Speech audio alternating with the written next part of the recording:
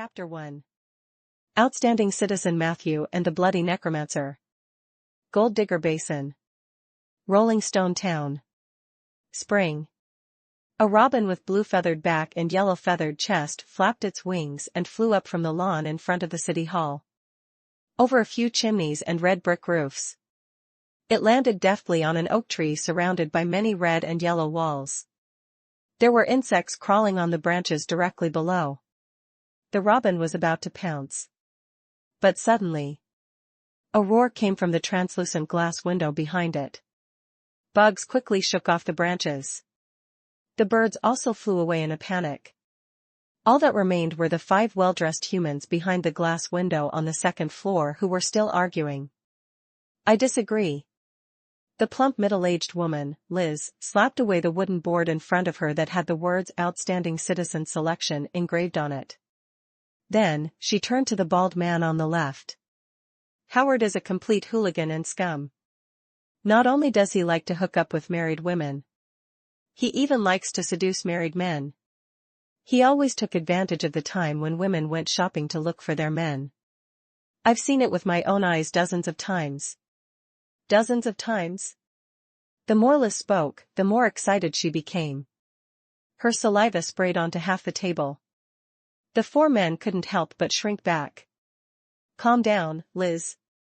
The bald man comforted her. "This is just a nomination." Liz's attitude was unusually firm. "He can't even get nominated. Howard is terrible." As she spoke, her slender eyes looked around and suddenly seemed to have discovered something. "Could it be that one of you has been hooked up with him?" The 4 men trembled and denied in unison, "No." The bald man tore the recommendation letter in his hand into pieces. The committee unanimously rejected Howard Rose's nomination. Anyone who had worked in City Hall for more than a week knew how scary Liz's mouth was. She was the walking gossip board. If one were unlucky enough to make it into her gossip knowledge, then the whole town would know about this rumor tomorrow morning. Everyone present was a respectable person. They could not afford to be slandered. Then, the last candidate to be nominated is Mr. Matthew from the Mage District. He had just lived in Rolling Stone Town for 2.5 years, and he met the criteria for an outstanding citizen. His day job was as a history teacher at Seaver Public School, and the students all liked him. He also had a part-time job at the Public Security Bureau, and Captain Blake had a high opinion of him. According to the person who recommended him, Mr. Matthew is kind, warm, and generous. He doesn't have many friends in Rolling Stone Town and is always alone. The reason for this is that he's too busy to make friends. The bald man didn't finish his sentence. A gentleman on Liz's left raised an objection. "Mr. Chairman, a recluse does not meet the criteria for an outstanding citizen." The bald man nodded slightly. "Don't worry, Richard." According to the reference, Mr. Matthew had planted nearly 1,000 oak trees in Rolling Stone Town in 2.5 years, which had greatly greened the town's environment. The oak tree outside the window and the 3 trees in front of the city hall were all thanks to Mr. Matthew. In addition, Captain Blake of the Public Security Bureau had given a statement. The person of reference felt that Mr. Matthew had made an indelible contribution to the public security and environment of Rolling Stone Town and deserved to receive this year's Outstanding Citizen Award. Everyone listened. They couldn't help but glance outside the glass window. Was this tree planted 2 years ago? Why do I feel that it has always been there? Richard, who was dressed like a gentleman, muttered. "It seems to be. I have an impression of it." Matthew was a tall, thin, handsome, and shy young man. Liz looked nostalgic. "This is indeed an outstanding contribution." Another man reminded them, "But the most important criteria for the selection is whether they can get along with other citizens." The bald man nodded. "It's usually so, but the owner of this recommendation letter doesn't seem to write anonymous letters often." She accidentally added her own name at the end. Richard clapped his hands hard. The recommendation violated the rules. "We will directly reject this." All right, Rolling Stone Town still didn't have any outstanding citizens who could be nominated this year, just like the past 3 years. The rest of the people either shrugged or spread their hands, tacitly agreeing to this outcome. But at this moment, the bald man said, it was signed by Suki. Suki. It was the surname of the Lord of Rolling Stone Town.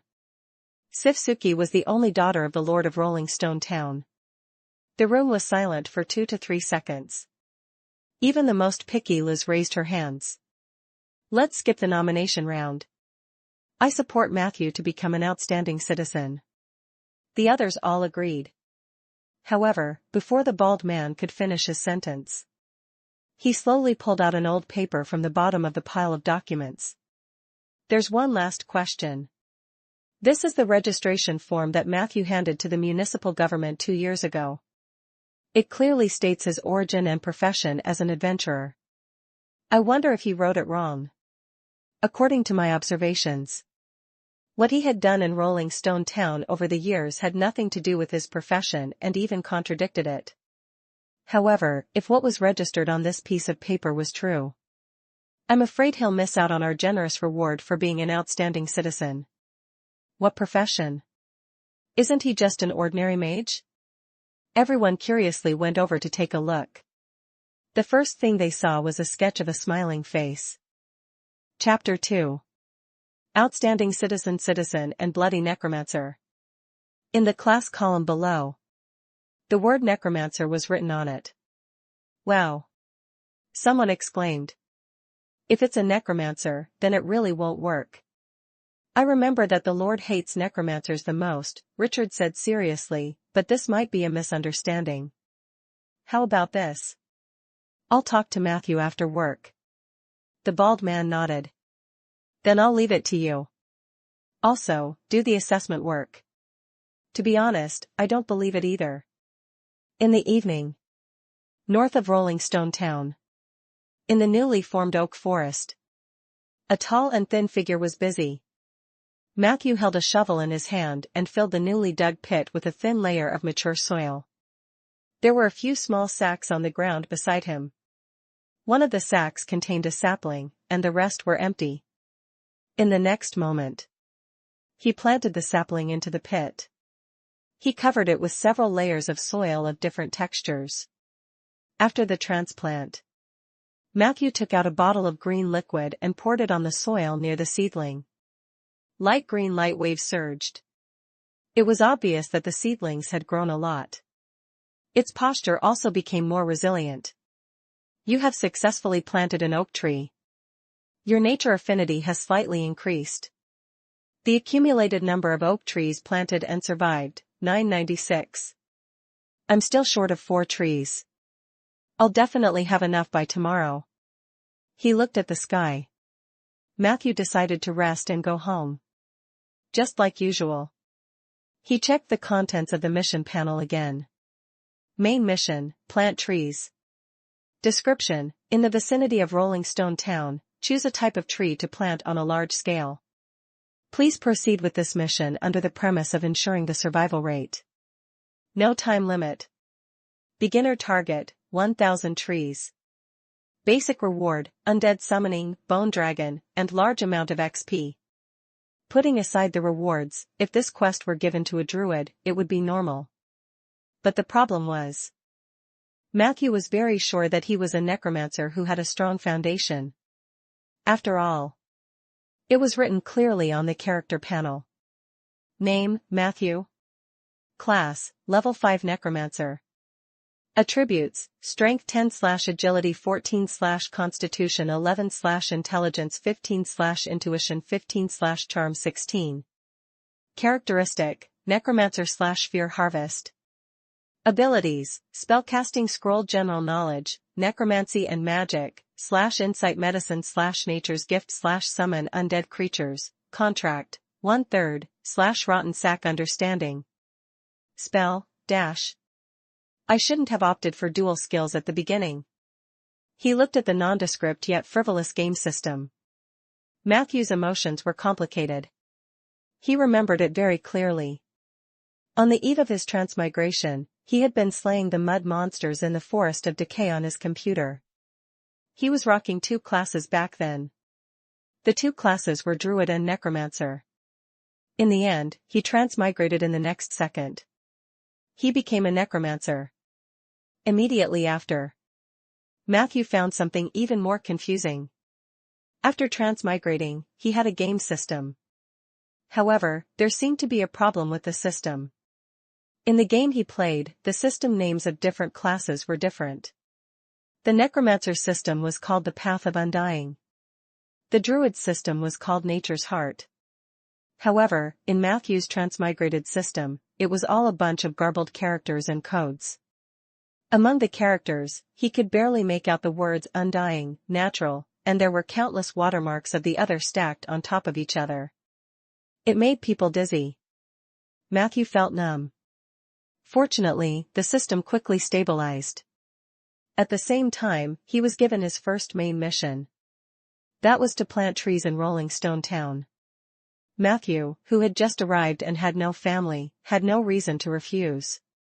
He started working diligently. This job lasted for almost 3 years.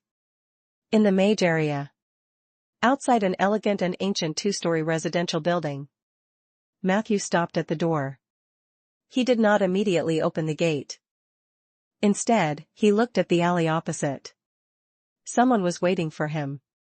Mr. Matthew. A young girl with a youthful aura ran out of the alley. The 2 guards behind her hesitated for a moment but did not move. The pretty girl jogged to Matthew. The sky was already dark. Matthew could still see the deep blush on her face. Bina. Matthew replied. Matthew, I'm going to Jade Court next week. Father wants me to go over and learn dance and art. I came to see you before I left. The girl lowered her eyes. Matthew nodded. Jade Court is a good place. Seeing that the girl didn't react, he added. The Wood Elves are good at singing and dancing. Their artistic taste is indeed above that of humans. The girl still lowered her head. Matthew could only say, remember to write to me when you go to Jade Court so that I can reply to you. The young girl's eyes finally had some liveliness. She raised her head slightly. Her big eyes were filled with anticipation. I will. Matthew, can you hug me before you leave? Matthew said awkwardly, I'm afraid that won't do. The young girl had already taken the initiative to hug him. Her soft body pressed against Matthew's chest. He could feel the rapid heartbeat. I like you, Matthew. Bina boldly confessed. Matthew let her hug him for a while. Then, he gently pushed her away. Then, he kindly reminded her, Bina, you're still young. You don't know what true love is. Even if you take 10,000 steps back, you've only seen the surface of me. You don't know the real me. Bina retorted excitedly, I know you. I've been secretly looking at you every day in class. I know everything you do. You are a good person. You love plants so much, and you love life. There's no man better than you in Rolling Stone Town. I have reservations about this point of view. I'm sorry to disturb you, but official business is more important.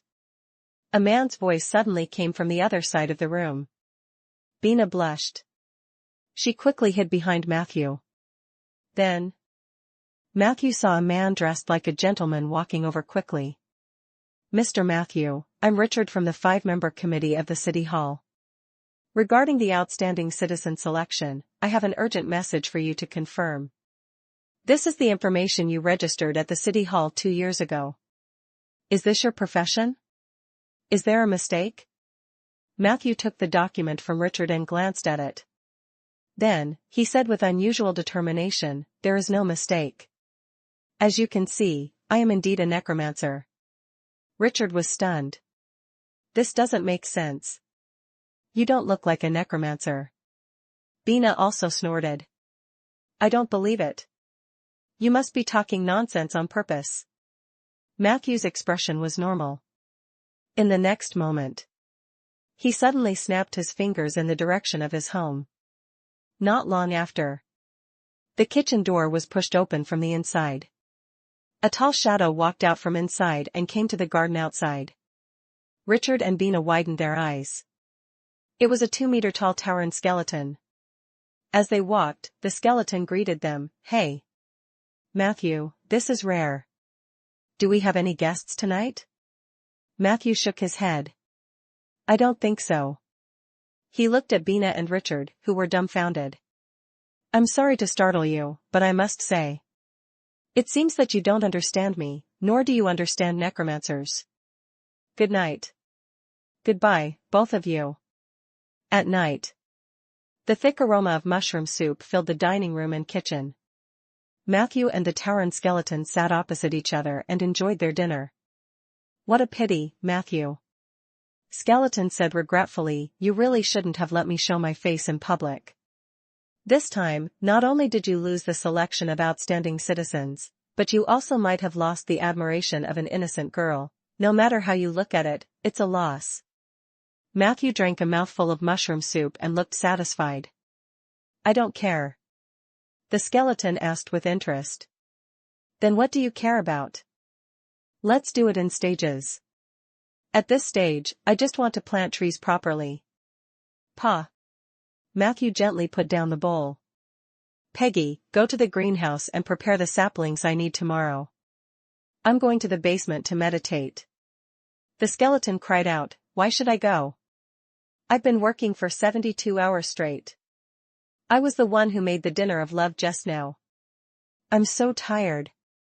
Matthew calmly replied, "You're a skeleton, Peggy. You won't get tired. In addition, I only have you as my contract summon. I don't trust the other skeletons to do these things." Peggy couldn't refuse. She could only curse as she walked into the greenhouse on the east side. Damn necromancers. Chapter 3. Undead Summoning Spell, Bone Dragon. The next day, Matthew woke up early. Today was Saturday. He didn't need to go to Seaver Public School during the day. It was just the right time to complete the final mission target. He carried a few bags of saplings from the greenhouse and hurried out. Peggy was indeed meticulous. In addition to the things needed for planting, she also placed lunch boxes and water bags on the shelf next to the sapling bag. This meant that she not only guessed that Matthew was going to do a big job today but also guessed that he would probably forget to get food from the kitchen. Such attentiveness was a miracle for a low-level undead creature. Sometimes, Matthew felt that it was not impossible for Peggy to plant trees for him. But he was only thinking about it. Although Rolling Stone Town was not a remote place where magic was extinct, and necromancers were far from being hated by everyone in the world of Ainder, a walking skeleton would always attract many strange gazes. Not to mention that Peggy was a rare skeleton transformed from a dead tauren. Skeleton planting trees would definitely attract all kinds of criticism in a small place like Rolling Stone Town. It was troublesome just thinking about it. North of the oak forest, Matthew walked steadily as he surveyed the land ahead. He was choosing a location for the saplings. Planting trees was never an easy task. Seed selection, germination, foundation soil allocation, fixed planting in greenhouse, tree pit selection, transplantation and maintenance. This series of steps had been memorized by Matthew in the past 3 years. However, there were all kinds of problems that needed to be solved in practice. For example, right now, Matthew had already prepared the saplings and tools, but he was unable to start work because of the difficulty of selecting a site. Rolling Stone Town is really not a good place to plant trees. He looked at the billowing black smoke coming from the west. Matthew sighed. The Gold Digger Basin was famous for its various mines. The land here had been dug up several times by humans and kobolds, and most of the places were not suitable for plants to live. Man-made pollution was one thing. What was even more terrifying was the huge scar in the north. Matthew stood on top of a mound and looked north. It's getting closer. He looked at the black scar that was spreading from the north with a complicated expression. Scar of the dead. It was a scar left on the earth by a natural disaster many years ago. It started from Jewel Bay in the east, passed through Jade Court and Eversong Forest, and extended to the Duke's Territory and Gold Digger Basin of the Human Kingdoms. Near the Scar of the Dead, life force was extinguished. Even undead creatures found it difficult to survive. It was the purest and most brutal power of extermination. Mortals couldn't fight it. There are many similarities between this world and the game world, but there are also many differences. There was no Scar of the Dead in the game world, and I have never heard of Rolling Stone Town and Jade Court. Could I be in the same game universe but not in the same plane? He retracted his gaze. Matthew walked down the hill. Behind him was the oak forest that was gradually taking shape. In front of him was a barren land, and behind the oak forest was Rolling Stone Town with red roofs and yellow bricks. The three regions were clearly separated. Sometimes, Matthew felt that the mission issued by the system might be related to the Scar of the Dead. Because the more he looked at the oak forest, the more it seemed like a shield in front of the Scar of the Dead. It was a pity. Just relying on an oak forest won't be enough to stop the Scar of the Dead from spreading. He thought casually. Matthew walked around the hill. He finally found a few suitable pits. Although this place was beyond his planned location, it was still a distance away from the Scar of the Dead. The oak saplings planted here might be able to survive. Limited by his physique and strength, Matthew could not be considered swift and decisive in his work, but he was more experienced. He maintained a certain rhythm and speed. Until the sun rises high in the sky.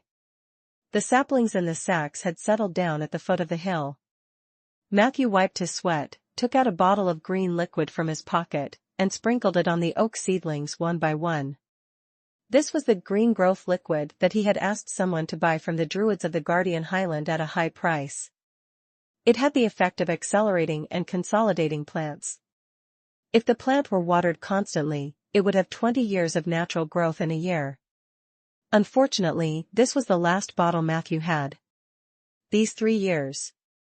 Matthew had invested almost all of his savings into the vigorous planting of trees. Now, it was finally time to reap the rewards. His hands trembled slightly. Puff. Drops of green liquid fell. The small sapling that had been wilting just a moment ago instantly flourished. At that moment, Matthew's eyes also lit up. Successfully planted 5 oak trees. Your nature affinity has slightly increased.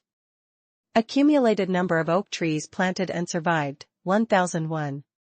You have completed the primary objective of the main mission, plant trees. You have received the reward Undead Summoning, Bone Dragon, and Massive XP. You have leveled up to level 8. Unable to continue level up, remaining XP has been accumulated, please upgrade as soon as possible. Your Undead Summoning spell has been leveled up to level 8, and a contract slot has been added. Your Intelligence +1. Your Perception +1. You have obtained a new ability, Instant Summoning. You have obtained a new ability, Fixed Drop. Your ability, Rotten Sack Understanding, has been upgraded to Rotten Sack Mastery. You can now learn higher level spells. A dense stream of information flashed past Matthew's eyes. A huge sense of satisfaction surged into his heart. The increase in attributes and abilities did not exceed Matthew's expectations. However, in terms of experience, he still had some left after leveling up 3 times. This was much more than the amount of experience he gained from the necromancy meditation every day.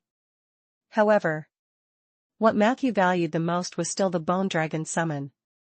Undead Summoning, Bone Dragon. You can summon a Bone Dragon to serve you at any time. Remark, this Bone Dragon is no higher than level 15. Contract status, contracted. It's actually in a contracted state. I even saved myself a contract slot. Matthew was very satisfied. Summoning was a necromancer's specialty, and it would increase with the level. Every 2 levels of profession's advancement would result in an additional contract slot. This was used to summon a specific creature. The necromancer needed less mana to summon the contracted subjects. The tacit understanding between the 2 sides was also higher. As time passed, some necromancers would even develop feelings for their contracted subjects. Cobalt Mine.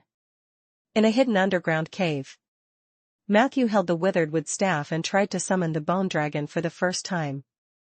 An incantation sounded. With the support of the new ability instant summoning, when the first syllable came out of Matthew's mouth, the dark cave flashed with a reverse hexagram array pointing to the negative energy plane. Grayish-white bone powder and dark green fire floated from the void like snowflakes. Matthew looked over. A giant skeleton beast that was mostly submerged in the darkness was lying there warily. A deep blue soul flame lit up inside the skull of the skeletal dragon. It stared coldly at Matthew. Matthew was a little nervous under its gaze. The air was constantly filled with the sound of the wind in the cave. The man and the dragon were in a stalemate. Matthew's muscles were abnormally tense. This was the first time he had faced a monster that was twice his level. The contract he had formed made him immune to the faint dragon's might. However, the immense pressure from its body and the fear brought by its terrifying image could not be ignored. It's no wonder that people are always prejudiced against necromancers. The subjects in the field of necromancy are scarier than the last. How many people can face this fear? Matthew adjusted his state of mind. He waved his withered wooden staff and ordered the skeletal dragon, "Bow your head." The skeletal dragon's movements were slow but firm. Its long neck slowly circled around the rocks and ceiling of the karst cave. Then, it landed steadily on the ground in front of Matthew. Its lower jaw was pressed against the ground. The blue soul fire was jumping. For some reason, Matthew actually felt a trace of nervousness from the spiritual fire of the behemoth in front of him. Matthew was amused. The skeletal dragon was nervous, but he wasn't. He mustered his courage and stepped on the skeletal dragon's head. The latter made a whimpering sound, appearing very docile. Matthew was relieved. He bent down and touched the bone dragon's bones. It was dry. It was also very rough. At a glance, it was obvious that it was not an expensive bone. "When we have money, we will definitely get you a new set of bones," Matthew couldn't help but say. The bone dragon let out a low groan. "The loyalty of Philolius, bone dragon, to you has increased to 85. Matthew was amused. So easily satisfied? Then I should make more promises. The skeletal dragon slowly raised its head. It lifted Matthew up. Matthew was able to look down at the cave from a higher angle. This place was originally a paradise for gold diggers. Later, when the mines were exhausted and idle, it was occupied by a kobold tribe. After the Suki family took over Rolling Stone Town, the local lord issued several orders to expel the kobolds. Under the hunting of the surrounding adventurers and mercenaries, the area gradually became silent and deserted. As far as Matthew knew, there were many similar karst caves in the Gold Digger Basin. These karst caves were complicated. Rumor had it that some of the karst caves were even connected to the vast underground world. That was also where the kobolds had truly retreated. Matthew rarely set foot in these areas. However, the size of the bone dragon was too big. Even the underground karst cave could not accommodate it. One could imagine how big a storm it would cause if it appeared on the surface. He was a low-key and pragmatic person. He had never intended to hide his identity as a necromancer. However, he did not want to cause trouble for no reason. "In the future, I'll just stay in the cave with Philolius." He thought about it. Matthew carefully examined the skeletal dragon's body. He also checked his stats. Name, Philolius. Race, Bone Dragon, LV 15. Attributes, Strength 24/Agility 10/Constitution 17/Intelligence 4/Will 10/Charm 14. Characteristics, Blind, 60 feet, /immune to acid /immune to cold /sensory sensitivity /undead creature. Ability, Flattery /first attack /undead dragon's might sweep tail. Flattery? Matthew realized it later. Was he trying to flatter me just now? It was as if it was to confirm Matthew's thoughts. The bone dragon's bubbling sounds came from beneath his feet again. Coupled with the emotions transmitted by the leaping soul fire, this was definitely flattery. The image of a strong man that Matthew had just built up because he thought the bone dragon was in awe of him instantly disappeared. He could not help but stomp his feet. Your name is too difficult to pronounce. I'll call you Phile. Philolius was at a loss for a moment. Immediately after, its soul fire began to tremble violently. Waves of joy surged through the contract. In appreciation of your name, the loyalty of Philolius, Bone Dragon, to you has increased to 90. Perhaps it was too happy. Phile's head shook too much. Matthew was almost thrown off by it. Fortunately, his perception and agility were both extraordinary. He did a small, elegant jump. Matthew landed steadily in the shadows of the cave.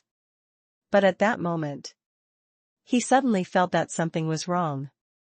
He turned around and looked in the direction where he had landed. He stepped on a piece of clothing covered in blood. Chapter 4. A gift from nature. You have used your ability, insight. Judging from its size and design, it originally belonged to a woman or a short man. The bloodstains on the clothes had dried up a long time ago. Nearby, a string of messy footprints leads to a cave. The footprints are deep and big, definitely not a kobold or a gnoll. A footprint left by a human, a bear gnome, or a half-orc. He noted down this information. Matthew meticulously put on his gloves and took away the bloody clothes. Then, he prepared to leave. The terrain of the underground cave was extremely complicated, and it was not something that a small necromancer like him could explore alone. Although the bone dragon was fierce. However, its size was not suitable for the cave. The passage in front of Matthew could barely accommodate 2 people.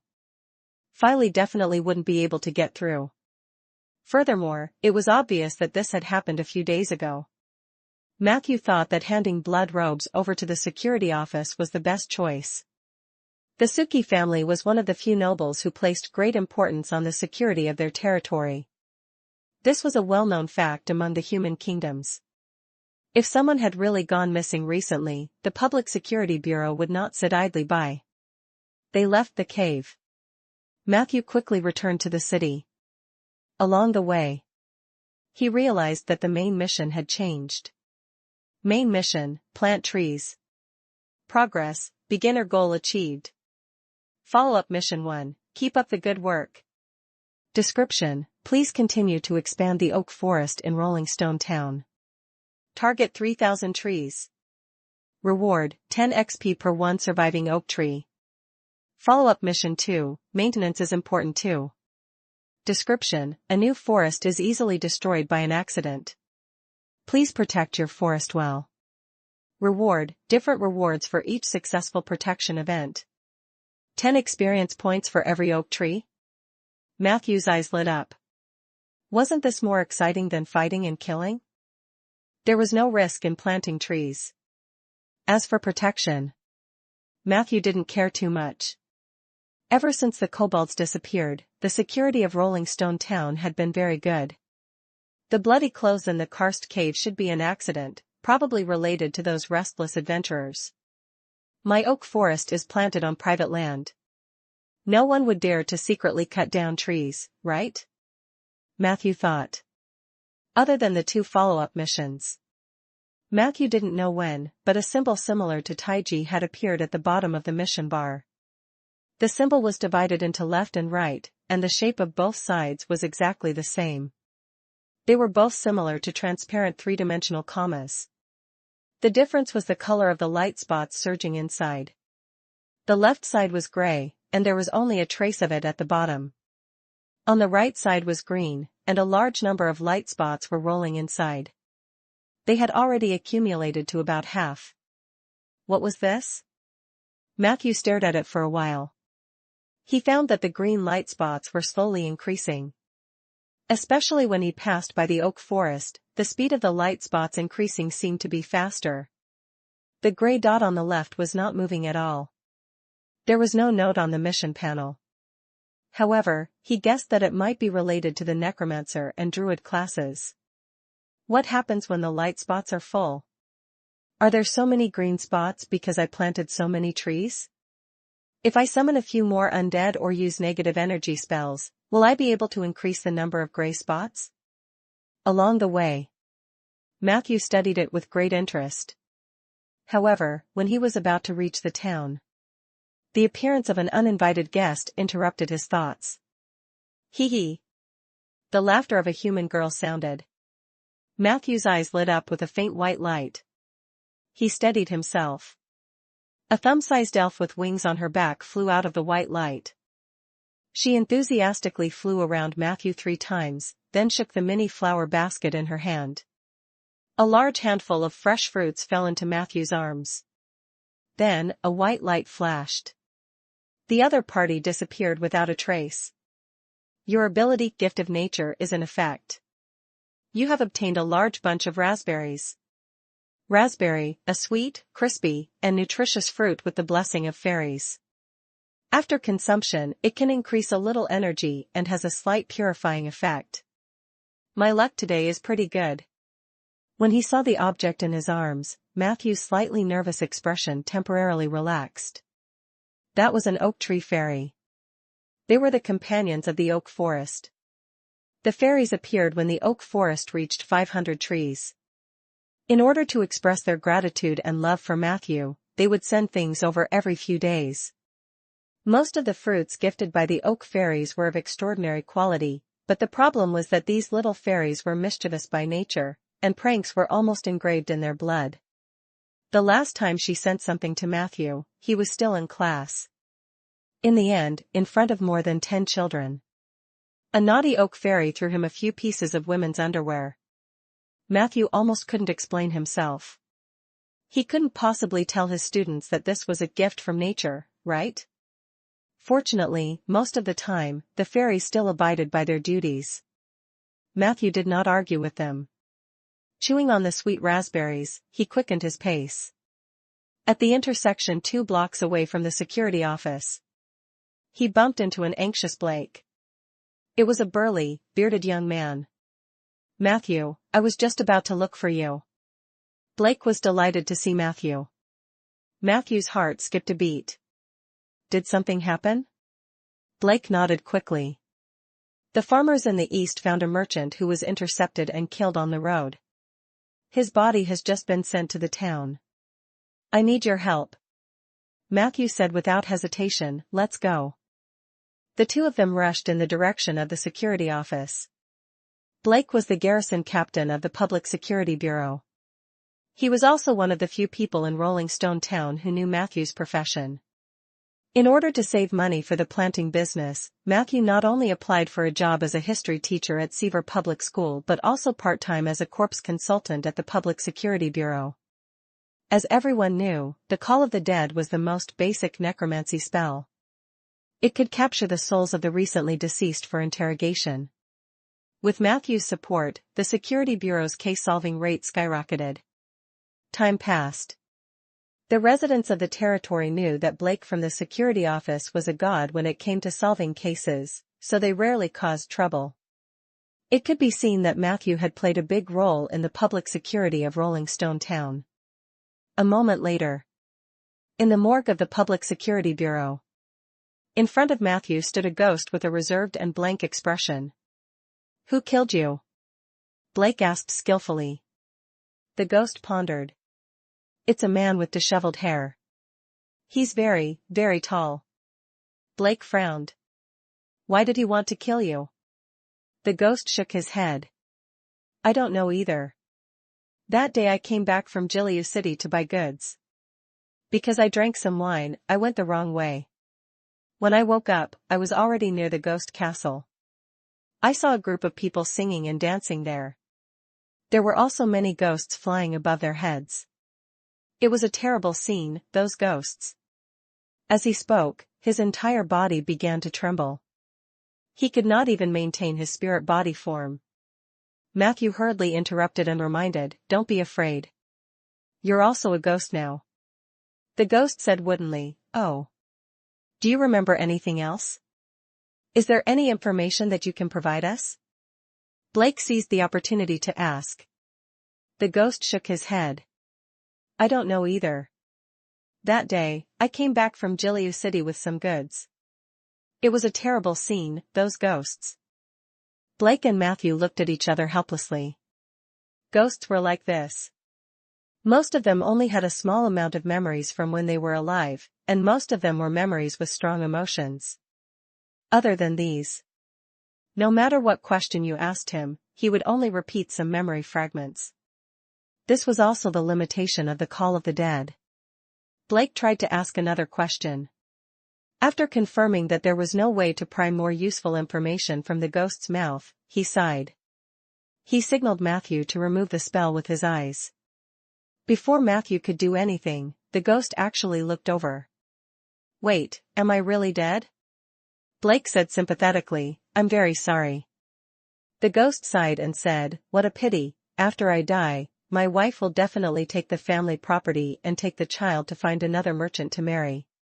I'm afraid she won't carefully choose a suitable burial place for me." Blake did not know how to answer for a moment. "Can you bury my body in the oak forest north of town?" There was no need for a coffin. "You could just bury me. I quite like oak trees. The last time I passed by, I seemed to have heard little girls chattering and quarreling. According to my grandmother, I believes I bumped into a flower fairy. This is my only wish." As he spoke, his spirit body gradually faded away. Before Blake could speak, Matthew agreed. "Sure. Thank you." The ghost disappeared. Blake looked at Matthew hesitantly. Matthew spread his hands and thought, "Master Ronan won't mind." Blake touched his head. All right, do as you please. It's your forest anyway. However, this corpse will only be handed over to you tomorrow. There are still some necessary inspections and procedures tonight." Matthew nodded. He took the opportunity to tell Blake about his discovery in the underground cave. Blake's expression was abnormally serious after hearing this. "I understand. I'll arrange for someone to ask around. You have to be careful too, Matthew. Don't wander outside the town alone in the future. I've been feeling a little uneasy recently. Oh right, remember to collect this month's allowance. I've applied for double for you." Matthew narrowed his eyes. "That's what I like to hear." Tonight's main dish was matsutake pilaf. The side dishes were cabbage egg soup and a few slices of bacon. The taste was amazing. Matthew licked the bottom of the bowl clean. Finally, he could not help but praise, "Peggy, your cooking is amazing. Even among the living, you are second to none. As the saying goes in my hometown, the person who marries you is blessed." The towering skeleton was a little embarrassed by the praise. "No. I do this everything. Besides, I'm already dead, so I can't get married." After a while, she saw that Matthew was still immersed in the delicious food. Therefore, she gathered her courage and asked, "Matthew, look at how well I've done. Are you going to give me a raise?" Matthew skillfully wiped his mouth and stood up. Next time, his figure quickly disappeared into the basement passage. "Damn necromancers!" the Minotaur skeleton roared. Matthew pretended not to hear it. He went to the basement and did not start his daily meditation. Instead, he took out a crystal ball that was about to turn gray from the cupboard in the room next to him. Blood robes in the karst cave. The merchant was intercepted and killed. According to the ghost's description, there was an abnormal group of people wandering around the ghost castle. Just like Blake, Matthew also felt a little uneasy. So tonight, he planned to perform divination. Chapter 5. The Art of the Turtling Mage. The divination failed. Matthew stuffed the crystal ball into the cabinet with a calm expression. This was very normal. He was a necromancer and had no talent for divination. Even though he had always taken time to fiddle with it out of his love for divination over the years. But the result was obviously not satisfactory. He calmed down a little. Matthew finally arrived at the westernmost room in the basement.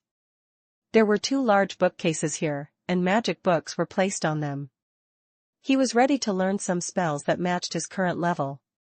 Matthew was now a level 8 necromancer. However, the spells on his system were still the ones he had learned at level 5. It was time for an update.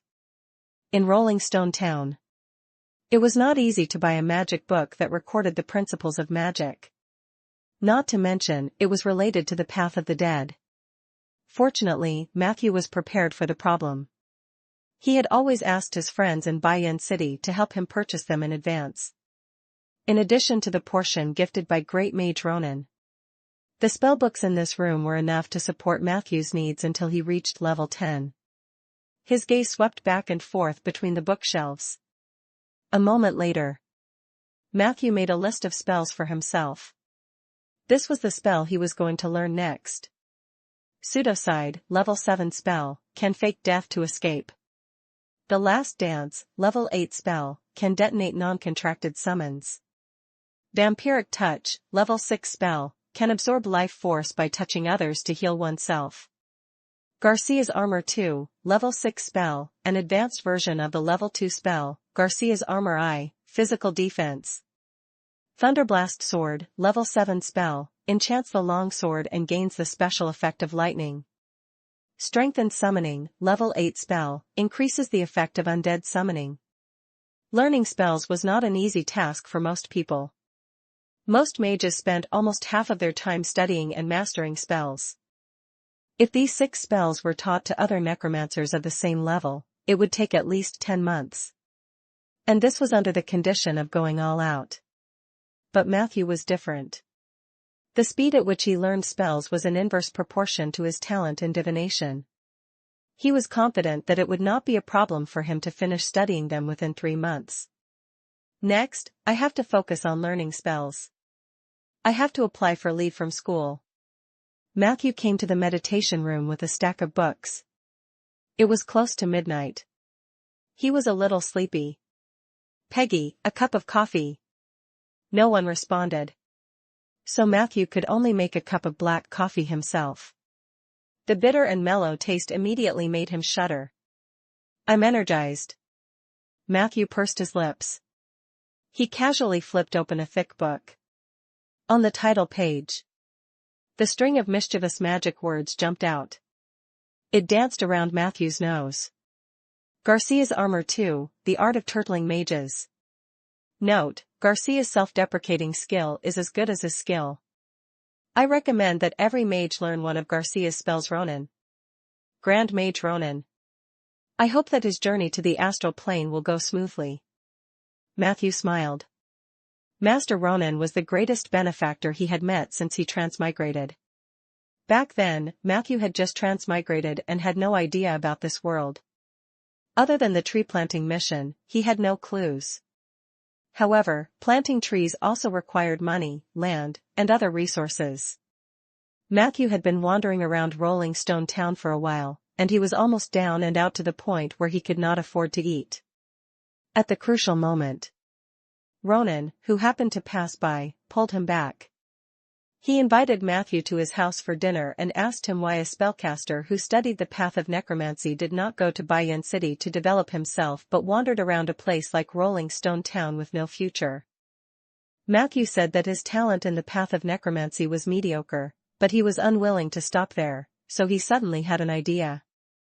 The path of necromancy studies death and life, but most necromancers seem to only care about death and not life, so I want to try it from a different angle. I plan to plant some trees near Rolling Stone Town. It would be best if I could plant a forest. I want to feel the power of life through this move. It might be helpful for my breakthrough in the path of necromancy. This was a lie Matthew made up to get 2 more meals.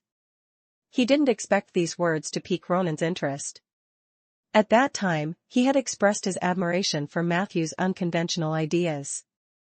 Ronan told Matthew he could plant trees on his land. Moreover, the cost of buying seeds and green liquid, Ronan planned to fund half of it. Matthew was flattered. But he still refused Ronan's kindness. He planned to rely on his own strength to buy the seeds. Ronan didn't mind. He wrote a letter of recommendation on the spot, allowing Matthew to go to the Seaver Public School to teach the children of the nobles in the town. Matthew could choose the subjects himself. After that, Ronan also helped Matthew in life, work, and planting trees. Even Matthew's house was provided by Ronan. Later, Matthew found out half of the houses in the Mage District belonged to Ronan. The other half belonged to his wife. Rolling Stone Town was Ronan's hometown, although he spent most of his time in Jewel Bay. However, he was the reason why Rolling Stone Town had not suffered any natural or man-made disasters over the years. As for the great wizard Ronan, Matthew was still grateful. However, he was also very clear about the reason why the other party helped him. It was impossible to cling to Ronan forever. He still had to rely on his own strength to grow truly. Thinking of this, Matthew focused his attention. He began to concentrate on studying spells. The next day, Matthew walked out of the security office, followed by 2 guards. They carried the merchant's body into the oak forest. Matthew skillfully dug a hole and buried him, completing the ghost's wish. Of course, since he was already there, Matthew did not forget to plant 3 oak trees. 30 XP was credited. Matthew was satisfied. In the afternoon, Blake came with the report. He told Matthew the underground cave had already been investigated. He did not find any other clues. The cave was connected to 7 or 8 deep tunnels, which could lead to almost any place in the Gold Digger Basin. Even the best tracking expert could only scratch his head in this situation. This was in line with Matthew's judgment. It also proved that he was right not to investigate recklessly. As for the surroundings of the ghost castle mentioned by the ghost, as that place had declined for many years and was far away in the mountains, it was highly dangerous. Therefore, Blake was still gathering manpower. He promised Matthew that he would inform him as soon as he found anything new. One night a week later, in the basement, versus Boo, a short incantation sounded. Matthew's body was suddenly covered with a layer of thick translucent armor. Your spell, Garcia's Armor 2, has been successfully cast. Physical defense +8. Duration, 180 seconds. He had succeeded. He felt the soft and bouncy feeling of being wrapped up everywhere. Matthew was intoxicated. It felt like he was wrapped in a huge piece of jelly. It's not heavy. However, its defense was very high. According to Turtling Mage, Garcia's armor's greatest feature is that it can be stacked on top of each other. Level 1 and 2 can provide 3 and 8 points of armor, respectively. As expected of a turtling mage, I like it. Matthew was just about to continue exploring the technique of stacking 2 spells. Suddenly, an illusion appeared before his eyes. At that moment, he seemed to see a corner of the oak forest. The illusion disappeared in an instant. Immediately, a warm current surged into Matthew's heart. He suddenly had some knowledge in his mind. Your ability Nature's Gift is in effect. You have gained new abilities, Appraisal and Accountant. Appraisal, you can accurately estimate the value and price of most goods circulating in Jiliu City. Accountant, you have mastered a certain amount of financial knowledge and are qualified for a basic accounting position. Appraisal? Accountant? Matthew was confused. Is this also a gift from nature? He muttered to himself. At this moment, Matthew suddenly remembered. The corner of the oak forest that he had just caught a glimpse of seemed to be the place where he had buried the merchant's body. I buried the body, and nature gave me a part of his ability? This speculation was absurd and even terrifying. But Matthew felt that it was very likely that it was the truth. Do I only need to bury the body, or do I need to fulfill the last wish of the deceased? How many corpses can I bury? Was there a limit to this kind of gift? Would I get a negative ability? Matthew stopped thinking. Everything had to be done in practice. He noticed. In the mission panel, the Tai Chi symbol had changed. The green energy bar on the right side had risen by a large margin, and it looked like it was about to reach 2/3 of the energy bar. This should also be related to the gift just now. There's no rush. Let's take our time and see. Even if there's a shortcut to obtaining the gift, I have to be careful. I can't turn Great Wizard Ronan's land into a mass grave. Matthew's eyes flickered slightly. At this moment, you finally look the part of the evil necromancer. At the basement entrance, Peggy said charmingly as she leaned against the wall. Matthew ignored her coquettish posture. Is dinner ready so early? Paige shook her head. Big Beard is here. He seems to be in a hurry to see you. At the gate of the fence. What is it? Someone kidnapped Sif? Matthew was shocked. Blake nodded hurriedly. Don't make a fuss. I just received the news. The other party asked for a ransom, but the Lord judged that the other party was only stalling for time and thus delaying the rescue. Currently, the Suki clan is secretly gathering people. I had already led my team to Ghost Castle, but I had no choice but to return after receiving such an urgent report. Of course, it was only right. Nothing could compare to Miss Sif's safety. Blake concluded, I'm here to remind you to be careful. There might be more abnormalities happening in the future. You don't have to worry about Miss Sif. Everyone will do their best. With that, he left in a hurry. Matthew frowned. Sif was the only daughter of this generation of the Suki family. She was also his student. Just like Bina. The girls at the school liked Matthew very much. Matthew remembered the last time he saw Sif. The girl even told Matthew that she had written an anonymous letter to the city hall, recommending him to be this year's outstanding citizen. Later, the people from the city hall really came to confirm it. Unexpectedly, in the blink of an eye, Sif had been kidnapped. Kidnapping the only daughter of the Suki family in Rolling Stone Town was too outrageous. The other party was really daring. Either it had been planned for a long time, or they were simply mad. Even Ronan's title of Great Mage couldn't suppress this madness. How crazy was this? Matthew felt deeply uneasy for Sif. Unfortunately, he did not have any clues about the kidnappers. Divination was not his forte. I'm afraid I can't help. He closed the door. Matthew sighed softly. The Tauren skeleton's voice came from the kitchen. Dinner is ready. Matthew was about to go over. Suddenly, a white light flashed in front of him. An oak tree fairy rushed towards him in a panic. What's wrong? Matthew listened to the fairy's complaints. His expression became more and more serious. Someone set the fire? It's almost near the oak forest? Chapter 6. Arsonist. Matthew rushed into the room. He began to change his clothes as quickly as possible. You have equipped Mist Robe, +1. Mist Robe, armor +0, casting speed +10%, slightly increases mental power recovery speed. You have equipped Witheredwood Staff. Witheredwood Staff, attack +1, undead summoning +1. You have equipped the Magical Bag. Magical Bag, contained 8 slots. Each slot can store up to 12 items of the same type. Currently stored items, Rotten Spore / Phantom Butterfly / Scrolls. After changing into a completely different outfit, Matthew's entire temperament changed. Normally, he was more like a young teacher who was easy to talk to. But now, he was one step closer to the typical necromancer in the public's mind. Dinner is ready. Peggy walked over with a pot of fried mushroom noodles. I'll eat when I come back, Matthew said as he hurried into the night.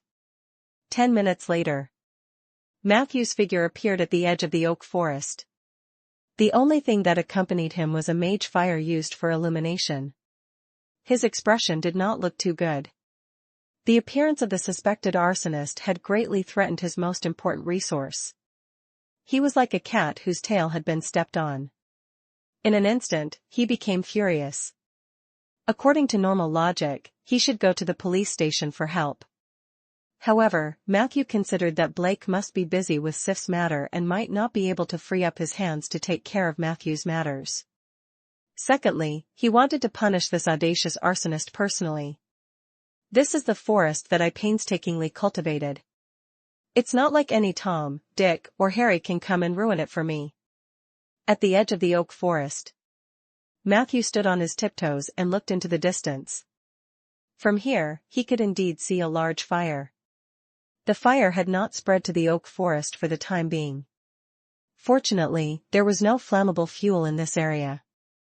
He calmed himself down and realized that the place where the fire was burning seemed to be a farm. There was only a hill between the oak forest and that place. Matthew had met the owner of the farm a few times, and his daughter was very cute. The fire on the farm was so fierce, but there was no shout nearby. It was not difficult to guess what happened to the farm owner's family. They are not ordinary bandits. Matthew calmed down. The oak fairy told him that there were many arsonists, and they exuded an evil and powerful aura. This meant that there was a high probability that it was done by adventurers. He could not act rashly when the enemy's combat strength was unknown. Thus, he observed for a while. Then, he quickly ran to the other end of the oak forest. Very quickly. Matthew arrived at the location in his memory. It was a huge haystack. Below the haystack, there was a place that looked like a cellar. The cellar was not very spacious. The layout was a little like Matthew's university dormitory in his previous life. Puff. Matthew opened the iron lid. He sensed it. Then, he began to use the Undead summoning. Under the guidance of magic power. Out of the blue. A ghastly white hand slammed onto the mud floor at the cellar's exit. Immediately after. One skeleton after another crawled out of the hole. Not long after. At the edge of the haystack, there were 12 skeleton soldiers with pale green soul flames in their heads. Most of these skeleton soldiers had thick bones and high integrity. They also held weapons and small round shields. They were the elites of skeleton soldiers. They were all summoned creatures that Matthew had carefully collected. It took him a lot of effort to make them look like they did now. One had to know that undead summoning was not something that came out of nothing. No matter how powerful a necromancer was, it was impossible for them to conjure a team of skeleton soldiers out of thin air. Summoning undead required materials. Take the skeleton soldiers as an example. Summoning them required a certain number of bones. If the number were insufficient, even if the summoning was successful, the skeleton soldiers you summoned would still be missing arms and legs. Not to mention fighting, they might fall apart after taking 2 steps. The reason why skeleton soldiers were synonymous with cannon fodder was because the materials they needed were relatively easy to obtain. The others, such as dark warriors, blood demons, bone dragons, and soul eaters, were thousands of times more difficult to summon. Of course. There was also a way to bypass the casting materials and obtain the summoned creature. That was to build a magic circle that pointed to the negative energy plane. One could directly pull the subjects over from the other side. However, the amount of resources consumed was even more shocking. Even a high-level mage would weigh the pros and cons before constructing such a magic circle.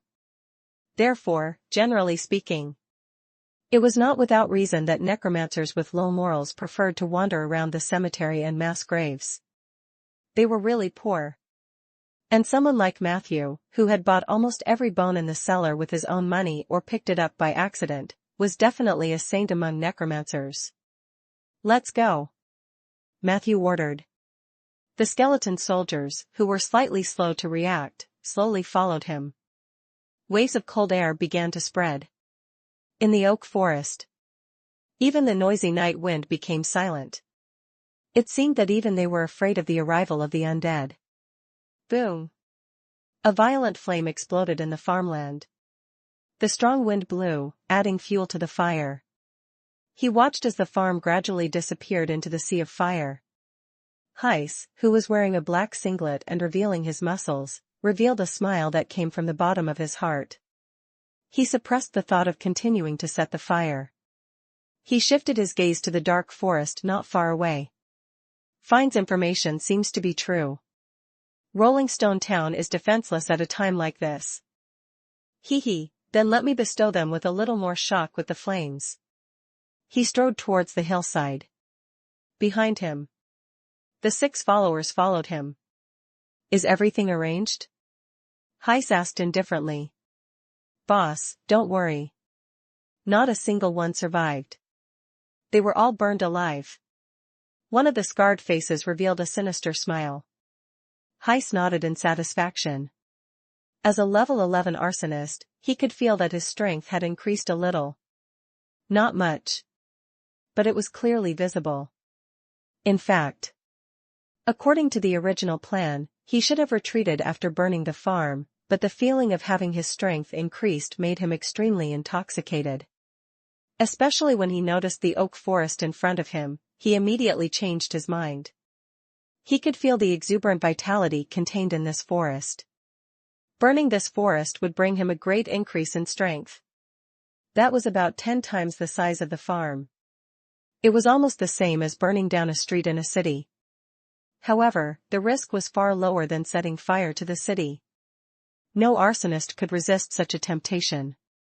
In particular, Heiss could clearly sense that as long as he burned this forest, the path of flame that was originally very vague for him would become clear.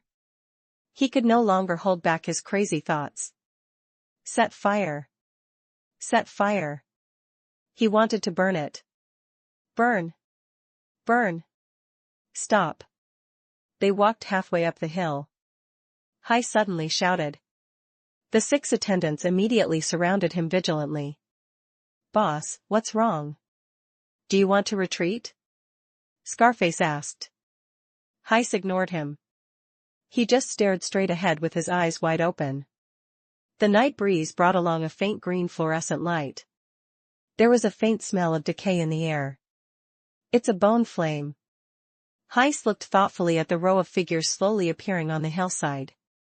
Skeleton soldiers? A necromancer? Heiss' furrowed brows immediately relaxed. Did Fine send you here? Go back and tell him that I'll find him after burning this forest. As for whether or not to join the church, that will depend on his sincerity. The skeleton soldiers did not move.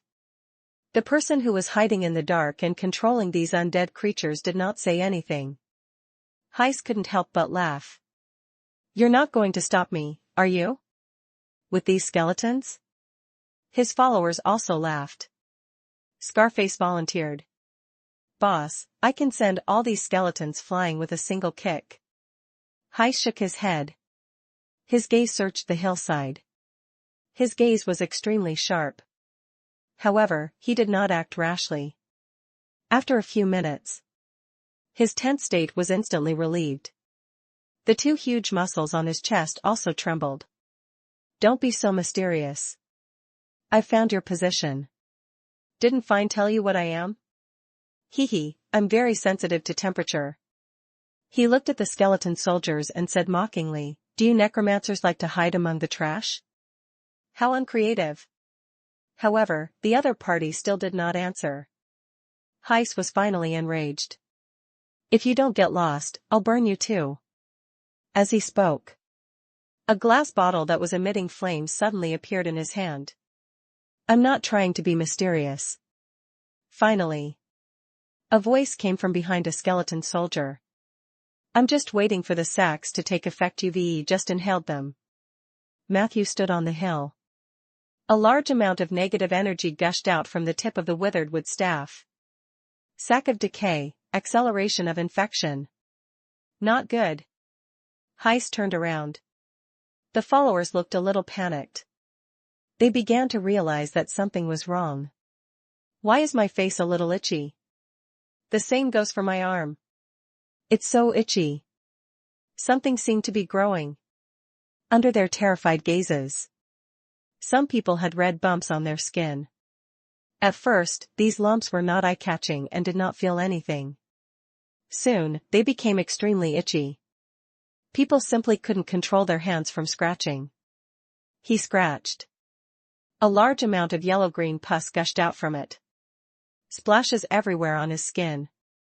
The infection began to grow even faster as the infected area continued to spread. In the crowd, the aura coming from the negative plane became thicker and thicker. Stop scratching. Kill that necromancer, and you'll be fine. Heiss made a prompt decision and roared. The group endured the itch and charged forward. Matthew continued to wave his staff. This time, He didn't even need to chant. Undead summoning spell, contract item. Your ability instant summon is in effect. Your ability fixed drop is in effect. On the hill. A large green circle of light appeared in the area where the group was about to rush up. Quickly dodge. Before Heist could finish, a tall figure descended from the sky. Bang! One of the followers couldn't dodge in time. He was smashed into meat paste. The people beside him were also affected by the shock wave and rolled down the hill. Heist looked over furiously. The 2-meter-tall figure was looking around in a daze. Her bones were white and flawless. But the most eye-catching thing was the plate in her hand. Matthew? Do you want to have dinner? Just nice, I just heated up the fried mushroom noodles again. Peggy looked at Matthew happily. No, throw away the fried noodles, Peggy. I want you to fight for me. Matthew said. Peggy's mood suddenly became serious. She turned to face the arsonist. Then, she said to Matthew. In that case, please buff me. Chapter 7. Necromancer's weakness. On the hillside. The 2-meter-tall towering skeleton stood proudly. Heist stared at Peggy with a malicious expression. She was different from skeleton soldiers.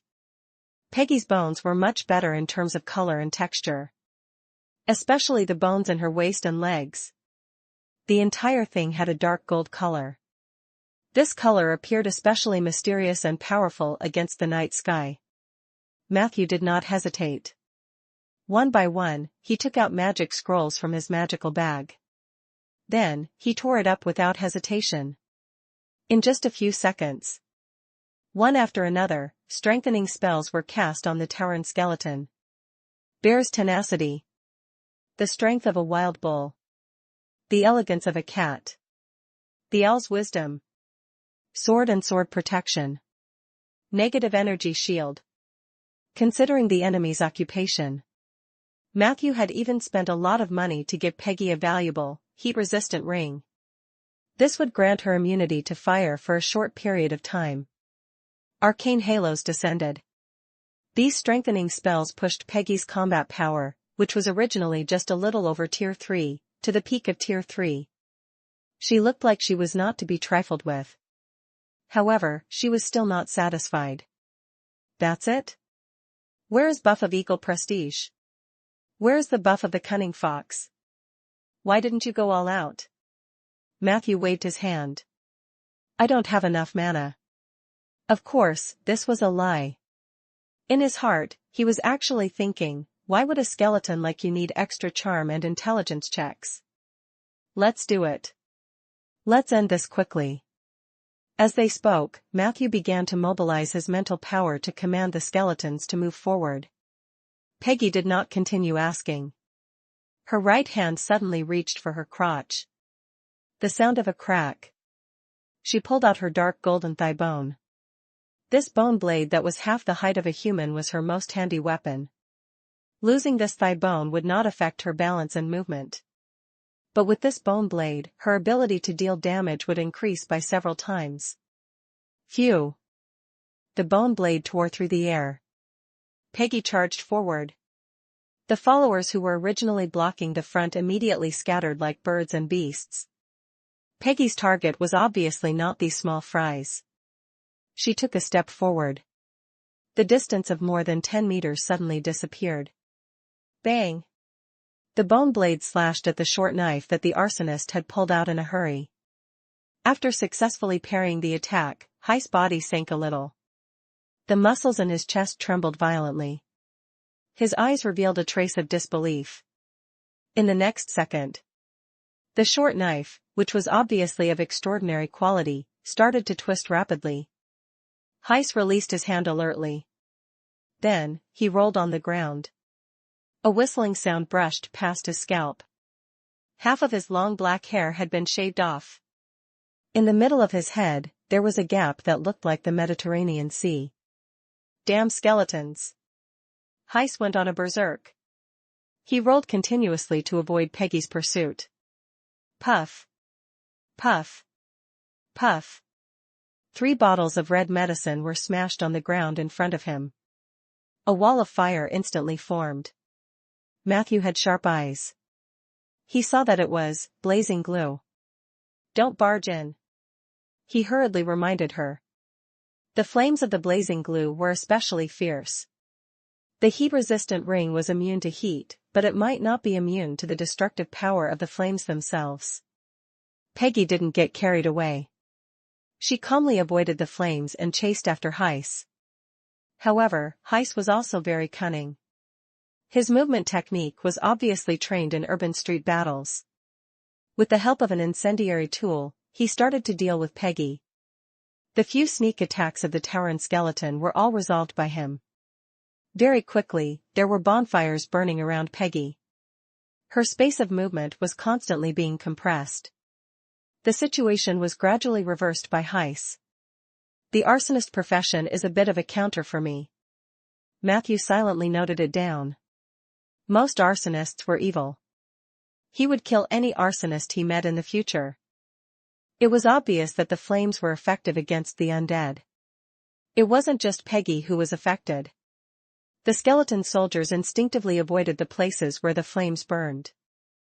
Heiss had observed this. He immediately berated the remaining lackeys. "What are you waiting for? Use the Molotov cocktail to break through the blockade of the bone shards and kill that necromancer." Heiss' calm command greatly encouraged his followers.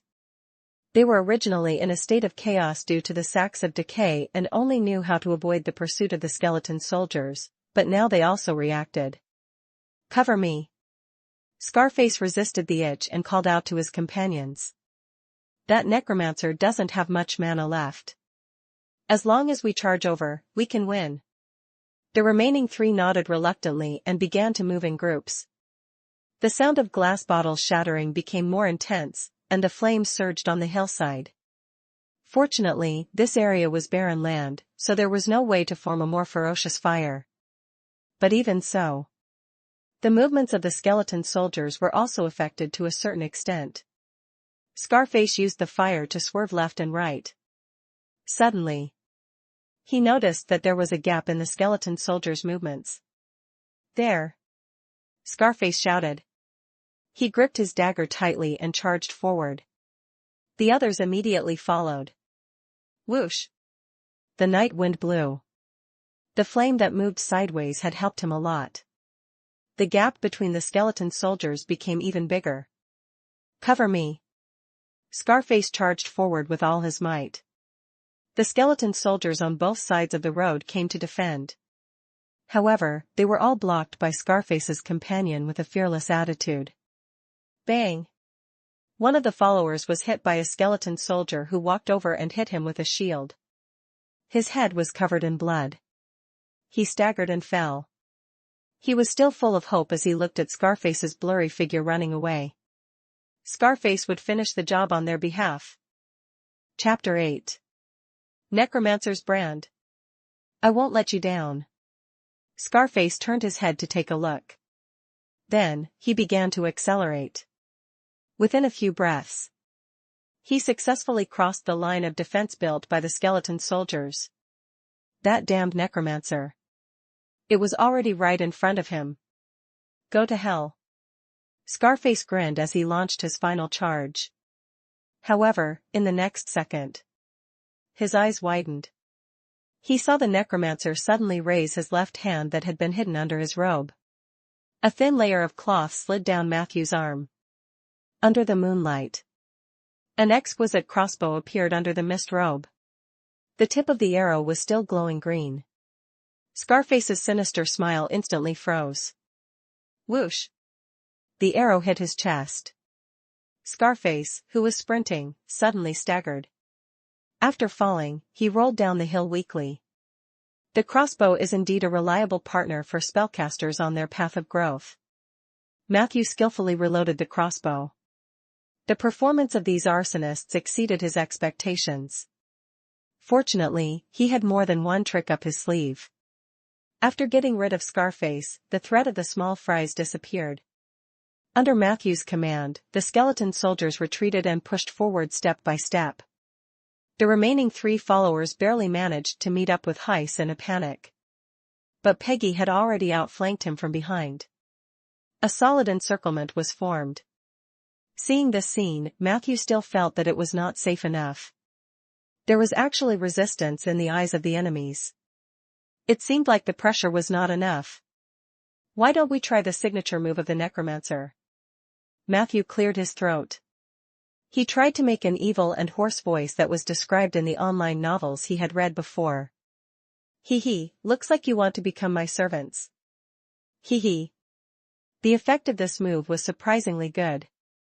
The followers instantly thought of how their bones would be harvested after they died. The will of the followers instantly collapsed. They began to scatter and flee. However, at this moment, the rotting sacs on their bodies had already spread to their skin, and even their eyelids were covered by a thin layer of blood membrane. Because they could not see the road clearly, they could only run like headless flies, which provided great convenience for the skeleton soldiers to clean up the mess. After a while, 3 of Heiss' followers were killed one after another. At this point, the only enemy left was Heiss the arsonist. Matthew was not careless. This guy was a real third-rank adventurer and most likely an elite. Under normal circumstances, Peggy might not be able to win against him in a 1v1. He chose a more stable ending strategy. Halfway up the hill, the fire gradually died out. Heiss glared at Matthew with a bloody face. Behind him was a towering skeleton with a bone blade and terrifying combat strength. In front of him was a team of fully equipped skeleton soldiers. This Necromancer's army was enough to take down a small town. But he used it to deal with a single arsonist and his subordinates. Heiss felt very aggrieved. He really wanted to ask this Necromancer what was wrong with him. However, his rationality told him that this was meaningless. The individual quality of the skeleton soldiers is insufficient. Perhaps we can try to catch them off guard. This thought ran through Heiss' mind. But he quickly dismissed it. He looked at the crossbow in the Necromancer's hand with fear. A strong sense of unwillingness appeared in his eyes. Whoosh. He scratched his extremely itchy cheek in frustration. In my current state, I can't guarantee that I can kill the enemy with a critical strike. He's lucky. He quickly took 2 steps to the side. It was right next to the almost extinguished wall of fire. Then, he took out a bottle of purple-green potion and gulped it down. Coo. Heiss drank very quickly. When there was only half left, he stopped moving. The next time we meet, I will burn your bones and scatter your ashes. He threw out a vicious sentence. Heiss turned around and ran down the hill. At that moment, his speed was unbelievably fast. It actually left a long afterimage under the moonlight. Sprint potion. Peggy originally planned to interrupt the other party's action of taking the medicine. However, Heiss was unbelievably fast. He was gone before she could get close to him. At this time, the afterimage quickly swept past the towering skeleton. The soul fire in Peggy's head suddenly lit up. Whoosh! The bone blade moved forward. Thrust. The sound of weapons piercing flesh rang. The huge bone blade cut deeply into Heiss' shoulder blade. Good prediction. Matthew couldn't help but praise loudly. However, Heiss' tenacity was far higher than he had imagined. After taking this attack head-on, he only staggered a little. Then, he continued to run without saying a word. Hey, my leg! Peggy's hand slipped, and she failed to retract her bone. Heiss carried it and ran away. Arsonist had an extremely strong ability to escape. Coupled with the help of the advanced sprint potion, it would be very difficult to catch him unless an inescapable net was set up in advance. Heiss was very skilled in escaping. Relying on this combination, he had already saved himself several times. He believed that this time would not be an exception. Matthew. Peggy was anxious. You chase after him first, Matthew said calmly. His gaze was locked in the direction where Heiss' afterimage had gone. I will not let him escape. Matthew was ready to use his ultimate move. However, at this moment, his body suddenly trembled slightly. Immediately after, a strong desire and hatred surged into his mind. He pondered for 2 seconds. Matthew decisively chanted another spell. Near the farm, Heist slowed down. He was in a terrible state. Peggy's bone blade had almost cut him in half from the back. If it weren't for his high tenacity, he would have been a dead man. But even so, he urgently needed a place to recuperate. There's a fire here, so it's not convenient for the enemy to get close. He thought about it. Heist decisively barged into the farm. The surroundings were all burning with flames, but to him, it was like returning to his home. Arsonists had extremely high fire resistance. If he were a little careful, an ordinary fire would not pose any threat to him. We're safe for now. He was leaning against a stone house that had been burned beyond recognition. Heist rested for a while. He looked at the bone blade on his back and frowned.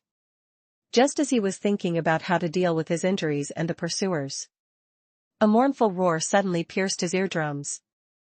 Heist quivered. A sharp pain came from his chest. He turned around in shock. He saw a ghost with a blurry face sticking close to him. In the next second, the specter's claws suddenly pulled out from Heist's chest. Bang! Bang! The heart that was exposed to the air was still beating vigorously. No! Heist's desperate cry was stuck in his throat. Because in an instant, his vocal cords were torn to shreds by spectral soul. You sensed a powerful resentment. Channeling the resentment, you used undead summoning. You have obtained an extremely resentful ghost, LV8. You killed the arsonist Heist and his subordinates, preventing the fire from spreading to the forest. You have received the reward Wilderness Transformation. Chapter 9. The Eye of the Jungle and the Wind of the Oak Tree. Wilderness Transformation, you have mastered the basic skills of shapeshifters. You can transform into an animal blessed by the wilderness without casting a spell or chanting.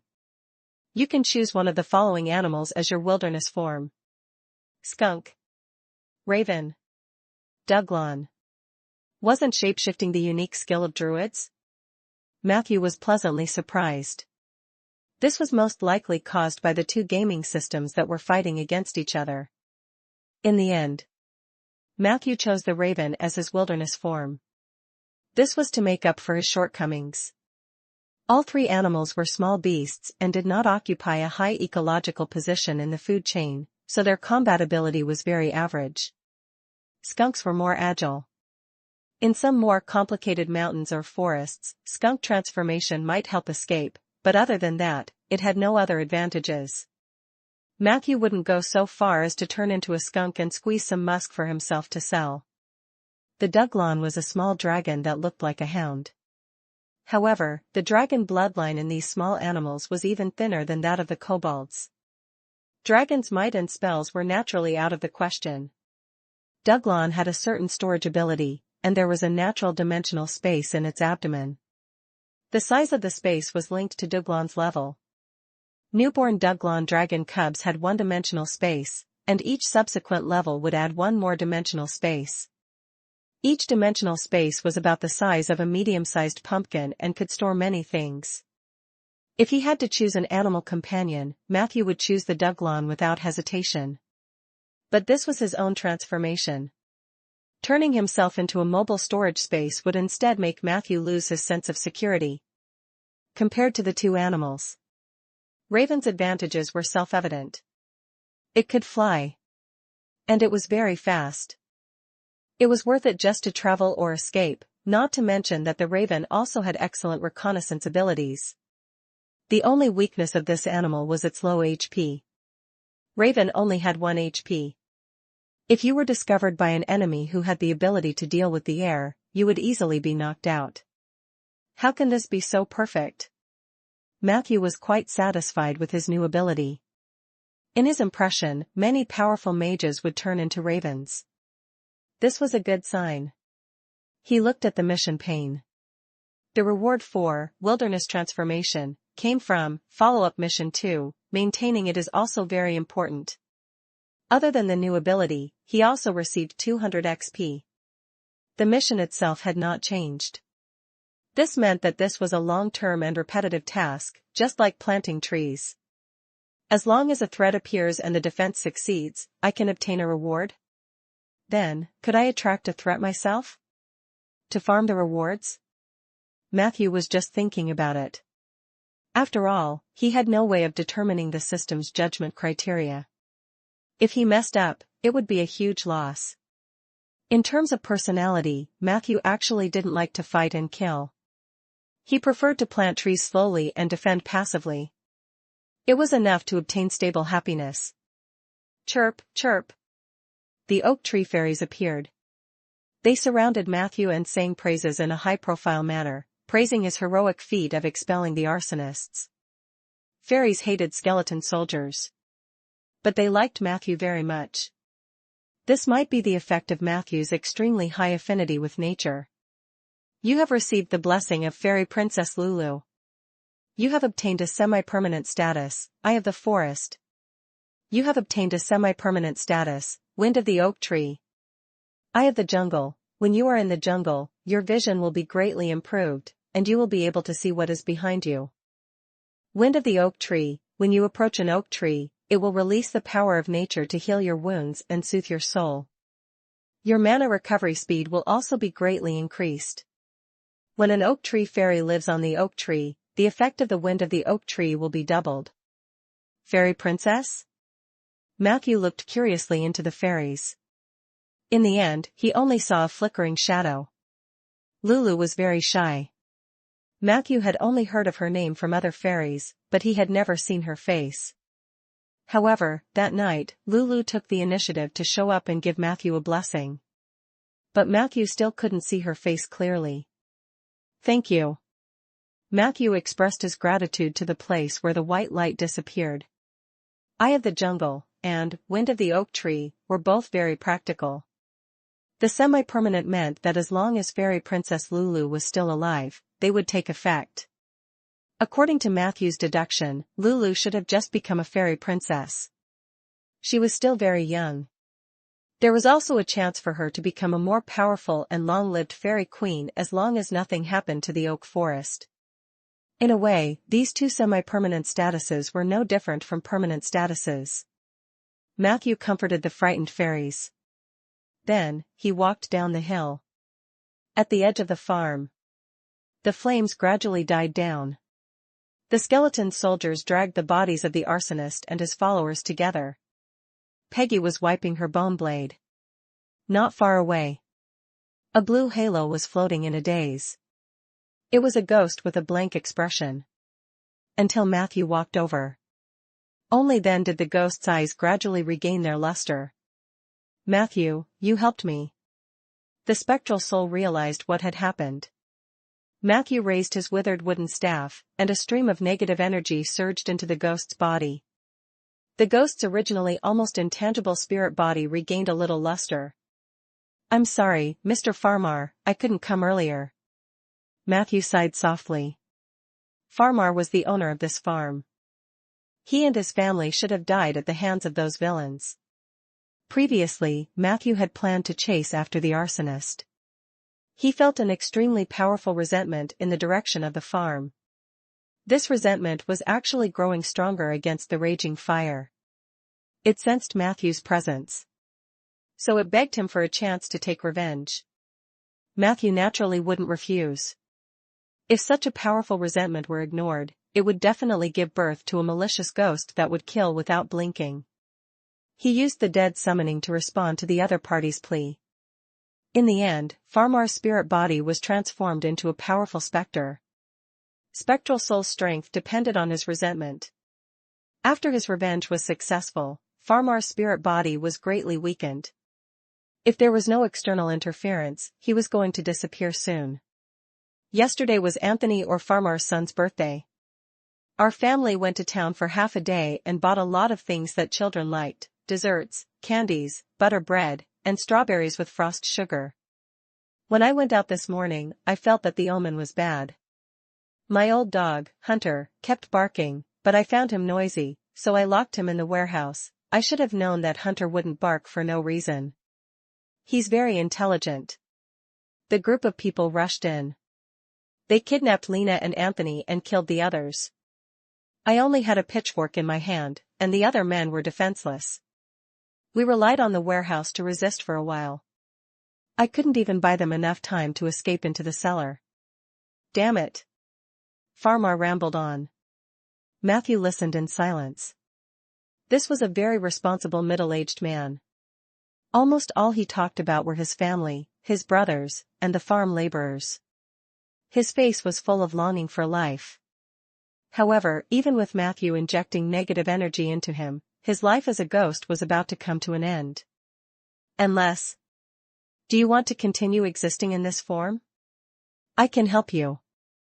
Farmar's condition was getting worse and worse. Matthew couldn't help but mention it. Farmar was stunned. He shook his head. No, thank you, Matthew. Thank you for your kindness, but I don't need it. Lena and the children are waiting for me. I should go with them. As he spoke, he looked towards the east. Matthew looked over thoughtfully. His vision suddenly turned gray. Outside the charred stone house, 6 or 7 souls were clustered together. They gazed lovingly at the farmer. That was his family. Matthew also saw that cute little girl. She looked dazed. It was as if she did not know what had happened. I'm leaving, Matthew. There are some of my savings in the cellar behind the mill. Please take them. Farmar's figure gradually disappeared. I only have one wish. Don't let us die without a proper burial, okay? The gray field of vision suddenly disappeared. Farmar and the other souls instantly disappeared. Matthew's temples were pounding violently. You have mastered a new ability, elementary spirit vision, during your encounter and conversation with a ghost. Elementary spirit vision, you can see a corner of the ghost world. Remark, using this ability will consume a lot of mental energy. Phew. Matthew heaved a sigh of relief. Under normal circumstances, ghosts could only be seen by people when they turned into strong corporeal forms, such as malicious ghosts. Ordinary ghosts couldn't be seen normally. Necromancers could use the spell Spirit Body Perception to capture the traces of souls. However, Spirit Body Perception was a Tier 3 spell. Therefore, necromancers below level 8 rarely had ghosts as their summons. Farmar actually had the chance to become a powerful specter. It was just that his resentment dissipated too quickly. If Matthew was an evil necromancer, he could have forced him to sign a contract with him and not kill Heiss or continue to lie to Farmar that Heiss was not dead. This way, he would be able to obtain a spirit with astonishing combat strength. But Matthew wouldn't do something like that. Next was to clean up the battlefield and check the spoils of war. Matthew first cast his gaze at the body of the arsonist, Heiss. He walked over. He touched it without any courtesy or dignity. You have obtained the spoils of war. 400 GP and 80 SC. Blazing Glue X3, set. Fiery Dragon Oil X2, bottle. Molotov Cocktail X1, bottle. Ring of Invisibility, unidentified. Silver Frost Brotherhood's Token X1. Secret Letter X1. Muscle Scroll X6, Heightening Scroll X10. Chapter 10. The Dark Night and the Order of Calamity. Cleaning up the battlefield was hard work. However, if there were rich spoils of war to take, the situation was different. Matthew grabbed a handful of gold coins and threw them into a small mud jar, then placed them into the dimensional space of the magical bag. The pleasant sound of metal rolling could be heard throughout the entire process. There is no sound more pleasant than this. The arsonist was extremely wealthy. In addition to the one he took from the cellar, Matthew had earned more than 500 gold coins overnight. In the past 3 years. Even when his financial situation was at its best, it was less than 1/10 of what it was now. This money can be used to buy a lot of green liquid. Perhaps I can consider buying a higher-level catalyst tool. This meant that many more trees could be planted this spring. Other than gold coins, the wealth of items on heist blinded Matthew, a poor villager. Blazing glue, Molotov cocktail, fiery dragon oil, these were all good materials for arson. In a low-level encounter, these items could unleash unimaginable power. Without these items, Matthew would have flattened them long ago. Now, the remaining items were in Matthew's hands. Of course, he wouldn't use them recklessly because the undead were naturally afraid of fire. It was just that he had to be more careful when using it. It wouldn't be good if he hurt his underlings. You have used identification on the Ring of Invisibility, unidentified. The appraisal was successful, and your identification skill proficiency +10. Ring of Invisibility, level 1 rare item. Wear this on your index or middle finger, and you can enter an invisible state at any time. Can be used 9 times per day. Attribute, Perception +1. Remark 1-1, when in stealth mode, you cannot move, attack, or cast spells. Otherwise, the invisibility effect will disappear. Remark 2, you still have the ability to collide with the target when you are invisible. If you collide with someone else, the invisibility effect will disappear. This is more like a concealment ring. Matthew looked at the silver-white ring with a black snake pattern with great interest. This wondrous item was still far from being a true ring of invisibility. However, it could be used more often and did not require any casting actions. Perception +1, attribute upgrade is also worthy of the identity of a first-grade strange object. He polished the ring. Then, he put it on his middle finger. The rest of the things were a little lackluster. There was still half a bottle of advanced sprint potion left. He could use it for himself in the future. He did not know which city the Silver Frost Brotherhood was from, nor did he know the importance of this token. It was too troublesome to throw it in the junk pile. As for those illusion scrolls, they were even more comical. Matthew did not expect Heist's shiny muscles to be the effect of an illusion. This guy was actually less than 1.7 meters tall. The flesh on his body was also loose. There were no signs of training at all. Perhaps he thinks that kind of appearance will help him burn, kill, and pillage. Matthew looked up at the arsonist on the ground. Heist still had the same horrified expression on his face when he died. The knife marks on his shoulder and the hole in his chest made the corpse look even more terrifying. On the surface of the corpse, the dark red spots were still spreading tirelessly. It was the rotten spore that Matthew had previously scattered into the air. After these spores were inhaled by people, it would rapidly form an extremely itchy sac of decay on the surface of the human body. The sac of decay was a creature from the negative plane. It could replenish negative energy for necromancers in battle. Matthew currently has the ability Rotten Sac Mastery. When the level was high, he could also detonate the sac of decay, control the sac of decay, and control the infected through the sac of decay. This was the terrifying aspect of necromancers. Heist's toughness, and immunity were ridiculously high. His followers had long since succumbed to the infection, but the sacs only appeared on Heist's body after his death. Crackle! The sacs on Heist's body popped like fireworks. Low crisp sounds rose and fell. Matthew immediately stopped reading the secret letter. We have to deal with it first, or it will be too ugly. He took out a dark green bottle from his magical bag. Puff. The cork was pulled out. A group of butterflies that were flickering with green light flew out. They flew around Matthew a few times. Then, they impatiently stopped on Heist and the other corpses. As the green light moved across the surface of the corpse, the dark red marks were mostly gone. This was the phantom butterfly, a creature from the negative energy plane. The phantom butterfly fed on the sac of decay and its spores, making it a good scavenger. Matthew rarely used the sac of decay. Every time he used it, he would definitely use the phantom butterfly to clean up the surrounding environment. This had nothing to do with the system. It was purely his own little obsession with cleanliness. If the rotten spores were allowed to spread, the environment there would soon become similar to the negative energy plane. This was the reason why most necromancers lived in terrible environments. They were not as particular as Matthew. The phantom butterfly only fed on the sack of decay. Once there was insufficient food, it would quickly die. Matthew followed the philosophy of go big or go home. He didn't stop until the fluorescent lights all over the mountain were so green that they were dazzling. Next was the disposal of the bodies of the arsonists. This was Matthew's first time coming into contact with such a complete and fresh corpse. He was still a little nervous when dealing with it. The followers of the 5 arsonists. Except for the one who was smashed into meat paste by Peggy at the beginning. The other 4 could be summoned as zombies. Their physiques were not bad. Scarface even had a chance to become an elite zombie.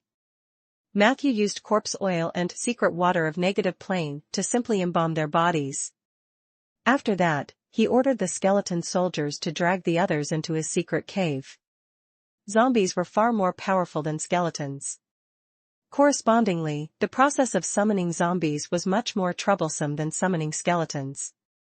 He needed to think about it carefully. The corpse of Heiss the arsonist was an excellent material. In Bayan City, the corpse of such a third-rank adventurer would definitely be sold at a high price by the necromancers. This was because it was the best material to make a high-level undead summon, the Dark Knight. Matthew did not have the ability to make Dark Knights yet. This was after level 12. And he had not even advanced to that level yet. It was still far away. For now, the options in front of Matthew were as follows. First, store the corpse and take it out when he had the ability to make Dark Knights. Second, transport it to Bayan City and sell it at a high price. Third, turn Heiss into a zombie and nurture it into a zombie king. Fourth, bury him in the oak forest to see if there were any gifts of nature. Let's eliminate the second and third first. Matthew's eyes flickered. He did not lack money. Moreover, it was too wasteful to use a tier 3 corpse as a zombie. It was not easy to nurture a zombie king, and there was a 99% chance that it would be a loss. And between Dark Knight and Gift of Nature, Matthew hesitated for a moment. In the end, he still chose the fourth option. He wasn't coveting Heiss' ability. More than that, he wanted to explore the mechanism of nature's gift. If it really doesn't work out, I can dig the body out again. Granted, that will reduce the integrity of the corpse, and the combat power of the Dark Knight will be greatly reduced. Once he made his decision, Matthew no longer hesitated. He found a good place in the oak forest to bury Heiss' body. At the same time, he dealt with the victims at the farm. The skeleton soldiers had average fighting abilities, but they were good at manual labor. He found a piece of barren land to the north of the farm and buried everyone. Only then did Matthew have the free time to read the secret letter. A few minutes later, Matthew's expression changed slightly. To like-minded people, the heavenly change was a foregone conclusion. Yurkus had awakened and was watching everyone on this continent. In time, his great power would make the hearts of the world tremble. The structure of the world is changing. In the near future, the heavenly fire and seawater will pour into the inland, and every piece of land we are familiar with will become an endless purgatory. I have received reliable news that the southern guardian Ronin is trapped in the astral plane, the eastern guardian and the evil dragon in the sea have both suffered heavy losses, the western guardian disappeared many years ago, and the northern guardian has never crossed the heavenly chasm mountains. Witherer, evil art master, inheritor of the path of the undead, avenger, red-letter hunter, voodoo descendant, arsonist, conspirer. Don't be afraid anymore. This is the time for us to rise up and walk the dark path. We have established a stronghold in the secret area northeast of Rolling Stone Town, and we welcome every brother and sister who has been summoned to come and join us in this great event. Written by Fine, Southern Shepherd of the Order of Calamity. The above was the content of the secret letter. There were also many provocative words in the letter. The general idea was to encourage all kinds of evil adventurers to come out and cause trouble. It was as if there would be no chance if they did not cause trouble then. Matthew was not interested in these things. What he cared about was The person in the letter claimed to have established a stronghold north of Rolling Stone Town. He was going to hold a blood sacrifice to please the Void ruler, Yurkus.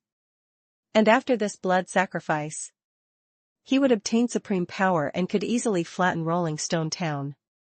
He would also attract the heavenly fire and burn everything. Burn everything? Matthew frowned deeply.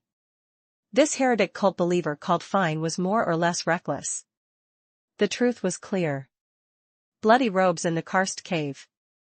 Sif. Suki's kidnapping. The arrival of the arsonist. The intercepted merchant. All of this pointed to Fine and the Order of Calamity. Matthew looked at the mission panel. As expected. After he finished reading the secret letter, the mission changed. Follow-up mission 2, maintaining is also important. Description: a new forest is easily destroyed by an accident. Please protect your forest well. Progress update 1, you have killed the arsonist Heiss and his subordinates, preventing the fire from spreading to the forest in time. You have received the reward Wilderness Transformation. Progress update 2, you realize that the arrival of Fine and the Church of Calamity will not only pose a great threat to the security of Rolling Stone Town but will also endanger the forest that you have painstakingly planted. You can't stand the threat that's so close to you. Please destroy them as soon as possible. Quest target: Fine, level 12 Warlock, and his companions. Mission reward: spell rapid growth and the entrance ticket to the Moonlight Society. Chapter 11. Evil Priest Camp. Rapid growth? Matthew was delighted. This was also the druid's signature spell. The green growth liquid he used to plant trees was the potion version of this spell. Its effect was lowered since the spell had been modified into a potion form. If he could master this spell, his ability to plant trees would be comparable to a real druid. Shapeshifting and rapid growth are the signature skills of druids. It seems that the rewards for the quest maintaining is also very important are all druid abilities. No, perhaps it has nothing to do with the mission but with my means of completing it. Whether it's dealing with the arsonists or the Order of Calamity, I have killed. In that case, is the system working in reward? The reward given for planting trees was the bone dragon of the necromancy element. But the reward for killing and fighting was related to druidism? Matthew pondered with interest. There were not many samples at the moment, so it was not enough to make a conclusion. But this did not stop him from making a bold assumption. He glanced at the bottom of the mission panel. The Tai Chi symbol had a new change. The green dots on the left had already exceeded 2/3. It was not far from being fully charged. He just didn't know what would happen if it was full. On the other side, the gray light spots were still very faint. However, it was much better than before. Matthew had sharp eyes. He could see that the gray speck of light at the bottom was trying its best to surge upward. Whoosh! The dot of light rushed to the 1/3 position. The heart of nature and the path of the undead. Matthew guessed. The rapid increase of the gray light spots should be related to the battle tonight. The operating mechanism behind it still needed to be explored. But not now. Near the farm. Some people had already discovered the disaster there. More and more people came from the town and the countryside. Matthew led the team back to the oak forest. He sent the skeletons back to the cave. Then, he said to Peggy, "I'll have to trouble you to walk back by yourself." Peggy exclaimed, "It's so dark, and you want me to walk alone at night?" "I'll be afraid." Matthew coughed. "Then I'll summon the skeletons to keep you company?" Peggy said hatefully, "You don't give me overtime pay and want me to walk home by myself. Necromancers like you really have zero consciences." Matthew shrugged. "I'm not that capable of teleporting you back. You have to understand me, Peggy." Peggy's heart softened a little. All right, I'll go back alone. But next time I work overtime, you have to give me at least one soul crystal. When we signed the contract back then, you said as much." After sending off the talkative Tauran skeleton, Matthew looked to the north. The merchant's ghost had mentioned the chaos in the ghost castle. combining that with the contents of the secret letter. Even if the stronghold of the Order of Calamity was not within the ghost castle, it should be nearby. Time was tight. Matthew planned to eliminate the threat as soon as possible. Thus, he leaped. Whoosh! A raven flew over the branches under the moonlight. It headed northeast. The divination results are out. The enemy's location has been confirmed. They are in a valley near the ghost castle. In the main hall, a middle-aged man with a thin face, fully armed, was calmly patrolling the surroundings. Some of the people present were stung by his burning gaze and unnaturally looked away. There were also some people who raised their heads excitedly to welcome the other party's gaze. They yearned for a chance to gain the recognition of the Lord of the Suki family. Blake and Anne, each of you take a team and surround them from the southwest. You have to be fast and be careful of ambushes. Mr. Zeller, please continue to contact the advanced wizards of Bayan City or Stormflow City. If there is anyone who is willing to help, agree to any conditions. Just as I expected, our enemies are not bandits who are blinded by money. They are a bunch of lunatics, scum, and cultists. As I said before, the Suki family will never compromise with such evil scum. Your mission is to kill every villain you see. That's all. In the quiet hall, the Lord's voice was loud and clear. A series of strict and unyielding orders were issued. Those who received the specific mission were all delighted. But gradually, there were also people who looked puzzled. Sir, will our radical actions agitate the other party? After all, Miss Sif is indeed in their hands. An exceptionally handsome young man wearing a magic robe spoke. This also echoed the doubts of the other people present. The Suki clan was indeed famous for its tough attitude toward its enemies. However, the problem now was, young Miss was in the hands of those villains. If they followed the Lord's method, Sif's survival rate would be so low. Everyone stared at the Lord in confusion. The latter said coldly, "It's because they have Sif that we're doing this." He did not explain too much. Instead, he said to the handsome man, "Mr. Zeller, in addition to contacting the advanced mages, please pay attention to the clues we found before. Sif couldn't have been kidnapped out of thin air. You should understand what I mean." Zeller nodded solemnly. "Everyone, please take action. Use your fastest speed and your strongest strength." The Lord waved his hand. The people in the main hall gradually dispersed. In the end, only the Lord was left alone. He strolled to a window. Not long after, an owl flew in. "To be honest, I don't understand the men of the Suki family very well. You're clearly worried about your daughter, but you still make decisions that might harm her." The owl asked in confusion. The Suki family's lord took a deep breath. "In front of everyone, I will always be the head of the Suki family and nothing else. Every word I say represents my family. The Suki family would never compromise with evil. This is our motto." The owl was even more confused. "Then why did you call me over?" The Lord said, "I know you can transform into a giant eagle." The owl nodded. "Yes. Take me to the ghost castle, and the favor you owe me back then will be written off," the Lord said decisively. The owl thought for a moment. He nodded and said, "Sure. But it seems that the patriarch of the Suki family wouldn't take this risk." The Lord tightened his grip on the sword at his waist. "At this time, I'm also Sif's father." An hour later, the raven flew over the barren mountains under the moonlight. Occasionally, a ghostly wail could be heard from afar. The ghost castle stood at the highest point of the barren mountain. The fog around it never dissipated. Even if the moon hung high in the sky tonight, Matthew could only vaguely see the outline of the castle. He stared at the mountain fog. He had a bad feeling. It was as if there was a pair of eerie eyes staring at him in the fog. It said that before the castle was abandoned, it was the former residence of a hero of the human kingdom. It was once prosperous and noisy, but after a strange disaster, a large number of people living in the castle died. The survivors fled in a hurry, and no one could tell what happened. Later on, it wasn't that no one explored it, but the adventurers who dared to barge into the castle didn't manage to come out in the end. It was as if they were swallowed by the fog.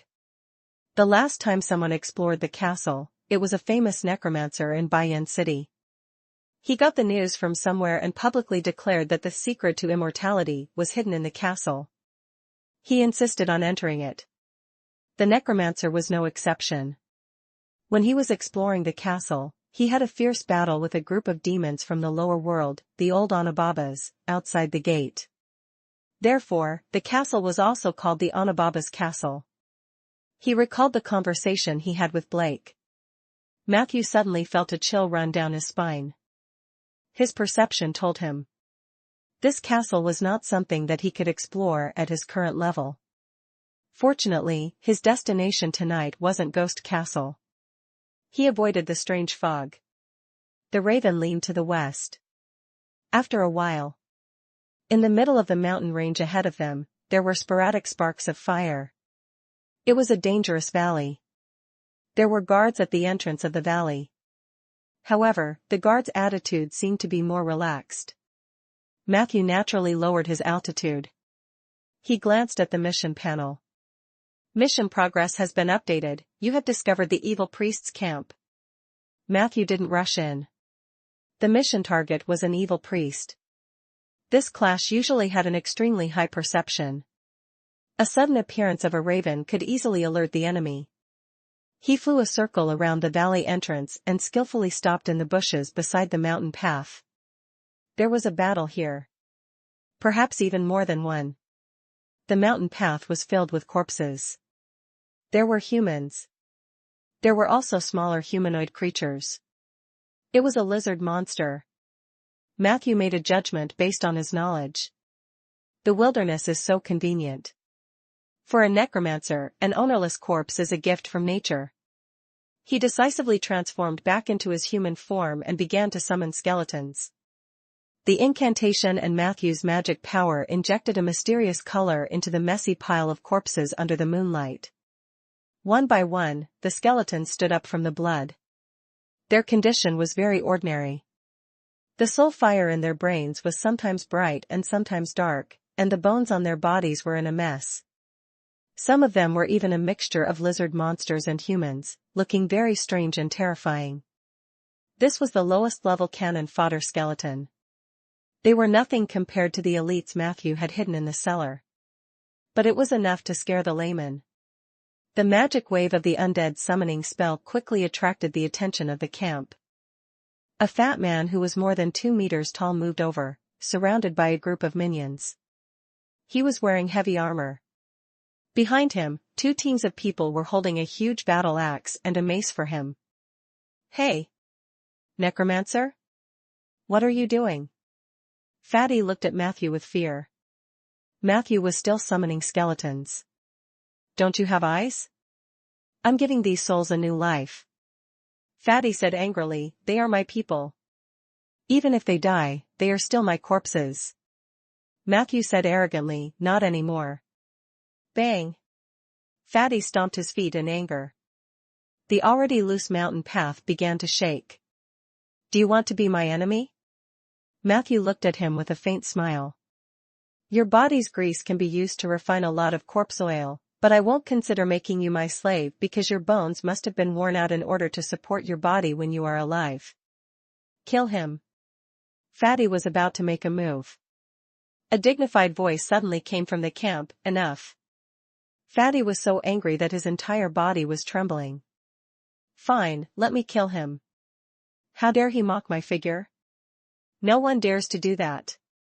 However, the minions around him quickly dispersed. A man in a silver robe appeared in front of Matthew. He looked to be about 30 years old. He had blonde hair and blue eyes. He looked decent and had the temperament of a decent person. "Tell us why you're here, Necromancer. Otherwise, don't blame us for taking action." Fine looked down at Matthew. "Are you fine?" Matthew was also scrutinizing him.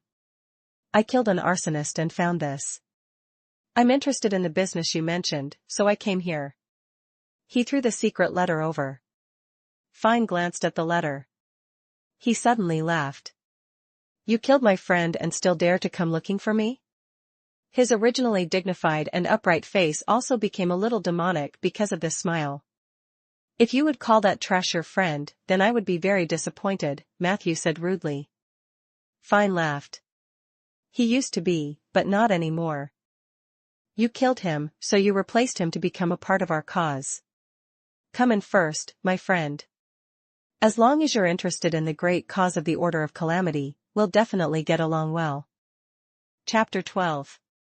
Bone Dragon? I already had it. Thanks to the good image of the Necromancer and Matthew's superb acting skills, he had successfully entered the evil priest's camp. However, he did not let his guard down. From beginning to end. He didn't even walk past Fine or the fat man. He hid in the middle of the skeleton soldiers. He followed behind them all the way. The fatty named Angeli was getting more and more disgusted by Matthew. Fine didn't say much about it. On the contrary, this was how a lone necromancer should behave. Evil, mean, cunning, cautious. It was obvious that he was not to be trifled with. The valley entrance was very narrow. However, the camp was surprisingly spacious. Matthew found some scattered pottery and utensils inside. These things were obviously not made by humans. This used to be the lair of a group of lizard monsters. He seemed to have seen the doubt in Matthew's eyes. Fine explained with a warm smile, I wanted to invite them to join our cause, but their shamans didn't appreciate it, so I had to kill them all. Matthew lowered his voice. It's fine. They still contributed their strength. Fine looked at the short skeletons among the skeleton soldiers. His eyes revealed a hint of praise. That's true. I've long wanted to find a necromancer to join us, but unfortunately, the necromancers in Bayan City have their hands and feet sealed by chains. They're too gentle, like wolf cubs raised in sheep pens all year round. Even if someone takes off the chains for them, they'll only be a whimpering dog. Fine's words were probing. This cunning priest obviously did not let down his guard against Matthew. Matthew replied disdainfully, the chain of desire cannot suppress the necromancer's pursuit of the truth. You only saw the surface of Bayan City. Fine smiled meaningfully. Perhaps. It seems that you know Bayan City better than me. Matthew pretended to snort. He did not continue to dwell on this topic but chose to take the initiative. Who is your sect leader? As soon as he finished speaking. The fat man, Angeli, was furious. You're offending the dignity of our Lord. Matthew did not give in. As far as I know, there are a lot of scammers in the outer planes. Their strength is pitifully weak, but they pretend to be omnipotent. Do you understand what I mean? Fine. You're not the first evil priest I know. Evil priests. As its name suggested, this was a relatively evil class or profession. The power of the evil priests usually came from the sect master they served. Most of these sect masters were not from this plane, but they were abnormally powerful outer layer life forms.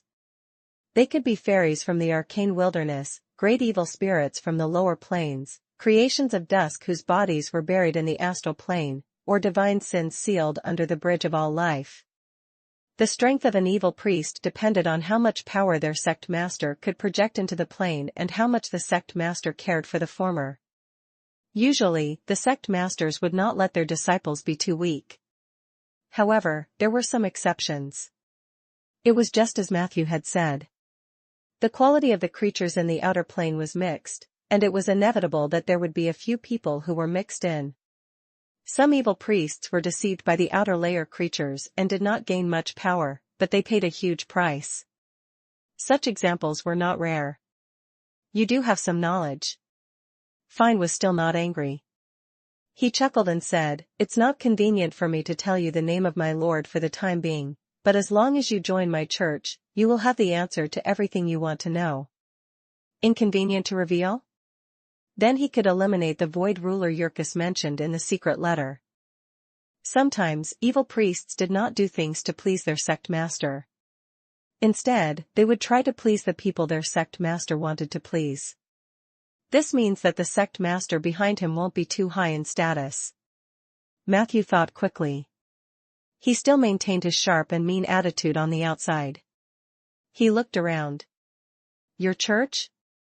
With all due respect, these people don't look like they can do anything. They don't seem to have any faith in the church. There were about 40 to 50 people inside and outside the camp. This was not a small scale for an evil priest team. However, Matthew noticed that these people did not seem to be fanatical cultists. They looked listless. Fine blinked. They are just some helpers that I found in a hurry. Some of them are exiled prisoners that I bought from Black Lake Port, and the other is a bandit group that I have incorporated. It's reasonable for you to look down on them, but in the path of completing our career, we will always need some such menial characters. Matthew snorted, and his disdain became more and more obvious. You better show some sincerity and not waste my time here. All right. Fine shrugged helplessly. I'll bring you to meet someone. I'm preparing to hold a ceremony recently, and she's the most crucial part. Deep in the valley. In a tall tent. Matthew saw Sif. It was a young girl with brown-red hair and a pretty face. Her skin was very clean, and only 1 or 2 faint freckles on the left side of her nose gave her a delicate and mischievous feeling. She was now wrapped in a thick blanket. She looked unconscious. Who is this girl? Matthew asked knowingly. The only daughter of the Suki family. Fine raised his head proudly. You should know what kind of bloodline flows in her body. As long as the ritual is successful, we can attract the heavenly fire to destroy everything. Matthew didn't say anything. He really didn't know what was so special about the bloodline of the Suki family. He tried to beat around the bush. How did you catch her? Fine didn't get carried away. This is something you will only know after you join the church. How is it? Sir, I've already shown enough sincerity, but you haven't even told me your name. Matthew said casually, you can call me Rog. If I join you, what can I get? Fine nodded. So, Mr. Rog. Our mission is to awaken the calamity through a great ritual. Every time we succeed, the Lord will bestow rewards and secret treasures. As long as you join us, you will also receive a share of these blessings. After you break through to the 4th level, my Lord might bestow you with a bone dragon. Bone dragon? I already have one. Matthew thought to himself that this evil priest was even better than him at making up stories. But on the surface, he still looked tempted. Then what do I need to do? Fine's eyes flickered. A small test. Since you were able to kill Heiss, you must have mastered the Death Curtain, right? Death Curtain. Necromancer level 12 spell. The effect was equivalent to a small, weakened version of the Undead calamity, where the Death Curtain covers the place. All living beings would be quickly drained of their life force. Then, one by one, they turned into dead spirits. I do. Matthew frowned. However, the effect of this spell is not good. Even a disabled person has the opportunity to escape the range of the Death Curtain by relying on their will to escape. This was also the awkward part of the Death Curtain. It sounded very powerful on paper. However, compared to the Undead calamity, which had instant death, the Death Curtain's killing efficiency was so low that the victims could easily escape. Even necromancers who wanted to kill the innocent would not learn this spell. What if they stand still and let you kill them? Said Fine with a smile. Matthew's heart skipped a beat, and he immediately nodded. Of course, that would change everything. Very good. Fine opened the tent door and motioned for the two to leave. They arrived outside the camp. He shouted. Angeli! Call everyone over. Then, he looked at Matthew and whispered. Prepare the spell. Matthew refuted, Are you crazy? Casting a spell in front of so many people, they will tear me apart. No, believe me, they won't. Fine said firmly. You did something to them, Matthew was puzzled. But why did you do it? Although these people are useless, they must have cost you a lot of money, right? Mr. Rog, you have too many questions. For the first time, Fine showed a hint of dissatisfaction. As they spoke, everyone gathered around, including the 2 guards who were guarding Sif's tent. Fine suddenly let out a sharp shriek. 15 seconds later, these people all covered their heads in pain. Then, they knelt on the ground one after another. At the same time, flagellella-like threads began to emerge from their skin. These gray threads floated in the air.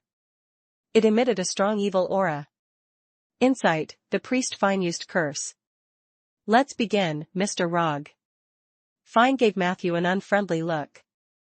Angeli, bring that girl and prepare my carriage.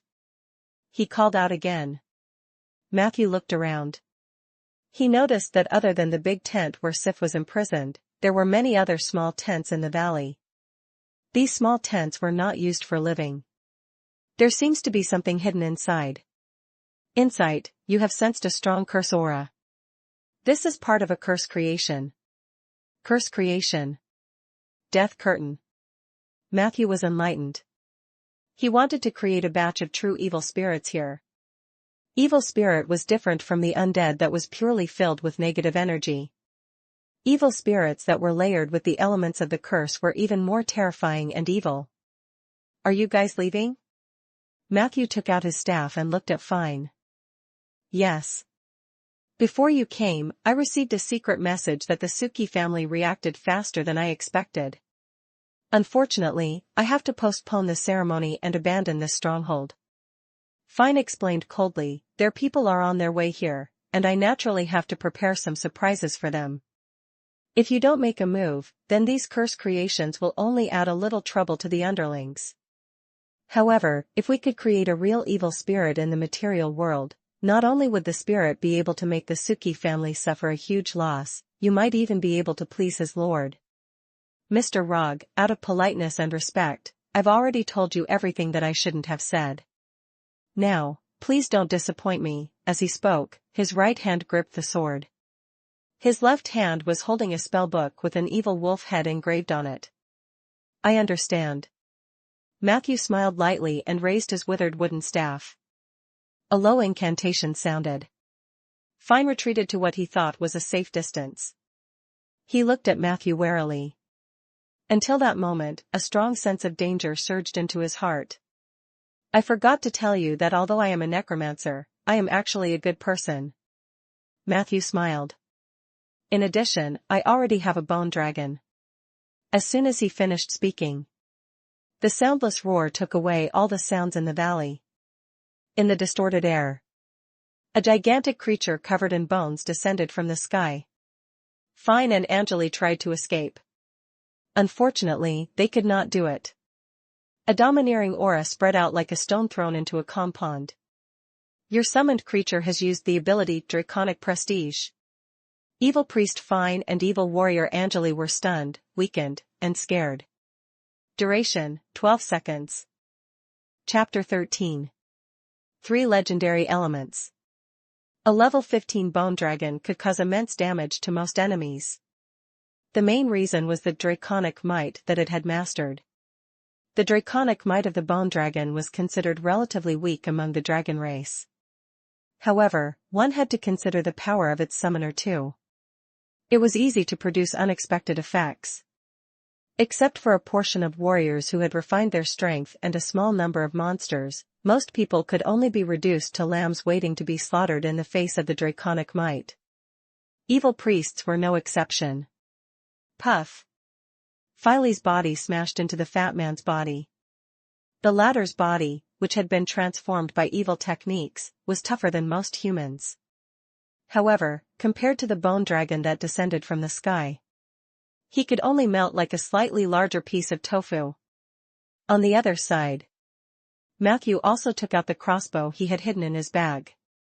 Whoosh! The arrow accurately hit Fine's chest. The latter showed signs of breaking free from the influence of the draconic might using the pain. Unfortunately, Matthew would not give him a chance. He willed Filey his order. Filey tactfully followed suit. Fine had just covered his chest with the crossbow and staggered 2 steps when he was smashed into meat paste by the 4-toed bone claw. Mission log: you have killed the priest, Fine, and successfully eliminated the potential threat of the oak forest. You have obtained the spell Rapid Growth, the entrance ticket to the Moonlight Society. Warning: you have killed evil priest Fine. You have gained the hatred of the evil spirit overlord Omodochi. Omodochi's hatred plus 10. Evil spirit overlord? Matthew frowned slightly. He had thought that Fine's master was, at most, a great evil spirit. He didn't expect that it was actually in existence at the overlord level. However, he did not panic. The stronger the evil spirit, the harder it would be for it to use its power in the material world. As long as he didn't go to the lower planes to court death, this amount of hatred points shouldn't have much of an impact. SSSSSSS. Just as Matthew endured nausea and searched the corpse among the mixture of blood and meat paste, a strange voice came from the valley. It was the bandits. There was a hint of pity in Matthew's eyes. The curse has entered their bodies. There's no hope. He knew very little about the curse. But at this moment, these bandits and exiles had already turned into monsters with long green hair and 4 limbs touching the ground under Fine's curse. Their spines were bent and twisted like mollusks. Their facial features had long cracked.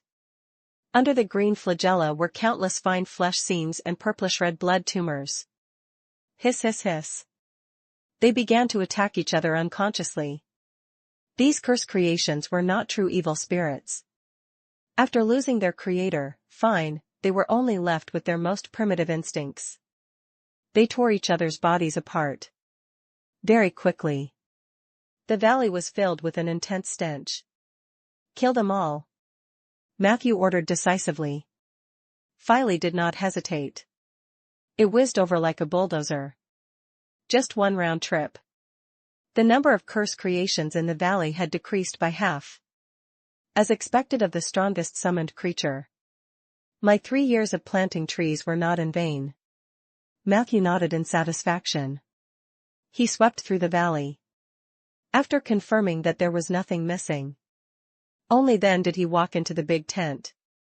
Sif was still unconscious. Matthew did a quick check to make sure that she wasn't affected by the curse before he heaved a sigh of relief. Sif was a very lovable child. Born in a noble family, she did not put on airs like a young lady. Instead, she was keen on fighting for justice. The residents of Rolling Stone Town liked her very much. Matthew naturally hoped that she would be safe. He did not remove the blanket. Instead, he carried Sif and walked out. In the valley. Filey was having a great time playing. It was like a small mountain, rampaging back and forth.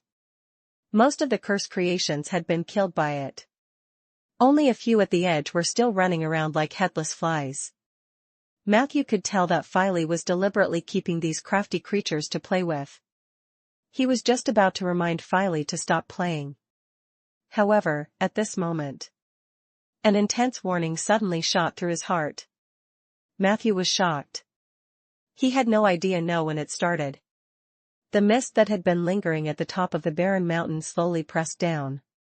On the upper level of the valley, the mountain fog continued to descend. It was about to swallow the entire valley. Let's go! Matthew roared. Then, he hugged Sif and jumped onto Filey's head. The bone dragon let out a low cry in unease. It seemed to have sensed the strangeness of the mountain fog. Its huge body started moving. It rushed straight towards the mountain path. Avoid the fog. When they were about to reach the entrance of the valley, Matthew saw the fog coming from the side of the mountain road.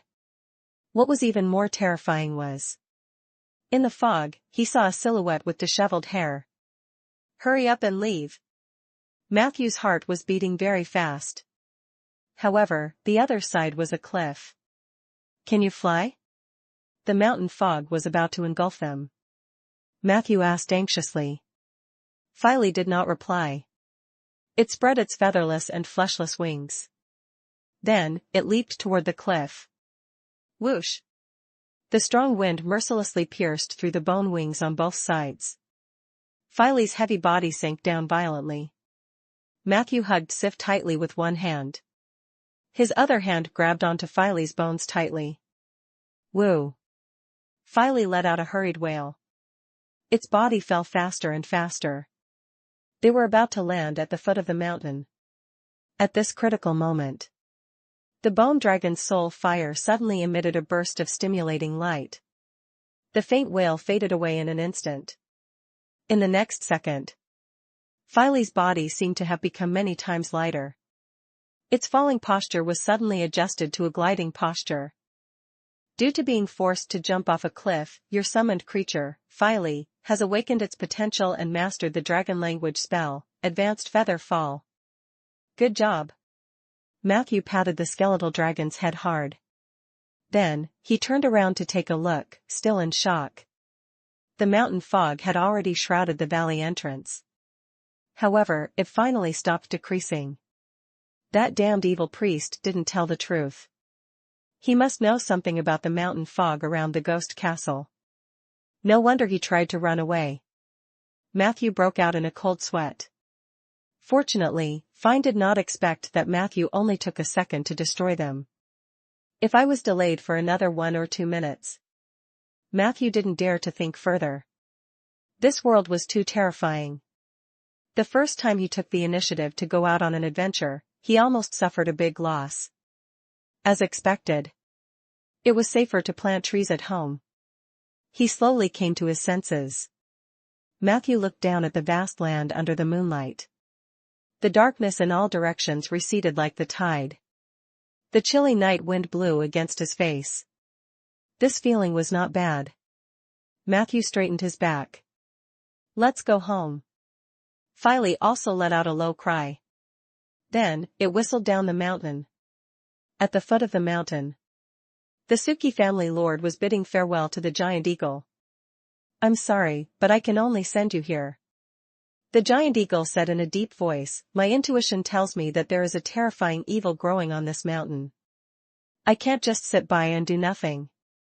I also lack the courage to fight against it, so I can only take my leave. You have to be careful and don't get too close to that castle.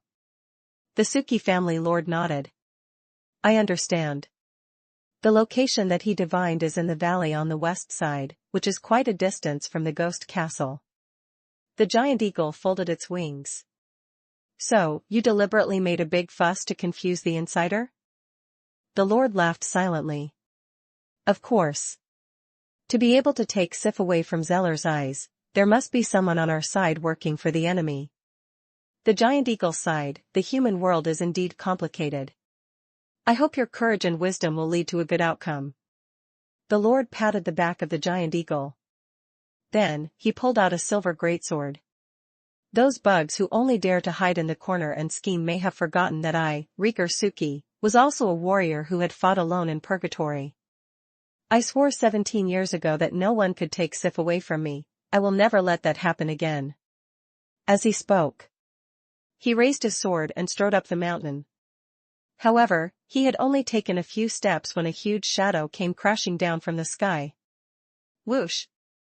A strange shadow flew over his head.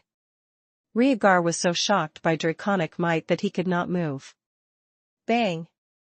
The giant sword landed on the ground. It almost smashed through Rhaegar's boots. A few seconds later, Rhaegar, who had barely recovered his mobility, looked over in horror. On the back of the skeleton beast, he saw a figure standing proudly. More importantly, he vaguely saw that the person was carrying someone in his arms. Sif! Rhaegar shouted at the top of his lungs. It couldn't be wrong. That feeling couldn't be wrong. The nightmare from 17 years ago resurfaced in front of him. He chased after the bone dragon for some distance in a mixture of shock and anger. But very quickly, the black shadow disappeared into the night. There seemed to be someone down there just now. What was he shouting? Filey flew too fast. Matthew didn't see or hear clearly. At this moment, he was still immersed in the joy of riding a dragon and flying. Under the support of the high-level feather fall, Rhaegar glided out for more than 80 miles before stopping in front of a hill. Matthew had wanted to desummon Rhaegar before sending Sif home. But at this moment, a fire suddenly lit up behind the hill. Before Matthew could take any action, the flames had already rushed in front of him. It was a group of people carrying torches and hurrying along. SSSSSSS. Filey let out a low roar. Draconic might. The sudden encounter had caught them off guard. All of them were stunned to the spot. Matthew also saw the panicked faces of the people. Don't move. He scolded in a low voice. He stopped Filey's aggression. After a long time. Only then did the team recover from their shock. Clang. Clang. Clang. They drew their swords and retreated. It's a bone dragon. Oh no. Didn't you say that they were just bandits? Amidst the uneasy whispers of the people, a calm and cold voice came from the back of the bone dragon. Captain Blake, we meet again. Please follow me. In the crowd. Blake was stunned. He opened his mouth in disbelief. Please follow me. Under the illumination of the torch. Everyone watched nervously as the figure walked down from the skeletal dragon's back. He faced the crowd with his side profile. Therefore, they could only see a blurry appearance. However, the most important thing was. In his arms was a sleeping woman. It's the young miss. Someone exclaimed. Wait. Blake, who had regained his senses, stopped the others in time. Everyone, retreat. He ordered in an unquestionable tone. Everyone looked at him in confusion. After a few seconds. Only then did they retreat a large distance under Blake's urging. Blake walked forward quickly. Matthew? Is it really you? He said in a trembling voice. Who else? Matthew handed the sleeping girl over. She is also my student. Thank God. Blake took Sif and heaved a long sigh of relief. Then, he looked at Matthew and the bone dragon behind him with a complicated gaze. I always thought you were just a lousy necromancer. Do you need me to keep it a secret for you? Matthew smiled. Sure. Then, he reminded them, it's best not to go to the ghost castle. It's too dangerous there. I'm afraid we can only wait for the return of the great wizard Ronan. Blake nodded solemnly. The two of them chatted for a while. Matthew turned around and left. Under everyone's respectful and vigilant gazes. Filey slowly turned its body. The huge skeletal body slowly disappeared into the darkness. Hint, after tonight, the legend of the necromancer riding a bone dragon will spread widely in the form of rumors. Your regional reputation level +1, Rolling Stone Town. You have satisfied one of the 3 legendary elements. If you satisfy one more, you can activate the legendary path ahead of time. 3 elements, legendary path reputation domain level. Chapter 14. Defensive Psalms and Loose Gloves. For Matthew, who had always been low-key and pragmatic, it seemed too early to say that he was a legend. However, seeing the same rules as the game in his previous life appearing then still made him feel a little at ease. Legend. It referred to those who were above level 21, had mastered the power of the domain, and were famous. One had to have all 3 elements. If an adventurer wanted to activate the legendary path, he would have to rely on 3 aspects, level, domain, and reputation. Under normal circumstances, domain elements were the hardest to master, followed by levels, and reputation was the easiest. Especially for those who were good at fraud and self-promotion, obtaining a reputation was very simple. Therefore, Matthew did not have much hope of entering the legendary path early. Meeting Blake here saves me a lot of trouble. Otherwise, I would have to send Sif to the Liege's Manor myself. Matthew was very relieved to leave Sif with Blake. This bearded man was not only a reliable captain of the garrison, but he was also Sif's cousin by blood. What was even rarer was that Blake had actually taken the initiative to offer to keep his power a secret for him. I wonder how he will tell the others and report to his uncle, the Suki family lord. The return journey was very brisk. After a while, the crude walls at the edge of Rolling Stone Town could be seen vaguely. Go, you did great tonight. Keep up this performance, and you might get a reward in the future. Matthew skillfully consoled the creature. Thanks to your encouragement, the loyalty of Filey, Bone Dragon, has increased to 93. The gray reverse summoning array lit up. Filey shook its tail, and its huge body suddenly disappeared, leaving behind only a few pieces of bone powder on the ground. Matthew smiled. This bone dragon is much more useful than I thought. However, in the next second. Necromancy contract, the official summoning has ended. Your summoned creature, Filey, has gone all out for tonight's battle. However, during this period, it consumed a large amount of energy, which affected its survival in the negative energy plane. Filey requests the reward for this summoning, 5 soul crystals. Do you want to pay? Option 1, pay at the original price. Filey's loyalty will increase, and it will be willing to share an ability exclusive to it with you. Option 2, bargaining. Filey's loyalty remains unchanged, but it may not be so obedient the next time it is summoned. Option 3, refuse to pay. Filey's loyalty drops. 5 soul crystals? Matthew revealed a look of disbelief. Peggy's salary for 2 months is only 1 soul crystal. Can the bone dragon be worth 300 days of Peggy's service in one night? His heart began to twitch. Soul crystals. It was a derivative produced by necromancers during meditation. This thing was extremely precious. For high-level undead creatures, soul crystals were necessary for their advancement. Many intelligent undead creatures were willing to sign contracts with necromancers because they wanted a stable way to obtain soul crystals. Peggy was an example. In addition, soul crystals were also essential for crafting magic items, casting forbidden necromancy spells, and setting up undying rituals. It could be said to have a wide range of uses. However, necromancers were not very efficient at producing soul crystals. Take Matthew as an example. Even if he meditated for 6 hours every day, he could only obtain 3 to 5 soul crystals a month. For 2.5 years, Matthew had only accumulated more than 20 soul crystals. This was not because he had slacked off in meditation. It was just that the exhaustion was indeed not small. Otherwise, he wouldn't be thinking about how to pay Peggy lesser every day.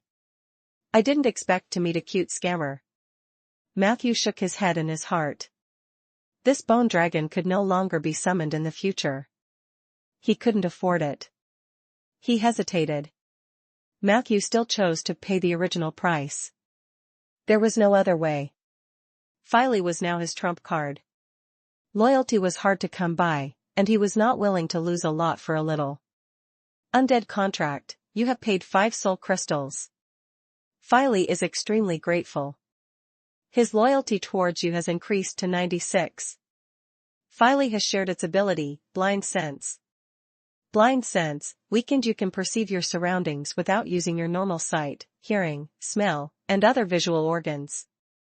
Any small fluctuation will be difficult to escape your perception.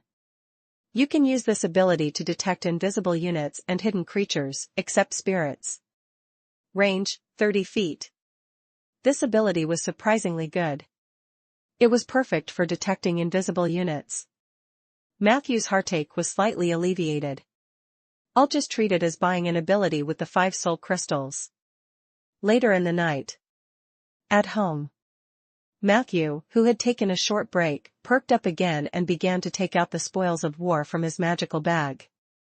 The evil wizard's camp actually had quite a lot of resources. Unfortunately, the storage space of the magical bag was very limited. Bringing back so much was already the result of Matthew's best efforts. Most of the spoils of war came from looting Fine. Compared to Heiss, the arsonist, Fine did not have much money on him, only 100 gold coins and a few silver coins. Perhaps most of his money had been spent on buying prisoners and supplies. However, in terms of items, Fine was very rich. Defensive Psalm, Spell Book. Description: when you hold this book, you can use it as a medium to support your spell casting. You can also use it as a charging support to guide your spell casting. Casting medium, plus 20% casting speed, protection domain spell effect increased. Pre-charge, you can choose 3 spells from the following list to cast quickly every day. After all 3 spells are used up, it will take at least 24 hours to recharge. Spell list, Mystic Lock, Spell Unlock, Rune of Guard, Protection from Good and Evil, Magic Emblem, Mordenkainen's Private Chamber. Matthew found the defensive psalm on Fine's corpse. Fortunately, it was not destroyed by the skeletal dragon's claws. Gently wiping it, it glowed with a new luster. The book was only the size of a palm and was bound in leather, reinforced with steel and silver. There was a steel lock on the side of the book, and it could only be opened with a key. Unfortunately, Matthew did not find the key. However, he was not discouraged. The steel lock that came with the defensive psalm was not a magic lock, which meant that there was no need to use a spell to open it. If that was the case, he could turn to thieves. I remember that there was a slightly famous locksmith in Bayan City. Many people said that he was a retired high-level thief. Matthew thought, unfortunately, I've never heard of anyone in Rolling Stone Town who's good at picking locks. The defensive psalm was a very good magic tool, or rather, the defensive spells recorded in it were precious to Matthew, as long as he could find someone to unlock it. It was the perfect replacement for his staff. Blood Essence Bottle. When the bottle is filled with dark red blood essence, you can quickly recover your HP by drinking it. Description: 1. Every 10 milliliters of blood essence can restore 5 to 6 HP. 2. You can slowly refine the blood essence fluid by injecting blood into the bottle. 3. The ratio of blood, normal animal or human, to blood essence fluid is 10 to 1. Current blood source fluid, 125/150 ml. It was shaped like an ink bottle the size of a baby's fist, but it was filled with dark red liquid. Matthew could feel a faint life force from it, and there was also a faint evil aura. Its origins were probably related to the blood race. Putting aside his prejudice, the blood essence bottle was a small top-grade item. A full bottle could recover 18 HP in a second, which meant that it could instantly restore an intermediate warrior from a near-death state to about half HP. This was a treasure that could save a life at a critical moment. Matthew solemnly placed it in the first compartment of his magical bag in case he needed it in the future. As for the blood, just buy it. It was normal for a necromancer to buy some blood for research, right? Among the remaining items, there was a charged staff that could release arcane missiles 5 times after charging. There was an extremely precious realm heartstone. If it were sold in Bayan City, the price would not be lower than 400 gold coins. This was the core material used to construct the interplane array. There was also a one-handed axe with +1 enchantment that could greatly increase the efficiency of logging. Finally, there was a magical glove. Loose gloves, level 2 rare item. Description: when you wear this glove and shake hands with the target's guard will be greatly reduced. Remark: if you wear this glove for a long time, your wariness towards others will also be greatly reduced. Chapter 15. Battle Concept and Gossip. The loose gloves was a very interesting strange item. It couldn't directly provide combat power. However, if it was used properly, the value of this glove might even exceed the sum of the other items. The negative side effects were also within an acceptable range. When he didn't need it, he would just throw it in a corner. He sorted out the spoils of war. While Matthew was impressed by Fine's wealth, he also reminded himself, the man didn't even have the chance to use so many of his tools. It can be seen that whenever you fight with others, no matter how well prepared you are, there is a risk of sudden death. Matthew was a risk-averse person, and he was slightly tired of fighting. At least for now, he was willing to avoid most of the battles that could be avoided. If it weren't for the fact that the arsonist and the evil priest were threatening his development resources and he had the bone dragon, he wouldn't have taken the initiative to attack. But he also knew that avoiding battle would not solve all problems. Therefore, he had no choice. How to protect himself in future battles became the most important thing. No matter what kind of battle it is, the core principle must be to stay alive. Only when you are alive can you deal damage. From another point of view, as long as one is alive, even if one is on the verge of death, there is still hope for one to fight with all of one's might and survive. He recalled the 2 battles tonight. Matthew seriously summarized his experience. The first combat concept he formulated for himself was survival first. As for how to apply this concept in practice, many details were involved. Matthew focused deeply on the concept of, beware of sudden death. Any profession with weak health had the risk of dying. This was because this world was filled with all kinds of strange ways to kill people instantly. Master Ronan had once given Matthew a book called The Death of a Mage. The book recorded the sudden deaths of 99 famous mages in history. The last page of the book read, "If you still feel that the author is making a mountain out of a molehill, then you are likely to be the 100th mage who will pay the price of his life for his arrogance." Perhaps he was influenced by the book. Ronan held the series of spells of Garcia's armor in high esteem. However, Matthew felt that the magic armor was useful, but it was too one-sided. Combined with his gaming experience from his previous life, he set the 3 key attributes to highlight in his mind: toughness, immunity, will. Toughness was the fundamental attribute that resisted most negative statuses and control methods. The benefits of high toughness were incredible. If Fine was not an evil priest but a sword master, Phile's draconic might not be so effective. Even if the bone dragon was still a level higher and Matthew's side would definitely win, the battle would definitely not be so smooth. This was the most direct manifestation of the value of toughness. If a thief tries to sneak near me, I can use blind sense to counter invisibility. However, if the other party also has a method similar to the dragon's might, I'm afraid I can only sit and wait for death. When he thought of this situation, Matthew felt a little worried. Immunity was a key attribute to resist parasitic microorganisms, bacteria, fungi, and voodoo curses. Willpower was more useful against fear counterchecks.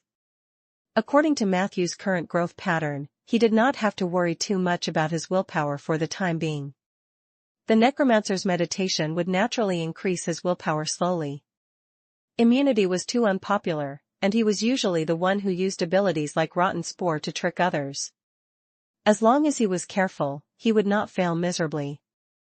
Therefore, he only needed to focus on toughness. Training one's physique could only go so far. Perhaps the druid class has a way to increase their toughness. If it really doesn't work, I can find a shape-shifting target with high toughness. I remember that there are also some low-level passive spells that can slightly increase toughness. After a long time, Matthew finally pulled himself out of his self-reflection. He opened the mission panel. He had already mastered the spell Rapid Growth. With his current mana, he could use it about 10 times a day. This would definitely be of great help to the planting of trees. The other reward was a little confusing. Entrance ticket to the Moonlight Society, consumable. Description: with this ticket, you can enter the subplane where the Moonlight Society is located with the help of a nature soul in the wilderness or forest on a full moon night. Matthew knew that the Moonlight Society was similar to the Druid school of magic. But was it really useful for him? Even if a certain nature soul was willing to help him enter the Moonlight Society, would he, a necromancer, really be accepted? Why don't I just give it a try? Perhaps it could work. He didn't have much hope. At the bottom of the mission panel, the Taiji symbol underwent a significant change. The gray energy on the left side increased by a large margin and jumped to about 3/4 of its original size. The green energy on the right increased just a little bit more. According to Matthew's previous experience, after he planted 4 or 5 trees, the gap would be filled. He was looking forward to the changes after the energy bar was full. The next day, Matthew woke up early and went to the oak forest to work. However, after half a day, he had planted a few trees, and the energy had also increased to the maximum. However, the expected change did not come. This made Matthew think in disappointment, do I need other conditions to trigger it, or do I just need more time? He did not hesitate for too long. After all, planting trees was his job. He was already very satisfied with the 10 points of XP he could get from each oak tree. In the afternoon, Matthew went to Seaver Public School and the Public Security Bureau. For the former, he went to the principal's office to ask for leave, while for the latter, he went to Blake to explain the situation at the farm to him. The matter of taking leave went smoothly. Matthew had connections, to begin with.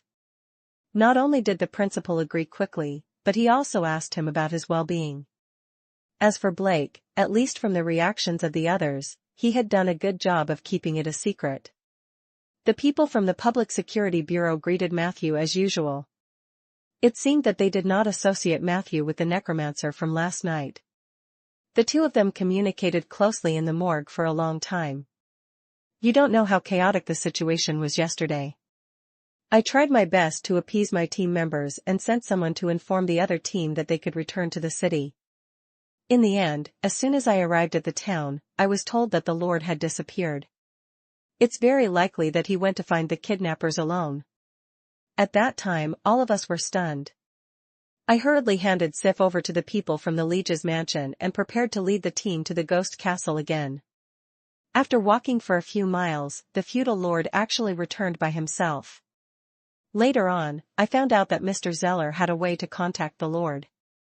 After knowing that Sif was fine, he came back. However, I still brought some people to take a look at the barren mountains in the middle of the night. The environment there is very scary. The fog on the castle sinks to the mountainside. I don't know where the bandits set up their camp. Blake rubbed his dark circles and complained softly. Matthew smiled and met Blake's curious gaze. He said casually, their camp is halfway up the mountain in the valley. The kidnappers died on the spot before the fog sank. Blake was instantly dumbfounded. You're too amazing. Matthew shook his head. He chatted with Blake for a while before leaving the security office. On the way home, Matthew's thoughts were still heavy. It seemed that the incident last night had come to an end. However, there were still many doubts and possibilities. First, the Order of Calamity. From the contents of the letter, it seemed that Fine was just a shepherd, and his influence was limited to Rolling Stone Town and the surrounding cities. Although he had destroyed the entire evil priest camp in one go, it was hard to guarantee that the others from the Order of Calamity would not return. Secondly, there was a high chance that the Suki family had spies from the Order of Calamity. According to Blake, Sif was kidnapped when she went to the countryside to play. The route she took was very secretive, and no one knew except those close to her. If this spy were not found out, they would always be a hidden danger. Fine also mentioned the uniqueness of Sif's bloodline. This made Matthew curious and uneasy.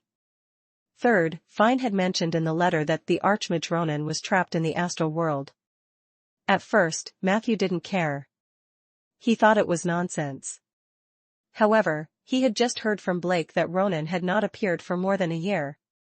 Not only in Rolling Stone Town, but even Jewel Bay, where he was stationed, had been in a commotion recently. There were several major events that had happened, but Ronan had not appeared. This was inevitably worrying. If this information were true, if that were the case, the days ahead in Rolling Stone Town would not be peaceful. The fourth was about the ghost castle. The soul of the merchant who had been intercepted and killed had mentioned that he had died at the hands of a tall man with disheveled hair. Neither Fine nor Angeli fitted the description. Last night, Matthew saw a figure with disheveled hair as the fog descended. This meant that the death of the merchant was related to the fog in the ghost castle. However, his corpse was found by the farmer on the road not too close to the ghost castle. This was very intriguing. So last night, was it Fine's curse creation that stimulated the creation of the fog? Or was it caused by someone else? Is it because Great Wizard Ronan is trapped in the astral plane that the evil creatures in the ghost castle are about to make a move? The more Matthew thought about it, the more his head hurt. Until dinner time. His thoughts were restless. Tonight's dinner was tomato cream soup, black pepper steak, and clove egg tart. Peggy's cooking was still superb. However, Matthew had a poor appetite. What's wrong? My dear Matthew, are you finally in your lovey-dovey state? Tell me, which girl is it that makes you so hungry? It can't be Sif, right? She's your student. Matthew rolled his eyes. I'm just thinking about the problem. Peggy said seriously, don't think about the problem while eating. This is basic respect for food. People will often take things for granted. Only someone like me who has died once knows how wonderful and luxurious it is to be able to eat like a living person. Matthew was stunned for a moment and said apologetically. You're right, Peggy. He threw away those thoughts and began to enjoy his dinner. Peggy supported her bony chin with both hands. That's more like it, Matthew. By the way, let me tell you some gossip. I heard it secretly a while ago. This time, it was Matthew's turn to lecture Peggy. Peggy, how many times have I told you not to run around at night just because you have stealth skills? This is very impolite. If you were caught, it would not only be awkward, but it would also be scary. Peggy shrugged. Then do you want to hear the gossip or not? Matthew scooped up a large spoonful of thick soup. Before the sweet spoon could reach his mouth could not help but salivate. Ding, he mumbled. Do you know why the Suki family lord hates necromancers? Peggy said mysteriously, because his wife ran off with a necromancer. Chapter 16. Domain, Oak Tree. This was really explosive news. Matthew quickly put down the spoon, his eyes shining. No wonder I've never heard of the Lord's wife. Are there any more details? Peggy shrugged. That's all I heard. At that time, the adulterous couple couldn't wait to get into it after they finished talking. I thought they would continue talking after that, so I hid under their bedroom window until dawn. But I still got nothing. Matthew scooped another spoonful of soup for himself. What a pity. Immediately after, he reminded her solemnly, next time, don't stay outside until dawn. It's very dangerous. Your stealth skills aren't good enough to come and go in daylight. Peggy nodded and said, You're right. I was almost seen by someone that day. Matthew quickly asked, What happened after that? Peggy said happily, Fortunately, the male owner of the house came back at dawn. The house immediately became noisy, and everyone was distracted. I took the opportunity to run out. Male owner? Matthew was shocked. So you were eavesdropping on a couple having an affair? Peggy crossed her arms. Otherwise, why would I call them an adulterous couple? Matthew coughed. Which family is it? Peggy looked at him suspiciously. What, you want to have an affair with the lady too? Puff. Matthew almost spat the soup on her face. No, I was just curious. He denied it. Peggy crossed her legs. It's 27, White Narcissus Street in the Craftsman's District. The owner of the house is called Bryce. He's a hard-working shoemaker with a good reputation. The female owner is called Jenny. She was once a maid of the Lord's manor and served the former Lord's wife. Jenny isn't pretty, but she has a smoking bod. Even I have the urge to touch her bones by looking at her. As for the adulterer that night, based on his voice, I could tell that he was a coachman of the Suki family lord. His name should be Doggone. That night? Do you mean this has happened on other nights? Matthew wiped his mouth with a napkin and inadvertently displayed the sensitivity of a druid. Of course, Jenny is famous in the craftsman's area for not rejecting anyone. Her lovers can't be counted on two hands. Peggy's legs were raised higher and higher. But if you want to know, I can also list the names of Jenny's lovers. Thank you, but there's no need. Matthew rejected her. Peggy, it seems that even if you change your profession to intelligence management, you will also be very good at it. Peggy was instantly overjoyed. Matthew, have you finally discovered my excellence? Then when will you give me a raise? I've already used up the soul crystals from last month. Matthew stood up skillfully and inadvertently displayed the indifference of a necromancer. Next time. Damn necromancers. In the dining room. The towering skeleton's roar did not calm down for a long time. The next morning, Matthew deliberately went to the security office again. He sorted out his guesses from last night on a piece of paper and handed it to Blake along with the secret letter.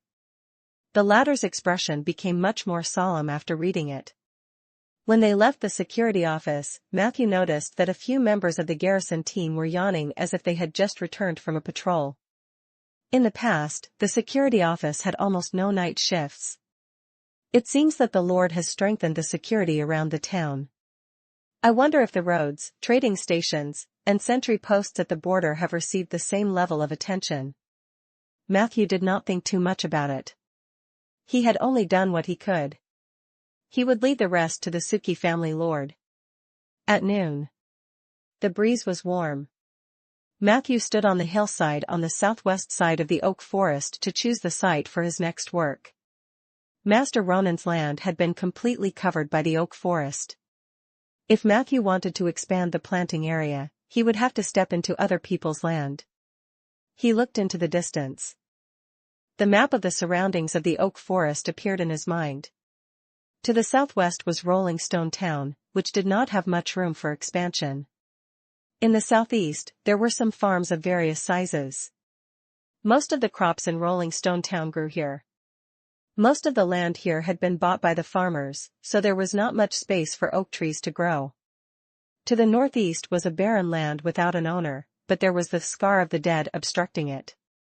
Further away were the barren mountains and the ghost castle, which looked ominous no matter how one looked at it. Only the land in the northwest was the most suitable. However, that was the private land of the Suki family lord. If Matthew wanted to plant trees on it, he would at least have to seek the approval of the city hall. The Lord wouldn't reject me just because of his prejudice, would he? Matthew was a little troubled. A long time ago, Master Ronan had reminded him that the Suki family lord was a good person, but he hated necromancers. Yesterday, he got the reason from Peggy. He could understand the hatred of the Lord. However, he did not want to hang the fact that he had saved Sif's life over the Lord in exchange for the right to plant trees on his land. In short, it was a pain in the ass. If worse comes to worst, I'll challenge the scar of the dead. I'll plant a large oak forest along the edge and wrap the scar of the dead in it. Matthew encouraged himself. He was tired of choosing the location. He leaned against an oak tree to rest. The afternoon sun shone brightly. It made one feel sleepy. Matthew yawned and was about to take a nap. Suddenly, a violent tremor around him woke him up from his dazed state. What is happening? Matthew looked around blankly. He saw that the oak trees beside him were growing at an unbelievable speed. They had grown from 3 to 4 meters to 3 to 400 meters before his eyes. The endless shade of the trees covered everything. Matthew stood up from the ground. He looked up at the oak forest. The oak forest was also sizing him up. Matthew could hear their whispers. Ah, how amazing! A necromancer. I hate necromancers, but I don't hate him. Maybe there are some strange necromancers, or maybe this is an anomaly. We should give him a chance to take the test. Matthew walked quietly in the dark forest. A deer that was emitting pure white light ran past him. 2 woodpeckers were playing with each other overhead.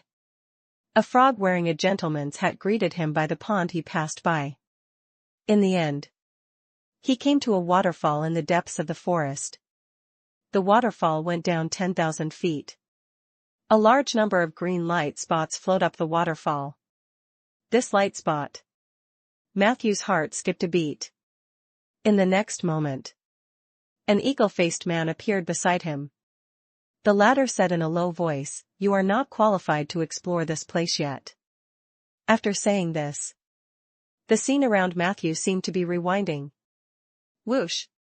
The green phenomenon disappeared without a trace. Matthew sat under the oak tree in a daze. At the bottom of the mission panel, the green light on the right side of the Taiji symbol had been completely consumed. Hint, you have successfully stepped into the subdomain of nature, oak tree, and have completed a short stay in it. As a reward for stepping into the field, you can choose one of the following 3 abilities. 1. Summon Treant, In a forest that is over 500 years old, you can recruit several treant companions. 2. Woodpecker contract, you will obtain shape-shifting form, woodpecker, and gain 3 times the flying speed. 3. Natural immunity, your toughness +2. Matthew's eyes lit up. What was there to hesitate about? He directly chose 3. At that moment, Matthew vaguely saw a green light enter his body. He could feel that his physique had become stronger. 1 point of toughness can provide a 20% increase in effect. My immunity in related areas is now 44% stronger than before. Matthew was in a good mood. Although it could not be compared to sword masters and monks, who had more than 10 points of toughness, Matthew was rather stronger already. At least he had taken the first step of stopping a sudden death. Detected that you have fulfilled 2 of the 3 legendary elements, reputation/domain. You have unlocked the legendary path ahead of time. Legendary path, Germinal. Keywords, undying and natural. Domain status, January 6th. Revelation 1, weak body, low mana, poor mind, ignorant soul. The path of legend has actually been opened in you. This may be the mercy of the heavens or, more likely, an error in the laws.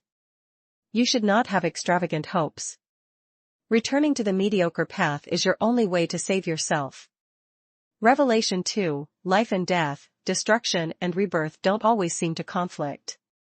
You found an unprecedented path. It doesn't matter if it's muddy or thorny. You should keep at it. Please choose a revelation as the motto of your legendary path.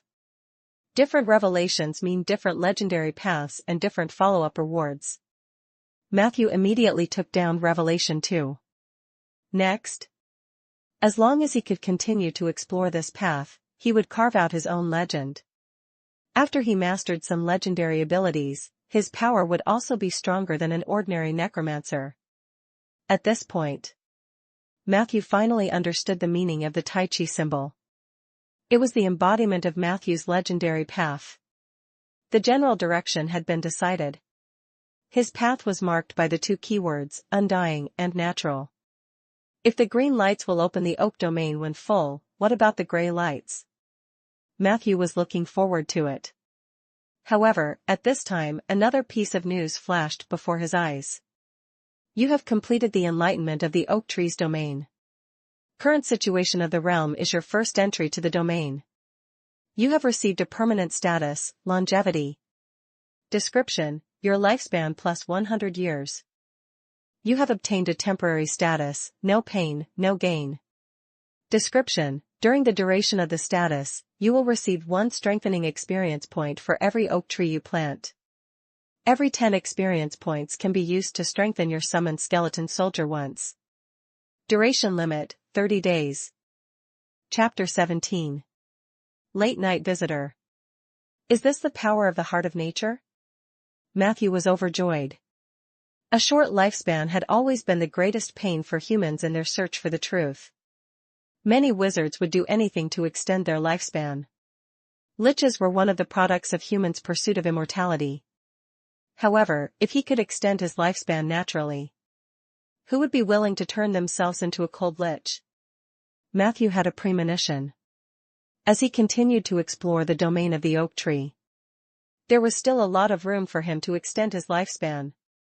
Compared to the one-time buff of longevity, the effect of no pain, no gain stimulated the fire of labor in Matthew's heart. If I plant 10 trees, I can strengthen them by +1. If I plant 1,000 trees in one go, I can strengthen the skeleton soldiers by +100? He was completely excited. Although it was a bit of a fantasy to plant 1,000 trees in 30 days. However, as long as they were properly planned, 200 to 300 trees were still possible. It was currently spring. It was the most suitable season for planting trees. In order to speed up the planting process to the greatest extent, Matthew decided to do both. Tonight, he would write a report to the city hall to apply for planting trees on the land of the Suki family lord. The next morning, he would officially start to plant trees in the direction of the Scar of the Dead. You planted a sapling. You used rapid growth on the sapling. Planting successful. Your affinity with nature has increased slightly. You have received 1 strengthening experience point, 10 points accumulated. You have gained 10 XP. Your level cannot be increased, the remaining XP has been accumulated. Please level up your profession as soon as possible. The next afternoon, Matthew was resting behind a huge rock. The oak tree that had just been planted was about 40 to 50 meters away. But Matthew couldn't sense any vitality from it. The root cause of this phenomenon was the pitch-black scar on the other side of the rock. The marker stones near the Scar of the Dead are said to have been set up by the Suki family lord with his men. They are all in the territory of Rolling Stone Town. They can indeed prevent ordinary people from entering dangerous places by mistake, provided that the Scar of the Dead does not spread.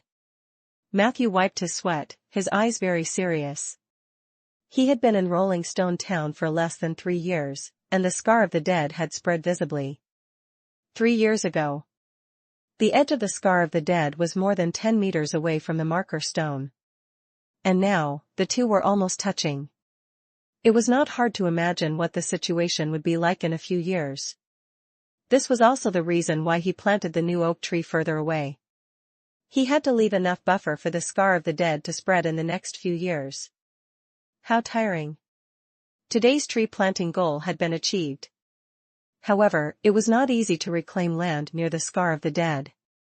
The terrain here was complex, and the land was barren. There were many factors he had to consider.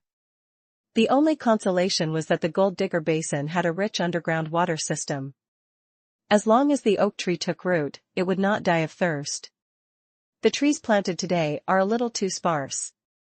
They can't form a group effect, and their ability to resist disasters will also decrease. He inspected the areas that he might be able to set foot in tomorrow. Matthew pondered as he walked back. As the oak forest continued to expand, he needed more and more time to go back and forth between his home and the forest. Usually, it was fine. However, right now, he was racing against time to earn as much buff as he could. He was going to ask someone to build a small wooden house in the oak forest. At least this month. He was planning to hide in the forest and not come out. In the evening, it was almost time to get off work, and the city hall was deserted. Only Ms. Liz's unique loud voice came from one of the offices. You want to plant trees on his lordship's private land? Yes. Matthew politely handed over the application. He was a particular person. As for the various official rules and regulations, as long as they were not particularly annoying, he was happy to abide by them. This application was written with reference to the model documents handled by the City Hall in previous years. He was confident that no one could find any fault with the content and format. As expected, after reading it, Liz raised her eyebrows. Beautiful writing. Thank you. Matthew smiled. I'll help you submit the application. Theoretically, there shouldn't be any problems because this land has always been entrusted to our city hall by the Lord. There was once a businessman who wanted to contract that place.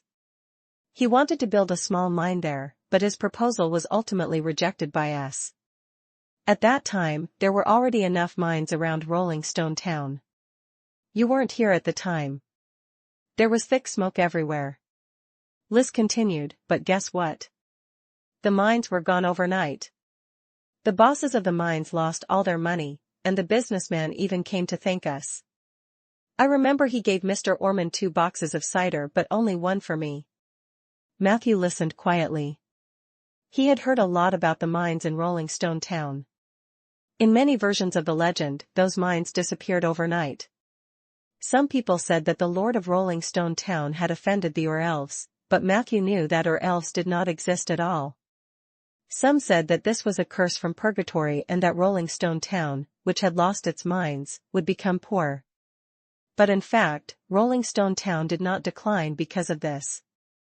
The Suki family lord had established 2 trading posts at the border of his territory, one in the south and one in the north. They took over the trade routes from the southwest and northeast to the hinterland of the Human Kingdom and the Eversong Forest. Business at the trading post boomed, and the economy of Rolling Stone Town also thrived. In recent years, the handicraft industry in the town had developed rapidly, and various small workshops had emerged one after another. There was a faint hint of industrialization. Perhaps it was the Suki family lord's credit, but in Matthew's opinion, the 5-member committee that had been handling various government affairs all year round had also contributed greatly. Ms. Liz was one of them. About Ms. Liz, Matthew didn't know much. In his impression, this woman was harsh and picky, loved gossip, and had a bad reputation in town. However, she also loved her work and was diligent. This could be seen from the fact that the other officials had already gotten off work, and she was still in the office dealing with documents. The most important thing was, she was Blake's mother, the distant cousin of the Suki family's lord, and Sif's aunt. In a sense, Liz represented the will of the Suki family lord in the 5-member committee. This was also the reason why Matthew had specially found her to post his application. An hour later. It was completely dark outside. "All right, young man, thank you for listening to me. There aren't many young people as patient as you." Liz lit the candle and continued to deal with the documents. "You can return now. I will help you with your application as soon as possible. After the committee has approved it, I will inform you as soon as possible." Matthew nodded and stood up. He loosened his muscles and bones, and his body made crackling sounds. "By the way, Matthew, I remember that you are also a necromancer. What do you think of the rumors these days?" Liz suddenly called out to him, her eyes full of gossip. Matthew pondered and said, "You mean the necromancer with the bone dragon? I heard that he almost fought with the town guards." Liz shook her head. "The version you heard is wrong. That necromancer seems to be a friend and not an enemy. Not only did he save, in short, he did not seem to be a bad person." She seemed to realize that some things could not be said casually. Matthew smiled gently. "Necromancer is just a profession. Of course, he's not necessarily a bad person." Liz looked at him with interest. "For example, you? A necromancer who likes to plant trees? To be honest, I really think you've been delayed by your need to be an adventurer. Look at you, Matthew, what a handsome young man. Even compared to my Blake, your appearance is not inferior. As long as you agree, I'll be happy to introduce you to a few daughters from good families." Matthew immediately blushed. I think I'm far inferior to Blake." Liz was delighted to hear this. "Don't say that, Matthew. I think you're much more pleasing to the eye than my brat. That's it. Come to me tomorrow to get the approval. You can plant whatever you want on the land of the Lord." "You don't need to get the Lord's approval?" Matthew was surprised. Liz waved her hand. "It's just an administrative process. The Lord won't really interfere with political affairs. He's busy taking care of his daughter these days. I still have this amount of power. As long as you don't turn that piece of land into a mass grave, you can do anything." Matthew was overjoyed. So he flattered Liz a few more times. The middle-aged lady was laughing so hard that she bent forward and backward. He waited until late at night. After Matthew came out of City Hall, he sent Liz home. Not only did he receive his approval in advance, he even applied for a forestry allowance. This sum of money was about 200 gold coins. It was taken from the Lord's own treasury. This experience gave Matthew a lot of insight. Thousands of words converged into one sentence: Blake's mother is awesome. It was another night. In the basement. "Peggy, a cup of coffee." Matthew shouted twice but did not get a response. He could only get up and do it himself. She can't be eavesdropping under some window at this time again, right? The strong aroma of coffee washed away a little sleepiness. Matthew mumbled. His attention returned to the spellbook in front of him. Introduction to the Thunderblast Sword, How to Stick It Deep. However, he didn't wait long. The copper bell with a thin thread hanging beside his hand buzzed. Someone was ringing the bell outside the fence. A late-night visitor for me? Matthew frowned. Chapter 18. You have to pay your family. Matthew pushed open the door and looked out. Outside the gate, a petite figure stood there. There was no moon tonight. Matthew could only vaguely see that the other party was wearing a dark red cloak and was looking left and right uneasily. Sif? The mage fire lit up. Matthew walked over and saw a fair little face. It was the girl he had rescued from the evil priest's camp a few days ago. Perhaps it was because she had been running, but Sif's face was red, and her eyes were misty. Shoo! Matthew, I snuck out. Sif's voice trembled slightly. Is it convenient for you to let me in? Matthew opened the door. Of course, but isn't it inappropriate for you to do this? He was referring to Sif, who had just been kidnapped. Her safety worried many people in the Liege's residence. If she were discovered sneaking out, it would inevitably cause a big problem. Don't worry. I'm not an insensible rebellious girl. Sif took off the hood of her cloak as she walked inside. I sneaked out after the maids fell asleep. There was a mirror image of me in the bedroom to cover for me. Moreover, I won't be away for too long. I already feel very sorry for making everyone worry so much last time. Matthew nodded. He led the girl into the living room and sat down. Do you want coffee or milk? Peggy was not around, so Matthew could only serve her himself. Sif smiled and said, milk. I can't sleep well if I drink coffee at night. I haven't slept well these days. A moment later, the girl held the steaming milk and blew on it gently. Matthew sat silently in front of her. The atmosphere was a little awkward. It's so hot. Sif took a sip of milk and stuck out her tongue. I'm here to thank you, Matthew. Matthew observed the other party without batting an eyelid. Sif put down the milk and said with amusement, please, don't tell me you think everyone will believe that story Blake made up. At least I know that my savior isn't some big shot from Bayan City, but it's you. Matthew thought for a moment and asked, were you sober at that time? Sif blushed and nodded. I was never unconscious. The evil priest had me smell some kind of power. My consciousness was always clear, but I couldn't control my body. At this point, she let out a long breath, and her face revealed a deep look of fear.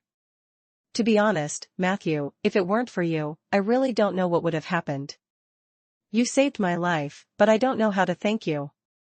These past few days, they locked me up at home, but I couldn't sleep at all. Every time I closed my eyes, the evil priest's face would appear in front of me.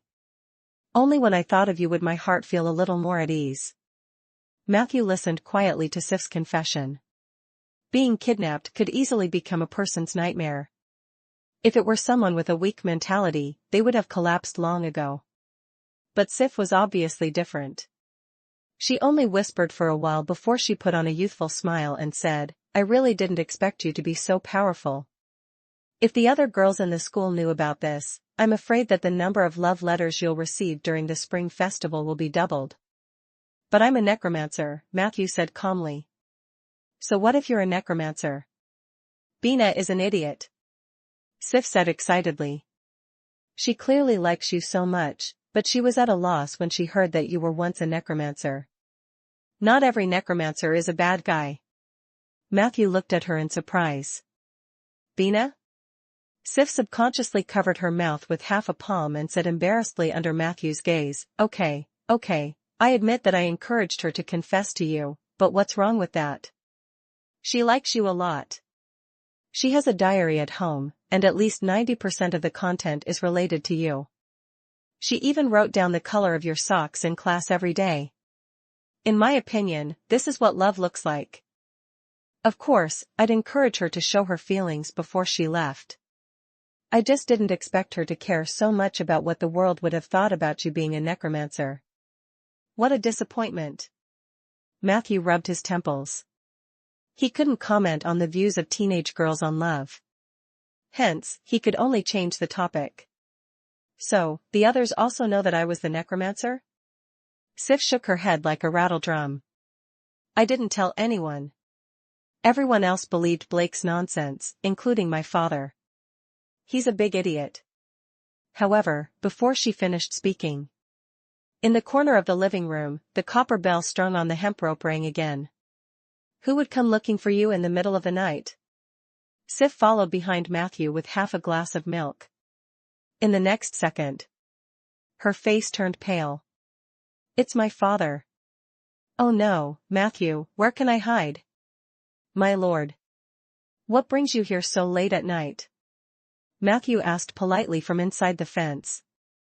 He did not open the door. Firstly, he was not familiar with this lord. Secondly, his daughter was in his house. He was afraid that he would not be able to explain this situation. Is this how you treat your guests?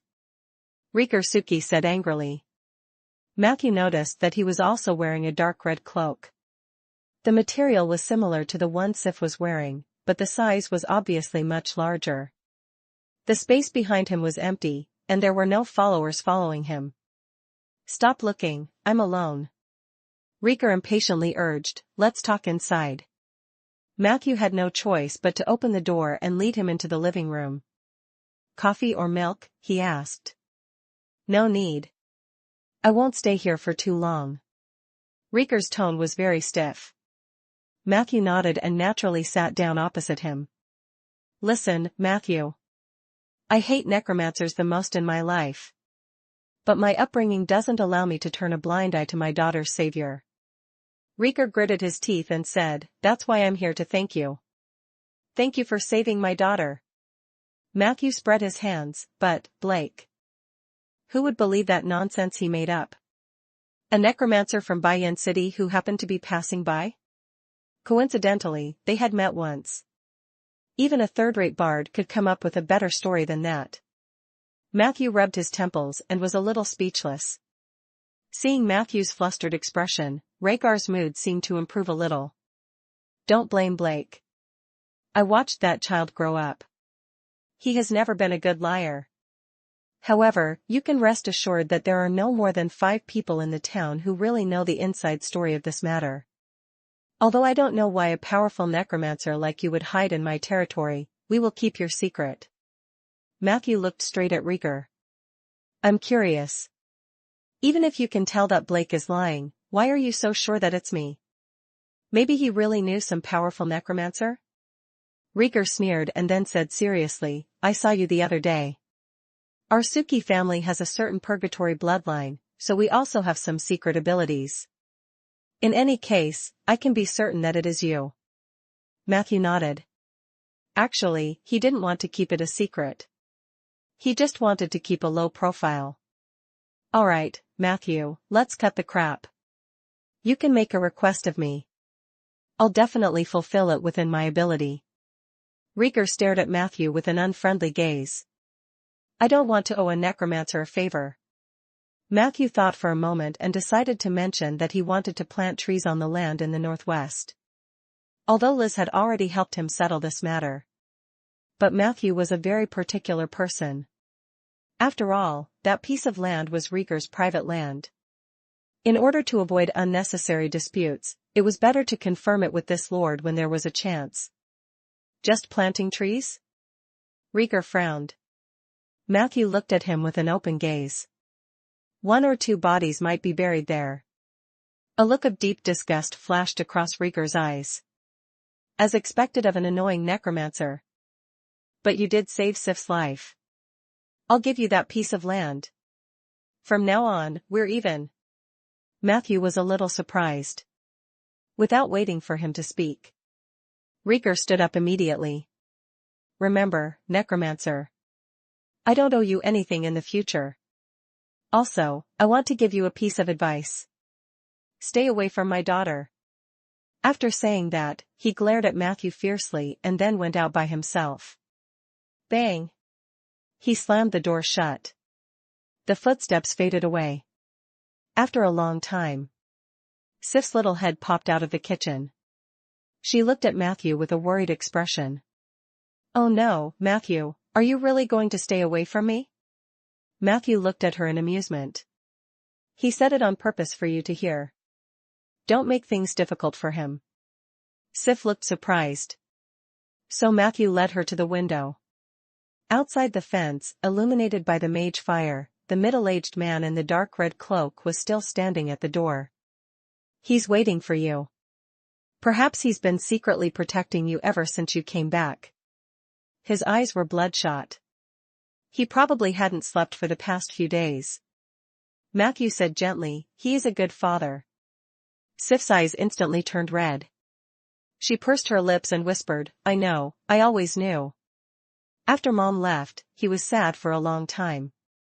"I'm sorry, Matthew. He doesn't mean any harm to you." Matthew smiled, indicating that he didn't mind. Sif was silent for a while, then waved her little fists in front of her chest. "I'll think of a way to help him undo the knot in his heart. I know my father is a good person, but I don't want to alienate you because of this." "Matthew, do you understand what I mean?" The girl looked up at Matthew. Her eyelashes trembled slightly, and her eyes were bright. Matthew did not speak. At this moment, a voice came from the kitchen. "You can try to find yourself a stepmother. People say that only new love can soothe the pain from an old love." Sif looked at the skeletal Tauren in surprise. "Matthew, is this your summoned creature?" Sif whispered. Matthew noticed that there was more curiosity than fear in her eyes. So he introduced, "This is Peggy." "Yes, she's my family." Peggy was delighted at first. Then, her face darkened. "Thank you, Matthew, but I have to remind you that you still have to pay your family for her services." A week later. Deep in the oak forest. In a newly built wooden house. Matthew sat by the wooden bed and looked at his latest work. No pain, no gain, accumulated 83 strengthening experience points. 8 strengthening opportunities. Please choose the skeleton you want to strengthen. Chapter 19. Skeleton Soldier. In the past week, Matthew's life was busy and fulfilling. Planting trees during the day. At night, he would meditate and learn spells. He even found time to find someone to build this small house in the forest. The house was not big, but it was well equipped. In addition to the necessary functional areas, the 2 carpenters also built a small attic and a beautiful fence for him. Matthew sat on the wooden bed. There was a faint fragrance between his nose and mouth. He vaguely felt that the green energy in his natural legendary path had increased slightly. As for the progress of the undying path, it had halted. This might be related to the fact that he had not summoned many undead creatures or killed any recently. However, Matthew was most excited about the strengthening. "There's no hurry. I've already endured for so many days. Let's wait for the sky to turn dark." Matthew looked out the window. The faint yellow sunlight was gradually dimming. Even though few people came to this forest, he still maintained the habit of summoning skeletons at night. It wasn't that Matthew was afraid of being disturbed. He simply didn't want to scare the ordinary people in the town. Half an hour later, Matthew walked out of the wooden house. The warm night wind brought the laughter of the oak trees. Matthew opened the cellar lid of the skeleton cellar and woke up the 12 skeleton soldiers one by one. Very quickly, the skeleton soldiers finished assembling. Under the hazy moonlight, Matthew carefully examined the skeletons. He wanted to choose the best one to strengthen. In fact, Matthew had wanted to strengthen Peggy at first. After all, she was at profession level 9, and the 2 of them had been together for many years, so they had a tacit understanding. However, the problem was that Peggy was a mutant skeleton and did not meet the requirements for this enhancement. Matthew had to pick the best one from this batch of skeleton soldiers with an average level of 3. After a 20-minute physical examination, Matthew finally chose the target to strengthen. It was a skeleton soldier that was looking at him in a daze. The reason why Matthew chose him was because he had considered many aspects. The soul fire of this skeleton soldier was more condensed. Although it did not have the most bones, its bones were relatively good. The most important thing was, Matthew realized that this fellow was a little different from the other skeleton soldiers. The other skeleton soldiers would only be in a daze when they were examined by him. But it was different. It had been unconsciously twisting its hips. It was this that aroused Matthew's curiosity. It said that very few undead creatures can inherit some of their abilities from when they were alive. This skeleton soldier might also have a chance to awaken. With this thought in mind, Matthew ordered it to stand out alone. In order to make it easier to order him around in the future, he even specially gave him a name. Since it's a skeleton soldier, let's call it Soldier from now on. Prompt, naming successful. Your summoned creature skeleton soldier number 11 has its own name, Soldier. Soldier was puzzled by your naming, but he was still grateful for it. Soldier twisted his crotch at you. It's about time. Matthew ordered the other skeletons to go back to the cellar. Then, he glanced at the summoning panel. Name, Soldier. Race, Skeleton, LV3. Attributes, Strength 14/Constitution 8/Agility 14/Intuition 4/Intelligence 4/Charm 4. Characteristics, Fear Immunity/Disease Immunity/Undead Race. Ability, Step Back. High Agility and Strength? Matthew raised his eyebrows. He tried to invest 10 strengthening points into Soldier. Enhancement successful. Soldier's level had increased to level 4, and his overall attributes had received a small increase. Soldier received the enhancement keyword, Beginner Enlightenment. Beginner Enlightenment, White. Your summoned creature has the intelligence of a 5-year-old child and can understand some of your simple commands. Strengthening can upgrade the summoned creature, increase its overall attributes, and impose keywords of different grades on them. Matthew was an experienced gamer. He could tell the general direction of the system at a glance. He strengthened Soldier again. Enhancement successful. Soldier received the keyword Short Weapon Specialization. Short Weapon Specialization, Purple. Your summoned creature is good at using short weapons. When it uses a short weapon, its attack speed, attack power, and critical hit probability are increased by 30%. Sure. Matthew no longer hesitated and strengthened it with all his might. The next 3 attempts were all successful. The rewards were 2 good keywords and a level increase.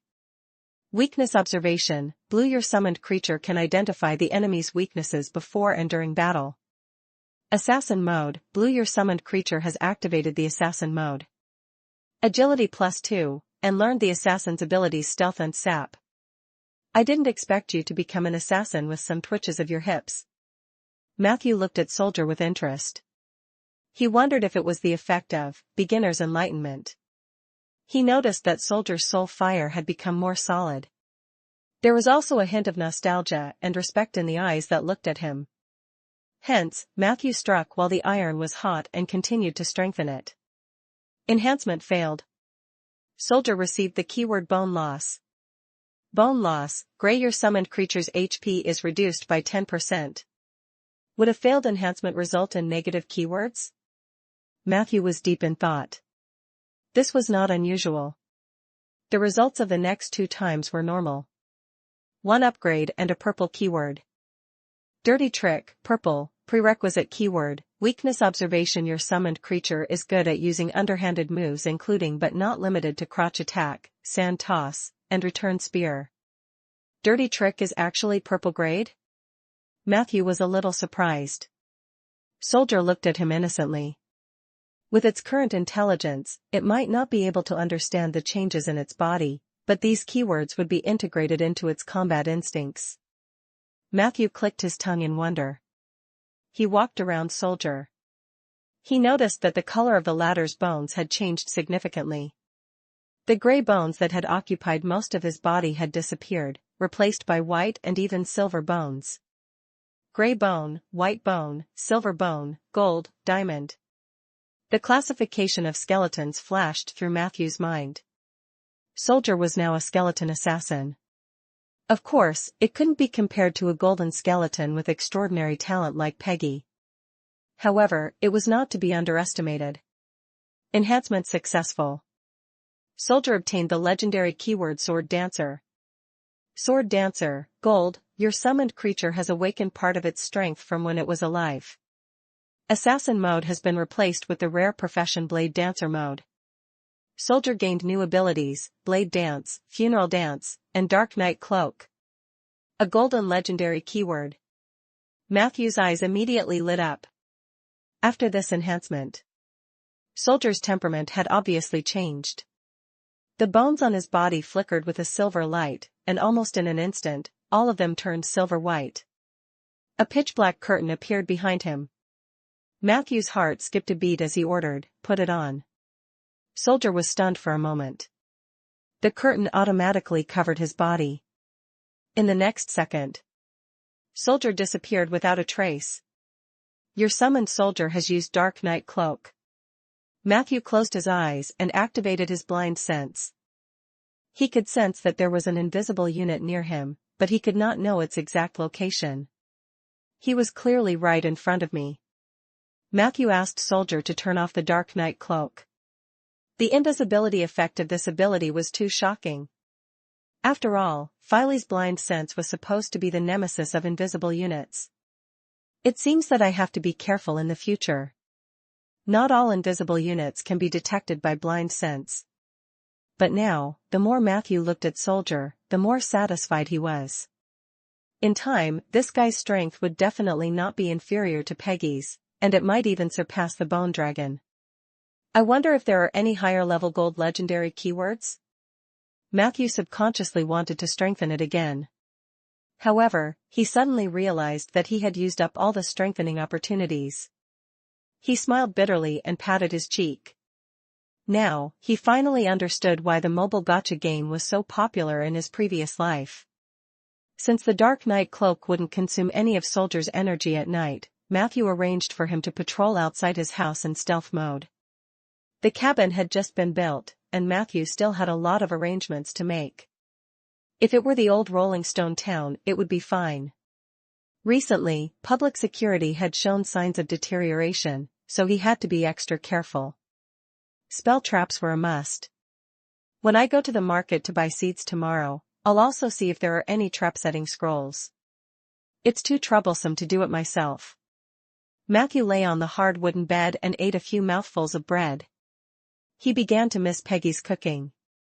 Why don't I have Soldier guard the next and ask Peggy to come over and accompany me? No, Soldier's intelligence is still too low. He couldn't handle many things as easily as Peggy. Matthew yawned. He forced himself to meditate. For the soul crystals. He could not slack off for a night. Southwest of the oak forest. On the hill. Two figures, one tall and one short, walked over.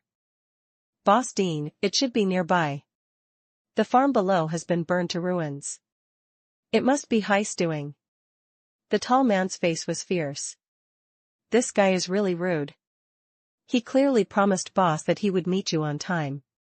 In the end, he ran to such a remote place without saying a word. We can't even find a trace of him. Short Dean stared at the trees ahead. Suddenly, his nose twitched. Heist is dead.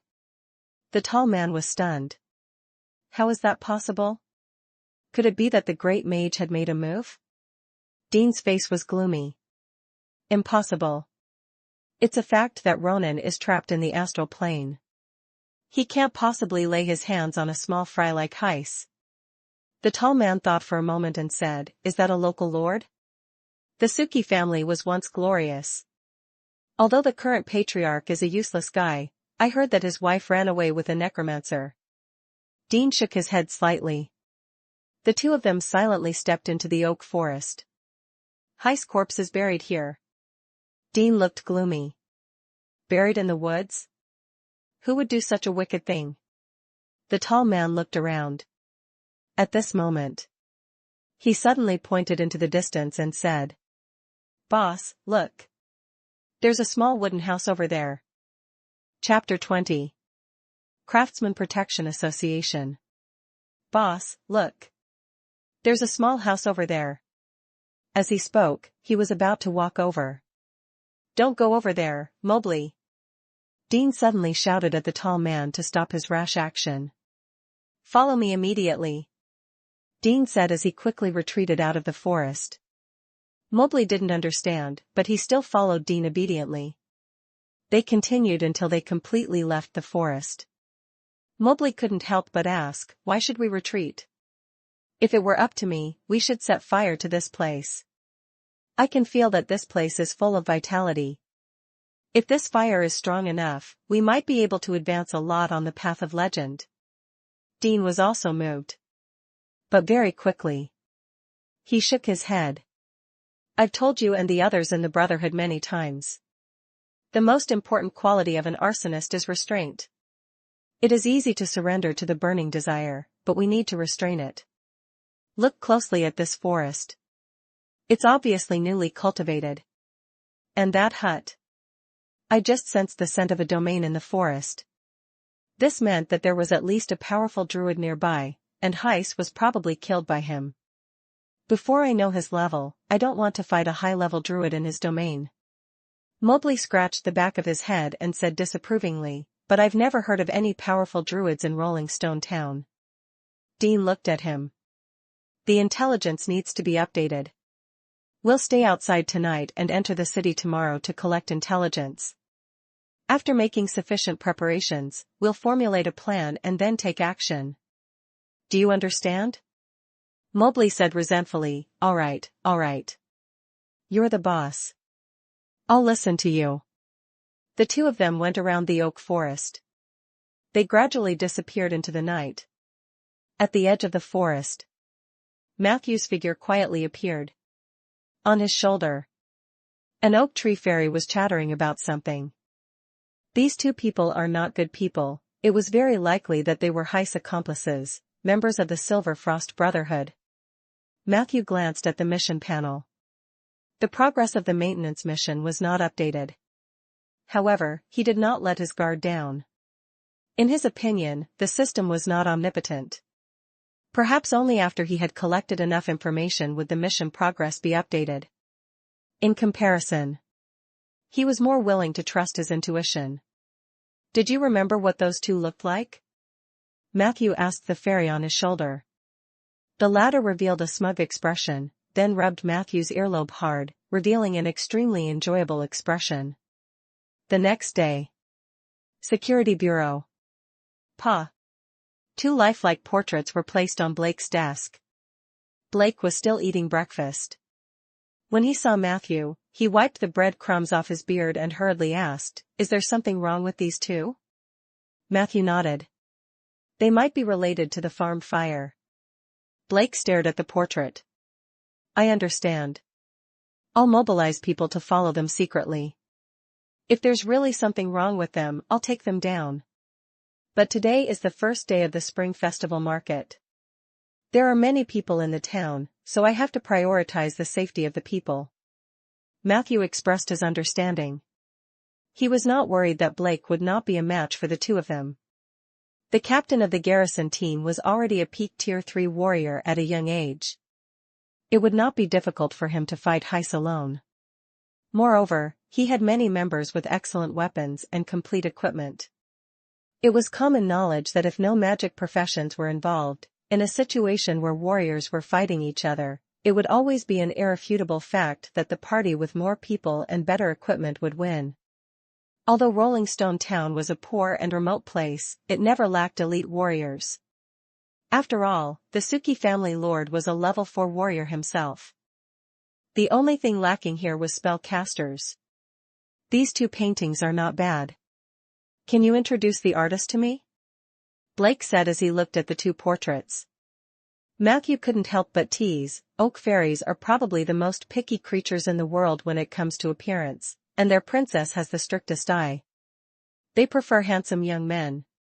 As for you, Blake, you look at least 40 years old. Unless you shave your beard, they might not even want to see you. Blake was instantly displeased.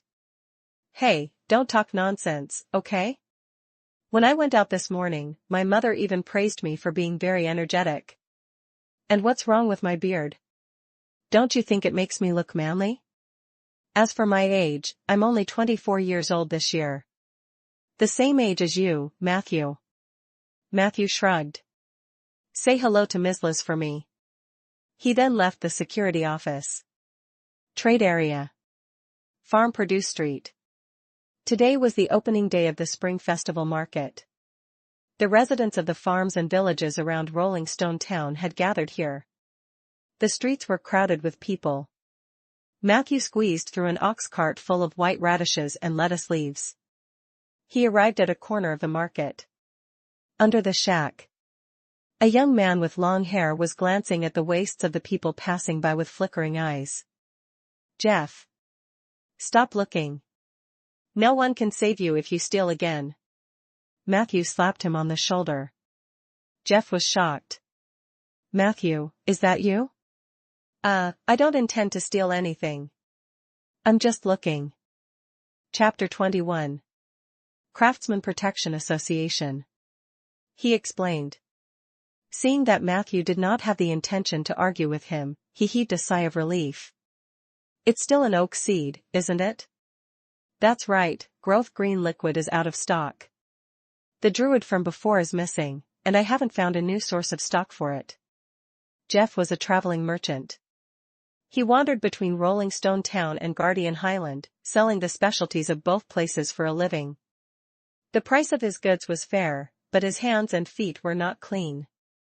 He was caught stealing several times. The last time he was arrested, he should have been sentenced. It was Matthew who found Blake to help him. At that time, Jeff was so grateful that he expressed that he would never steal again. However, Matthew did not trust him. If it were not for the fact that there were very few merchants coming and going to the Guardian Highlands, and the oak seeds he needed were only available to the druids there, he would not have interceded for him. As usual, he picked up 2 small bags of seeds. Matthew flipped through it and frowned. The quality of these seeds isn't very good. Is that so? No way. Jeff was a little nervous. I told them that I wanted the best seed. The fat man told me that this was from the Druid Church and that the quality was definitely excellent. Damn it, I knew that humans' words couldn't be trusted. Matthew shook his head. He had already stepped into the oak tree domain, so he could naturally sense it clearly. These seeds were full of vitality on the surface. However, its interior seemed to have been violently destroyed by a force. Less than 1/10 of the seedlings would sprout. The quality of the seeds was on a completely different level from the ones Jeff had provided previously. You bought it from a human merchant in the Guardian Highlands? Matthew pondered. Yes, I just told you. The druid from before is missing. There seems to be some trouble in the forest over there, Matthew. Don't tell me you don't want this batch of goods. Then I might really have to go back to my old job. Jeff said with a long face. Matthew glanced at him rudely. Suit yourself, but no one will care about you if you get caught next time. Even so, Matthew still accepted the goods at a price 20% lower than the market price. After all, no one in Rolling Stone Town would buy oak seeds except him. This was the first time that Jeff had made a mistake. The next time you go to buy seeds, you must find the local druids. The humans there are no different from us. It's too common to pass off inferior ones as good ones. Matthew warned after the deal was over. I understand. Unfortunately, I can't tell the quality of the seeds. But there's news about the book called Germination, Jeff said regretfully. If you need it, I'll buy that spell book directly next time. Matthew nodded. The druid's germination spell could speed up the sprouting of seeds. Mastering this spell would greatly increase the efficiency of planting trees. After all, the steps of planting trees were closely linked. If one segment were affected, the overall efficiency would drop. Oh, right. Matthew was about to leave, but he suddenly remembered Jeff's dark history, so he asked, Do you know how to pick locks? Yes, but I haven't done it for a long time. Jeff replied. Can you open this lock? Matthew handed over the psalm. Jeff took the spellbook, knocked on the steel lock, listened for a while, and then shook his head. I'm afraid not. This is a compound lock.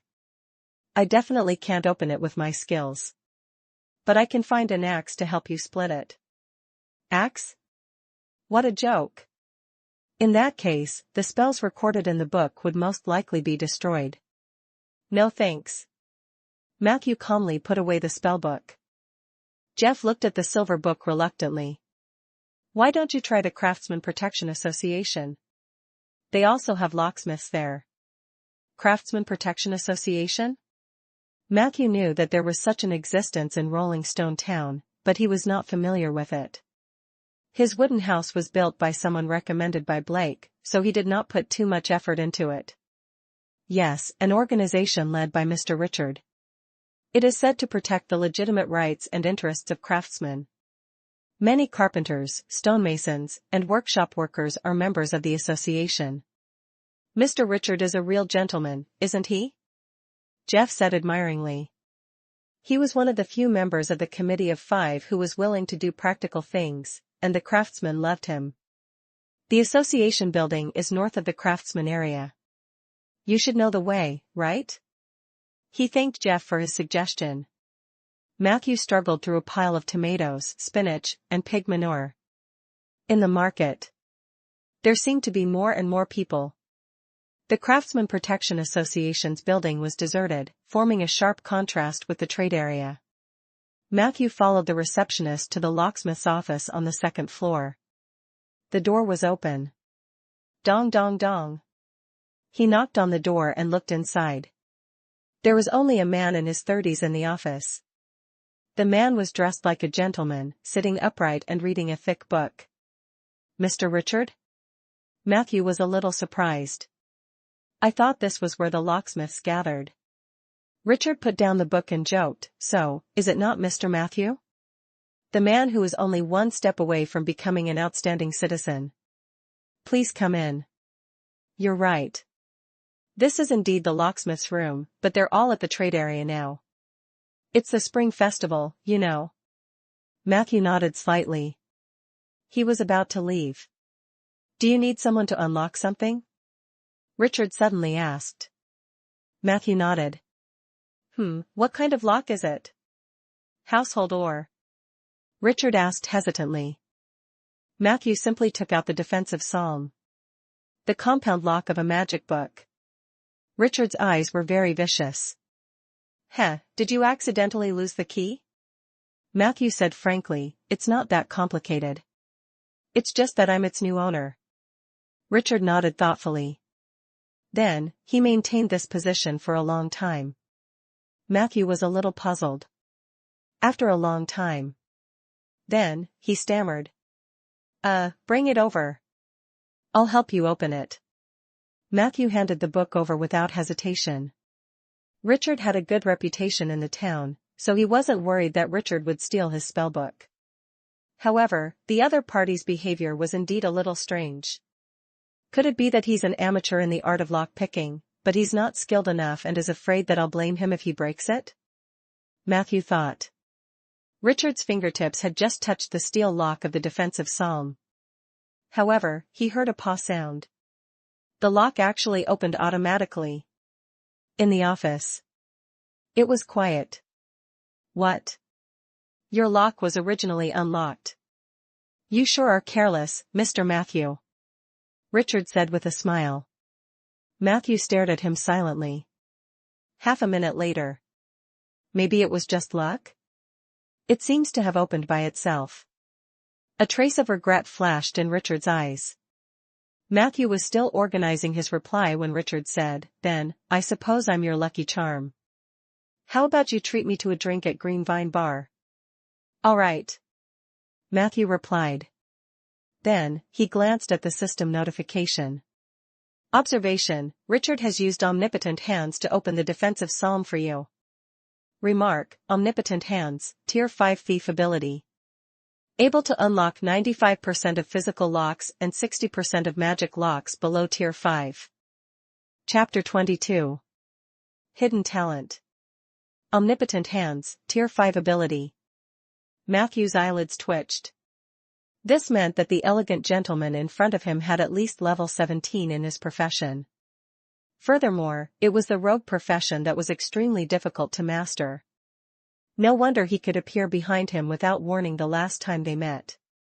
At that time, Matthew thought it was that Bina's confession had distracted him. What's wrong? When he walked out of the association building, Richard seemed to notice Matthew's absent-minded expression. Matthew shook his head. He looked at the celebratory crowd that was squeezing in from the neighboring district. In the crowd, there was a young man dressed exaggeratedly, walking on stilts. He kept swaying left and right, greeting the pedestrians on both sides. His movements were extremely clumsy, as if he could fall at any moment. Nothing, I'm just a little emotional. Rolling Stone Town is really full of hidden talents, Matthew said as he looked at the young man who was standing on his legs. Isn't that so? Richard smiled and made way for the two playing children.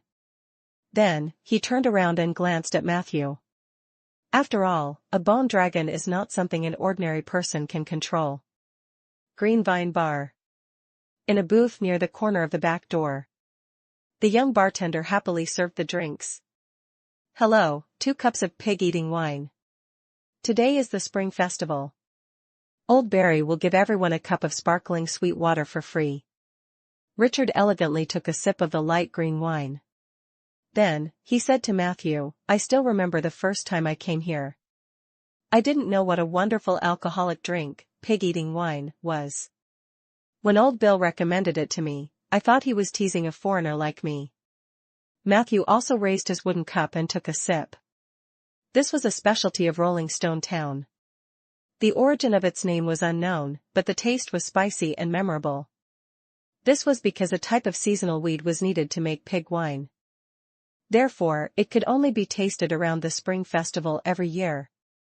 Matthew did not reply to Richard. He was still thinking about Richard's intentions. It was fully by chance that I went to the Craftsman Protection Association to find a thief, so Richard couldn't have predicted that. So, was this just a coincidence? Or did he plan to get in touch with me, so he just took advantage of the situation? No matter what the situation was, it was not a good thing to be targeted by a Tier 5 bandit. Fortunately, Richard did not show any hostility. Matthew also believed that he was doing the right thing. There should be nothing to be afraid of. The two of them chatted for a while. Perhaps a portion of the people from the market and the celebration had scattered over. The tavern gradually became lively. Richard suddenly asked Matthew with interest, that girl, did she write to you after she went to Jade Court? Bina? The tense Matthew instantly recalled the girl who confessed to him at his door that day. No. Matthew shook his head. He thought for a moment and added, it has only been half a month. She might have just arrived at Jade Court and hasn't settled down yet. Richard smiled. You don't have to defend her. I'm just curious about your attitude toward her. As far as I know, you're very popular with female students, but why do I feel that you don't like them very much? Matthew denied, no, the girls are all very energetic and cute. Richard asked curiously, then why do you always reject their confessions? I heard Bina wasn't the first.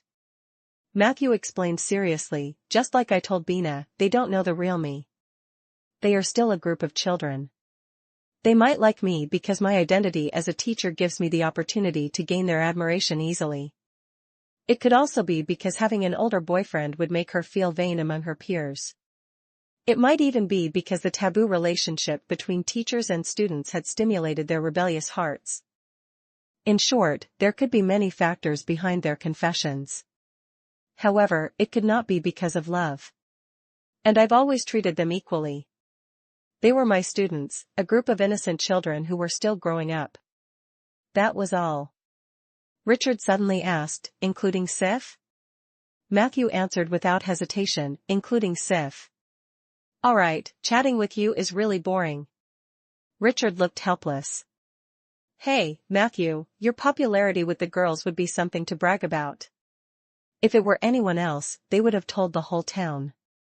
But you're actually seriously explaining to me why you didn't accept those girls' confessions? Matthew said seriously, I thought this was something very serious that I needed to clarify. Of course, it's important. At least our Lord should be able to sleep well tonight. I'll pass on your words to Rieger. Richard yawned. Matthew was suddenly enlightened. So you're the Lord's? Richard shook its head. No, it was just a coincidence. Your spell book reminded me of some of my experiences when I was young, and then I couldn't help myself. Of course, Rieker has also talked to me about it, but I have already retired for many years. I am not interested in you or your bone dragon. Today is the spring festival. Let's have another drink. It's on me. Richard seemed to have lost the mood to talk. But this time, Matthew took the initiative to say, so that night, when Sif was kidnapped, you would have solved the problem even if I didn't do anything? Chapter 23. Hidden Talent. Richard spread his hands. Don't think that I'm so powerful, Matthew. I'm just a retired old man. The person who attacked us was an evil priest. Of course, he wouldn't be my match in a one-on-one fight, but I didn't know any spells. I couldn't find their location through magic like Zeller, nor could I rush to the scene of the incident as quickly as you could to save the damsel in distress. Do you understand? So I want to thank you on behalf of Sif. After all, this world belonged to wizards. When he said the last sentence, his tone was a little lonely, and his eyes were filled with memories. Matthew nodded thoughtfully. After a while, the busy bartender hurriedly served 2 more glasses of pig-eating wine. Richard was about to take the cup. Suddenly, his body movement stopped there, but his eyes glanced at the door. Matthew followed his gaze. 2 seconds later, the door of the tavern was pushed open. 2 figures, one tall and one short, walked in side by side. Matthew's pupils contracted. Even though the other party's face had been modified, he recognized that this was the duo who had passed through the oak forest last night. The 2 of them entered the tavern and looked around. Can't they see us? Matthew was surprised to find that the short man with a vigilant expression quickly shifted his gaze away from the corner booth. It was as if there was no one sitting in the booth. A moment later, the short man found a convenient spot to observe and sat down. The tall man started to get close to the bartender. Those are 2 gang members from 2 big cities. They are inquiring about a high-level druid who doesn't exist. Richard calmly grabbed the glass and took a sip. Looking for you?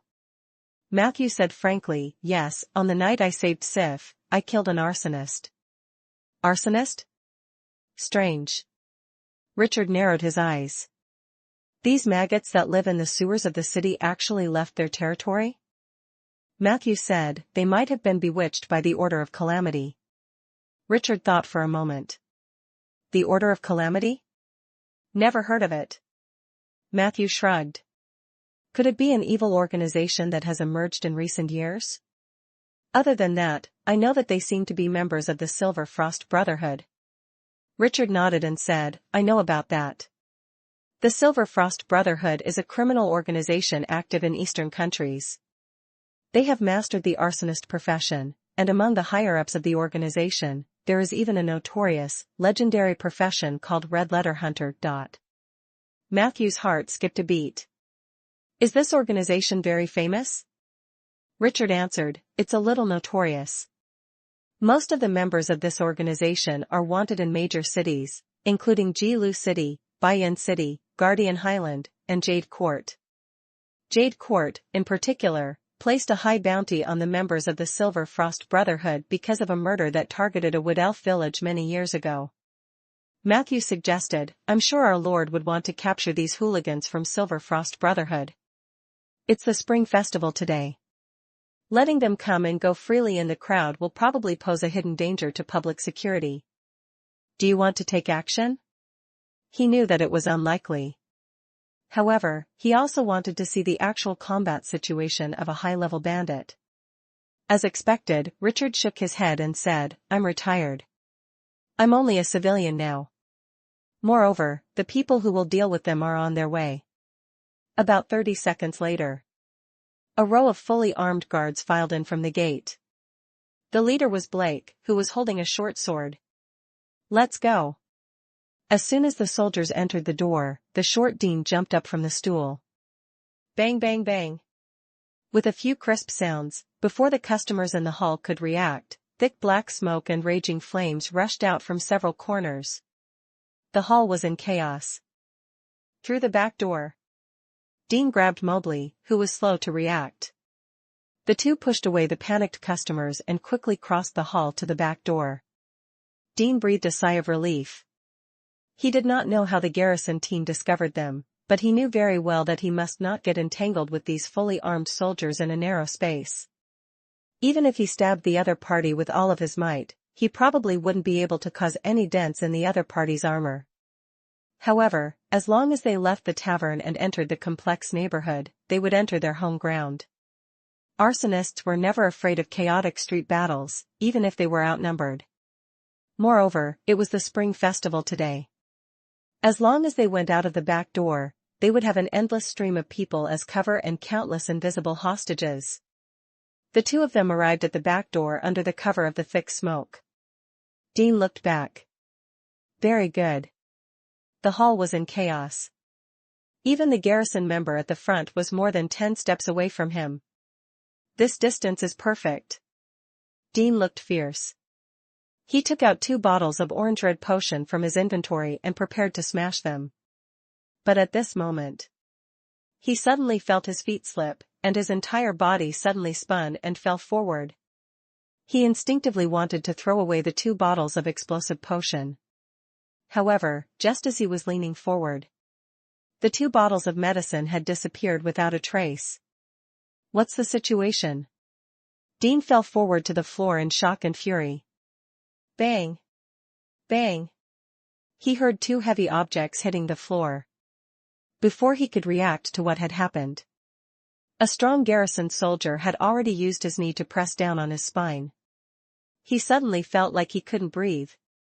Clang! Another team member skillfully put heavy shackles on the 2 people who had fallen to the ground. Gentlemen, Rolling Stone Town does not welcome any members of the Silver Frost Brotherhood, but our prison welcomes you, Blake said righteously. Only then did he notice the 2 people in the booth next to him. Eh? Mr. Richard and Matthew. Was it you? Oh, I understand. I was wondering why the 2 of them suddenly collapsed. Blake was enlightened. Then, he winked at Matthew with an expression that said, "Don't worry, I'll keep it a secret for you." Matthew quickly explained, "It wasn't me." However, his words were mercilessly interrupted by Richard. "That's right. He did it. Good job, Matthew.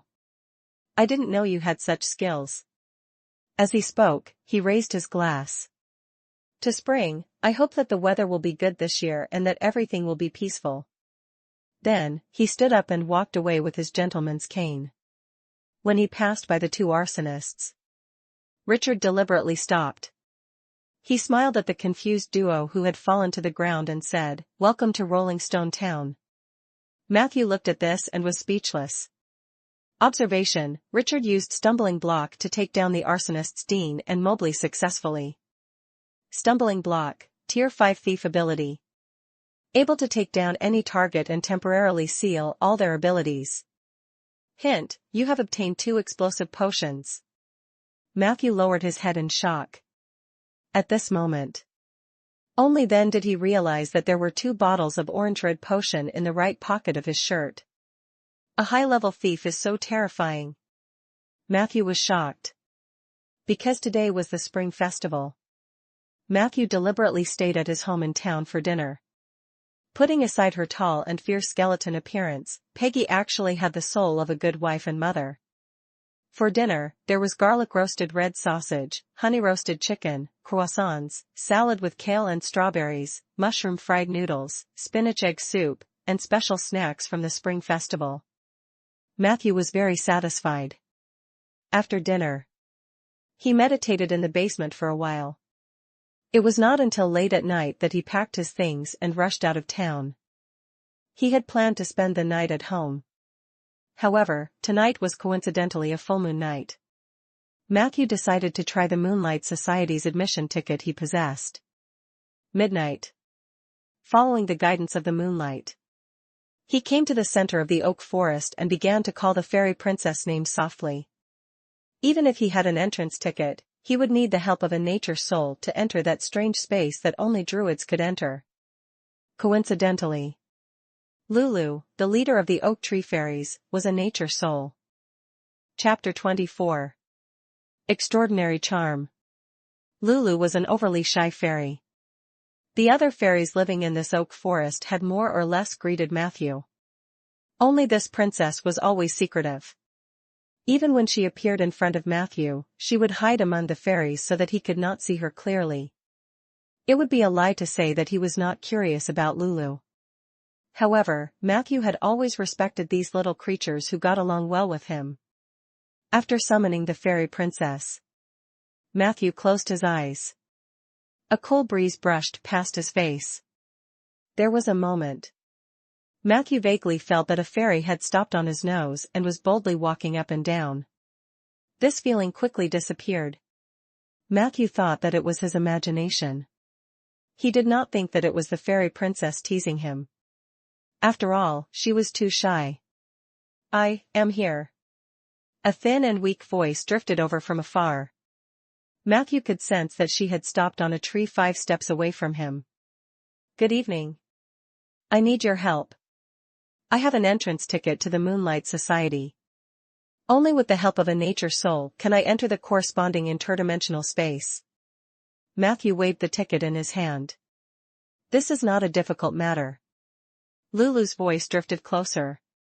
"Why are you closing your eyes, Matthew?"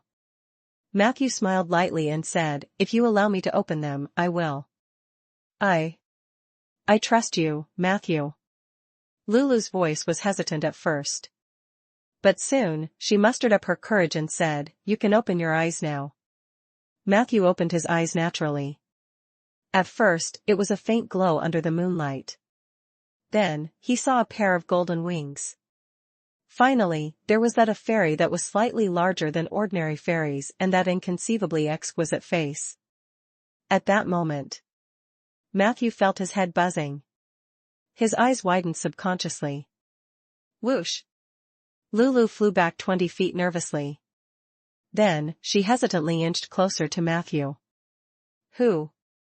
Matthew let out a long breath and woke up from his loss of composure. "I'm sorry. I didn't expect you to be so beautiful." He laughed at himself and said, "Did my eyes pop out just now?" Lulu patted her fair chest with her small hand. "You did well, but that gaze just now did scare me." Matthew nodded. He finally understood why Lulu didn't easily appear in front of others. Perhaps it was not because she was shy. It was because of her unmatched beauty. "What is your charm?" Matthew asked. 20 points? Or perhaps more? I don't know either. Lulu counted with her fingers. 20 points meant extraordinary charm. This was the limit of charm that ordinary creatures could reach. That was not counting the charm bonus unique to fairies. Almost all creatures would be tempted to get close to Lulu, grab her, or even toy with her. Even Matthew could not help but have evil thoughts when he stared at those small wings for a long time. You resisted the enchantment of the fairy princess, passive, willpower +1. Then can we start? Matthew tried hard to look away and asked. Of course. Lulu circled Matthew excitedly. This is the first time I've come into such close contact with a creature other than my clansman. This feeling is so exciting. Right, you were talking about the Moonlight Society? No problem. Come with me, Matthew. As she spoke, her shadow danced in the moonlight. Matthew strolled along. After a while, the admission ticket in his hand suddenly disappeared. The singing of nature's soul awakened the young oak forest. Matthew felt as if there were friendly gazes on him. Lulu stopped on the trunk of a tall oak tree. Matthew walked closer to take a look. There was a pale green secret door on the tree wall. He pushed the door open and entered. The majestic greenery greeted them. Hint, you have entered the kingdom of the goddess of moon, Asha, the half-domained moonlight woodland. This was the home of the spirits of nature. They hated evil and rejected outsiders. They were willing to maintain a friendly relationship with the druids. This is also the shelter of the moonlight's blessed. Every traveler who walks under the moonlight can pray to Asha. If they receive a response, they can temporarily stay here to avoid the monsters hidden in the long night. The air was good. This was Matthew's first impression of Moonlight Woodland. He looked around. He found himself in an open space that was similar to the oak forest in the real world. Not far away, there was an altar of the goddess of the moon. A proud owl rested on the stone tablet of the altar. The other party's gaze was not very friendly. Matthew felt a little strange. According to the instructions on the admission ticket, even if he was a necromancer, there should be many nature souls and spiritual creatures nearby. He should be able to gain the recognition of the locals through various performances. Only then could he become a member of the Moonlight Society and obtain some additional blessings. Did something change? Matthew tried to ask about it. However, before he could get close to the altar, a rude voice was heard. "Evil necromancer, if I were you, I would turn around and leave without hesitation. People should at least have a sense of shame.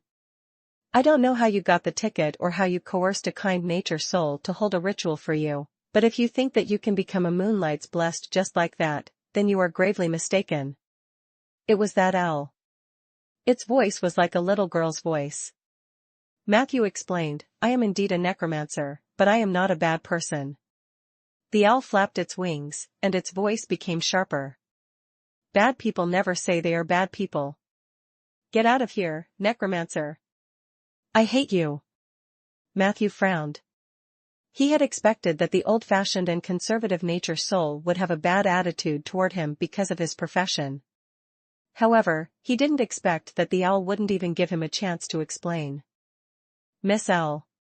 He held his breath and patiently tried to persuade the other party. "I think I've done things fairly and honestly. Wouldn't it be unfair if I were to be rejected just because of my profession?" The owl flew up with a plop. "Don't call me Miss Owl. I have a name. My name is Ella. Ella wouldn't trust a necromancer. Please leave immediately." As she spoke, she flew to Matthew's head, pretending to pounce on him. "All right then." Matthew shrugged helplessly. Fortunately, he was already mentally prepared. The natives of the Moonlight Woodland were different from the newly ascended nature souls like Lulu. Although they still looked like small animals, they might have lived there for hundreds or thousands of years. The passage of time had made their thinking more stubborn. It would be euphemistic to describe them as inflexible. Not being able to join the Moonlight Society was not a big deal. It was just a spell sect. Matthew was about to leave. However, at this moment, a thin white light suddenly lit up on the altar. "Hey, what are you looking at?" The owl Ella bared her fangs and shouted, "This is the grace of the goddess of moon, not something a necromancer like you can covet." Matthew shrugged. He didn't like the owl, but he couldn't be bothered to argue with her. Hence, he turned around and left. "I dare you to take another look. If you anger the goddess of moon, I'm afraid she will punish you with lightning punishment," said Ella haughtily. Matthew ignored her and stepped into the secret door. However, at that moment, he heard thunder behind him. Rumble. Matthew was shocked. The goddess of moonlight couldn't be really that angry, right? He subconsciously turned around and saw a bolt of lightning fly out from the altar and strike the owl, Ella. In the next second, he appeared safe and sound in the oak forest. Lulu was nowhere to be seen. Did the goddess of moonlight's lightning strike the wrong target? Forget it, just treat it as a small interlude. Matthew adjusted his mood. He returned to the cottage and began his homework for the night. Outside the wooden house, Soldier was wearing a cloak of darkness, silently carrying out his patrol mission. The forest was quiet and peaceful. The night was silent. At daybreak, Matthew yawned and pushed open the wooden door. However, he was shocked to find a strange bird with black wings and cramped limbs resting on the oak tree 30 meters away from the door of the wooden house. "Good morning, Mr. Matthew." The strange bird greeted him uneasily. Matthew looked at her in hesitation. If it weren't for the fact that the voice hadn't changed, he wouldn't have been able to associate the strange, charred bird with the arrogant owl from last night. "Ella?" He sized up the other party with interest. I'm sorry, Mr. Matthew. I only wanted to joke with you last night, but I didn't expect it to go too far. To show my sincerity, I will personally invite you to the Moonlight Forest tonight. If nothing goes wrong, you will successfully join the Moonlight Society and become a member of our harmonious and loving family. Matthew chuckled. He ignored Ella and went in to look for the sapling bag and tools. Then, he walked towards the pit he had chosen 2 days ago. Mr. Matthew, Mr. Matthew. Ella hurriedly followed him up. I'm busy, Miss Owl. Matthew waved the shovel and said, I didn't think you were joking yesterday, and I didn't feel the sincerity of your apology today, so I don't think I should join the Moonlight Society. He started digging. The flying mud scared Ella so much that she screamed and flew away. But not long after, she flew back eagerly. I apologize to you, Mr. Matthew. I know I was wrong. It was my ignorance that blocked my vision. I thought that necromancers were all bad people, but that's clearly not the case. Are you planting trees? Wow, what a great feat. You are the kindest necromancer I have ever seen. Mr. Matthew, it was all my fault last night. I thought you were a necromancer who had mastered the nature domain, and I felt disgusted. However, I thought it through later. I believe you are actually a druid who has mastered the domain of necromancy. Isn't that much more pleasing? I can feel the natural affinity from you. How refreshing. Wow, Mr. Matthew, are you even so handsome when you wipe your sweat? Ella tried to please Matthew. Matthew did not speak. He was just minding his own business. He worked from morning to dusk. In the evening, Matthew returned to the wooden house. A strange fluctuation surged in his heart. Your ability nature's gift is in effect. You have gained new abilities: heat resistance, tenacity, and sprint. Heat resistance, you become extremely insensitive to high temperatures and possess extremely strong fire and heat resistance. Tenacity, you have a stronger physique than ordinary people, constitution +1, toughness +1. Sprint, you possess extremely strong sprinting abilities, especially in the chaotic streets of urban areas. You can burst out with twice the usual speed. Chapter 25. Moonwalker. Thank you, Mother Nature. Matthew placed one hand on his chest and saluted in the direction where he buried Heiss. The 3 new abilities obviously came from the arsonist. And they were all very practical. Heat resistance, can reduce fire damage. Sprint, made up for some of the mobility. And the constitution and toughness provided by tenacity were what Matthew dreamed of. Matthew remembered how Heiss managed to run hundreds of meters after being stabbed in the back that day. This arsonist clearly had more than one ability that could increase his toughness. Matthew was already content to get one. At present, it seems that nature's gift has no negative effects. From my senses, I've figured out that one oak tree corresponds to one burial. Matthew's mind started to work. Although he did not intend to turn the oak forest into a new cemetery, if he encountered a suitable corpse in the future, he would definitely not let it go. The only regrettable thing was choosing nature's gift was equivalent to giving up the body of an undead creature. In a sense, Matthew sensed that this ability seemed to be trying to lead him to the right path, even though the method was somewhat strange. In the next few days, Matthew planted the trees diligently. And Ella followed suit. She looked at Matthew every day, hoping that he would change his mind. However, Matthew chose to ignore her. Even when she got too close, Soldier would suddenly jump out from a corner and stab her. This scared Ella so much that she flew all over the branches. Of course, Soldier had no intention of hurting her. He had only used Ella as a target to practice sneak attacks under Matthew's instructions. Every time he attacked, he would immediately activate the Dark Knight cloak and disappear. This made Ella feel worried, and she did not dare to approach the ground. However, no matter how Matthew threatened Ella, the owl did not leave. She tried her best to follow Matthew, trying to seize every opportunity to persuade him to join the Moonlight Society. Unfortunately, times have changed. Until the night 6 days later. Matthew finally found Ella and expressed his willingness to give her a chance, but only if Ella told the truth. Why did you leave the Moonlight Forest to find me? I want to hear the truth. Matthew examined Ella's eyes. The latter retracted her feathers and shrank back. This is the will of the goddess of moonlight. That day, I chased you away, but I was punished by the goddess like never before. She struck me with lightning 100 times and then drove me out of the Moonlight Forest. I have to bring you back.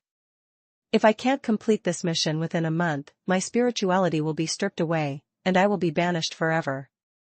I will become a muddle-headed beast. Please, Matthew, I really know my mistake.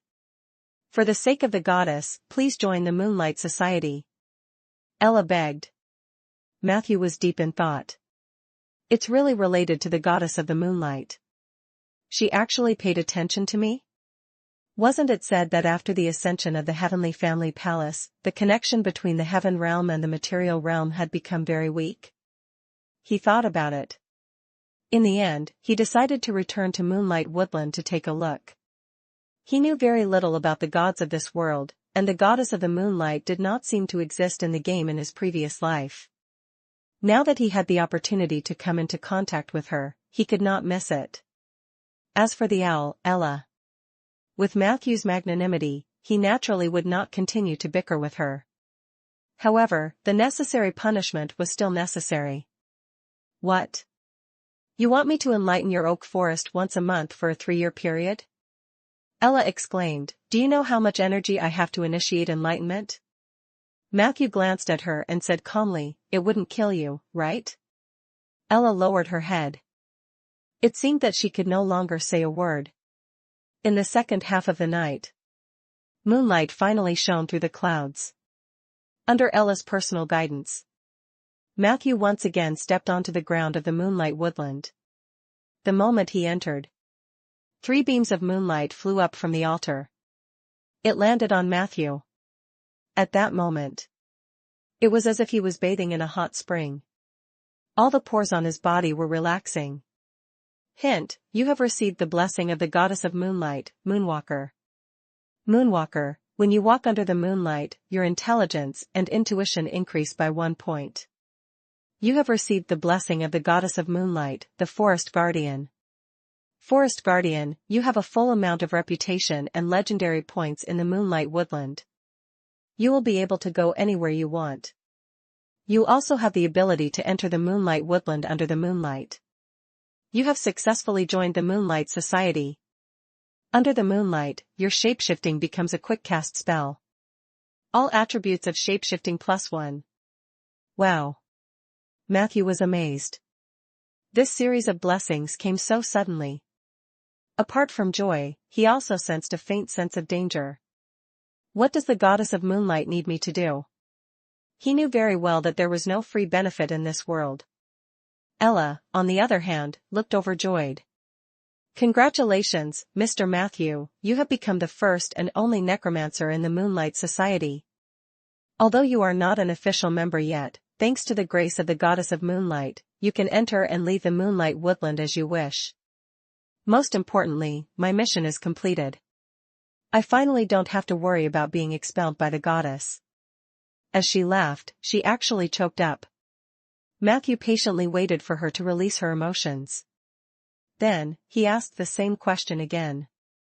Or should I ask the goddess myself? As he spoke, he was about to walk towards the altar. No need, no need. I'm your guide.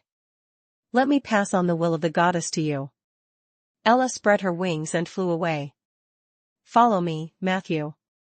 On the way, I'll introduce you to what you need to do to become an official member of the Moonlight Society. Ella's voice echoed in the forest for a long time. Matthew noticed that the emblem of the goddess of the moonlight on the altar was gradually dimming. He followed Ella all the way. They passed through most of the forest. Along the way, Matthew saw many nature souls. They all had the appearance of small animals.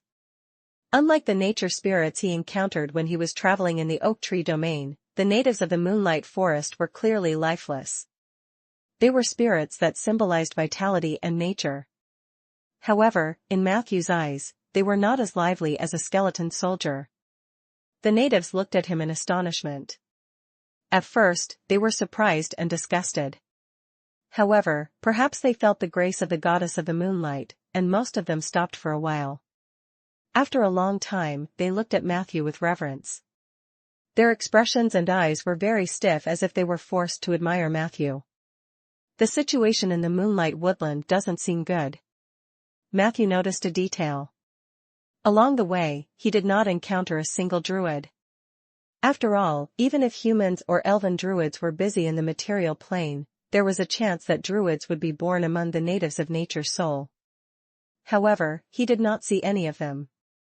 This was very unusual. He quickly followed the cheerful Ella and told her all his questions. Ella lowered her altitude slightly. "You're very sharp. There aren't many druids in the moonlight woodland. It wasn't like this before. I still remember when I was young, and when I was just born, the nature souls in the forest were full of vitality. Every forest was inhabited by druids. They would take the initiative to repair the scars caused by the passage of time. But then a disaster happened, and the forest suffered a huge blow. Many druids died, and no new druids were born in Nature's Soul." "Didn't you ask for help from the outside world?" Matthew asked curiously. "Yes," Ella said with a sigh. "We've asked for help from the Guardian Highlands, the Arctic Tundra, and the Azure Sea, but they rejected us without exception. Only a few young druids who were traveling outside were willing to help us, but their power was not enough to change the situation, so this place became what you see now." As they continued to go deeper, Matthew noticed that the trees on both sides of the forest were dying. This meant that Moonlight Woodland was being attacked by evil forces. Why did the Guardian Watchers refuse to help? Matthew found it strange. Ella flew down. She stopped on a dead pine tree and looked around. "Times have changed, Matthew. Humans are getting worse, and the druids are no exception. Although their reason for rejecting us is that they have also been attacked by evil and are unable to provide support. But I know the real reason. It's because we are moonwalkers, and they are the favored ones of the earth." Matthew didn't expect that the druids would refuse to help because of their different factions. From the information he had so far, the Moonlight Society was an organization under the command of the goddess of moonlight, Asha. She might only have a very small amount of authority related to nature. Ever since the disaster that Ella mentioned, the druids who followed moonlight had almost gone extinct. The remaining druids on this continent were all members of the Earth Society, which should be an organization founded by a god who controlled the power of the earth. There was no doubt that the divine power of the god of earth was much higher than that of the goddess of moonlight. The authority he held would also occupy more weight in the field of nature. This was what led to the current situation. To put it in layman's terms, the Moonlight Society might have been glorious once, but it had fallen. Matthew could basically understand why the goddess of moonlight had punished Ella and treated him so generously. The situation in the moonlight woodland was so bad that the moonlight goddess was desperate. Only Ella, this idiot, dared to chase away the people who might be able to help. She chased Matthew away. It was little surprise that she was punished. However, I would probably be rejected by the Earth Society. Matthew thought again. "We're here." 15 minutes later, Ella stopped in front of a dark cave. She rushed forward and said, "Your job is to deal with those disgusting bugs here.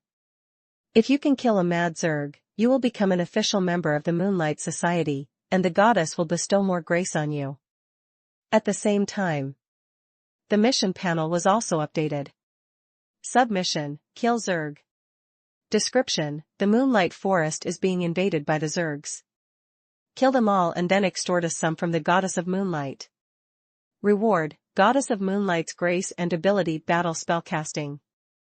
Chapter 26. The Ancient Tiger. Here, this is for you.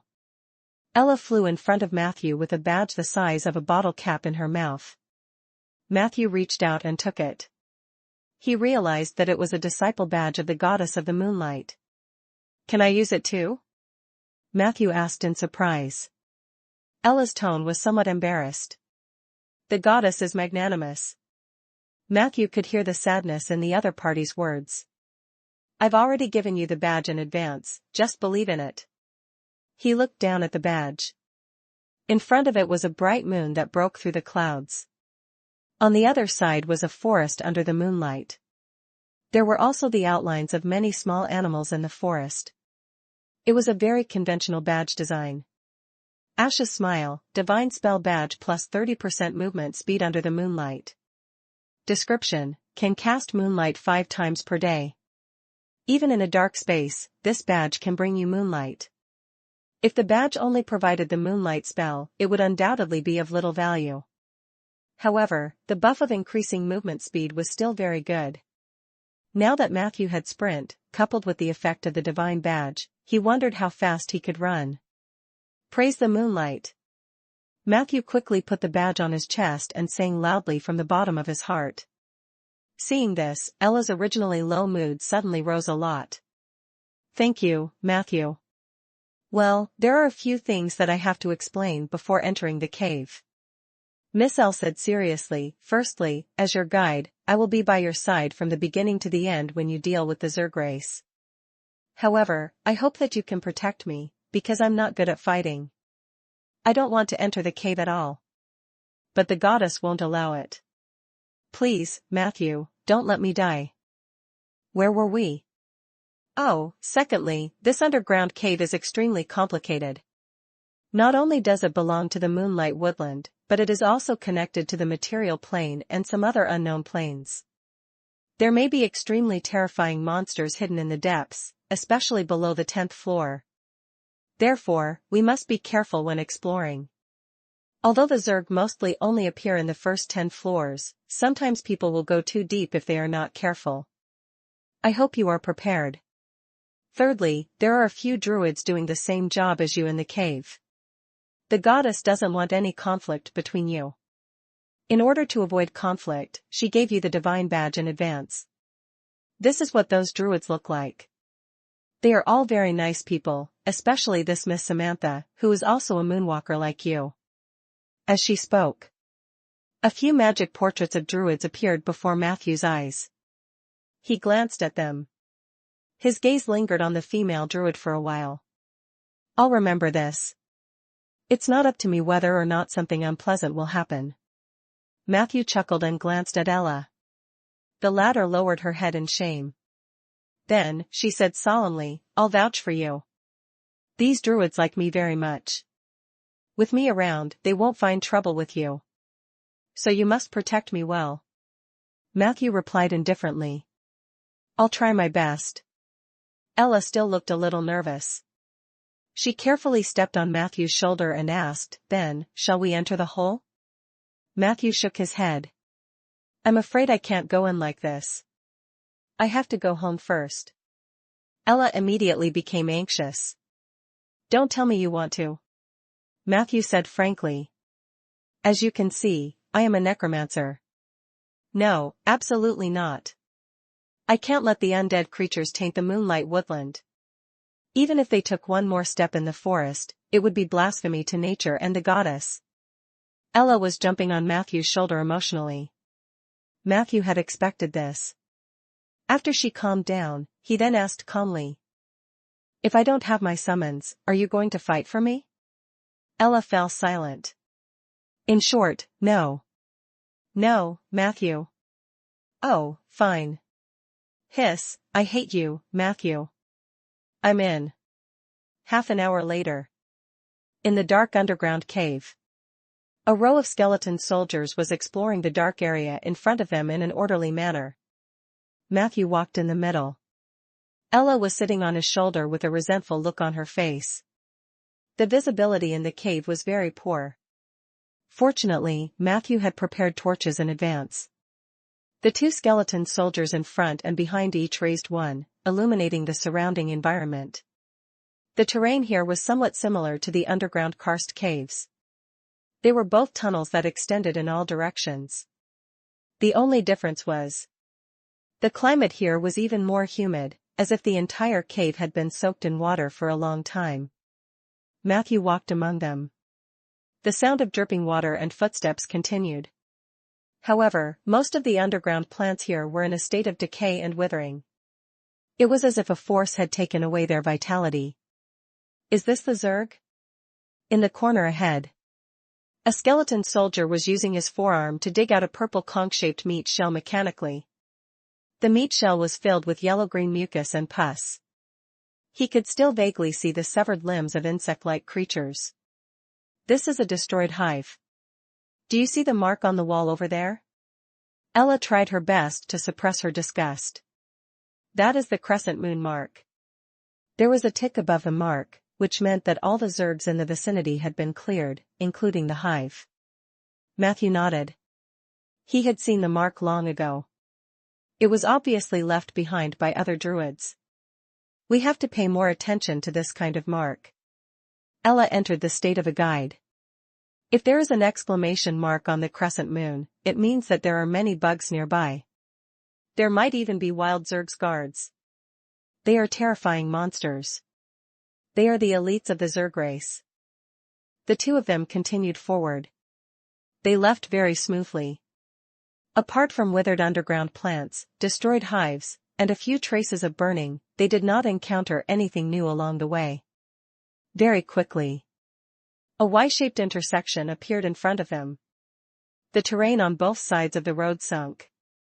Hint, you have found the entrance to the second level of the Zerg nest. Both caves led to the second level. But Matthew was not in a hurry to move. He could hear footsteps and conversation coming from the cave on the left. It's too narrow here, Samantha. My wilderness form is restricted, and we have to be on guard against being infected at all times. I have to admit that this is indeed one of the more difficult challenges I've received. It was a deep male voice. His voice was extremely magnetic and carried a faint majesty. So you understand how I felt before, right? You are the ancient tiger, Eli. If you find it troublesome, imagine how I must feel. The female voice chuckled and said, however, your transformation just now was indeed very cool. It's a pity that the Zerg guard ran away. Haha, do you think so too? Who's there? The male voice's smugness stopped abruptly. Not long after, a man and a woman walked out of the cave on the left. They were dressed in simple linen clothes. The man was tall and had an open chest, revealing well-proportioned and developed muscles and thick chest hair. The woman was tall and had a hot figure. Her eyes were very long, and her face had a wild beauty. Hello, Samantha. The moment the two sides met, Ella greeted them. Did you just come up from below? How's the situation down there? My underlings and I are going down to take a look. Samantha did not say anything. She just stared at Matthew. However, the tall man beside him said indifferently.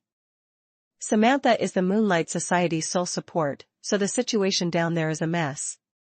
The number of Zerg guards is increasing, and they are also very good at escaping. I just severely injured one, but unfortunately, it escaped. Ella looked at him in surprise. Are you the ancient tiger of the Earth Society? The legendary Eli? Eli smiled warmly. I'm only a third-rank shapeshifter. I'm not worthy of the title of ancient tiger. You should wait until I complete my final hunting mission and demolish that evil dragon in the ice river will I be fit to use the title. Then, he turned to Matthew like Samantha. A necromancer? Samantha asked. Matthew nodded. It's not what you think. Ella said hurriedly. Samantha, Matthew is a good man. He's here to help us. You have to believe me, I will never compromise with evil. Matthew felt sad and amused when he saw her like that. He simply opened his mouth to help explain, not every necromancer is evil. On the contrary, I came here to get rid of the evil in this place. Truly an eye-opener. Eli sneered, his gaze sweeping over the skeleton soldiers. He seemed to want to do something, but Samantha stopped him. Let's go. Ella urged Matthew into the cave. Matthew shrugged and ordered a few skeleton soldiers to scout ahead before he followed. He watched as the group of figures disappeared into the cave. Eli frowned and said, "You should have let me take action. At least, you should have destroyed those skeleton soldiers. How could we allow those undead creatures to taint the nature-sacred land?" Samantha shook her head. "Leave it be. The situation in the Moonlight Woodland Forest is indeed terrible." "Is that why they're colluding with the Necromancers?" Samantha looked a little pained. "You're right, Eli. I'll consider your previous proposal." Eli's eyes lit up. "You want to leave the Moonlight Society? This is great. With your strength and potential, our Earth Society has always reserved a seat for you. When are you coming with me to see the Great Elder?" Samantha said seriously, "Calm down, Eli. I once swore under the moon that I must help the forest eradicate the Zerg race. Even if I wanted to leave the Moonlight Society, this oath would not change. If I could not do this, I would never leave." Eli was stunned. Then, he revealed a satisfied expression. "Very good, such is the will of a woman I like. The Earth God will protect you, Samantha. When I go back and make my preparations, we will join forces and kill Queen Zerg. It's a pity that the situation at the Highlands isn't looking good either. Otherwise, I could have applied to the church to mobilize the sacred object. Sigh, as you know, the scar of the dead is getting worse." Chapter 27. My job. "The male druid who was hostile to me just now, he's not from the Moonlight Society, right?" The tunnel was filled with water. Matthew asked as he lifted his pants. "Of course, he's from the Earth Society. I've never seen him before, so I guess Samantha asked him to help." Ella said happily. Fortunately, Samantha held him back. Matthew smiled. "Indeed." Ella obviously didn't understand what Matthew meant. She chattered about the story of the ancient tiger, Eli is an orphan. A long time ago, his parents had provoked an enemy and were chased to the west of the Guardian Highland near Storm Valley. In order to buy time, Eli's father died. Meanwhile, Eli's mother carried him in his swaddling clothes and crawled into the tiger cave to avoid the pursuit of his enemies. Unfortunately, his mother was injured, and she died after climbing into the cave. Before she died, she saw an aggressive but exhausted tiger. Eli's mother said to the tiger, "Eating me is enough for you to fill your stomach. Please let my child go." And so, the tiger silently ate her. The entire process, she didn't make a sound. Perhaps she fainted from the pain, or perhaps she was already dead. In short, Eli, who had memories of his childhood, witnessed this process. It was hard to imagine how he felt when he recalled this matter. After eating Eli's mother, the tiger took Eli to the depths of the cave. There, Eli found 2 tiger cubs that had their eyes closed. That's right. The tigress had just given birth. She was very weak and urgently needed to replenish her energy. If it wasn't for Eli's mother, she might have left the cave to look for food. Even if Storm Valley was the tiger's territory, it was still a very dangerous thing. The tigress, who had recovered her strength, began to feed her cubs. Eli also had a share. I believe you can guess the story behind it. Eli was raised by the tigress and received the favor of the god of earth in the process. His first wild transformation was a fierce tiger. Later on, through various fortuitous encounters, he mastered the transformation technique of the saber-toothed tiger and a legendary creature, the ancient tiger. His combat power was extremely terrifying and could not be measured by a normal Tier 3. Therefore, people had given him the title of a Tier 4 shapeshifter in advance, which was the ancient tiger. Matthew nodded his head after listening. A very rough life. Then did he help his parents take revenge? Ella thought for a moment and said uncertainly. I don't know. I think so. In short, he is very powerful. If you meet him underground in the future, it is best to avoid him. Matthew didn't say anything. His eyes were staring ahead. All the skeleton soldiers stopped in their tracks. Drip. Drip. Drip. Drip. The sound of water dripping from the cave on the left was disturbing. And in that deathly silent atmosphere, the air in all directions suddenly became slightly agitated. "Matthew!" Ella belatedly exclaimed, "They're coming." However, before she could finish her sentence, Matthew's robe instantly bulged and folded. In the next second, he turned into a raven and flew away. "Hey, Matthew, wait for me." Ella was so anxious that her voice turned hoarse. Like Matthew, she landed on a horizontal stone pillar. When she looked down again, one after another, rat-sized Zerg larvae emerged from the darkness. They crawled like silkworms, their bodies covered in purple-green pus, and their speed was faster than ordinary people. "Matthew!" Ella couldn't help but scream. The most terrifying thing about the Zerg larva is its parasitism. As long as you wound them even a little, they can consume any living thing with parasites. "We're finished." The battle below became more and more chaotic. There were more than a dozen larvae dealing with each skeleton soldier. Just as Ella was burning with anxiety, Matthew finally said, "Other than infection and parasitism, what other abilities do they have?" Ella was stunned. "Isn't this scary enough?" Matthew looked at her as if she was an idiot. "It is indeed terrifying to living creatures, but my summons are all undead." "Can these bugs infect skeletons?" As if to confirm Matthew's words. Suddenly, there was a sound from below. The two lowered their heads and looked down. A fist-sized larva crawled onto the knee of a skeleton soldier. Its body rapidly shriveled. At the same time, a large amount of pus came out of the larva's body and covered the bones tightly. Chirp chirp. A sound similar to a mouse's cry was heard, and more larvae gathered. They rushed to the place where the pus was flowing and were eager to give it a try. However, in the next second, a sharp sword descended from the sky. Whoosh! The blade sliced through the larvae bodies like tofu, and the pus exploded like juice. Skeleton soldiers did not use any skills. It only slashed its sword back and forth at the place where the larvae gathered, and a large number of larvae died. After it was done, it even touched its knees. After wiping off the pus, its bones were as bright as new. Hint: your summoned creature is immune to the infection of the Zerg larva.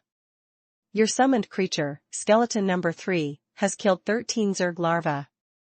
Your XP plus 13, EXP accumulated. The battle continued noisily. Matthew sat on the wall and watched. Summoning his underlings to fight while eating popcorn was the greatest pleasure for a necromancer. Moreover, from the moment the first skeleton soldier raised his dagger, the outcome of this encounter had already been decided. Just as Ella had said, the most terrifying thing about Zerg larva was its pervasive infectious ability. Against this kind of infection, even high resilience might not be enough to resist it. This creature was the nightmare of all living creatures. However, it was different for the undead creatures. You couldn't infect a skeleton with parasites. Without the biggest threat, the Zerg larva was essentially no different from a larger rat. No matter how slow the skeleton soldier's reaction was, it could still kill a few insects with a single slash. What was more interesting was that the Zerg larva lacked intelligence. They seemed to be unable to judge the situation on the field and could only rely on their instincts. The battle was clearly one-sided, but they were still pouncing on the skeleton soldiers one after another. After a short 15 minutes, there were more than 100 corpses of Zerg larvae on the ground. Matthew's skeleton soldiers were almost unharmed. The reason for the word almost was because one of the skeleton soldiers had twisted its ankle when it was cutting the bugs. However, it was a skeleton, so Matthew could just twist it back after the incident. After this battle, Matthew found that most of the skeleton soldiers' soul fire had condensed a little. Undead creatures could also increase their strength through fighting and killing, but the progress was not obvious. Matthew was busy planting trees every day, so the skeleton soldiers had been ignored. Now that he finally had a chance to show off his skills, Matthew was quite satisfied with the result. So is this the goddess scheme? The undead creatures seemed to have a natural counter to the Zerg race that caused this place to wither and decay. Matthew thought. He didn't stay here for too long. After resting for a while, he ordered Soldier to continue leading the team deeper. Matthew and Ella were flying above, observing and commanding. The road was smooth. Other than the 2 infected humans on the 3rd level, they smooth sailing. The skeleton soldiers killed all the enemies without any injuries and emptied all the hives along the way. Although there weren't any large spoils of war, the occasional dozens of gold coins and the XP that allowed the skeleton soldiers to level up quickly made Matthew feel that this trip was worth it. As for the 2 infected bodies, one of them was ambushed by Soldier when they first met. The latter cut half of his body with a short knife, instantly making him lose his combat ability. The other one fought a straggling skeleton soldier. The fight was intense. The strength of the infected body was shocking. By the time Soldier and the other skeleton soldiers arrived, the skeleton had been mostly torn apart. This was also the first casualty Matthew had encountered while exploring the cave. What should we do? Matthew, you're missing a skeleton. Should we continue? Ella asked nervously. They were now close to the entrance of the 4th level. According to Ella, from the 4th level onwards, this kind of wild infection would become common. Of course, it was not necessarily the infection of humans but more of all kinds of animals. The infected body had the infection ability of a larva, strong strength, and good melee skills. Druids recognized them as troublesome creatures. What missing skeleton? Matthew chuckled. Then, he took out his withered wood staff and chanted at one of the infected bodies. Very quickly. Under Ella's surprised gaze, a staggering skeleton soldier stood up from the pool of red and green blood. So as long as there are corpses, you can summon skeletons endlessly, right? Ella's eyes widened. I guess so.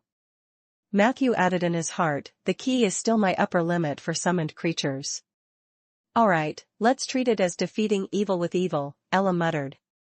Matthew looked at her silently. She hurriedly said, then let's hurry to the next level. Matthew shook his head. No, today's mission ends here. Ella was stunned. Why? Did my words offend you? I'm sorry, Matthew. I apologize to you. I can finally understand the goddess wisdom. Necromancers are indeed more suitable for killing bugs than druids. Matthew yawned. No, it has nothing to do with that. There are only 4 hours left before dawn. I have to rush home to sleep now. I still have to wake up early tomorrow. Wake up early? Why did you wake up early? Ella didn't understand. Planting trees. Matthew said confidently. Don't you know that's my job? The next evening, Matthew simply refused the eager Ella outside the door. He sat down by the bed. Soldier's figure slowly appeared in the corner of the room. Matthew checked the progress of the planting mission. In the past week, he had worked overtime and planted a total of 104 trees, which naturally corresponded to 10 strengthening opportunities. He didn't hesitate and threw everything onto Soldier. 10 rays of light flashed, and Soldiers leveled up 3 times, reaching level 9. There were also 7 new keywords. 4 of them were blue and white keywords. Your summoned creature, Soldier, has received keywords, Shadow Strike, blue, /poison, blue, /farming technique, white, /nurture the children, white. Chapter 28. Bondage Master. Shadow Strike was an ingenious attack. It could use the enemy's shadow to launch a short displacement and then instantly cause extremely great damage. Matthew made a straw doll for Soldier to demonstrate on the spot. The result was quite shocking. If Soldier's Shadow Strike hits you, not to mention fragile skin, even a close combat unit around tier 3 and below medium armor will have to shed a layer of skin. What was worse was that Shadow Strike was only the beginning of a series of combos for rogues after they got close. Take Soldier Sword Dancer as an example. After Shadow Strike, it could immediately follow up with Burial Dance, a killer move with extremely high damage. It was very difficult for low-level adventurers to resist such sudden and continuous explosive attacks. As expected, when fighting with rogues, not letting them get close is the first rule. Matthew didn't think that Garcia's armor could last long when he was entangled by an elite rogue. In his opinion, magic armor was the last layer. When you were forced to reveal your last layer, your life was not far from being controlled by others. Of course, this did not mean that the last layer was not important. The other blue keyword was poison. This was a keyword that included a series of minor skills such as identifying poison, extracting poison, making poison bottles, and smearing weapons with poison. Due to his limited energy, Matthew knew very little about herbal medicine and pharmacology. Now that Soldier had gained such an ability, he could be considered to have made up for his shortcomings in this aspect. In the future, I can ask Soldier to collect poison and make more poison bottles. He can use them himself, and my crossbow will be more lethal. If Shadow Strike and Poison were still within Matthew's knowledge. The last two white keywords were hard to understand. What the hell was farming techniques? Could it be that Soldier was actually a farmer when he was alive? Nurture the children? Did he raise small animals like pigs before he died? Or was he a man with rich experience in raising human babies? Matthew looked at Soldier in confusion. The latter still responded to Matthew's gaze with a blank expression. After a while, Soldier looked away. He found a spot in the corner of the bed and quietly sat down. Matthew felt a little helpless. I didn't expect that the gray keyword that had just appeared would take effect so soon. Slacking off, Gray, your skeleton has learned to slack off in non-combat mode. Fortunately, it was limited to non-combat states. If it would slack off in battle, then Matthew would have to consider whether he should give him all the subsequent enhancements. His gaze went past the gray keywords. The good news was, the last two keywords were both purple. The bad news was, these two keywords looked a bit strange. Shadow Dance Steps, purple. Your skeleton can quickly and violently twist its crotch to please and charm the target. At the same time, when it was dancing, a part of its dance steps could cross the shadow realm, thus achieving the goal of speeding up the approach to the target. Bondage Master, purple. Your skeleton is good at using rope skills, including binding, even when not in battle. Requirements: to prepare for this skill, please prepare at least a strong enough magic rope for him. So, what exactly does the sword dancer profession is about anyway? Matthew was deeply puzzled. He looked at Soldier again. The latter hesitated for a moment. Then, he got up and twisted his hips at Matthew. The air fluctuated slightly. Matthew's eyelids twitched. At that moment, he felt dizzy. Stop. He pressed down on Soldier's restless crotch. I understand now. The dance steps are indeed powerful.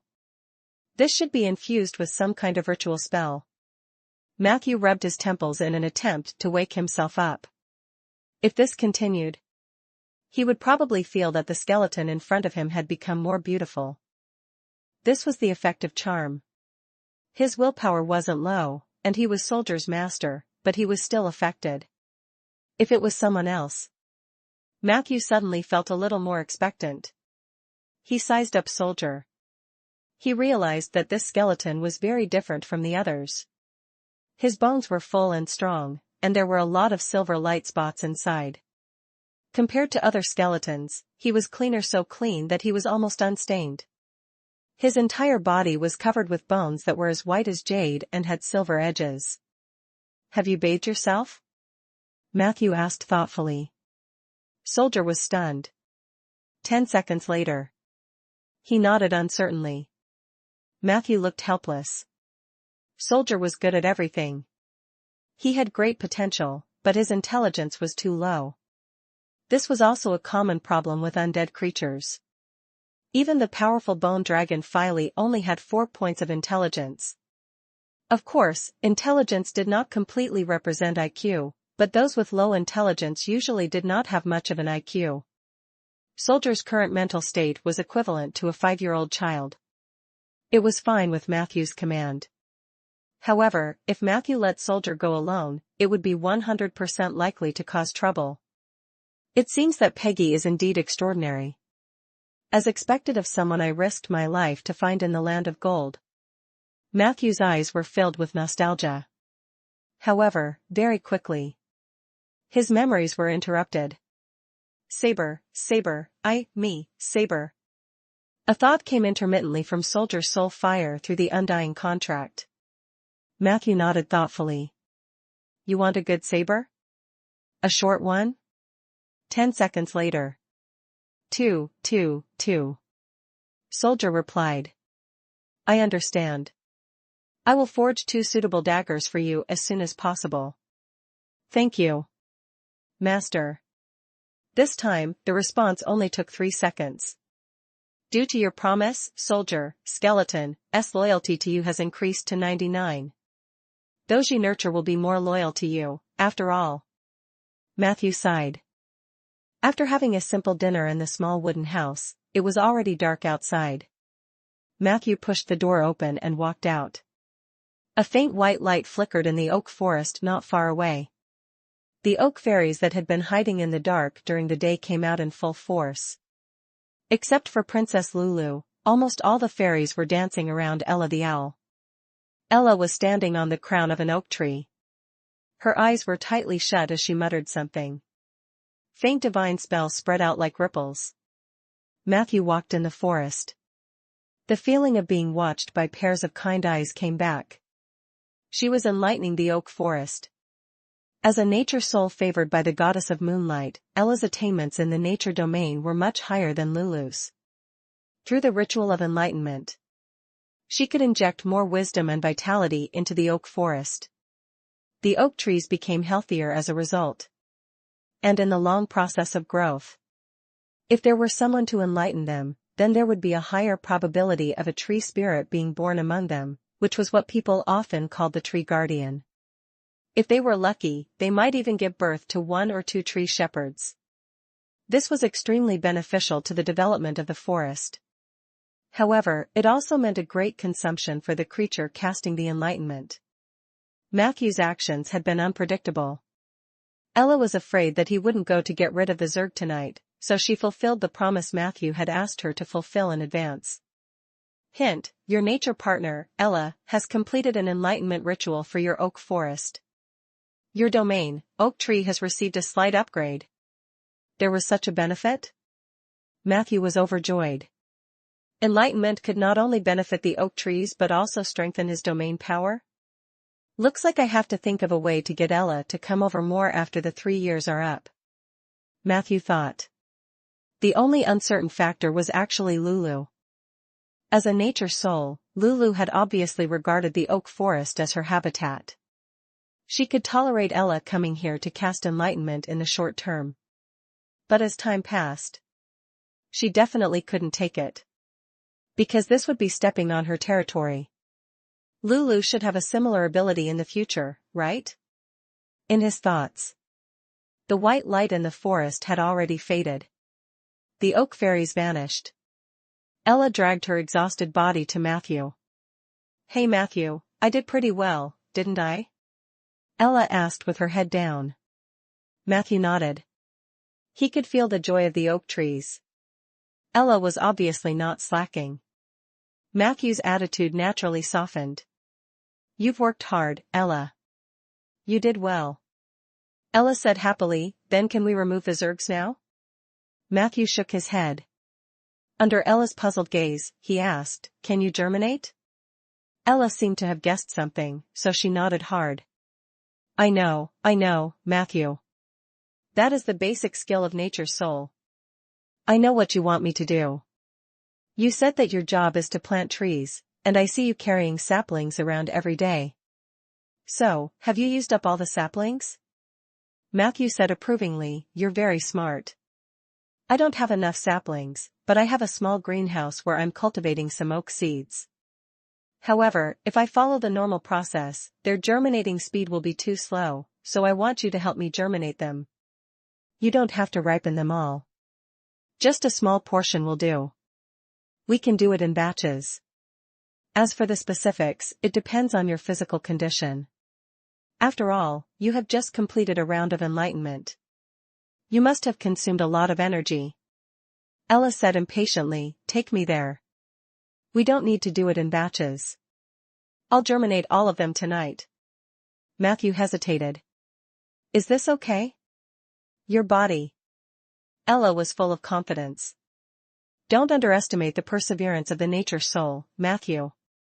Isn't it just a small greenhouse? I can still withstand it. 20 minutes later.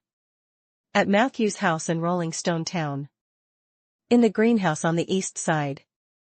Peggy looked at the shocked Ella with interest. Is this the little greenhouse you were talking about? Miss L said in a trembling voice. She looked at the endless mini greenhouses in front of her. Her vision turned black, and she almost fainted. The previous owner of this house left behind a ritual field with folded space here, but my magic power is insufficient, so I can only activate a small portion. Currently, it only has an area of less than 15 acres. Matthew said pleasantly, do you need me to introduce you to your future working environment in detail? Chapter 29. You have my blessing. No, there's no need, Ella said. Matthew could only continue regretfully. Maybe I was wrong with my wording, but for me, this greenhouse is far smaller than the one I have in mind. And I don't mind if you do it in batches. There's no need to rush. However, Ella showed unprecedented stubbornness. No, she said seriously. Matthew, nature souls will never go back on their words. Just you wait. After tonight, all the seeds will sprout. She flapped her wings and flew to the first seed shed. A faint natural aura spread out, and Ella began to work energetically. Is she the arrogant nature soul that you told me about before? She doesn't look like a bad person. Peggy asked with interest. Matthew nodded in agreement. Of course, she's not a bad person. In fact, most of the nature souls are very suitable to be friends. They're just blinded by the discrimination against my profession. However, this is not their fault. Necromancers do have a bad reputation. In fact, Matthew quite liked to deal with nature souls, and he even liked most druids. Their emotions were all written on their faces. They were straightforward folks. One wouldn't need to worry about betraying around them. So now that you have this child laborer, does this mean that I don't have to be responsible for the greenhouse in the future? Peggy asked expectantly. Matthew smiled. Ella is only here to help. She's new here, and there are still many details that she doesn't know. She needs you to teach her. Peggy pursed her lips. All right, I knew that you damn necromancers wouldn't let a free labor like me go so easily. Matthew smiled and handed over an irregular crystal that was emitting white light. This month's salary. Peggy's soul fire instantly turned into the shape of a smiling face. Oh, Matthew, you are the kindest necromancer I have ever seen. I bet other necromancers won't pay their salaries on time like you. When I was still in the golden pit, I had a friend who was a contract creature of an eccentric old man. He told me that the damned necromancer not only wanted him to be at the forefront of the battle, but he also wanted him to help take care of his everyday life, liking bathing him and so on. I also suspected that the necromancer had molested him. However, I had no evidence. Plus, my friend had no ability to resist because he had signed a contract. Every time we met, he would look for me to discuss how to get rid of that necromancer. Unfortunately, he did not succeed in the end. The last time I saw him was after a terrifying battle. At that time, he had almost lost all the important bones in his body. I was very worried about his condition, but he smiled and told me that it was not without good news. At least he wouldn't be asked to bathe the old man anymore. Later, it was proven that he was right, but only partially. That damned necromancer had indeed stopped molesting him. Instead, he removed all his bones before his eyes and gave them to the other skeletons. The excess bones were broken down into a bone powder, and even the last soul fire was used to light the lamp. How despicable. I'm sorry, I've said too much, but I still want to say. Thank you, Matthew. Matthew listened quietly. I only did what a man with a bottom line should do, so you don't have to thank me, Peggy. But what I'm curious about is, how did you know what happened to your friend? Peggy hesitated for a moment, her soul fire swaying slightly. Maybe I have a telepathic connection with him? In short, I saw those images before he died. I thought that after becoming an undead creature, I would no longer be afraid of death, but that's not the case. I'm still afraid of losing my self-awareness. Every time I think back to the scene I saw at that time, I feel terrified. At this point, Peggy's soul fire suddenly flickered intensely. Her voice was trembling. Matthew's expression changed. He quickly put one hand on Peggy's back. Hey, Peggy, stop reminiscing about those unpleasant things. Do you still remember what I told you when I brought you out of the golden pit? We can do it.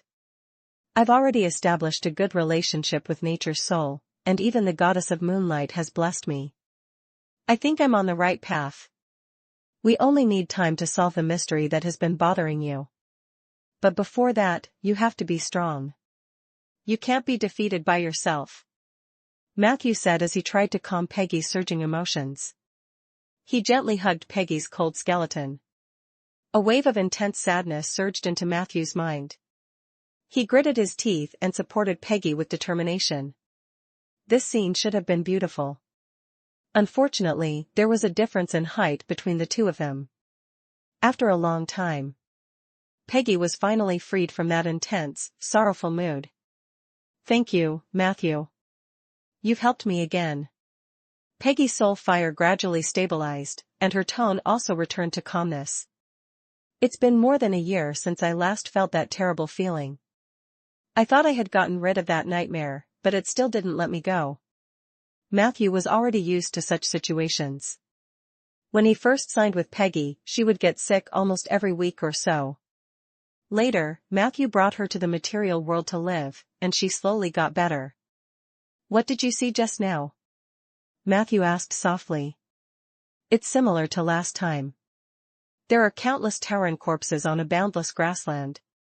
The ground is black, and the grass is dripping blood. Peggy said calmly. Perhaps that was the most memorable memory you had when you were alive. Matthew speculated. Perhaps. Peggy's mood recovered very quickly. She even took the initiative to joke about Matthew. You're hugging me too tightly. Matthew subconsciously let go quickly, but he immediately reacted and looked at Peggy with anger and amusement. Oh, Matthew, you're too gentle. It hurts. Peggy smiled proudly. But to be honest, I'm a little touched. If I weren't already dead, I would have married you. Matthew was about to answer. At this moment, the two of them simultaneously felt a shocked gaze staring at them. Matthew looked sideways. Am I interrupting something? Ella said in disbelief. Zerg Nest, 4th level. After a not-so-intense battle, the skeleton soldiers were slowly cleaning up the battlefield. Matthew, on the other hand, looked seriously at the dispirited Ella beside him. This stubborn nature soul was forcefully taken away from her post after a quarter of the oak seeds had ripened. If Matthew didn't stop her, he was worried that the other party would die in his shed that night. Are you feeling better? Matthew asked with concern. Much better. Don't underestimate the recovery ability of nature's soul. Ella replied weakly. However, her mental state was much better than when she first entered the cave. The moonlight woodland was her home. Here, the energy she had consumed would be quickly replenished. That's good. Matthew chose his words carefully. Actually, what you saw earlier was a misunderstanding. Ella suddenly quivered. Matthew, you won't kill me to silence me, will you? She looked at him nervously. The goddess will keep an eye on you. Matthew rubbed his temples and said helplessly, if I wanted to silence you, I definitely wouldn't have waited until now.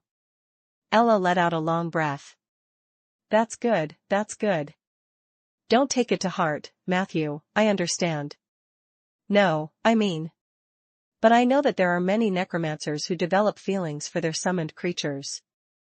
I have to admit that compared to the other skeletons, Peggy is a real beauty. At the very least, she still has all her bones. At this point, she paused for a long time before she suppressed some emotions and said, "You too have my blessing." "Congratulations."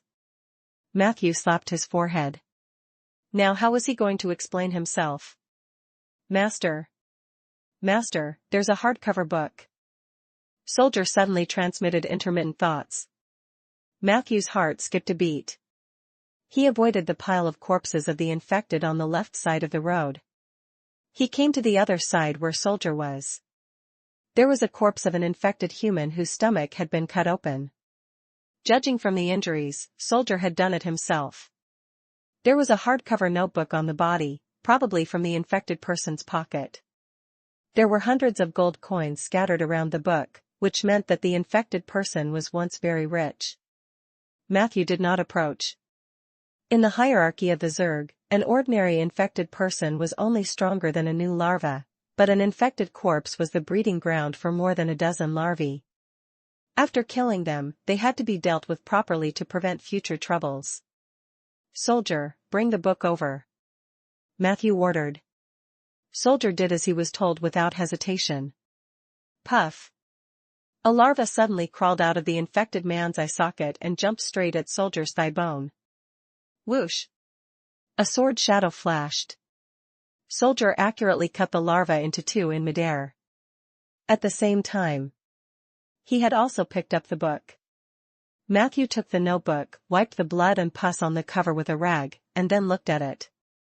The size of the notebook was only slightly larger than Matthew's palm. The cover had a pattern made of gold powder that looked like some kind of cuneiform text.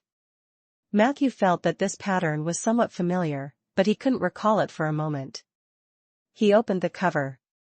However, the blood-stained first sentence made his body tremble. "The Empire ordered us to study psionic power on the Dawn, but the terrible Zergs destroyed everything." It wasn't the content that moved Matthew. Instead, the word Empire finally triggered the association in his mind. He finally understood why the pattern on the cover looked familiar. "Isn't this the symbol of the Undead Empire? I remember that the Undead Empire was the big villain in the game in my previous life. Almost all the monsters in the dungeon were related to their laboratories scattered all over the universe." Matthew's emotion surged. His previous judgment was correct. He had indeed transmigrated into the game world, or at least he was in the same universe as that game. Thinking of this, he couldn't wait to read the rest of the notebook. Chapter 30. Numbers against a Necromancer. There wasn't much content in the notebook. From the tone of the narrator, he should be a low-level researcher at a laboratory in the Undead Empire. His research is on psionic. It was an extremely powerful ability that was different from magic.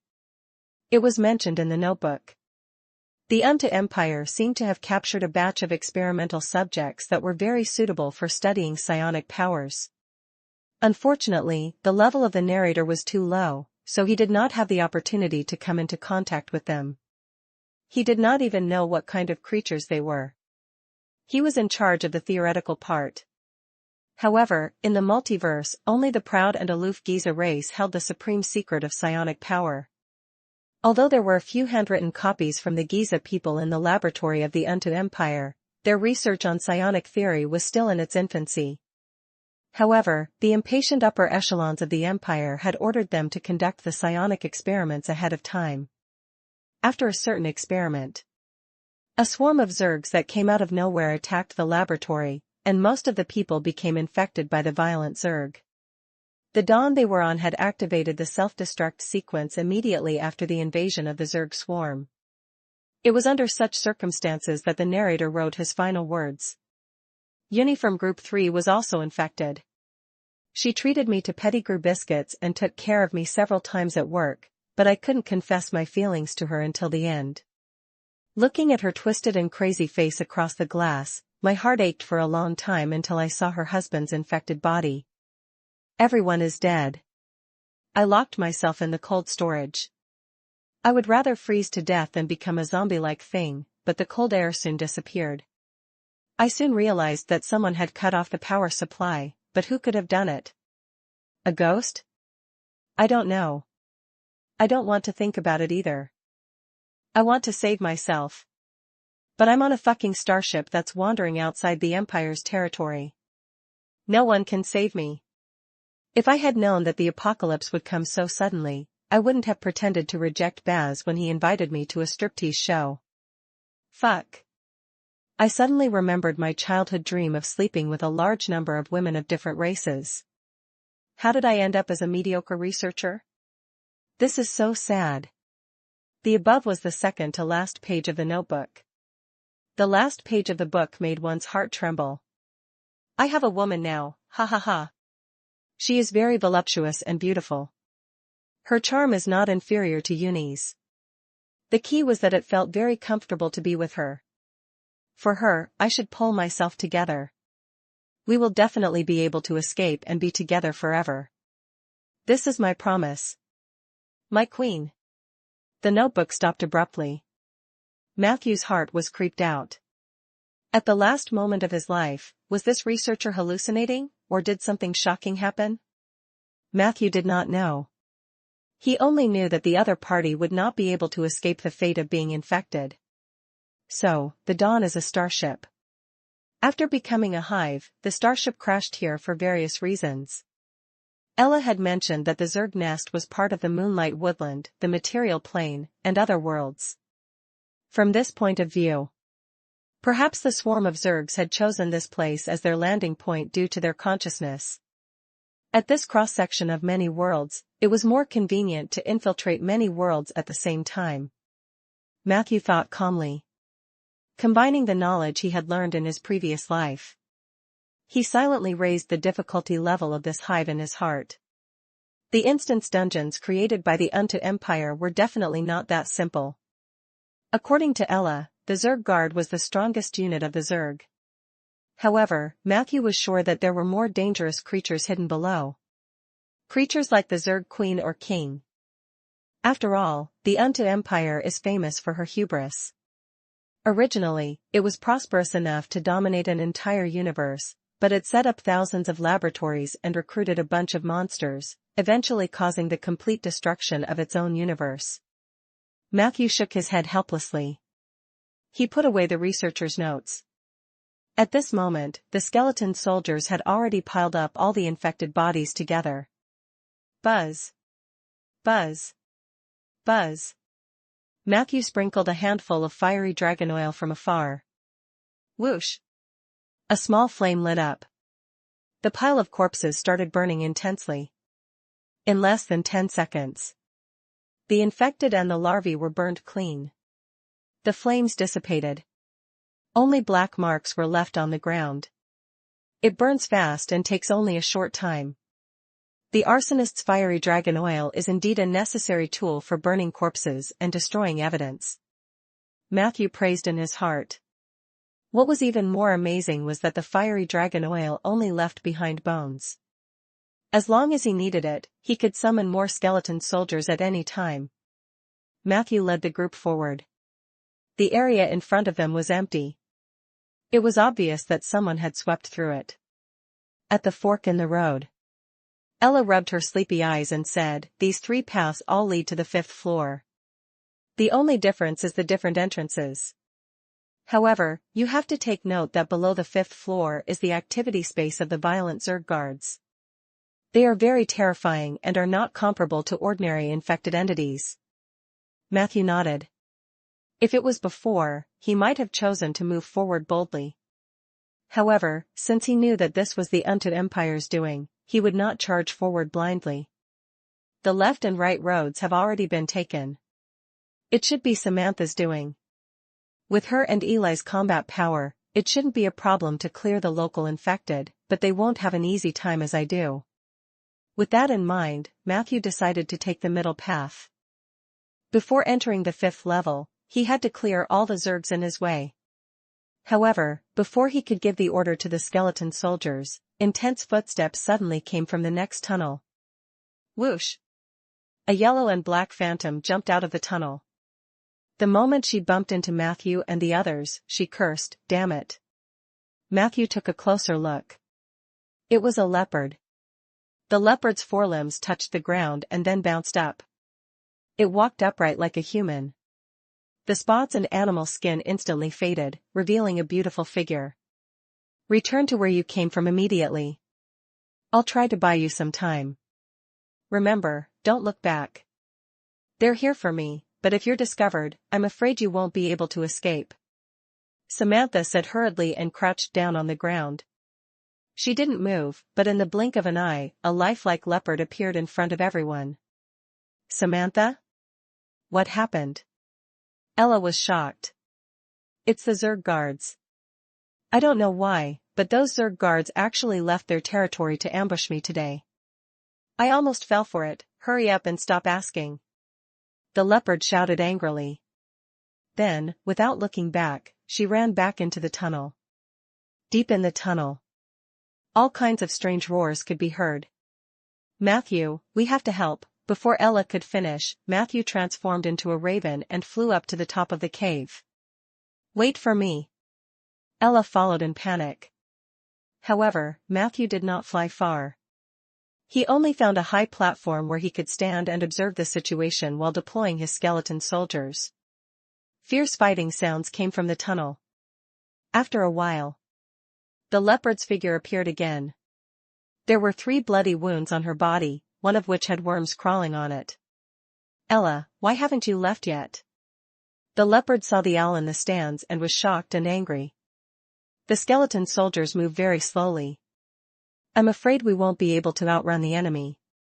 I want to know how many Zerg guards are chasing after you, Matthew said. Samantha was stunned when she heard Matthew's voice. Before she could respond, a large group of people rushed out of the tunnel. At that moment, Ella could not help but scream. Matthew was also shocked by the ugly appearance of the monster at the front. What kind of monster was that? It was like a monster made of countless human legs and bodies, but the joints were not sewn carefully. The iron wires barely held the joints together, and the Zerg larva crawled out one by one. Its skin was purple-red, and its speed was extremely fast. Wherever it passed by, there would be a large pool of yellow-green mucus on the ground, making people feel extremely nauseous. Violent Zerg guard, LV-10. And behind this monster were more than a dozen infected ones. This number had indeed exceeded the limit that the skeleton squad could handle under normal circumstances. Go. I'll stall for time. Eli will be here soon. Don't worry about me. Samantha shouted. As she spoke, she growled at the guard. After successfully attracting the other party's attention, she went around the terrain and played hide-and-seek with the other party. The skeleton soldiers were engaged in a battle with the infected. The scene was extremely chaotic. However, in this situation, the lack of individual strength of the skeleton soldiers was magnified infinitely. In less than half a minute, 3 skeleton soldiers were suppressed by the infected in a one-on-one battle. Beep beep beep. More footsteps came from the tunnel. The second violent Zerg guard quickly appeared in front of everyone. Unlike the first violent Zerg guard, which was almost entirely made up of human thighs, this violent Zerg guard had countless arms. They looked extremely evil. Soldier! Matthew shouted. In the shadows, a skeleton that was moving forward while twisting its hips suddenly attacked. Like a ghost, he appeared behind the second guard, and the short sword in his hand slashed out like a storm. In the blink of an eye, he had cut off all the stitches on the guard's body. Pah! The monster actually turned into a pile of minced meat on the spot. Hundreds of larvae jumped out. They shouted and pounced on the skeleton soldiers and Samantha. Very quickly, the space became too small for the leopard to bounce around. She was careless, and several wounds appeared on Samantha's body. Samantha, get over here. Matthew's voice came from the high platform. She glanced at Matthew. Matthew had returned to his human form and was holding a shiny magic book in his hand. She hesitated for a moment, and finally, under Ella's loud persuasion and the effect of the divine badge on Matthew's chest, she approached him at an extremely fast speed. 10 steps behind her, there were 2 infected ones chasing after her. You'd better have a way to escape. Otherwise, I can only take Ella away, the female druid said quickly. Matthew did not answer. He lifted the book slightly and started chanting. Puff. A group of mysterious magic words floated in the air. The two infected ones charged at them, but they seemed to have hit a wall, and their heads were bleeding. Not only that, but their bodies also began to weaken rapidly, as if a force was sapping their vitality. Defensive Psalm, you have cast the spell's rune of guard and protection from good and evil. Protective spell? Aren't you a necromancer? Samantha was surprised. Of course, I'm a bona fide necromancer. Matthew smiled. And you'll soon know why people say that you should never assume you have a numbers advantage against a necromancer. In the next second, Matthew suddenly let out a sharp syllable. In the chaotic battle, a lotus-like gray fog suddenly bloomed from the body of a skeleton soldier that was about to fall. A large amount of negative energy poured out. There was a loud bang.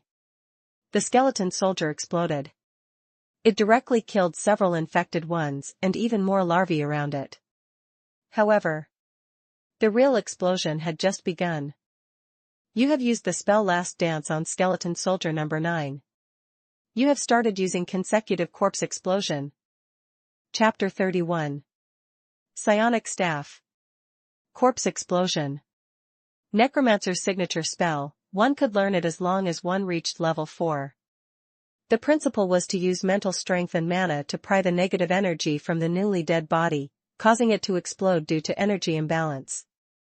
Therefore, the first requirement for corpse explosion was a corpse that had been dead for no more than 5 minutes. Fresh bodies teetered on the balance of life and death. That was why a small imbalance in the energy could release such a shocking explosive force. When a necromancer who was proficient in corpse explosion reached the 2nd rank, he had the opportunity to learn an advanced spell called Corpse Explosion Chain. This skill could give corpse explosion a powerful buff. The corpse of a creature killed by corpse explosion would have a 50% chance of automatically creating another corpse explosion. Coincidentally, Matthew had mastered this technique a year ago. Coincidentally, each of the violent Zerg infected ones and violent Zerg guards was infested with countless violent Zerg larvae. In terms of chaining corpse explosion, these larvae perfectly played the role of connectors. The damage of a single corpse explosion wasn't great, but the health points of the Zerg larvae were even lower. They were almost instantly killed. And each larva would be treated as a single unit to increase the probability of a chain corpse explosion greatly. That's why. Bang! Bang! Bang! After the first explosion sounded from the damp and dark cave, the continuous explosions sounded like firecrackers during the spring festival in Matthew's previous life. The haze of negative energy continued to rise from the cave. They looked like little mushroom clouds. The high-intensity chain explosions also inevitably caused abnormal airflow in the cave. Even though the 3 of them were within the protective spell, they could feel the wind whistling past them. Ella staggered. If Matthew hadn't reacted quickly and grabbed her, she was almost swept away. Rumble. The serial corpse explosions caused the stone wall to collapse. For a moment, a strong wind blew, and white smoke billowed. A large number of Zergs died in the explosion. In the midst of the chaos, Samantha saw the arrogant guard who had ambushed and chased her. It originally wanted to rely on its thick skin to pass through the area with the most intense explosion. However, a series of mournful wails followed. Its bloated and huge body fell down uncontrollably. In the end, in the purgatory of negative energy woven by white bones and gray fog, the Zerg guard had also contributed its body to the corpse explosion feast. Boom! The huge body exploded. All the creatures within 20 meters of it were blasted into pieces. Matthew estimated that after the big guy exploded, the number of Zergs present had already decreased by more than half. However, the corpse explosion continued. Slowly, the loud explosion chain turned into occasional explosions. 20 minutes later, Matthew used the arcane missile that came with his charged staff to deal with the stragglers that escaped the explosion. The terrifying corpse explosion finally stopped. The wind slowed down slightly, and the white smoke sank. The three of them walked out of the range of the gradually dimming rune of guard. In front of them was a mess. A large amount of debris was mixed together. Minced meat, broken bones, eyeballs, nails, hair, fascia, internal organs, stones, gold coins, clothes.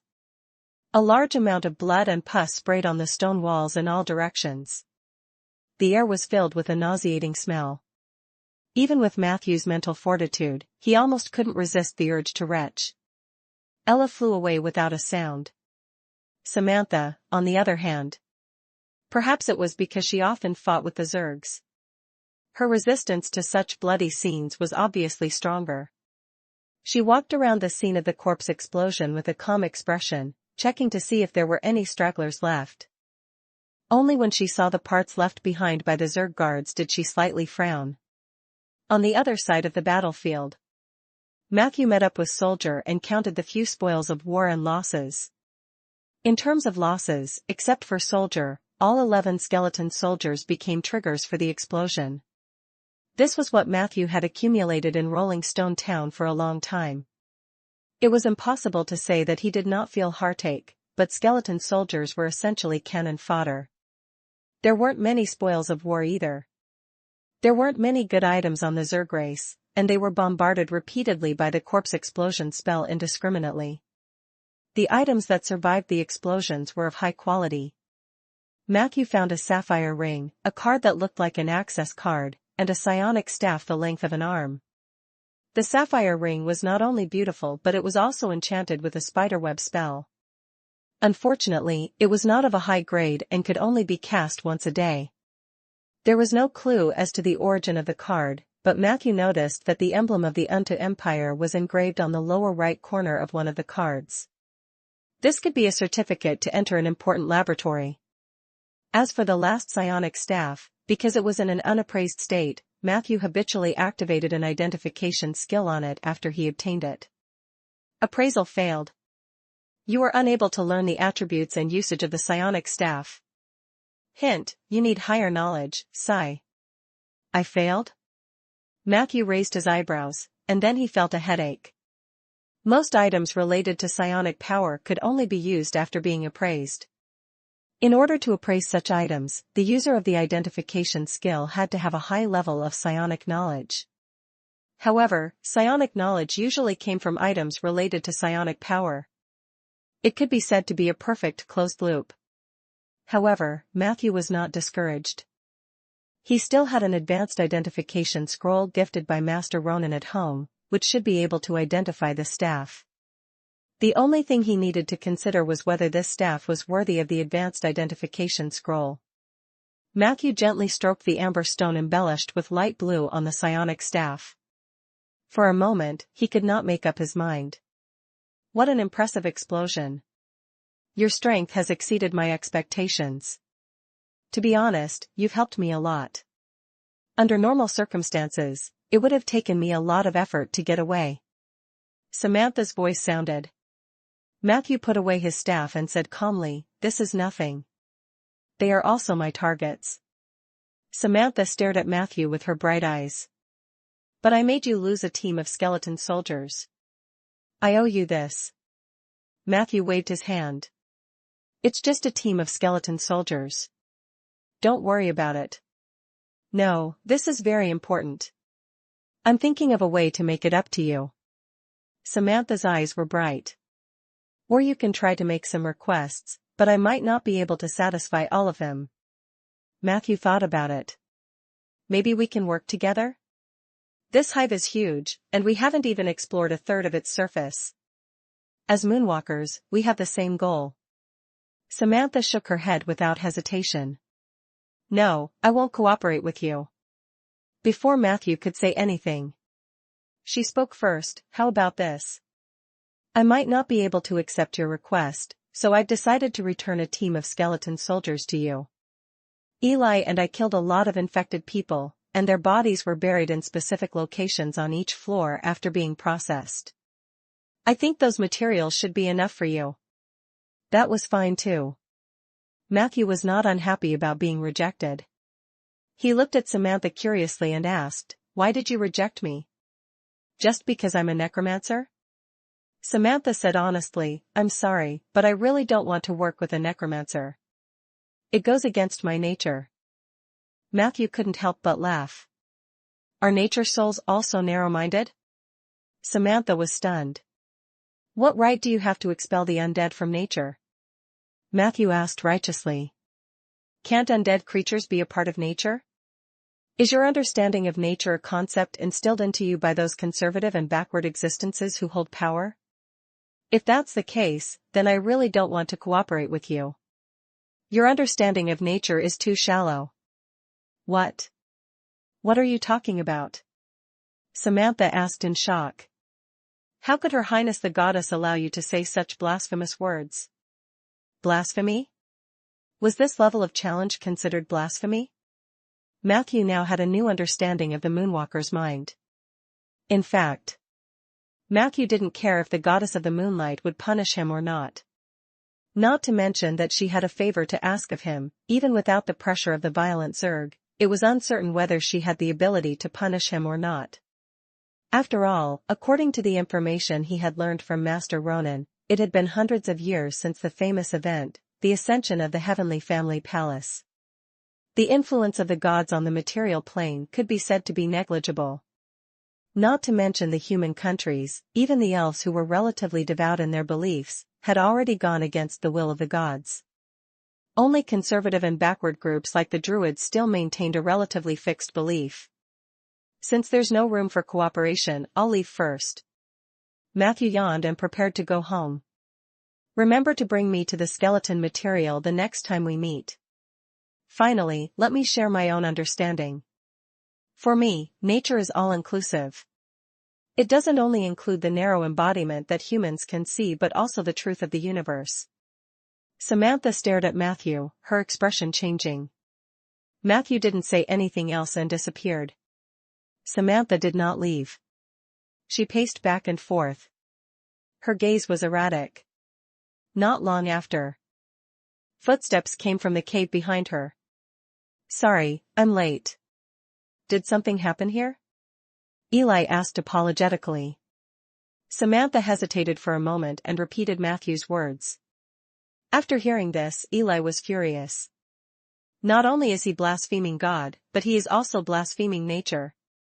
How could dirty undead creatures be considered a part of nature? He's just waxing tales. And he's just a mere second-rank necromancer. How can he have the cheek to talk about the universe? If he were in our Earth society, a person like him would have been robbed of everything and exiled to the underground of the Far East. Eli cursed at him fiercely. Samantha was surprisingly silent. Time passed. Eli's heart skipped a beat. Samantha, don't tell me you believe his nonsense? Samantha hurriedly shook her head. How is that possible? I'm just thinking about how to repay him. After all, he saved my life just now. Eli heaved a sigh of relief and nodded. If he really saved your life, then we should have done something to repay him. I have some leftovers. You can give them to him as compensation. Then, he said in a reproachful tone, next time when I'm not around, don't take risks alone. Samantha replied casually, got it. Eli asked excitedly, then let's continue? Samantha hesitated for a moment, then bit her lip and said, no, I'm injured and a little tired. I'll call it a night. See you next time, Eli. With that, she disappeared. Only Eli was left standing there, confused. At home in Rolling Stone Town. Hint, you have consumed an advanced identification scroll. Appraisal was successful. You have obtained Koff Staff, psionic item. Chapter 32. Domain, Temperance. Description: when the wand is fully charged, it can instantly cause up to 3 targets to fall into a violent coughing state. Note, when coughing, the target's focus will be reduced by at least 10 points. If the coughing target was located in a crowd, it could quickly cause a small-scale infection. The duration of coughing depended on the target's level and immunity. You cannot make legendary, undead, and mechanical units cough. This staff can ignore all defensive spells below legendary. There is a certain chance that the coughing state will be dispelled by a high-level priest. A small divine artifact. When he saw the explanation, he was stunned. Matthew knew that his usage of the advanced identification scroll was worth it. This thing is simply the bane of spellcasters. He fondly caressed the smooth side of the staff. Focus was the most important attribute of spellcasting. If one did not focus enough, it was very likely that the spellcasting would fail, and the consequences of the failure were often extremely tragic.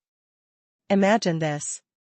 A high-level mage who had carefully set up a defense was passionately chanting a high-level spell that could turn the tide of the battle. Suddenly, his throat felt itchy, and his eyes rolled back. The spell stuck and turned into a cough. Then, what happened next? While his focus was being cut off, he still had to endure the terrifying spell backlash. Mages and warlocks were not the only ones who could be affected by this wand. It could also interrupt druids, shamans, and bards' spellcasting. One step further. Rogues, who needed high-precision movements to maintain their threat in battle, would also suffer setbacks. High-level warriors, monks, sword saints, and other resistant monsters could probably cough while hacking at people. The others would be affected to varying degrees. As for the priest. In this era where the gods are far away, it's not that easy to meet a priest. No wonder the Undead Empire is so crazy. Psionic energy does have its merits. Matthew held the psionic staff tightly in his hand. After a moment of excitement, he frowned slightly. Because in the next line of the description, there was another sentence. Staff charging method unknown, insufficient psionic knowledge. Even an advanced identification scroll could not figure out its full appearance, which showed how rare psionic knowledge was. However, Matthew was not in a hurry.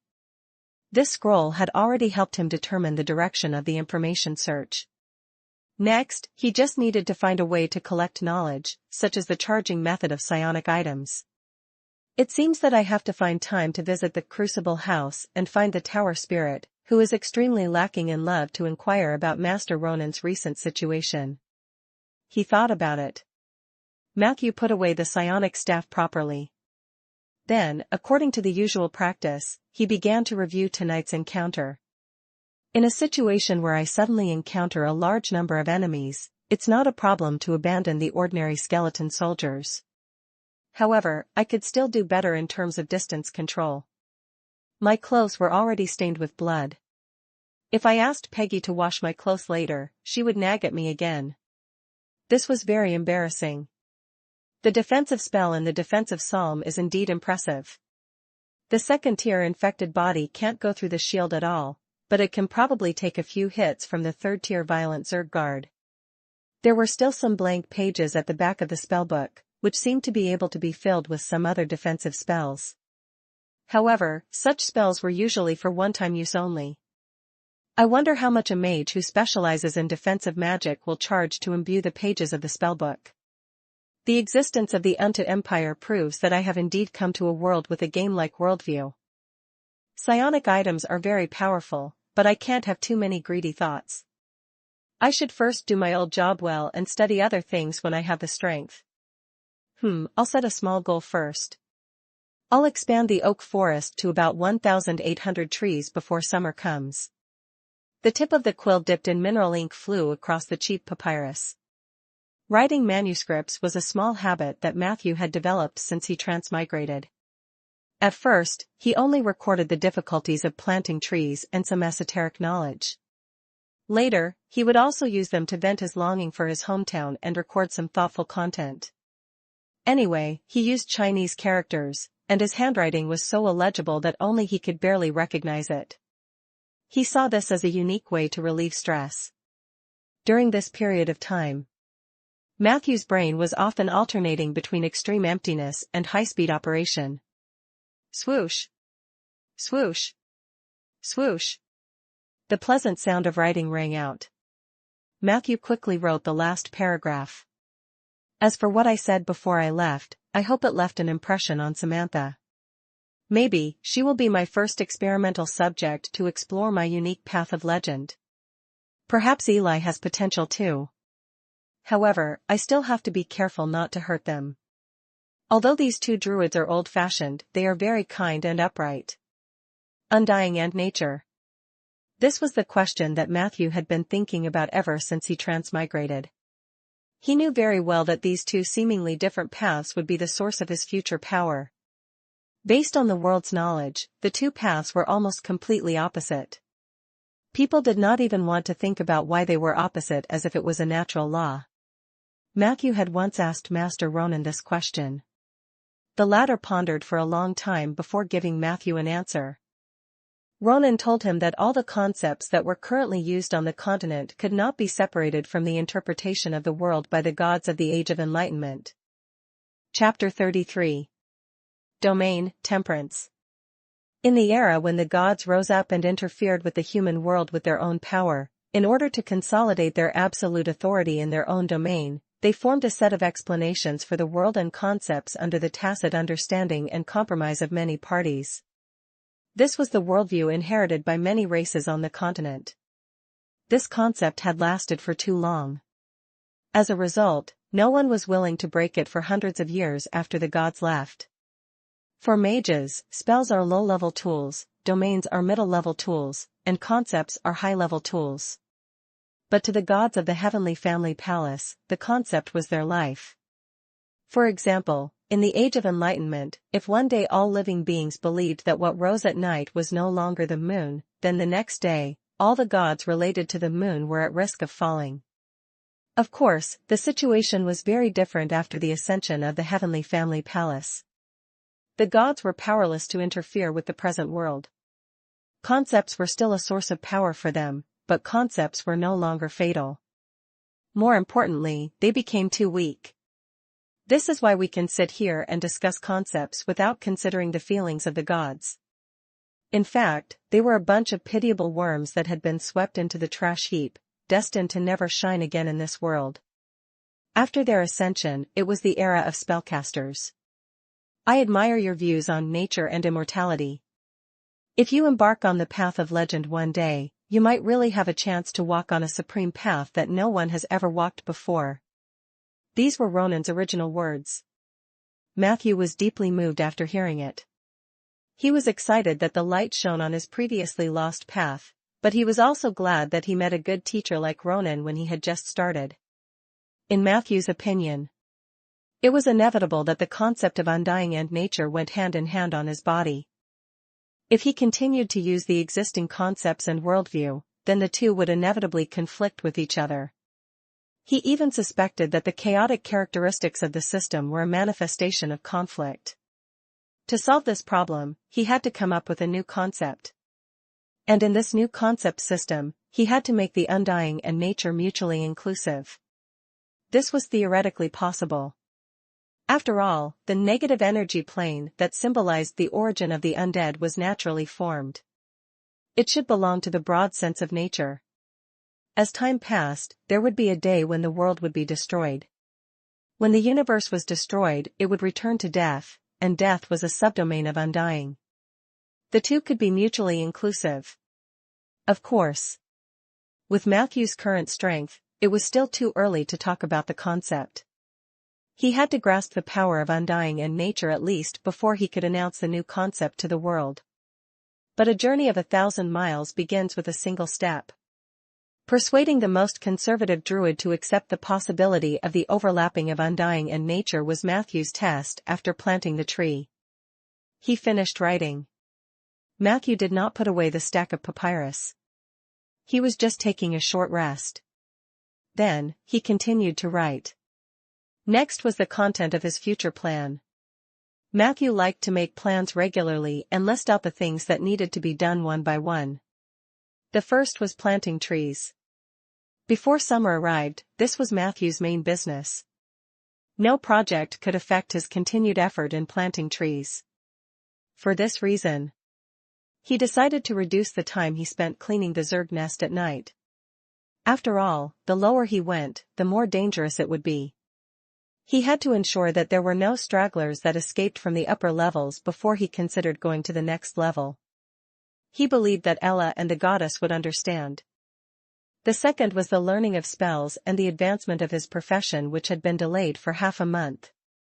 These two were actually not that urgent, not to mention the spells that could be learned at any time. Matthew's level was now stuck at level 8.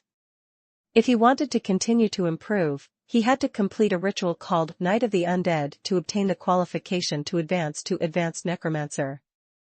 He could also go for other powerful or unorthodox advanced professions, the True Necromancer, the Lord of Paleness, the Lord of the Dead Souls, the Sigh of Ode, the Tomb Guard. There was also Bayan City's characteristic Advanced Necromancer class, the Chained Death.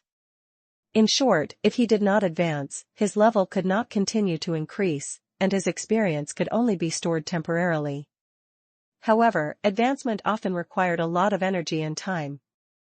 After some thought, Matthew decided to plan for the advancement in the first week of summer. This meant that he still had enough time to think about which path to take. Lastly, he needed to add some necessary props and items. He wanted to buy scrolls. The weapon that soldier requested had to be forged by someone else. If he still had money left, Matthew wanted to exchange it for a bigger magical bag. Also, a long time ago, he had taken a fancy to a ring in the Crucible house that could increase his energy limit. However, he thought about it. He sighed. In the end, he crossed out the last 2 items from his to-do list. It was late at night when all the paperwork was completed. Matthew sorted the papyrus paper and pressed it with different weights. He had just stretched when a white light shone. Pa! A coconut fell into Matthew's arms. Wait, where did you get this? Matthew was surprised. Unfortunately, the oak tree fairy came and went quickly.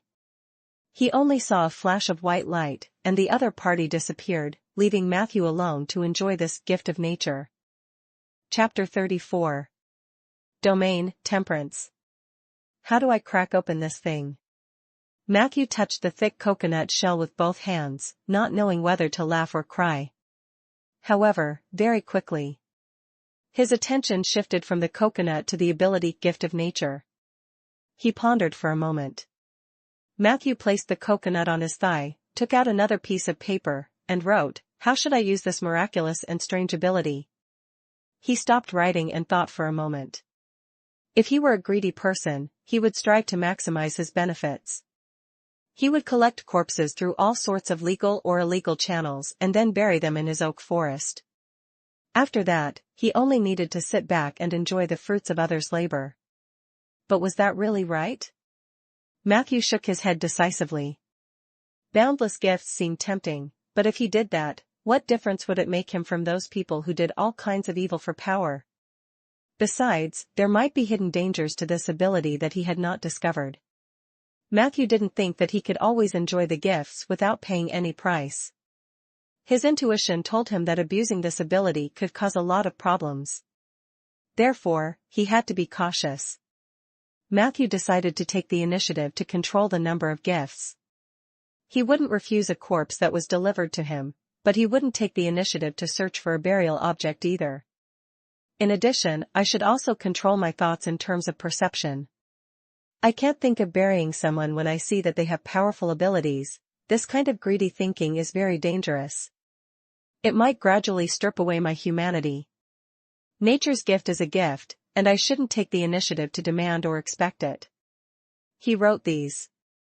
Matthew heaved a sigh of relief. At that moment, it was as if something hazy in his heart had been broken. His heart was clear and refreshed. In the next second, he suddenly noticed that everything around him had fallen into a strange distortion.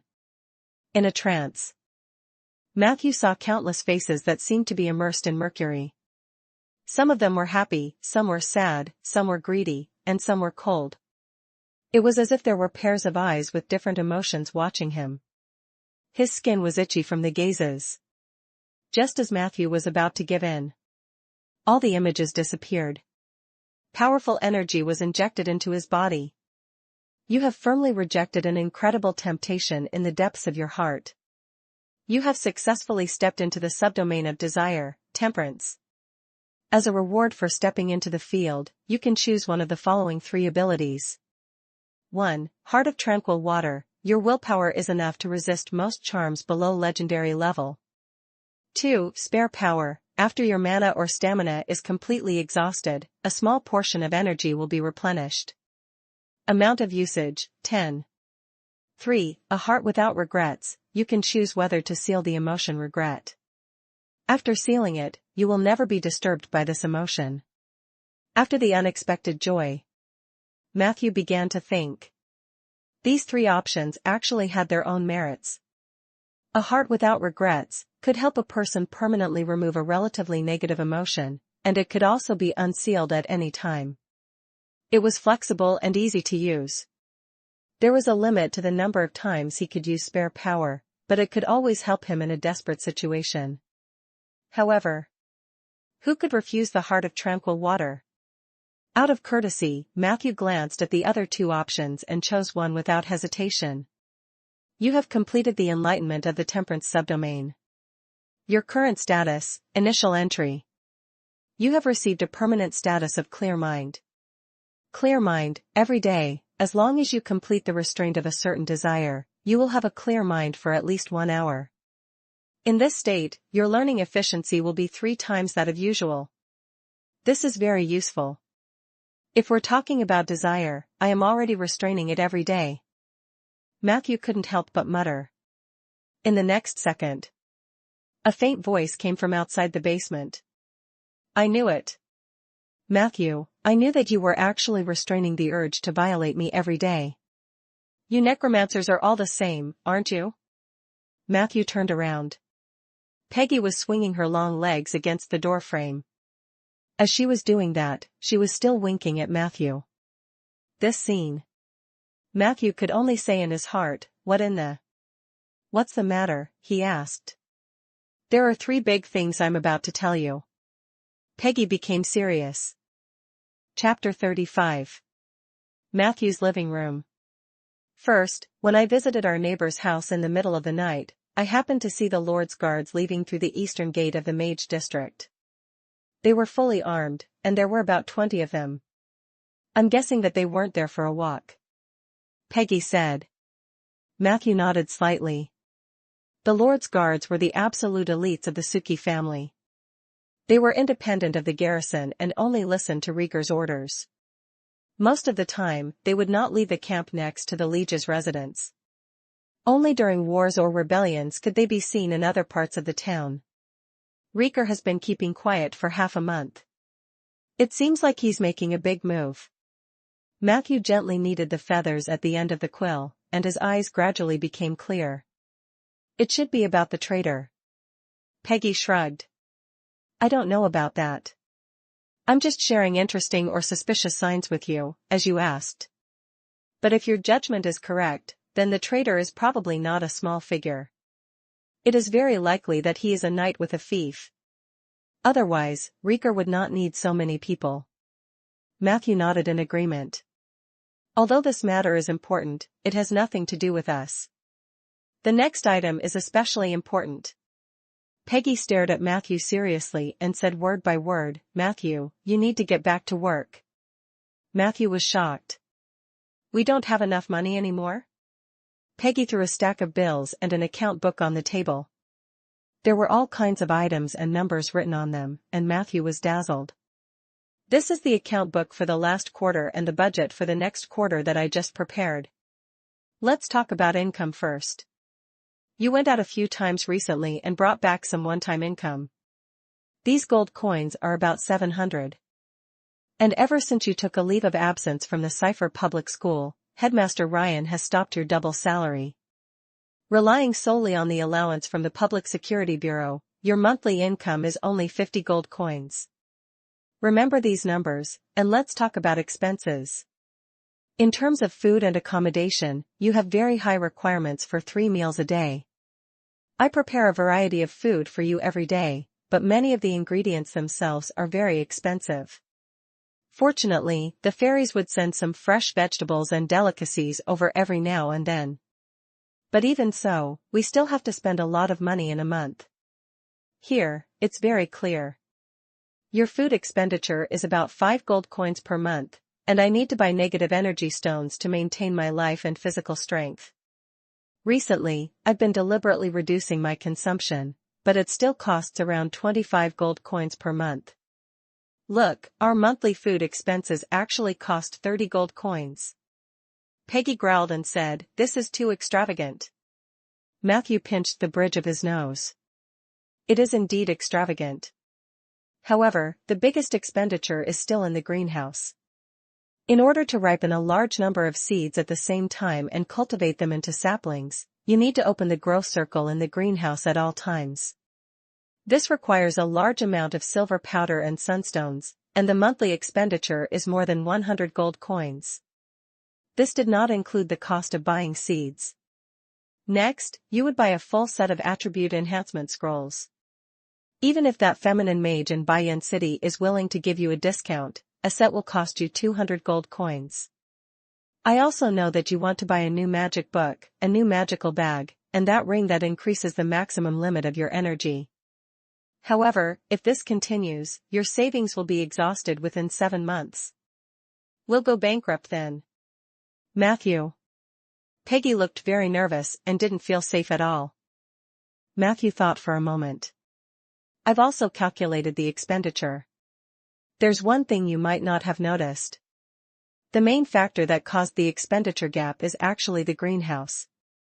After this spring, I'll greatly reduce the consumption of the greenhouse. But that's still not enough, is it? Peggy stared at him, then covered her jaw with one hand and said rather exaggeratedly, "Matthew, why don't you let me go back to the negative energy plane? I don't need extra negative energy stones to survive there. Although I don't like that place, at least it can lighten your burden." Matthew looked at her speechlessly. "Or you can go back to class. You are an excellent history teacher." Peggy tried to persuade him with reason and emotion. "However, the salary given to me by the public school is only 60 gold coins a month. If we follow your calculation, we will still be unable to make ends meet." Matthew spread out his hands, indicating that he was a lazybones who did not want to go to work. "No, as far as I know, as long as you are willing to go back to class, your salary will increase to 100 gold coins a month." Peggy's plan was revealed. "So, go back to class, Matthew. This family needs your income. The girls in school are also waiting for you to come back." "Did you take Principal Ryan's money?" Peggy confessed. "Actually, this is also the third thing I want to talk about. Miss Sif came by today and said that she had something to talk to you about. I told her that you weren't here, so she planned to wait for you in the living room. I told her that you might not come back tonight. She looked a little disappointed. After sitting in the kitchen for about an hour, she left with some regret. However, she told me that she would visit you again tomorrow at the same time." Matthew rubbed his temples. "Did you say no?" Peggy glanced at him. "I said yes." Chapter 36. Matthew's living room. "Why?" Matthew asked. Paige crossed her arms. "Because that girl was very cute. She chatted with me for more than an hour in the kitchen and even asked me what dishes you liked. She promised me that when she came tomorrow, she would bring me the purgatory recipes hidden in her house. As a skeleton who aspires to become a top chef, of course, I couldn't refuse." Matthew was amused. "So that's why you're urging me to go to work. Was it Sif's idea? Also, is this the big thing you mentioned?" Peggy said matter-of-factly, "Going to work on time is a virtue, Matthew. Besides, this concerns my dream and your happiness. Why isn't it important? I want to remind you that Sif is different from other girls. Her mind is much more mature than you think of underage girls. I think she suits you very well." Matthew spread his hands and joked, "Unfortunately, her father does not suit me." "I thought so too," Peggy said seriously. "So I gave her a suggestion. I told her to get rid of her father, who likes to follow his daughter when she comes to find you tomorrow." Matthew scratched his head. So Rieger was following Sif again? Didn't he have his own work to do? "Who knows?" Peggy said. "He's a pitiful person, but this kind of oppressive protection may not give Sif happiness. He should learn to let her grow up on her own." "You look like you have a lot of experience with children," Matthew teased. Peggy was stunned for a moment. Her soul fire flickered again, and she didn't speak for a long time. New memories? Matthew lowered his voice. No, Peggy shook her head. But I think I heard this sentence from another person. I don't know if you've had a similar experience. A moment, a sentence, that strong feeling of déjà vu, as if you've experienced it before. Matthew nodded. The two of them were silent for a while. So, are you going back to class or not? Peggy asked suddenly. Matthew blinked. The reason why I was willing to go to class was partly because I lacked money. On the other hand, I hope to use the school library and the students' books at home to catch up on knowledge. Now that I don't need that anymore, I suggest you forget the previous suggestion. He paused for a moment and thought, but I really should find myself a legal, stable, and quick job. What do you think about that, Peggy? Peggy yawned and looked disinterested. How would I know? I'm just a muddle-headed skeleton. Good night, Matthew. The next night. Matthew, who had been busy in the forest for the whole day, returned to his home in town early. After dinner, he took a shower and waited in the living room with a book. Although the content of the book wasn't boring, Matthew was a little distracted. He was mainly thinking about how to tactfully persuade Sif not to come to him every few days. He had a good impression of Sif. Therefore, he did not want to hurt her even more. 7 p.m. It was almost time for Sif's visit. A bell rang outside the house. Matthew put down his book and quickly got up to open the door. However, what he did not expect was. It was another woman standing outside the fence. Samantha? Matthew looked at her in surprise. Please forgive me for coming in uninvited, and please don't blame Ella. I was the one who begged her to tell me your address. Samantha looked a little tired. However, there was a strange look in her eyes. At this moment, she was wearing a dress that was in line with the trend of human towns, but it did not fit her well. Her chest swelled and trembled slightly. Her expression was a little awkward. I'm not used to places where humans gather. Can you let me in? Samantha asked in a low voice. Of course. However, before Matthew could open the door to welcome her in. Not far away, a mournful roar erupted. No. The man roared as he walked closer. Samantha, what are you doing? Why did you go to this necromancer's house? Matthew silently watched the menacing Eli. Look, this, he looked at Samantha again. In the next second. The uneasiness on the female druid's face instantly disappeared, replaced by anger and fierceness. Eli, I'm warning you. Do not follow me. Samantha's voice was like a beast's roar, making one's heart palpitate. She turned around and stomped towards Eli. Every step she took. Her body expanded. 3 steps later. A beautiful and flawless brown fur draped over her body. She had transformed from a 1.7-meter tall human woman into a brown bear that was more than 3 meters tall. Please wait a moment, Mr. Matthew. Samantha turned around and said in a gentle and apologetic tone. You've never used that tone with me. Eli was still angrily accusing her. The giant bear pounced forward and grabbed Eli's body. It was as if she was dragging a log as she rushed out of the town. In the blink of an eye, the two figures disappeared one after another. Only a shallow mark was left on the cobblestone floor. 10 minutes later. A black shadow appeared at the end of the mark. It was a leopard. She lightly jumped in front of Matthew. I'm sorry, but Eli won't bother us anymore. Chapter 37. Matthew's living room. Matthew thought for a moment and didn't say anything in the end. He politely led Samantha into the living room. Peggy, we have guests. Matthew shouted. Peggy reluctantly came out of the kitchen. She glanced at Samantha and snorted again. Then, she turned around and brought a cup of cold coffee from the kitchen. At this moment, the bell rang again. Sorry, excuse me. Matthew had to open the door first. This time, it was indeed Sif standing outside the fence. She was no longer wearing the dark red cloak but a white dress. She was tall and had long legs. Her legs were close together, and her hands were behind her back. Her smile was sweet and gave people a feeling of healing. "Good evening, Matthew." Sif smiled and greeted him. Matthew smiled back. "Good evening." "Well, please come in first." As he spoke, he moved to the side. Sif took half a step forward. During this process, she suddenly turned around and looked at the alley opposite her with a helpless expression. "Wait for me, Matthew." She jogged over. In the shadows of the alley, Sif poked a section of the wall, and a red blanket appeared on the wall. The blanket fell, and an embarrassed middle-aged man appeared in front of her. "Father, you promised not to interfere with my freedom," said Sif angrily.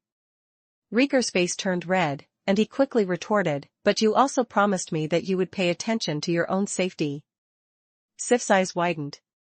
"But I'm going to Matthew's house. It's not a dangerous place." Rieger's face was bitter. To him, that was probably the most dangerous place in Rolling Stone Town.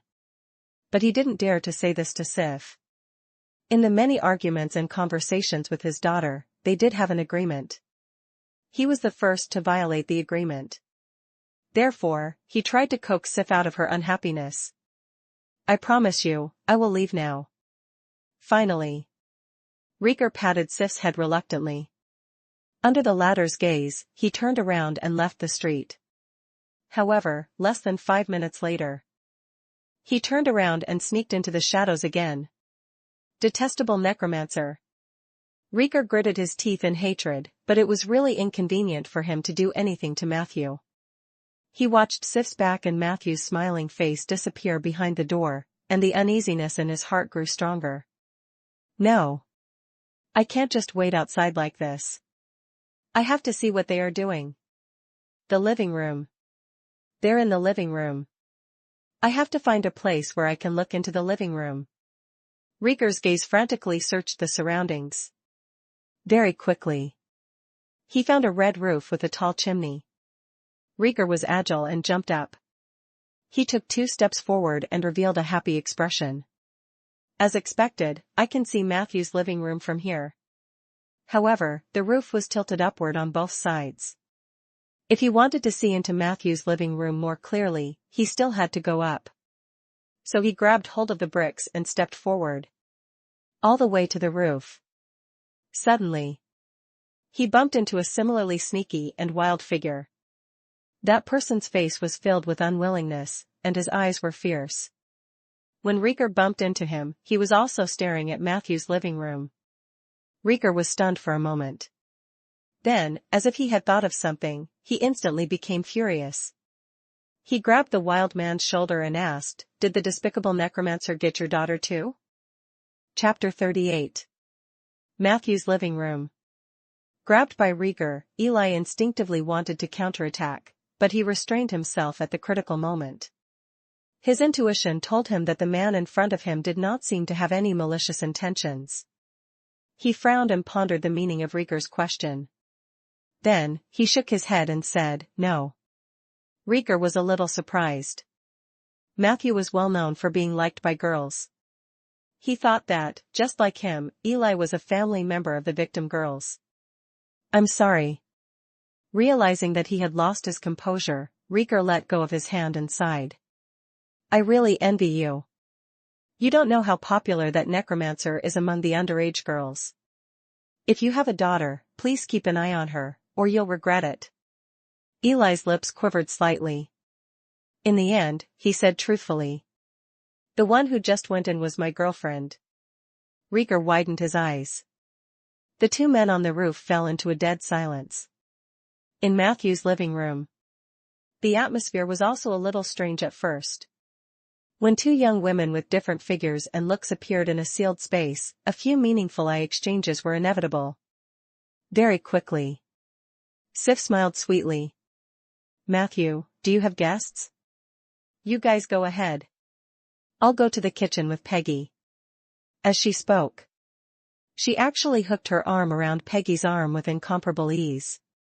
The two of them went to the kitchen affectionately. Not long after, laughter came from the kitchen. Samantha looked away and asked curiously, "Are all human girls so bold now?" Matthew shook his head and smiled. "Sif is an exception." He poured Samantha another glass of milk. "I came to look for you today because of what you said the other day." Samantha went straight to the point. "At first, I didn't think that what you said was right, but your words reminded me of the past. A friend." She took a sip of milk and pressed her lips together to wipe away the white foam. Her beautiful face revealed a deep reminiscence. "In fact, it has been a long time.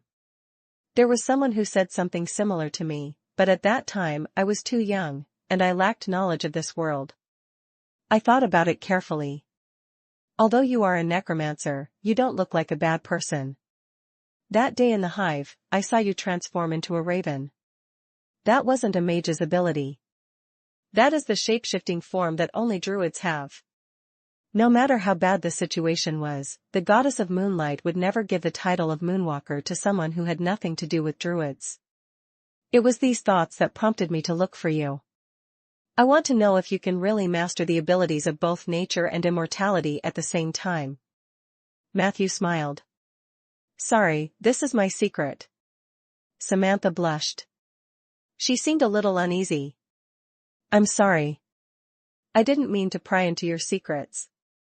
I just want to confirm one thing." Matthew crossed his hands and rested his chin on them.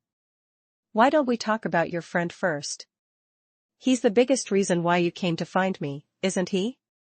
He thought Samantha came to him because she was convinced by his wonderful debate. He did not expect that there was another reason. This made Matthew feel a little frustrated and curious. What kind of friend would make Samantha, an old-fashioned druid, dare to break through her shackles and come to him?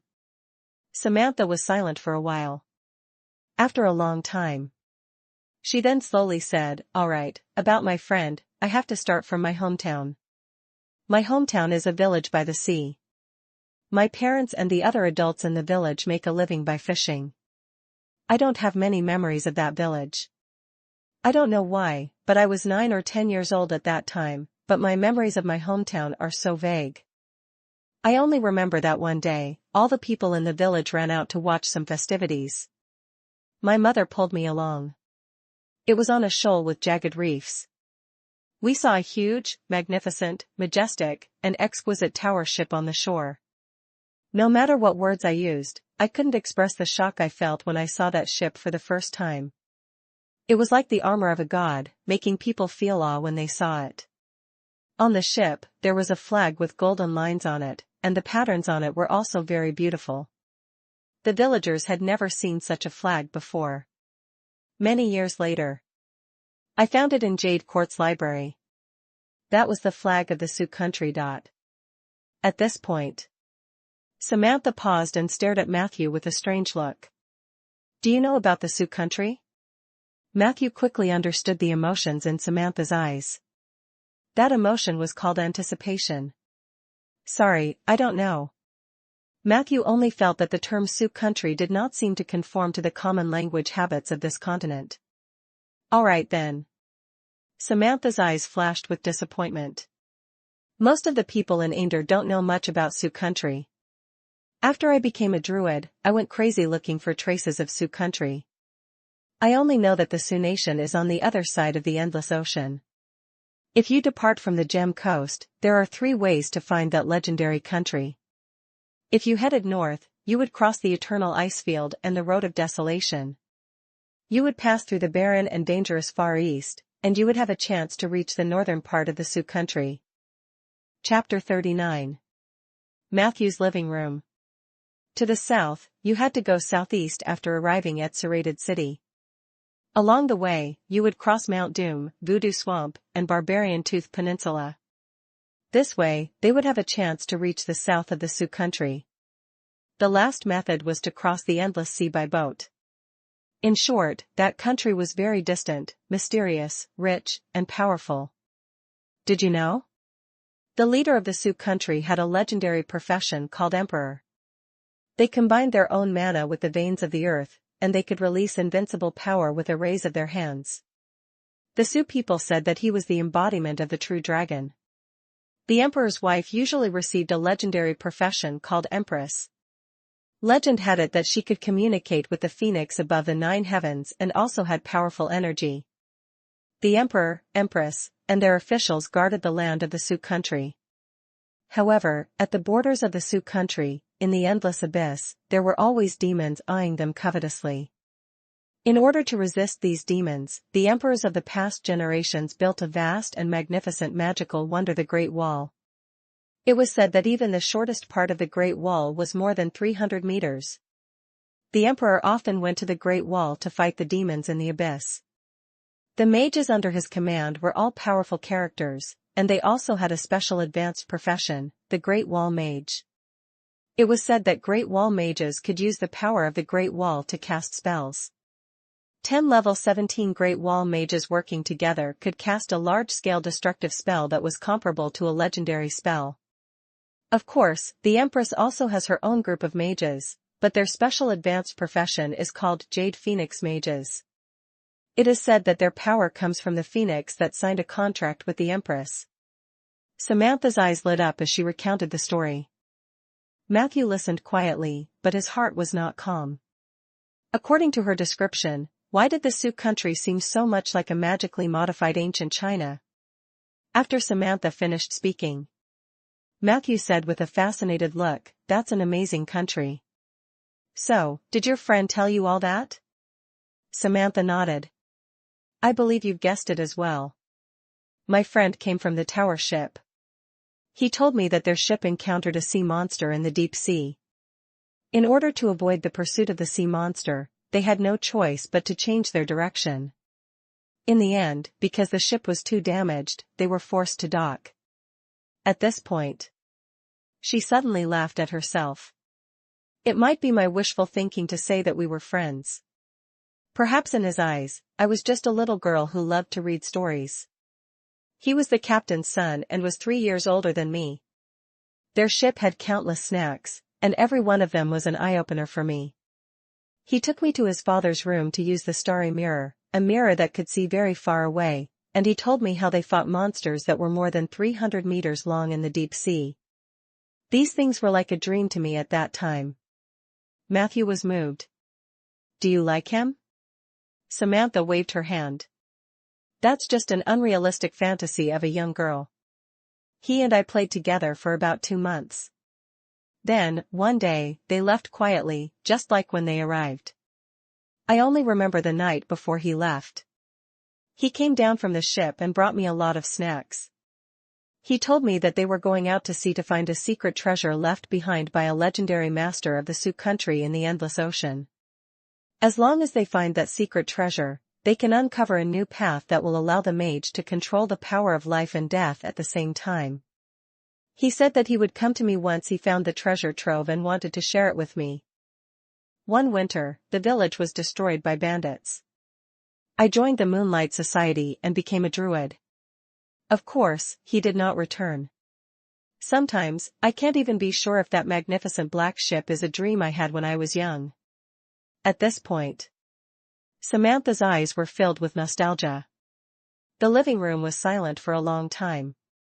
"So you came to me just to know if the secret treasure your friend mentioned exists?" Matthew asked. Samantha nodded, then shook her head in pain. "I'd rather it didn't exist. Otherwise, I'm afraid it'll be difficult for me to continue facing my faith." Matthew said seriously, "Your faith should be nature, not a god who holds a portion of nature's authority." As he spoke, he stood up and extended his hand to Samantha. "Give me your hand." Samantha hesitated. Finally, she placed her hand on Matthew's palm. On the roof, Rhaegar only heard a brutal beast roar. A strong wind blew. The wild man rushed into Matthew's house at an astonishing speed. "Let her go!" Eli roared and wanted to break through the window. However, in the next second, a mighty power spread out from Matthew's body. A warm breeze blew from all directions. The house seemed to disappear. In its place, it was a warm and friendly oak forest. Under an oak tree. Matthew and Samantha were standing with their palms against each other. As for Eli, his attack was interrupted by the power of the domain. He looked around in a daze. Suddenly, he let out a long and unbelievable roar. 5 seconds later, the oak forest twisted and disappeared. You have activated the oak domain.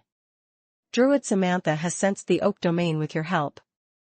She will have the opportunity to understand the power of the domain. Chapter 40. Matthew's living room. Druid Eli has accidentally entered your oak tree domain. With his high talent, he will also have the opportunity to comprehend the power of this domain. Ah? Matthew turned to look at the window next to him in surprise. Outside the window, Eli's face was twisted.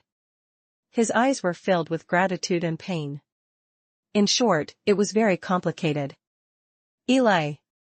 Samantha stomped her foot angrily. Eli pushed open the window and said through gritted teeth, "Let go of your hand first." Samantha ignored him and looked at Matthew.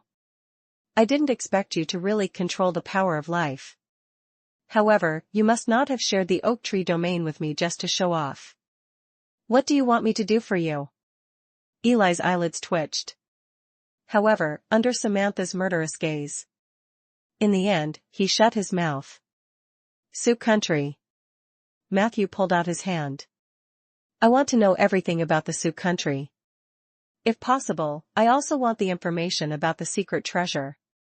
Samantha nodded. "You will get what you want the next time we meet." Eli finally couldn't hold it in anymore. "There's a next time." Whoosh! Samantha transformed into a leopard and threw him to the ground. In an instant, she turned into a brown bear and quickly dragged Eli out of the town. "I'm sorry, Samantha. I didn't mean to break the promise. I just couldn't control myself. I was worried that you would be deceived by that necromancer."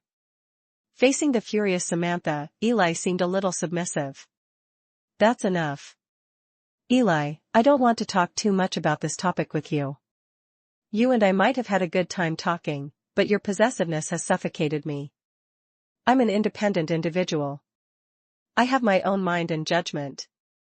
I know what I'm doing." Samantha put her hands on her hips. "We're done." Eli looked at the other party in disbelief. "You're dumping me for him?" Samantha's eyes were filled with pity.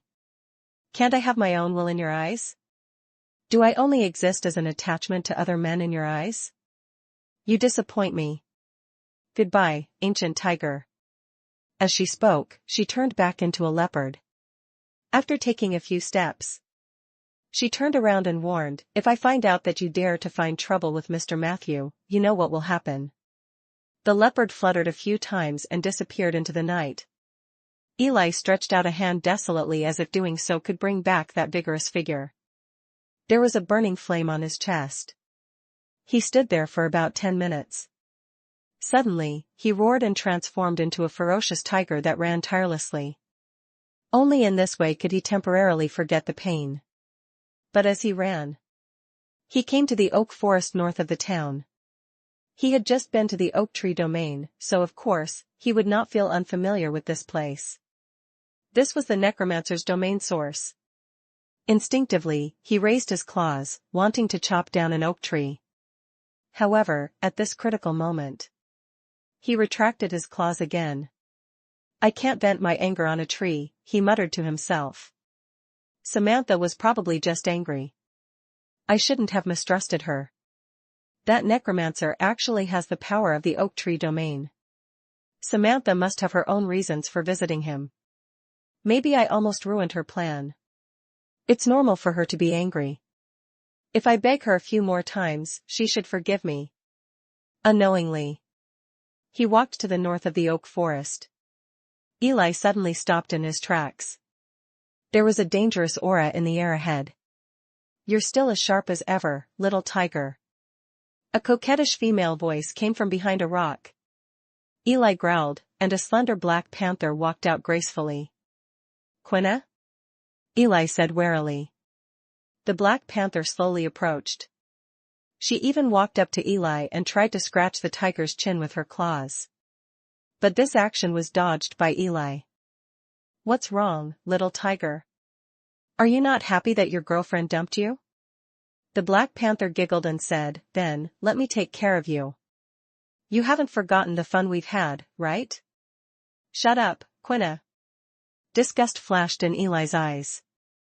"I was young and ignorant at that time, which was why I was seduced by you. I didn't know that you had become a member of the Withering Order. We are now mortal enemies. Get lost before I kill you." The tiger growled repeatedly. The thick killing intent solidified. The Black Panther wanted to tease him, but when she sensed the murderous aura, she leaped away and said, "You're really a little tiger who doesn't know how to have fun." Eli stared coldly in the direction where the other party had disappeared. His mind had not become unclear because of the breakup.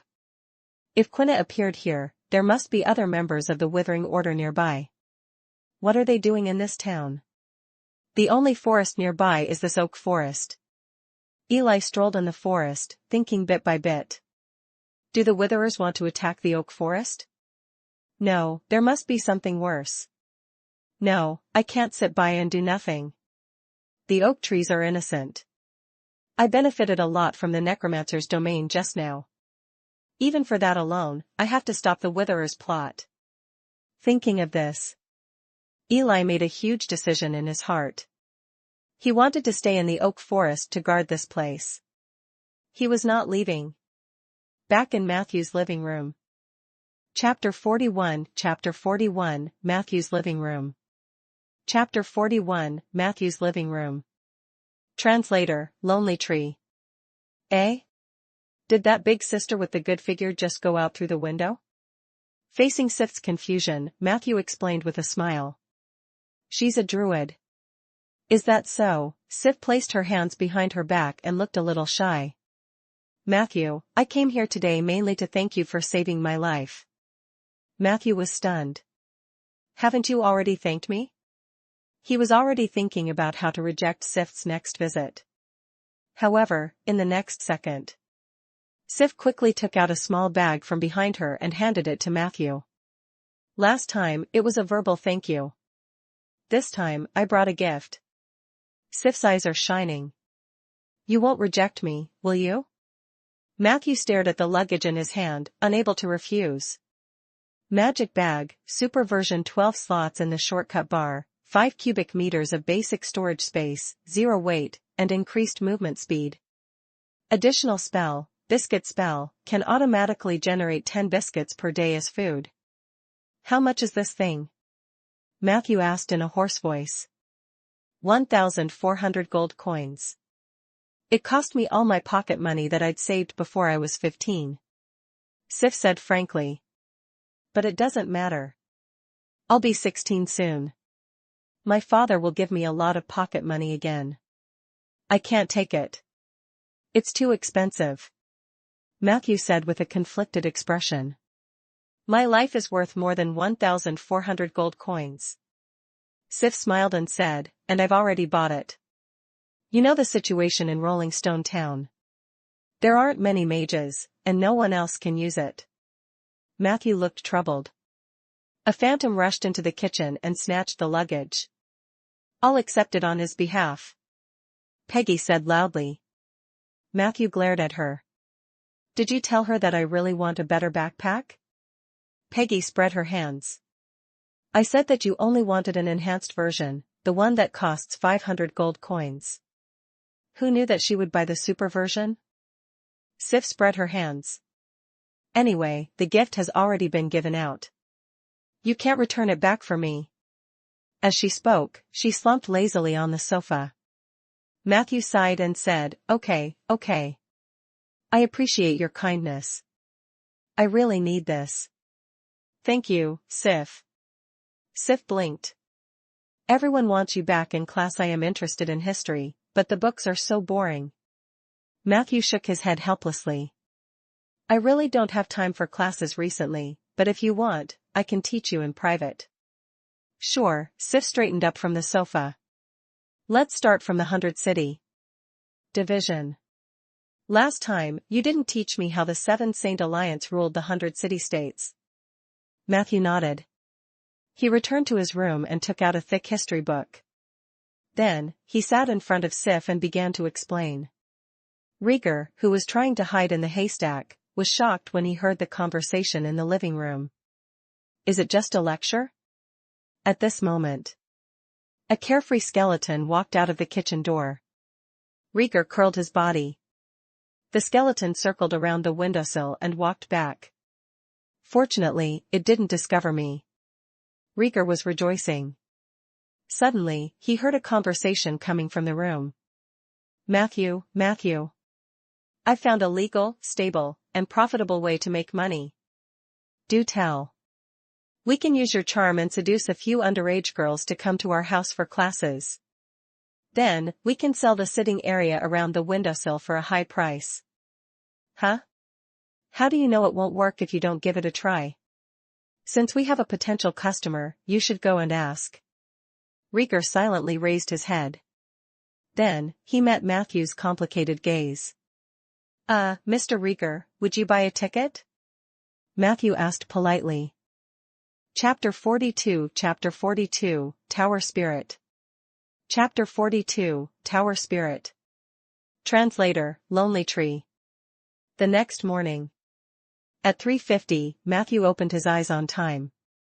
After washing up, he went to the kitchen to grab a loaf of bread and left the house amidst the chirping of birds in the morning. He did not leave the mage area as usual. Instead, he walked toward the center of the mage area, where no one else had ever visited.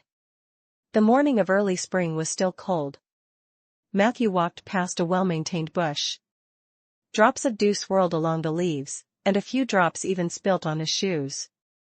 A few minutes later, he wolfed down the bread and stood in front of a 2-story house in the middle of the mage area. Dong dong dong. The bell suddenly rang from the bungalow. This meant that it was 4 o'clock sharp. Matthew quickly stepped forward.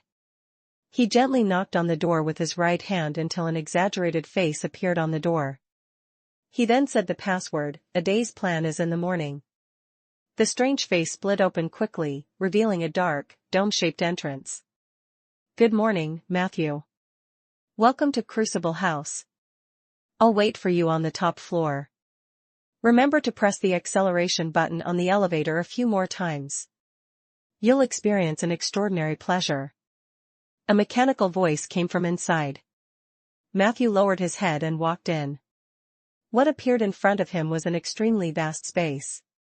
The floor was paved with a strange material like mercury, the dome of the sky was lined with stars, 6 marble pillars rose into the sky, and the 2 sides were lined with sculpture-like automatons. This was the Crucible House. It was part of a mage tower that the great mage Ronan had made public. Here, you could buy magic tools and materials, borrow magic books, rent magic laboratories, forge magic equipment, find an adventuring team, and so on. It was similar to the Adventurers Guild in many online games, except that the Crucible House only served mages. Moreover, the entry time was very strict. It was only 15 minutes between 4 in the morning and 4:15 in the morning. If they missed it, they would have to come back the next day. There were at least 4 entrances to the Crucible House south of Eversong Forest. However, Matthew never bumped into anyone every time he came here. He speculated that it might be because there were too few mages in this world at the moment and that the Crucible House charged an entrance fee. 30 gold coins each time wasn't too expensive, but it was still an expense. Take Matthew as an example. If he did not have the need to borrow books from this place, he would never have come to the Crucible House. The food and service here were good but expensive. The materials and tools provided by Master Ronan were much better than those outside. But if Matthew had a choice, he would rather travel a few hundred kilometers to Bayan City to find a familiar merchant to buy the same materials and tools. Unfortunately, he had no choice. This was the kind of place where one would unconsciously bend over when they entered the door if they were not rich. Matthew walked to the nearest marble pillar. This was actually a magic elevator hidden in the pillar. You could go to the floor you wanted according to your needs. Different floors had different constructs to serve you. Of course, you could also choose to have human servers receive you, but it would cost more.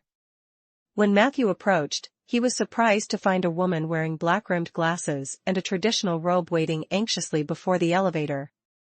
Ding! The pillar rotated to both sides, and the magic elevator appeared in front of him. "Ah, why don't you go first?" the female mage said to Matthew somewhat unnaturally. She seemed to be particularly constrained. Matthew sized her up and shook his head.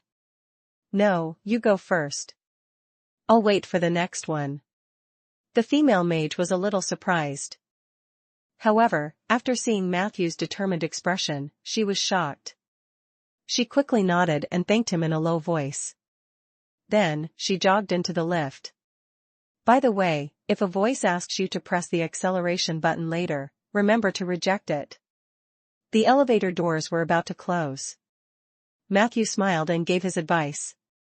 Through the crack, the female mage tilted her head in confusion. The elevator went up in an instant. Matthew waited patiently for a few minutes. A brand new elevator booth unfolded in front of him. He walked in calmly. As a close friend of Ronan, the privilege he enjoyed in the Crucible House was Tower Spirit 177's service. This would greatly facilitate him to find what he wanted in the vast sea of Imolege. There was no need to pay labor fees. Matthew was very grateful for this. The elevator door slowly closed. He could feel himself rising at a slow and comfortable speed. After a few seconds, a stiff voice rang in his ears. "Sir, according to the current speed, you will need 29 hours and 7 minutes to reach the floor you want. So, do you need an accelerated service? I am your friendly companion, Tower Spirit number 247. Matthew immediately refused. "No. Don't play this kind of trick anymore." 177, you sound like a broken record. A few seconds later, the voice continued, 177 has been killed and replaced by me, 369. Now I control the Crucible House. If you don't want to fall, you better press the acceleration button. It will make you very happy. Matthew smiled and said, "It can indeed make people very happy, but I'm sorry, I've already vomited once. After that time, I swear I won't fall for your trick again." The voice laughed coldly. Chapter 43, Tower Spirit. Chapter 43, Tower Spirit. Translator, Lonely Tree. Feeling stubborn today, aren't we? Not bad, Matthew. You've grown up. You don't really think I need you to press the button to speed up the elevator, do you? I'm the greatest tower spirit in history. Who am I? King of the Crucible House. If you continue to be so impertinent, I'll personally help you speed up. I'm ready. Matthew pulled the elevator handrail. The voice of the tower genie instantly became evil and ghostly. Are you really ready? He, Matthew, I'm going to speed up now. Matthew closed his eyes and tightened his grip on the armrest. Don't be afraid. I'll be very gentle, Matthew. The tower spirit was still threatening. Matthew suddenly opened his eyes. Are you finally afraid, Matthew? The tower spirit was proud. Matthew let go and looked at the elevator panel. We've arrived at the top floor. One NEU or opinion. Matthew stepped out. The top floor of the Crucible House was a large open space. Above his head was the boundless starry sky. In the open space, a golem that was more than 3 meters tall, made entirely of clay, and wearing an exaggerated suit walked toward Matthew. It didn't look angry because of the failure of the prank. Instead, it greeted Matthew with a humble tone. Good morning, Matthew. Welcome to the Crucible House. Your humble servant, Tower Spirit 177, is at your service. However, Matthew did not dare to put on airs in front of him. One had to know that the construct in front of him had a bad personality, craved a mate, and was extremely lonely. It was also at level 23. It was said that it was the only legendary golem in the known city-state territory of the human kingdom. Matthew's strongest bone dragon was no match for its punch. Dear Mr. 177. Matthew went straight to the point. I want to find and borrow books from 2 different categories. Keywords. 177, who had entered his work mode, said concisely. The first keyword is psionic power. I'm looking for books and information related to charging psionic items. Matthew quickly said. The second keyword is the Sioux country. Secondary keywords may include Emperor, Great Wall and Jade Phoenix. 177 pondered for 3 seconds after listening. Then he replied. Pure psionic research books are very rare, but there are still some books related to charging psionic items. I'm not talented, but I happen to have some knowledge in the field of psionic abilities. If you can be more specific, I might be able to answer your question directly. That way, you can save a book loan fee. Matthew looked at it suspiciously. Will there be an additional consultation? He couldn't help but be careful. In the Crucible house, borrowing books was much cheaper than consulting. You worry too much, Matthew. 177 calmly said. There was originally a consultation fee, but it has been offset by the problem brought by the second keyword.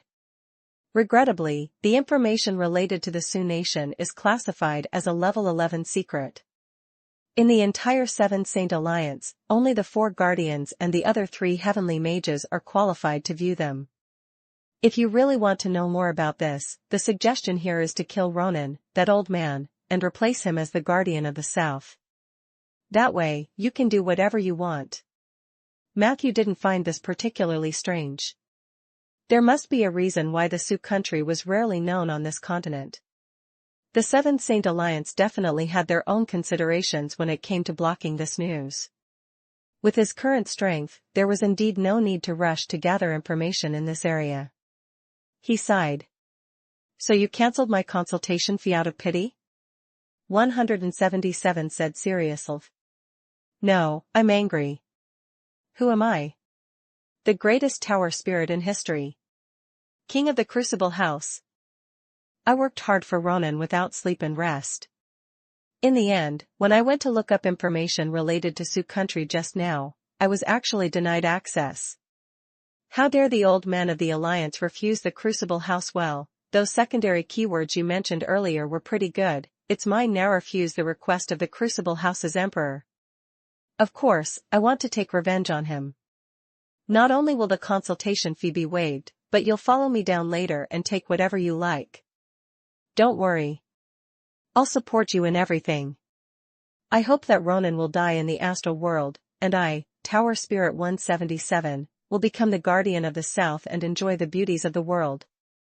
Matthew fell silent after hearing 177's bold words. How did Ronan train the Tower Spirits? Why are you praying for his downfall?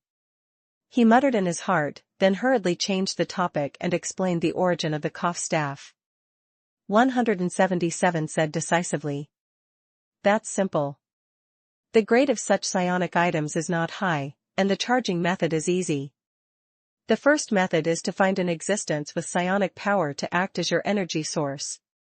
Then, you'll go on a stroll around the abyss. Some demons have psionic energy, but they may not know how to use psionic power. However, their power is enough for you to charge common psionic items. Here, I recommend the succubus. At least 1/3 of the succubus have a source of psionic energy in their bodies, but they almost never use it. They only know how to be in heat all day long. Considering that their physique is sturdy and durable, you can use them for many different things. At the same time, they are also a cost-effective choice. Do you want me to show you some examples? The rock golem grinned wickedly at Matthew. Matthew rubbed his temples. What about the second method? Hold your staff and imagine that you're coughing, said 177. Matthew was stunned. Is it that simple? 177 nodded. Of course, it's simple. This method is very inefficient. You need to be mentally prepared. Matthew silently noted down the 2 methods and bowed to the tower spirit to thank it before bidding farewell. Chapter 44, Tower Spirit. Chapter 44, Tower Spirit. Translator, Lonely Tree. Are you leaving already? 1771's tone became more lively. You know, Matthew, I'm very lonely. Matthew felt a chill run down his spine. Aren't there a lot of constructs in the Crucible house? Could it be that none of them caught your eye? He asked politely. Don't even mention those mediocre female subjects. Ronan couldn't even fathom the creation of high-level wisdom, and the constructs he created were all trash. I really wonder how he created me back then. Maybe he lied. I'm not his biological son at all. 177 said unhappily, I've expressed my needs to him many times, but what about him? There was once when I told him that my mate at least had to match my size. Do you know what he did? He caught a dinosaur for me. Matthew said in surprise, dinosaur? Do you mean it as a descriptive term? 177 took a look, shook his head and said. No, literally. He caught a fucking female Tyrannosaurus Rex. God knows how many wicked things he did when he participated in the revival of Ancient Mythical Creatures project. Matthew fell silent. But that T-Rex was quite strong. The tower spirit added. What happened after that? Matthew could only force himself to continue this conversation. After that? It wasn't easy for me and Little Flower. Little Flower was the name I gave her. She wasn't very intelligent and had a bad temper, which complemented me perfectly. We had a certain degree of affection for each other, and our lives were quite fun. However, that damned Ronan turned around and took Little Flower away. He even said that there was a problem with the project and that the others in the Seventh Saint Alliance had stopped it. Therefore, he had to return the test subject. 177 said bitterly. In order to make it up to me, he caught another Cyclops for me. That monster's level is almost as high as mine. The good news is that I was also interested in this new lover. Matthew nodded. I guess there must be bad news. 177 sighed and said, when I couldn't find the entrance for 3 days and 3 nights, I realized that Ronan was so careless that he got the gender of the Cyclops wrong. Matthew was stunned. The sun was high in the sky when he left the Crucible house. Matthew came to the oak forest tiredly. In the cottage, after taking a short rest, he began his work. However, when he walked to the north of the oak forest with a shovel, he suddenly realized that something was wrong. A trace on the ground had been erased. If it wasn't for the oak tree domain's support, Matthew might not even have noticed this trace. Soldier. He silently woke up the blade dancer, who had been waiting in the cabin. He wanted to use his domain to communicate with the oak forest. At this moment, a few oak tree fairies flew out. They began to pour out their grievances. An ugly, fierce, and big guy came to the forest last night? And he helped you block the attack of an evil witherer? That was how you survived the invasion of the witherer. That big guy didn't go far. So he merely went into hiding? Matthew's expression changed. In the end, it became slightly gloomy. He had a rough idea of who the fairies were talking about. However, he was more concerned about the witherer. This was the druid's nemesis. They obtained power by destroying the forest. Once a forest was targeted by the witherers, it would be reduced to scorched earth. I know. Don't worry. I won't go anywhere until I deal with that witherer. Matthew said as he gripped the shovel in his hand. A moment later, he continued walking toward his plot of land.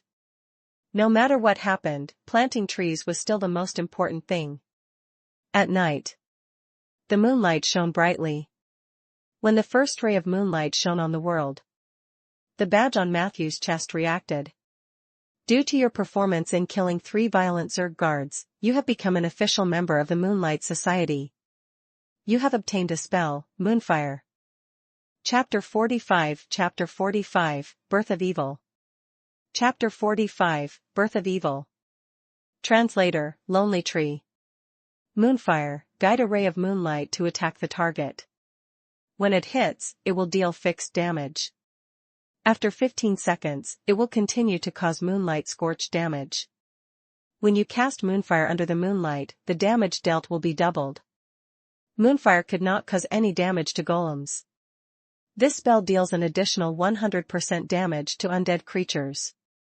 Matthew made a straw doll and tested the damage of Moonfire indoors and outdoors. It could only be said that it was a little sad. The double damage from the moonlight is only equivalent to a level 5 to 6 spell. Without the moonlight, it barely scratches the enemy. Although the badge had the ability to release moonlight and could deal damage in most situations, it was still too weak. Matthew was not very satisfied with this spell. One of the few advantages of Moonfire was its low mana consumption. The burning effect had a certain tactical significance, and, it looked pretty? Suppressing undead creatures is also an advantage. Matthew comforted himself. In fact, he did not expect much from the spells bestowed by the goddess of moonlight. She was a god, not a mage. Her spell level might not even be as good as some 4th or 5th tier mages. The advantage of the gods was that they could use their divinity to imbue their spells. However, after the ascension of the heavenly palace, they were no longer able to cast divine spells on the human world. Matthew believed that this Moonfire spell should have been a divine spell created by the goddess of the moonlight. Later, the goddess had to modify it so her believers could use it. Thinking about it this way, the goddess was in quite a quandary. No wonder she was so humble. However, the goddess of moonlight's low profile may have existed since the Age of Enlightenment. Her domain is the moonlight. This means that the domain of the moon has already been taken by some other divine. Her power will be limited. Matthew rubbed his believer badge and thought casually. But Ella once mentioned that the moonlight woodlands had a period of glory. Could it be that she was once the goddess of the moon and not just the goddess of moonlight? However, it didn't matter. Matthew quickly walked back to the hut and politely praised the moonlight. In the following days, Matthew's focus in life returned to reality, especially planting trees. He used the extra time to search for potential witherers. Unfortunately, his divination skills were really weak. When he divined the location of the witherers, he somehow saw a woman coming out of the bath. Judging from the architectural style behind her, it was obviously a craftsman's district or a commercial district in Rolling Stone Town. However, that woman was clearly not with the witherers. Afraid of being perceived as a peeping Tom, Matthew hurriedly covered the crystal ball with sackcloth. For this period of time, he decided to stop divination. The witherer had not been found yet, but it was getting easier for Matthew to track down the whereabouts of Eli. He found a time to activate the oak tree domain. As Eli had resonated with his domain, Matthew could immediately lock onto his position as long as he was in the oak forest. From the content of Matthew's perception, Eli's daily routine was very monotonous. It looked like he seemed to be patrolling the forest very seriously. Matthew observed for a while and let him be. His forest was full of hidden talents. There were skeletons, necromancers, and corpses. What was wrong with having a proper druid? In the moonlight woodlands, Ella had repeatedly urged Matthew to continue clearing the MVE, but Matthew had always used the excuse of insufficient human power to brush her off. In fact, this reason was not completely unreasonable. He had lost so many skeleton soldiers. It would take some time for Matthew to resummon all the soldiers. Samantha never showed up again after that day. Matthew guessed that she had gone to sort out the information he wanted about the Sioux country. The mission at the hive was really not urgent. The goddess of moonlight's mission was for him to eliminate one violent Zerg guard, and Matthew had done more than that. As for the side quest of eliminating all the Zergs, Matthew had given up the idea of pushing through the quest after learning that the hive was related to the Undead Empire. It was better to do things steadily. During this period, two things happened. Matthew found some time to buy 10 air element restraining runes and a small bottle of the ghoul's nail powder from a merchant in Bayan City. These two items were prepared for the next summoning of zombies. The other thing was the transfer of Rieger's private territory to Matthew. Matthew received a free land gift document signed by the Lord from an unfamiliar city hall official. Of course, this matter absolutely could not be completed openly. Therefore, under the hint of the official, Matthew went to see Ms. Liz again, who complained that Matthew should have come to pick up the land lease document earlier. On the surface, Matthew had become the tenant of the territory. However, only a few people knew that he was actually also the landowner. Liz was very straightforward, and she even gave Matthew the promised allowance in full. When Matthew walked out of the city hall, Matthew, who had his pockets tinkling, felt that life was wonderful. He had only saved Sif once due to convenience, but the father and daughter had thanked him with generous gifts. He felt a little guilty. There was a moment when Matthew even had a wicked thought in his heart. If only this would happen again. Very quickly, he seriously banished his evil idea. Chapter 46, Birth of Evil. Chapter 46, Birth of Evil. Translator, Lonely Tree. I shouldn't wish for Sif to get into any more harm. The child has already suffered. Although, I wouldn't mind saving Rhaegar one time. Just like that. 5 days later. In the evening. In the oak forest. Matthew carried the sack and shovel and walked leisurely back to the hut. When he was less than 50 meters away from the wooden house, his domain suddenly triggered automatically. The big guy is coming. An oak tree secretly told him. Matthew turned to the west. A figure rushed over. He rushed in front of Matthew, paused for a moment, and then asked in a particularly unhappy tone, "It's fine if there are no animals in your forest, but why aren't there any berries?" Eli glared at him. Matthew thought for a moment. Maybe because this is an oak forest? Eli's dissatisfaction became even more serious. That's not what I meant. Of course, I know that this is an oak forest, but why are there only oak trees in the forest and no other plants? Matthew put down his shovel and explained in a friendly manner, "It's like this, Mr. Eli. I just started to plant this forest. I'm not a forestry expert.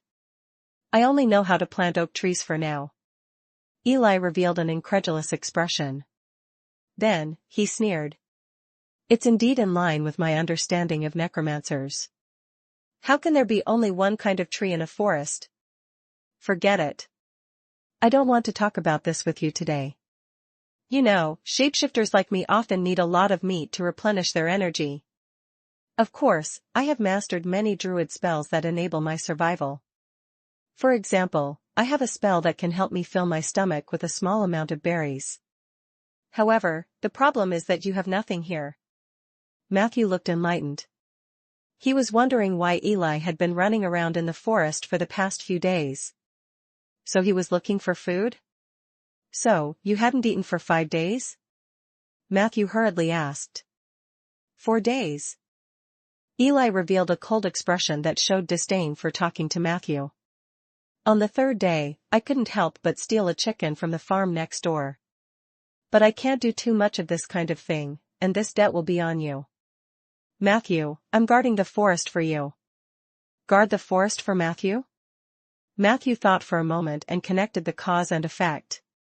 "It seems like he wants to repay me for me bringing him into the oak domain." Matthew's opinion of Eli changed a lot. "In that case, Mr. Eli, let's have a meal at my place." He sent out an invitation. "I won't eat with a necromancer. I'll stay here. You can bring the food to me." Eli's attitude was still stinking and unyielding. Matthew didn't mind. "In that case, I can only give you this first." The magic bag that Sif had given him just happened to produce a large batch of biscuits. Matthew handed it over. LT00KTNE Disc 111T Anna smelled it, Tmen Nuikal it eagerly. Matthew smiled. He turned around and went back to his room to eat. After dinner, he found that Eli was still in the same spot. Hence, he took the initiative to go over and say hello. "What's wrong, Mr. Eli? Are you not full?" Eli glanced at him. "I'm full. Thank you." His tone was still very firm. After saying that, he glanced at Matthew's wooden house. What did you eat just now? Matthew pursed his oily lips. Just a simple meal. Is that so? I smell sausages. Eli looked at him suspiciously. Matthew changed the topic. So, the reason why you are staying in my forest is to repay me for the little help I inadvertently gave you? If that's the case, there's no need for that because it was just an accident. I only wanted to provide Samantha with domain enlightenment. You were able to comprehend it purely because of your amazing talent. When he heard Matthew mention Samantha, the veins on Eli's forehead twitched. He used a lot of strength to hold back his anger. I have a ruler in my heart. I won't leave until I pay back what I owe you. Don't underestimate me. We, druids, are the true kings of the jungle. If I didn't guard the forest for you, these oak trees would have been destroyed by the evil witherers. Matthew laughed. He wanted to tell Eli that he didn't owe him anything. However, Matthew swallowed his words when he saw the proud face of Eli. Hence, he nodded and said, if you want to stay, of course, you can. Please do as you please. I'll get someone to prepare a portion of food for you. As he spoke, he took out a pen and paper, seemingly preparing to record. The corner of Eli's mouth twitched. No need. The biscuits just now will do. Matthew chuckled. Biscuit or sausage? Eli hesitated for a moment. Sausage then. Do you want anything else? For example, drinks? Matthew asked again. Eli shook his head decisively. No need. Milk or coffee? Matthew did not seem to hear him. Milk, Eli answered awkwardly. Then, from tomorrow morning onwards, you can come here to find me before I start planting trees. I will give you the food for that day. Matthew lowered his head and scribbled a few lines. He looked at his serious expression. A thought suddenly came to Eli's mind. Does he treat his employees so well all the time? No, damn it. I'm not an employee of this necromancer. He raised his head fiercely. However, he was shocked to find that Matthew had already left. Chapter 47, Birth of Evil. Chapter 47, Birth of Evil. Translator, Lonely Tree. Night fell, and everything was silent. Matthew, who had finished his meditation for the day, pushed open the door and walked out. The moonlight was bright outside. Eli was sitting under an oak tree not far away, staring blankly at the moon. Matthew did not greet him. He walked straight to the northwest. However, very quickly, footsteps came from behind him. What are you going to do in the middle of the night? Necromancer. Eli asked from behind. It's a private matter. Matthew replied concisely, you'd better not follow me. As soon as he said that, Eli seemed even more interested. He quickly caught up with Matthew. What bad things are you hiding from? Matthew glanced at him. It's not that I need to hide anything from you. I just feel that summoning a zombie in front of a druid would be a little blasphemous. You've already done more blasphemous things to Samantha. Then, he realized what Matthew was about to do. How dare you summon zombies in the oak forest? The anger in the corner of Eli's eyes was about to fill up again. This is the domain of nature, a sacred land that cannot be defiled. Matthew replied slowly, if this counts as defiling, then nature has almost been ruined by me. Eli's temples were throbbing. He suppressed his anger and looked at Matthew. Then aren't you afraid that I'll destroy your evil ritual? Matthew looked at him meaningfully. This is my domain. You'd better not do anything stupid, Eli. As he spoke, he walked to the skeleton dorm. He pulled open the cover. He began to transport the corpses outside. Eli watched this scene with a gloomy expression. He knew that even though Matthew looked like he was only at tier 2, with the support of the oak tree territory, he did not have much chance of winning. If he wanted to launch a sneak attack, Matthew could activate his domain immediately. The repulsive force of the domain would provide him with enough room to maneuver. After the domain was activated, not only would Matthew be buffed, but as a druid, Eli would also be weakened by the changes in the environment. This was the power of a domain. Not to mention, this necromancer in front of him obviously had many hidden cards. These days in the forest. It wasn't the first time that Eli had felt killing intent from Matthew. It was a pressure that only a rogue of at least tier 3 could give it to him. I won't interfere with your ritual, but I want to witness the birth of evil with my own eyes. After I repay you, I will destroy all the evil creatures you summoned," said Eli grimly. Matthew ignored him. He placed the bodies of the 5 arsonists in a row in the open space under the moonlight. He didn't explain himself. However, necromancers generally believed that summoning zombies under sufficient moonlight would be easier, and there was also a chance of producing high-quality zombies. Matthew would rather believe it than not. He quickly sprinkled a handful of corpse powder and a small amount of ghoul's nail powder evenly on each corpse. He then equipped them with the air element concealing rune that he had purchased previously. After doing all this, Matthew began a long chant.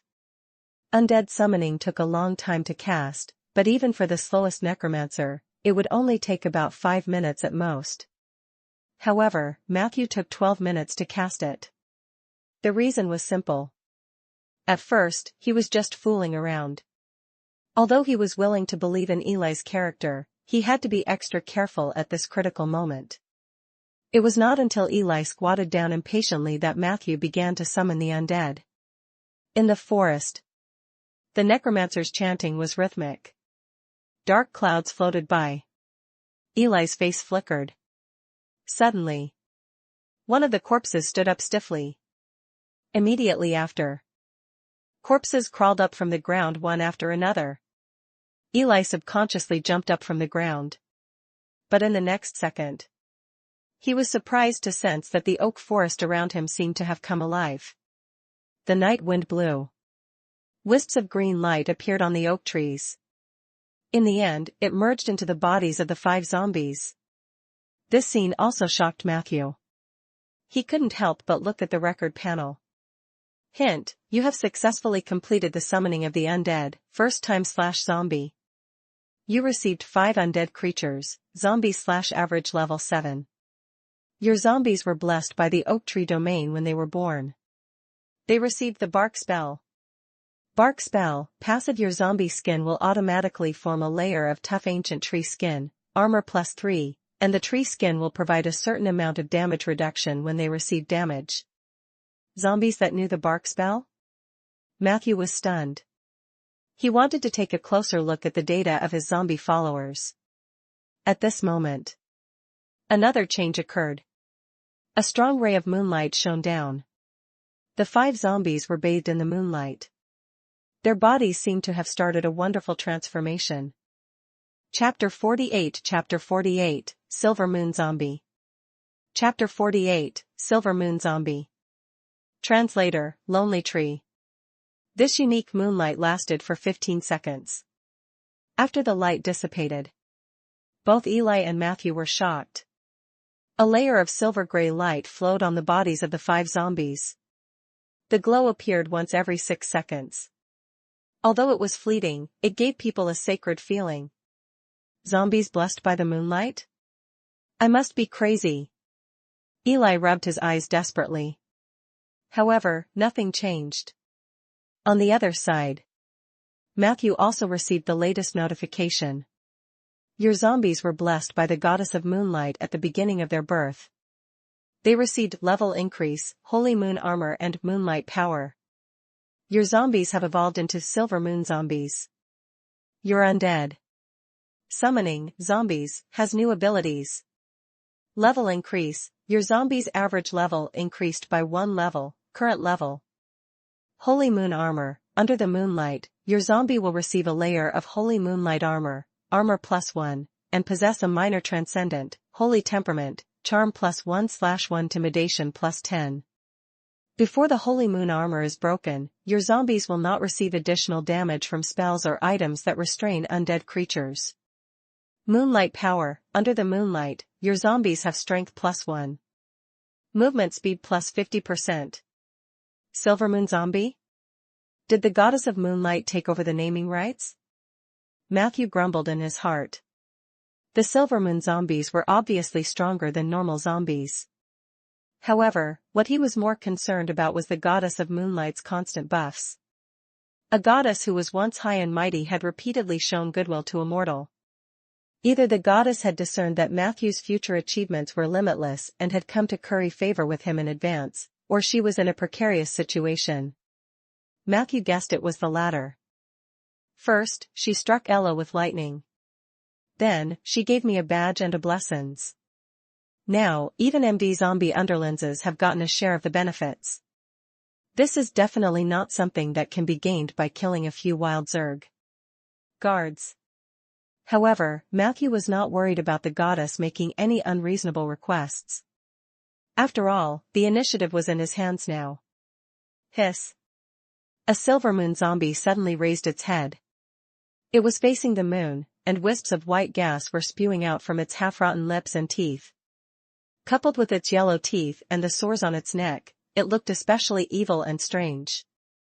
Matthew walked over to take a closer look, his eyes constantly revealing a satisfied expression. Zombies and skeletons might be undead creatures of the same level in the eyes of ordinary people.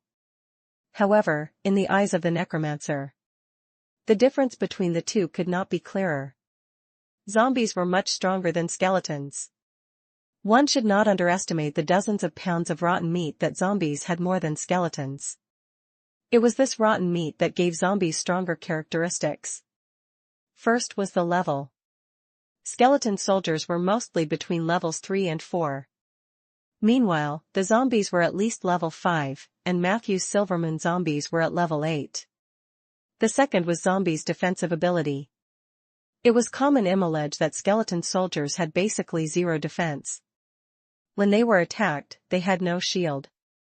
Therefore, except for a few mutants, most skeletons, even if they were of a high level, would easily fall into the predicament of being shattered by a single touch. Zombies were different. Their speciality was their thick skin. The undead's characteristics and the buffer effect of rotten meat gave ordinary zombies a defensive ability that skeletons lacked. As for the Silver Moon zombies, they were even stronger. Lastly, it was the attack ability. Skeleton soldiers had high attack power, but zombies had even higher attack power. Most zombies were born with the following two attributes. Unlimited strength. Zombie strength will not be lower than 15 points. Paralysis poison. During a battle with a zombie, living enemies will be paralyzed once every 30 seconds. Once the immunity roll fails, they may enter a paralyzed state for 3 to 5 seconds. The true weakness of zombies was their movement speed and attack speed. The speed at which they raised their hands and walked was so slow that their enemies could easily walk away. If a normal person's movement speed was 10, then the skeleton soldiers was 7, and the zombies were only 4. The slow movement and attack speed were the reasons why necromancers didn't like zombies. But the Silver Moon zombie was different. Thanks to the moonlight power, the silver zombies could move around 6 points under the moon. Although it was still not fast, it was much faster than normal. At the same time, the increase in strength and the existence of the paralyzing poison also allowed the zombies to control their enemies better. I can learn 1 or 2 crowd control spells. The level 5 spell Frost Path is not bad. It can work with zombies to kill the target. Matthew was in a good mood as he wandered around the zombies. He didn't even care that Eli's mind was about to explode. After getting familiar with the attributes and abilities of the zombie, Matthew's physical examination was ready to come to an end. It was a pity. None of the 5 zombies were elite zombies. According to Scarface's performance when he was alive, Matthew thought that he would become an elite, but who knew that he was only a normal zombie? However, the zombie that had been transformed from Scarface was indeed the tallest, largest, and strongest among them. To make it easier to remember, Matthew named it the Big Zombie. The remaining 4 sat in a row according to their physiques. Naturally, they were named Zombies 2 to 5. Chapter 49, Silver Moon Zombie. Chapter 49, Silver Moon Zombie. Translator, Lonely Tree. Matthew was already very fond of his zombie underlings. After the naming was completed, Matthew began to drive the Silver Moon zombies around the oak forest. He had to arrange accommodation for his new employees. The skeleton dormitory definitely wouldn't do. Although zombies and skeletons were both undead creatures, they were born to be enemies. If no one controlled them, a war would definitely break out between the two. Matthew did not want that to happen. He walked around the forest. In the end, he found a similar hole about 200 meters away from the skeleton dormitory. The tunnel was one way. It looked dark, narrow, and deep. Matthew ordered the zombies to jump down one by one. They did exactly as he said. I can stuff another 5. Tomorrow, I'll find a carpenter to get a few boards to cover the hole. From now on, this is the zombie dormitory. Matthew was about to leave. At this moment, Eli, who had been tailing them all the way, finally couldn't take it anymore. He asked angrily, "Are you hiding the zombies here?" Matthew spread his hands. "Isn't that clear?" Eli was even angrier. If not for his strong sense of principle, he really wanted to throw himself at the necromancer and scratch his handsome face. "Since you like to mix undead creatures with nature so much, why don't you build a few new cemeteries in the forest?" he mocked. Matthew's eyes lit up. He pondered for a few seconds. He pressed his hands on both sides of Eli's shoulders and praised sincerely, "You're really a genius. I should have thought of it earlier." Matthew praised Eli several times. Only then did he let go of his hand and turn to leave. "Wait." Eli suddenly felt something was wrong. "What do you mean?" "I agree with you about a cemetery. If we build a super large cemetery in the oak forest, it might become a city of the undead in the future." Matthew's mind was filled with longing for the future. In the past, his attention on undead creatures was limited to some special targets, mainly Peggy, Filey, and Soldier. He was limited by energy and negligence. He really did not think of building a real cemetery for the undead creatures to live in. This would not only greatly increase the loyalty of the employees, but there were also many other benefits. The cost of building a cemetery was not low. However, Matthew had already decided to build the cemetery in a hole under the forest. At this moment, the empty underground city in the Gold Digger Basin became the perfect graveyard. The undead rested underground. The oak tree grew above ground. What a beautiful and harmonious scene. Matthew decided to go back and discuss it with Peggy. If they wanted to build a cemetery, the opinion of the Tauren skeleton was undoubtedly the most important. His mind was filled with the enthusiasm to build a cemetery. Matthew returned to the cabin and was about to record his inspiration when a tall shadow appeared outside the window of the cabin. "Peggy?" Matthew looked at her in surprise, and his eyes gradually became nervous. What happened? In his agreement with Peggy, only when something urgent happened would she leave home and come to the forest to look for Matthew. Peggy said seriously, "Matthew, a young man who is 10 times more beautiful than you found me.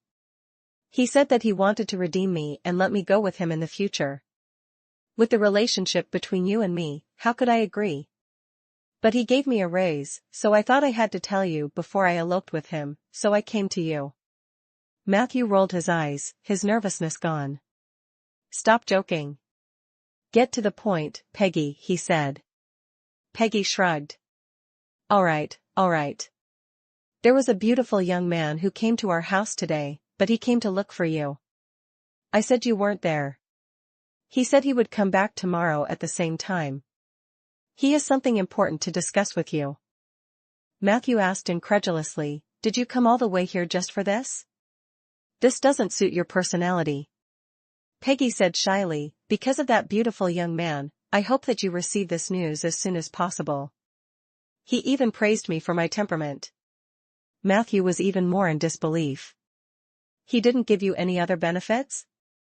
Peggy said unhappily, "Am I the kind of person who will accept random benefits? Could it not be due to love?" To be honest, Matthew, the moment I saw that young man for the third time, I already thought of where to elope with him. Matthew rubbed his temples and suddenly said, I know who our mysterious guest is. Peggy said in surprise, have you guessed it? I was just about to tell you his identity, origin, and name. Zeller. Matthew shrugged. The warlock from the Lord's mansion, the one who is inseparable from Rhaegar most of the time. In the entire Rolling Stone town, only he can be more handsome than me. He saw that Peggy was still smitten after nodding her head. Matthew couldn't help but tease, with his charm, who knows how many women he has fooled. You are not his match, Peggy.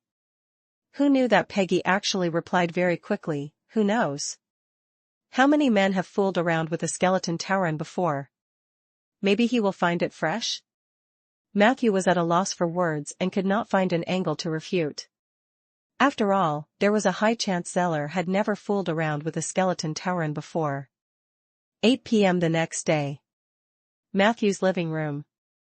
Coffee or milk? There's wine too, but they're all very bland. Facing Matthew's hospitality. Zeller casually put one thigh on the other of me. He had a confident and charming smile on his face.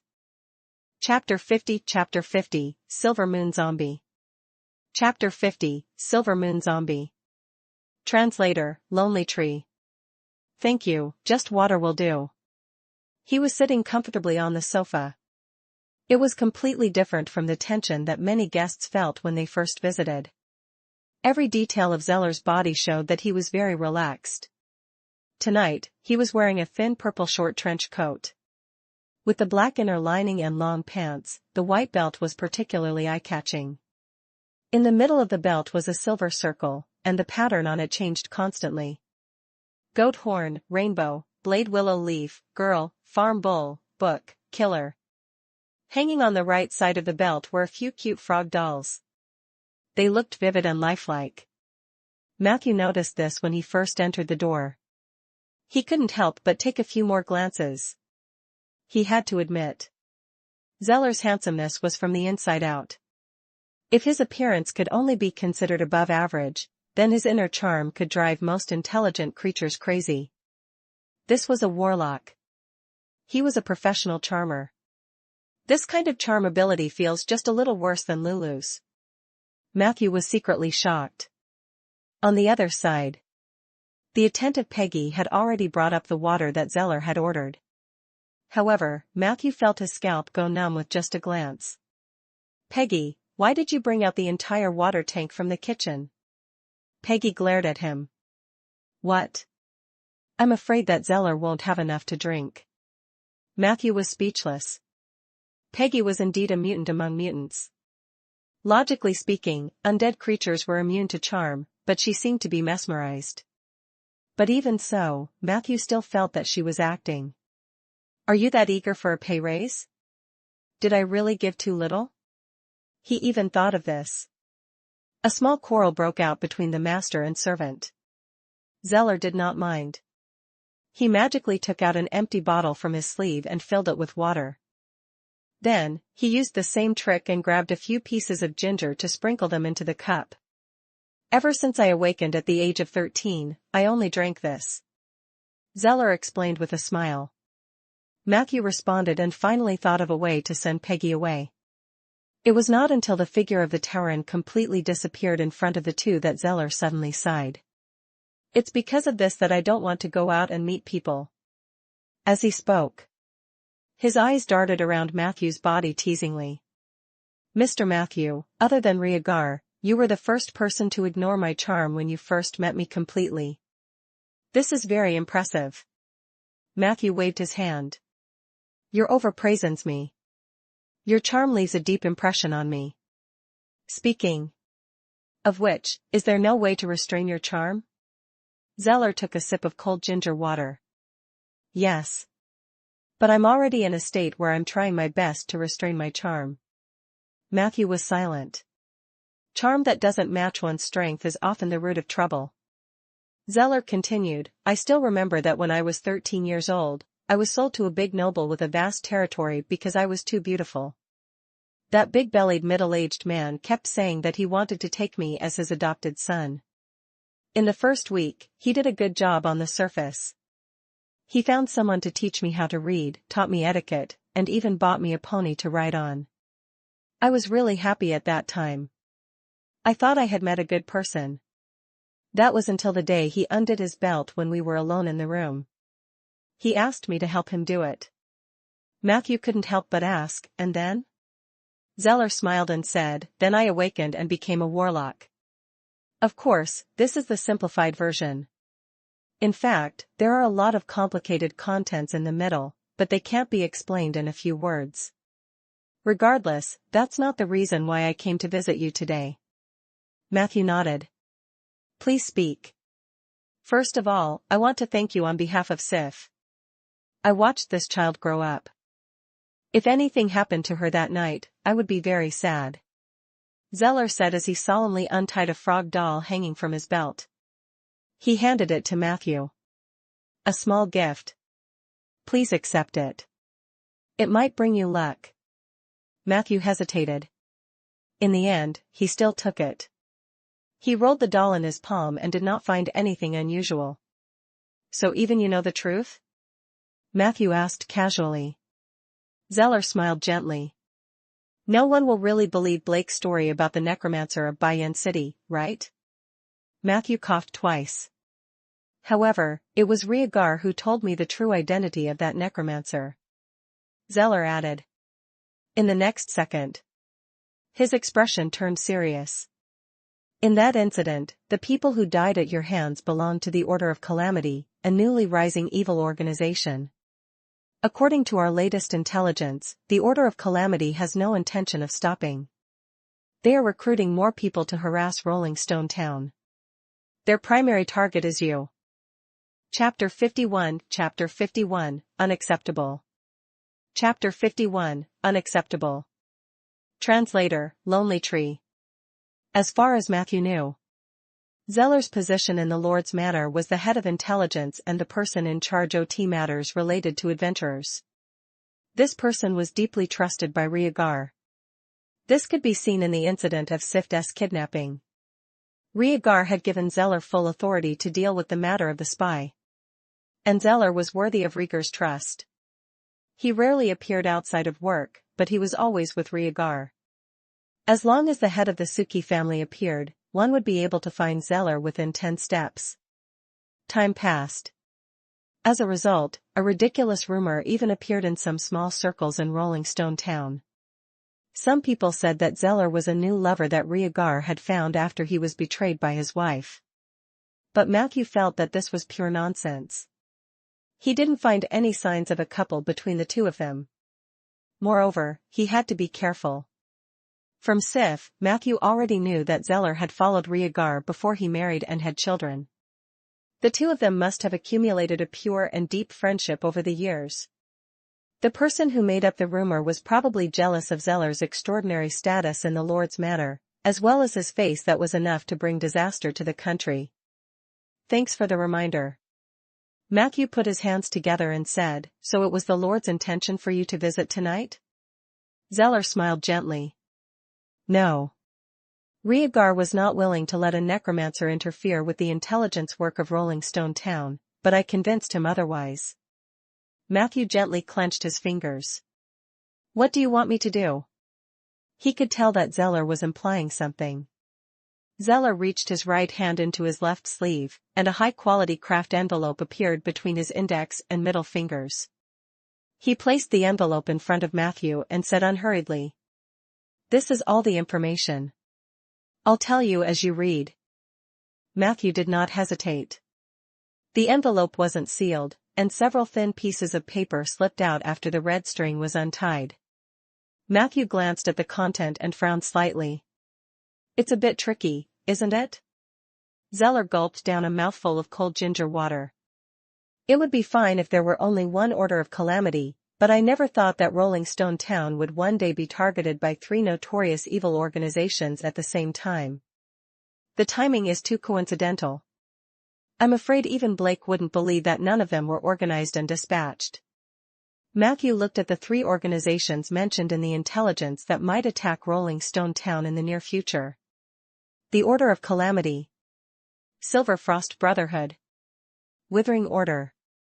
What is even more ironic is that these three organizations actually sent threatening letters or challenges to us using their own names. Even the approximate time and place of the attack are written clearly. Are the current leaders of criminal organizations that unconventional? Or should we lament that Rhaegar had kept a low profile for so many years that the outside world had forgotten the brutality and terror under the gentle appearance of the Suki family? Zeller spoke very calmly and steadily. However, when he said the last sentence, Matthew felt a surge of anger. He does seem to regard himself as a member of the Suki family. This thought flashed through Matthew's mind. His gaze quickly swept through all the words. Not long after, Matthew understood the situation. As you can see, the Southern Patriarch of the Order of Calamity has demanded that we hand over the murderer of their members and pay 50% of our annual tax as an annual tribute.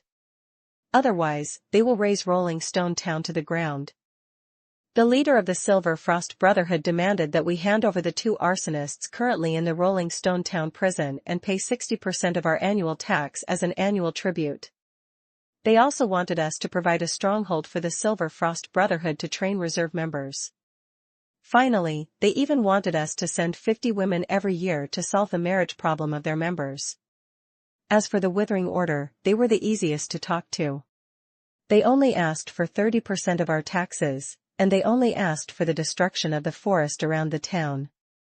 Zeller still had a gentle smile on his face. These bandits are more familiar with extortion than the devils in purgatory. Matthew's expression was a little serious, and he looked a little more ruthless. Can Rolling Stone Town deal with the invasion of three evil organizations at the same time? Zeller quickly said, we can resist the invasion, but we can't control the intermittent disturbance. Matthew instantly understood. The biggest headache when a territory encountered an evil organization was that the other party would not play the fair game. Evil organizations would more likely employ harassment tactics. The security situation in the territory would take a sharp turn in the short term. Not to mention Rolling Stone Town, even a medium-sized city like Gilead City wouldn't dare to say that they would survive this onslaught from all sides. Among the nearby cities, only Bayan City and Jade Court had such strength. Of the three organizations, two of them are targeting me, and the remaining one is also related to me. Matthew pursed his lips. On the surface, that's the case, but in fact, without you, they will still launch a malicious attack on Rolling Stone Town. Zeller tapped his left and right knuckles with his right hand and said briskly, it's better to say that you have already helped us resolve an attack from them. Besides, with you around, Rolling Stone Town's resistance to evil has increased, so you don't have to have any other thoughts. As long as you are a resident of Rolling Stone Town, you will be protected by the Suki family, and the Suki family will never compromise with evil. Chapter 52 Unacceptable. Chapter 52 Unacceptable. Translator, Lonely Tree. Matthew nodded. He believed Zeller. If the three major organizations only mentioned the time of their attack in their letters, then where did you get the detailed data on their number of members, their position structure, and their estimated strength? Matthew pointed at the rows of numbers on the report. That was the work of divination and scouts. Zeller explained. There have traces of any unusual movements. Actually, before I received the letter, I had already sent scouts to the surrounding cities to collect information. At that time, I found some clues. It is impossible for such a large number of people to move quietly. They need food, accommodation, and equipment. Matthew looked at him curiously. How did you think of sending people to other cities to investigate? Zeller explained patiently. For that, I have to mention the case of the mole that I was commissioned by Rhaegar to investigate. Matthew became more energetic. Have you found the mole? Zeller said with certainty. Vic Balmer, also known as Little Balmer, was the son of Balmer Sr., one of the 9 Imites who had fought together with Lord Rhaegar in Purgatory. Little Balmer was the same age as Sif, and he looked like a simple and honest little fatty. He had followed Sif's footsteps since he was young and considered himself her follower, so they had a good relationship. When he grew up, his father took him to the manor in the west for training, so he had less contact with Sif. This spring, he suddenly wrote a letter to Sif inviting her to the countryside. On the way, something happened to Sif. This guy or the mastermind behind him is very cunning, give me set up many errors to trace. By the time I truly locked onto him, half a month had already passed.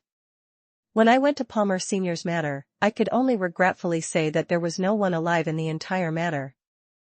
The original farmers, maids, gardeners, chefs, and even the entire family, including Palmer Sr., had all become bizarre creations. My men had no choice but to clean up the manor.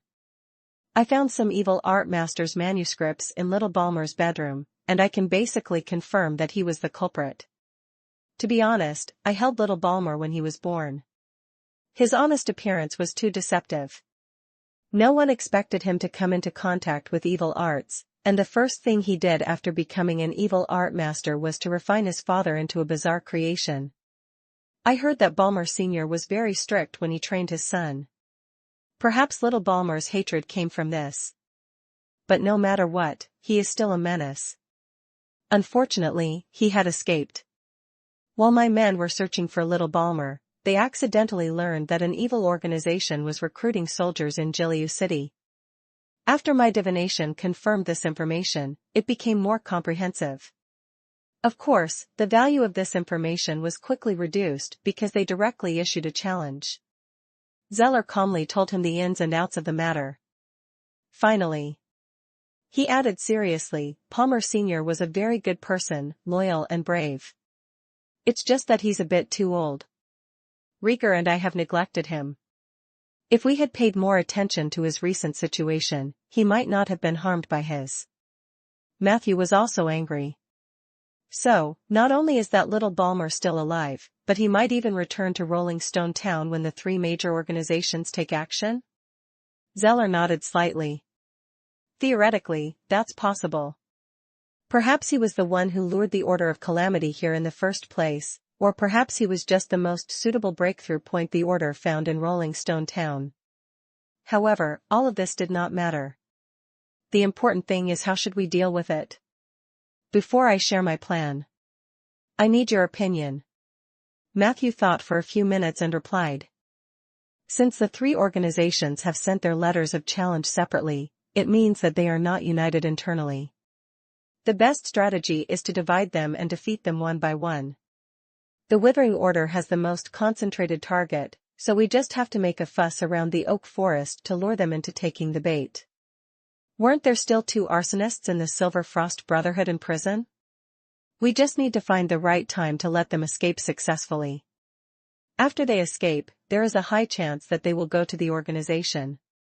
We'll only need to follow them. I don't have any idea about the Order of Calamity. The fact that they dared to come to me after Fine's death proved that they have the ability to fight against bone dragons. The evil priest's methods are evil and impossible to guard against. However, there is one thing worth noting. They were very concerned about the bloodline of the Suki family, so Sif and Rieger are the key characters. They could also be used as bait to lure the snake out of its hole, but doing so would be risky. Zeller showed a look of approval after hearing this. Your reactions and ideas are top-notch. Most of your ideas are in line with my plan in the second stage. Matthew was a little surprised. Second stage? Yes, we will do what you said, but not now. Zeller explained.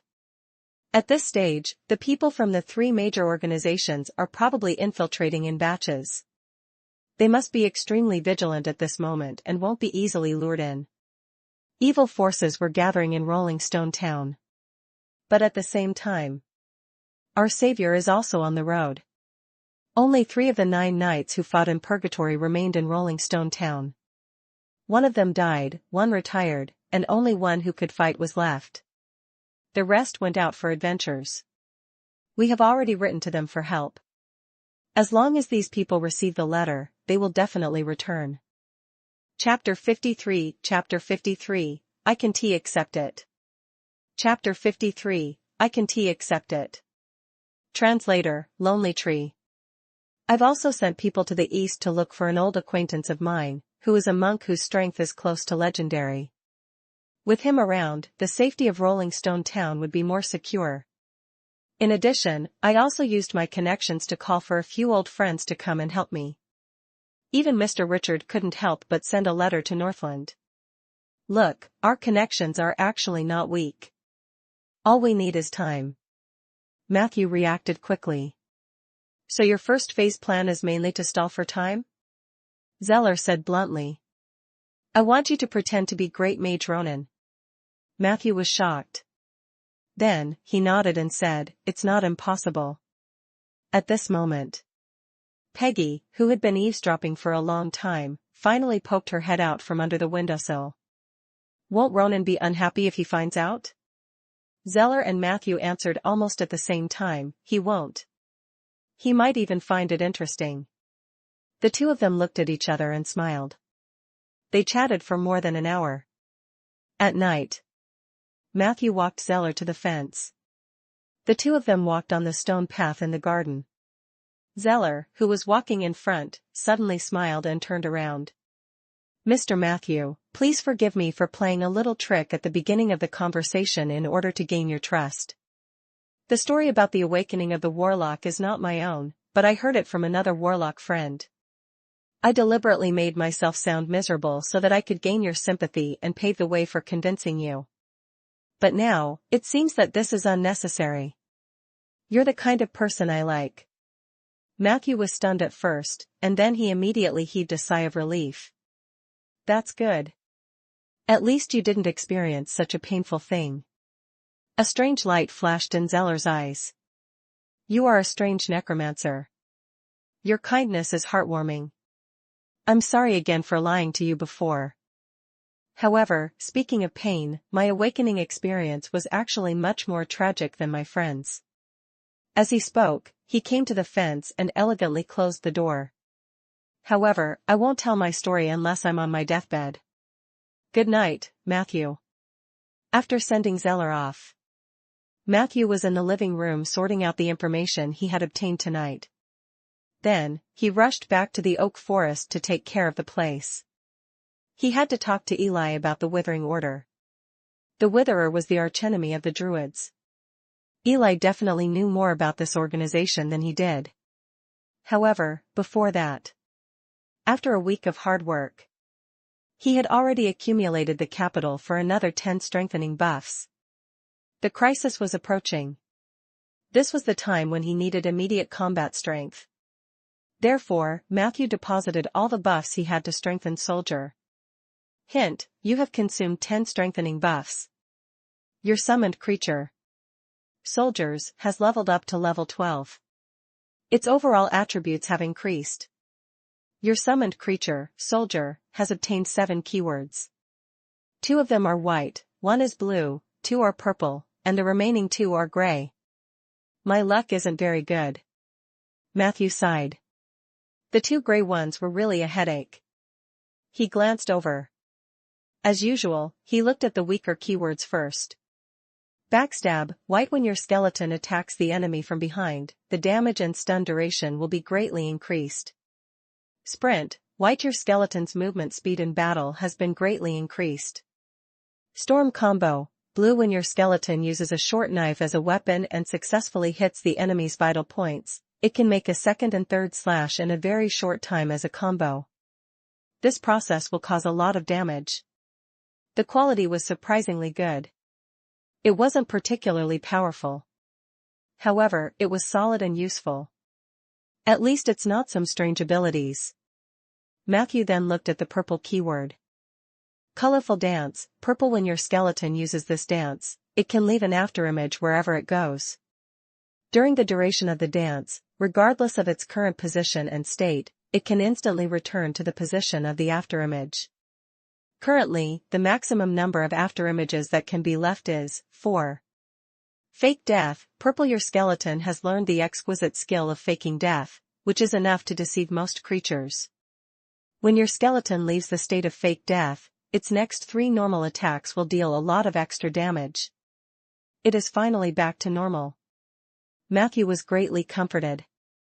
One of the two purple keywords provided high mobility, while the other provided sinister killing moves. He didn't understand how a skeleton could fake his death. But Soldier naturally had a way. At this point, uncoordinated gray, in non-combat mode, Soldier has developed bad coordination in his extremities.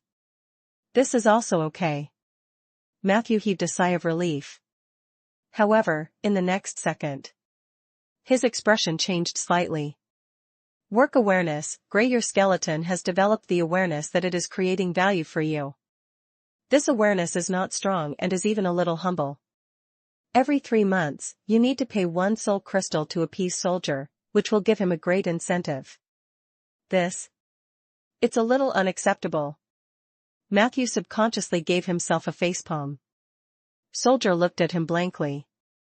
After a while, he actually imitated Matthew and used his bone palm to hold his face. The scene was both funny and strange. Eli flashed out from behind the house and stared at Matthew seriously.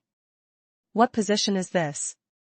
Are you trying to summon some evil creatures in front of me again? Chapter 54, Intelligence Mystery Lock. Chapter 54, Intelligence Mystery Lock. Translator, Lonely Tree. Eli? I was just looking for you. Matthew quickly threw this small annoyance to the back of his mind.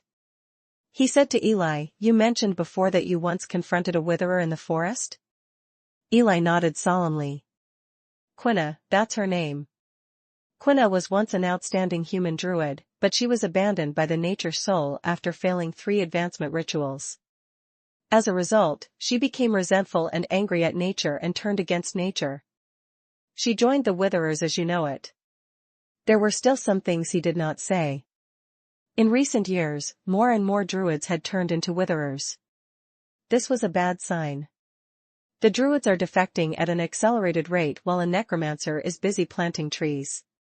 This world is really crazy. This was what Eli was thinking. Matthew nodded slightly. As far as I know, there's an organization called the Withering Order that has its eyes on this place. He said, if possible, please tell me more information about them. Eli muttered.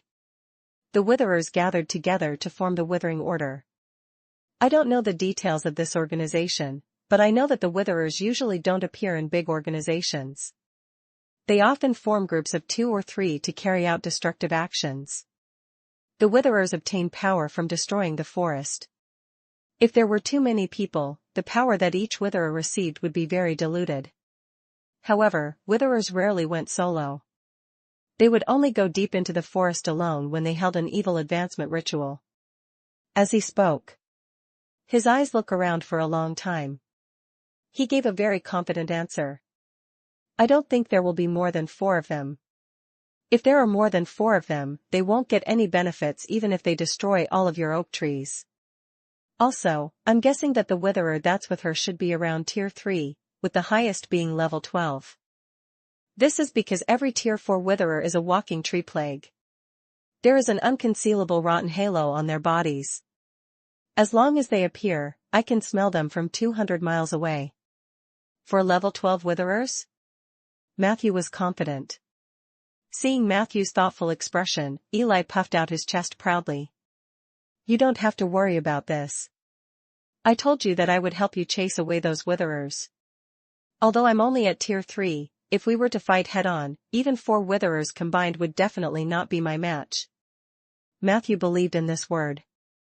The shapeshifter route that Eli took was the most powerful branch among the mid-level druids, not to mention that he had mastered the powerful ancient tiger form. Matthew felt that it might have been the appearance of Eli that delayed the Witherers' attack. Otherwise, he and the Witherers would have fought long ago. Thank you, Eli. You've been a great help. Matthew said seriously, but I'm thinking about how to catch all these Witherers in one go. After all, we can't be on the defensive forever. Hearing this, Eli showed an expression of agreement. If you want to draw them out, I can hide in one of the caves nearby. However, there can't be any undead in there. I can't stand being in the same cave as zombies or skeletons. Matthew waved his hand. There's no rush. If they're really patient, let them continue to observe. During this period, I'll make sufficient preparations. By the way, you seem to have something to tell me just now? Matthew noticed that this was the first time Eli had voluntarily approached his cabin. As expected. Eli said seriously, the food you brought this morning tasted very good. The sausages and bread were unbelievably well cooked, and the cup of milk with honey was equally memorable, so I came to thank you. Matthew smiled. All the credits go to Peggy.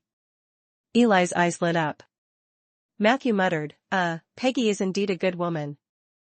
Eli pretended to be reserved and said, then, please send my regards to Miss Peggy. Tell her that I'm looking forward to tomorrow's food. If there's a chance, I wish to talk to her face to face. After saying that, he swaggered off. Matthew was left alone, struggling to decide what expression he should show. In the wooden house, Matthew examined Soldier's body. After going through 28 enhancements, Soldier's level had already reached level 12. The Blade Dancer's outstanding profession had given him an extremely strong assassination ability. Matthew speculated that Soldier would become a nightmare for all frail adventurers. Just a little bit more. I still have to plant a few more trees.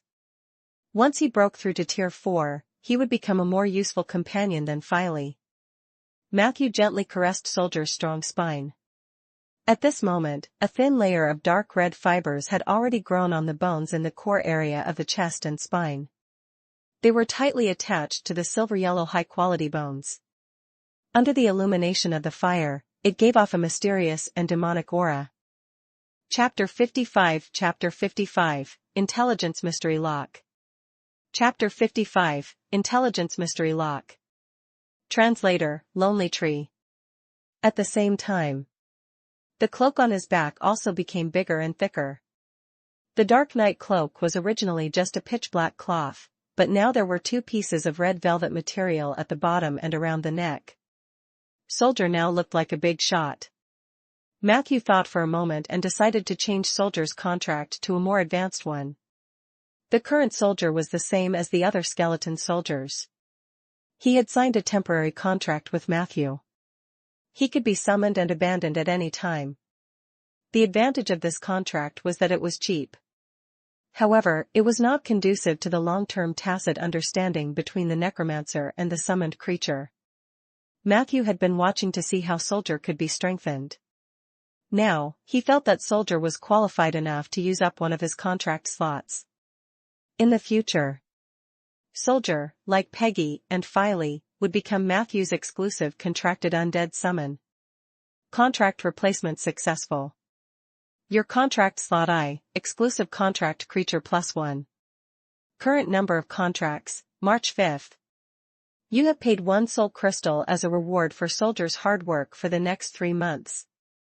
Your summoned creature, Soldier, is extremely grateful. His loyalty to you has increased to 105. Thanks to your discerning eyes, great nurturing, and generous funding, Soldier has shared his ability, Dark Knight Cloak, with you. Dark Knight Cloak, weakened. You can enter a strong invisibility state anytime and anywhere. After entering the invisibility state, you cannot be selected and cannot be attacked. But there is a possibility of being accidentally injured by ranged attacks. Duration, 45 seconds. I practically raised Soldier myself. It's much kinder than Filey. Matthew was very emotional. Dark Knight Cloak was Soldier's trump card. This was one of the few abilities Matthew could use. Although there was a time limit and its effects were weakened compared to the original version, it was still an excellent escape skill. At least it was much stronger than the invisibility ring that Matthew had obtained before. Immediately, Matthew tried it a few times in the room.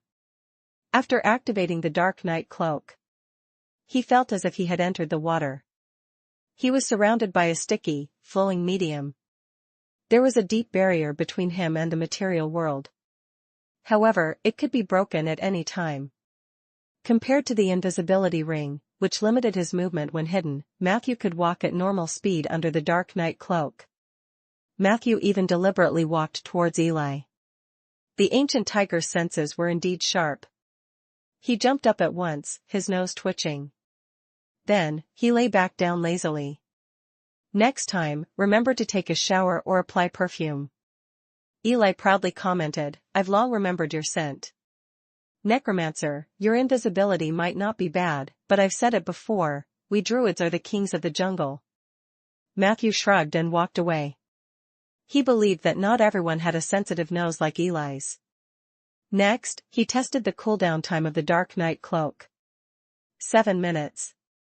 The Dark Night Cloak could only be used for a second time after 7 minutes. This was a little too long. However, considering that this was an ability that had been exchanged with a soul crystal, Matthew was still feeling contented. Matthew returned to the moonlight woodlands. Somewhere in the 3rd level of the underground hive, a strong wind blew. It blew away the thick pile of fallen leaves on the ground, revealing the ghastly white bones of varying degrees of decay underneath. Samantha stood at the edge of the tunnel and said, These corpses have already been purified. You don't have to worry about whether they are still infected by the violent Zerg. Matthew nodded. He didn't waste any time and immediately began to summon his underlings. Not long after, a group of skeleton soldiers who were trembling but still full of spirit appeared in front of Matthew. A total of 12. This was the maximum number of undead creatures Matthew could maintain, not counting exclusive contract summons. The maximum number of summoned creatures could be increased. Once he completed his next advancement, then the number would be 18, which was the current number plus 6. In most cases, the maximum number of summoned creatures of a necromancer strictly followed this formula. Only a few people could break through the limit. They had either mastered the relevant powers, had ancient artifacts, or were legends. The undead calamity was not so easy to activate. Most necromancers lived their long lives cautiously. They were no different from ordinary mages. Maybe even poorer. Samantha informed Matthew through Ella that she had yet to organize all the information she had collected about the Sioux country, but she could take Matthew to replenish the skeleton soldiers first. Considering the impending storm in Rolling Stone Town, Matthew agreed. While controlling the unfamiliar skeletons, he pretended to ask casually, Why don't I see Eli? Samantha said coldly, I've already broken up with him. Matthew was shocked. Wait. You two were a couple? It didn't seem like it. It didn't look like it at all. Matthew recalled some of the details and scenes he had seen when he met the two of them. He would believe it if it was said that Eli was interested in Samantha, but to say that they were a couple. Which couple was so unfamiliar with each other? Samantha didn't seem to want to talk too much about this topic. Chapter 56, Intelligence Mystery Lock. Chapter 56, Intelligence Mystery Lock. Translator, Lonely Tree. Yes, we were together for a short time, but we separated again. Matthew's heart skipped a beat.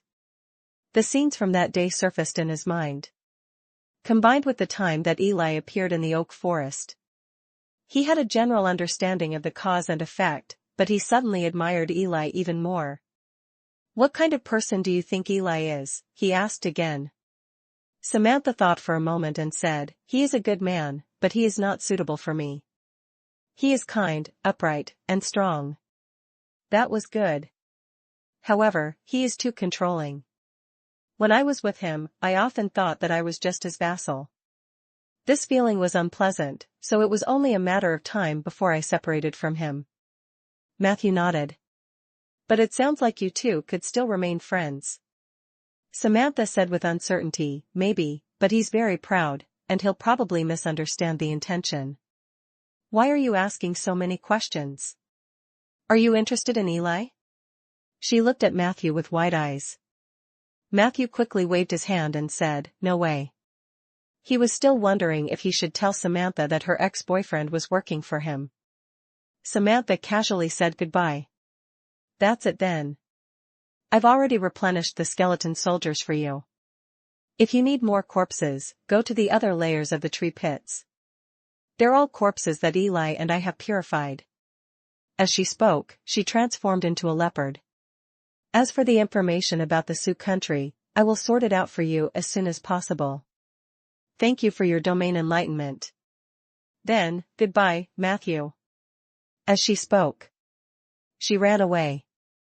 Looking in that direction, she was heading deep into the hive alone. Even now, she's still unwilling to cooperate with me. What a stubborn woman. He looked at Samantha's back as she left. Matthew shook his head slightly. At this moment, Ella, who had been wilting for a few days, flapped her wings excitedly. Matthew. Now that you have a strong army, are you finally ready to start a massacre? Matthew asked in surprise, how can you tell that I have a strong army? The quality of these skeletons is obviously ordinary, and they are not as experienced as my previous ones. Ella begged, then let's kill at least 2 Zergs today before leaving. Matthew nodded reluctantly.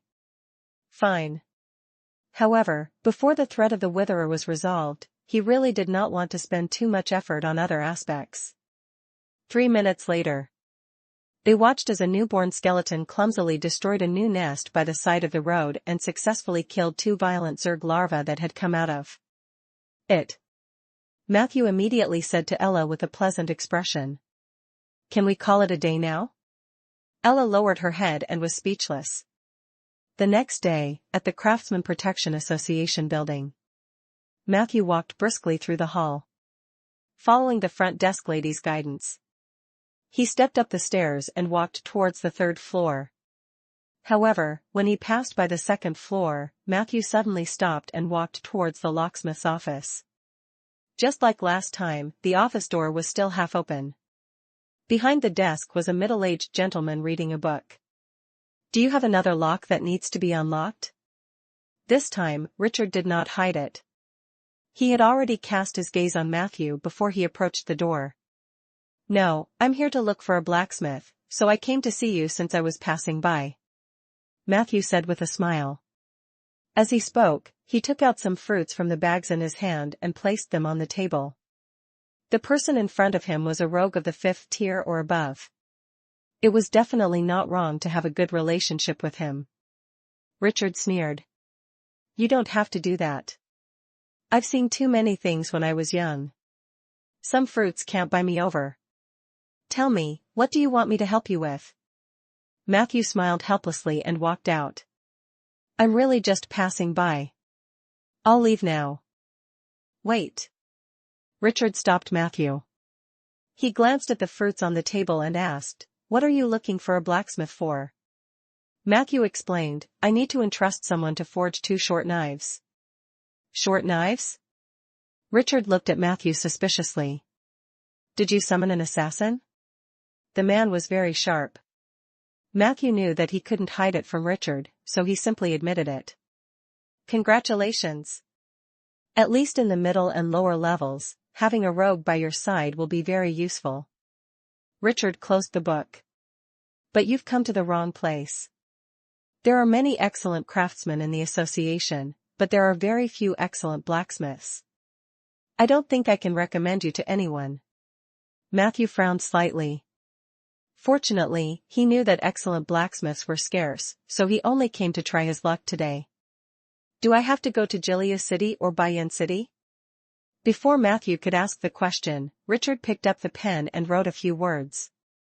However, I can introduce someone to you. Everyone calls him Old Fallon, and he's the vice president of the Veterans Association. He once followed Rhaegar into purgatory, and he's very skilled in forging.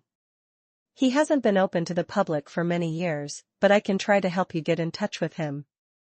Matthew took the recommendation letter and thanked him. Richard waved his hand and said seriously. This is not free help, Matthew. Zeller must have told you about the challenge letter from the 3 major organizations. This is very unusual. I need you to think about it. Think about it seriously. Have you ever seen such behavior in history or in a book? Don't be in a hurry to answer me. Take a deep breath. Think. Seek your memories. You're the only one among us who can think of it. I mean, if something like this really happened in history. Richard's words sounded strange. But Matthew tried to follow his words. A few seconds later, a stunned expression appeared on his face. I did remember something. What's going on? Matthew was extremely surprised. There was indeed a large chunk of related content in his mind. But before that, it was as if they did not exist in his memory. That's a curse that the gods placed before they left, Matthew. Richard's voice seemed to come from the clouds. A lot of profound, useful knowledge, important, and accessible history has been hidden by the curse called intelligence lock. Even if it has lingered in the minds of many people, only those with 15 points of intelligence and above, especially mages, have the chance to recall it. That's why I told you that this world is ultimately the world of spellcasters. You were born to be spared from one of the 3 great curses left behind by the gods. How can you not be favored by the heavens? Now, tell me, what do you remember? Chapter 57, Ursul's Cries. Chapter 57, Ursul's Cries. Translator, Lonely Tree. Intelligence lock. When this word appeared in Matthew's mind, it was as bright as the newborn sun. The haze of memories was swept away. A part of the knowledge that was originally like the fog became clear. He held his forehead with one hand and reminisced. A ritual. I read in a book that an evil organization issued a declaration of war before invading a certain territory. This is the beginning of a ritual called plunder. This ritual originated in the Age of Enlightenment when the gods were divided into 2 camps, good and evil. The Age of Enlightenment. It was an era when the gods dominated the human world with their own power. At that time, the internal conflicts among the gods were very serious. They were generally divided into 2 camps, one good and one evil, attacking each other. After many years of development, the children of the good gods controlled the towns and villages, while the believers of the evil gods wandered in the wilderness and ruins. In order to please the god they served, the followers of the evil god would often attack and plunder towns and villages on a regular basis. Before this, they would hold a grand activation ceremony which included spreading fear, that is, spreading a declaration of war to the target town and creating a large number of rumors of impending disaster. Through this action, they would have the opportunity to disrupt the situation in the target town in advance, which would reduce the resistance to their subsequent attacks. Even if they could not achieve this goal perfectly, they could still gain the favor of the god they believed in through the ritual itself. This would allow them to obtain stronger evil power. So, the act of issuing a letter of challenge is not only the beginning of the plundering ritual but also a part of the activation ritual? Richard asked seriously. Matthew nodded. If they are indeed imitating the believers of the evil god in the Age of Enlightenment, then there is a high chance that they will do 2 more things to complement the activation ritual completely. The first was to create an iconic event. The impact of this event must be great, and the outcome must be tragic. It would be best if it could be linked to something that the residents of the town were familiar with. Then, they would publicize the tragedy of this case, spreading panic. Once this was done, the activation ceremony was officially completed. In the Age of Enlightenment, the evil gods would bestow a large number of divine blessings at this stage as a reward, and also to pave the way for the subsequent official plundering ritual. Richard said approvingly, Look, I knew you could do it. This information is a big help. I'll go straight to Zeller and tell him about this. Matthew thought for a moment. If the intelligence lock really exists, won't you soon forget about this too? Richard smiled peacefully. Theoretically, yes, but that's something that happened in a higher dimension. If we deliberately remember these things, we won't forget them in the short term. The curse of the gods isn't that powerful. The terrifying thing about it is that it's pervasive.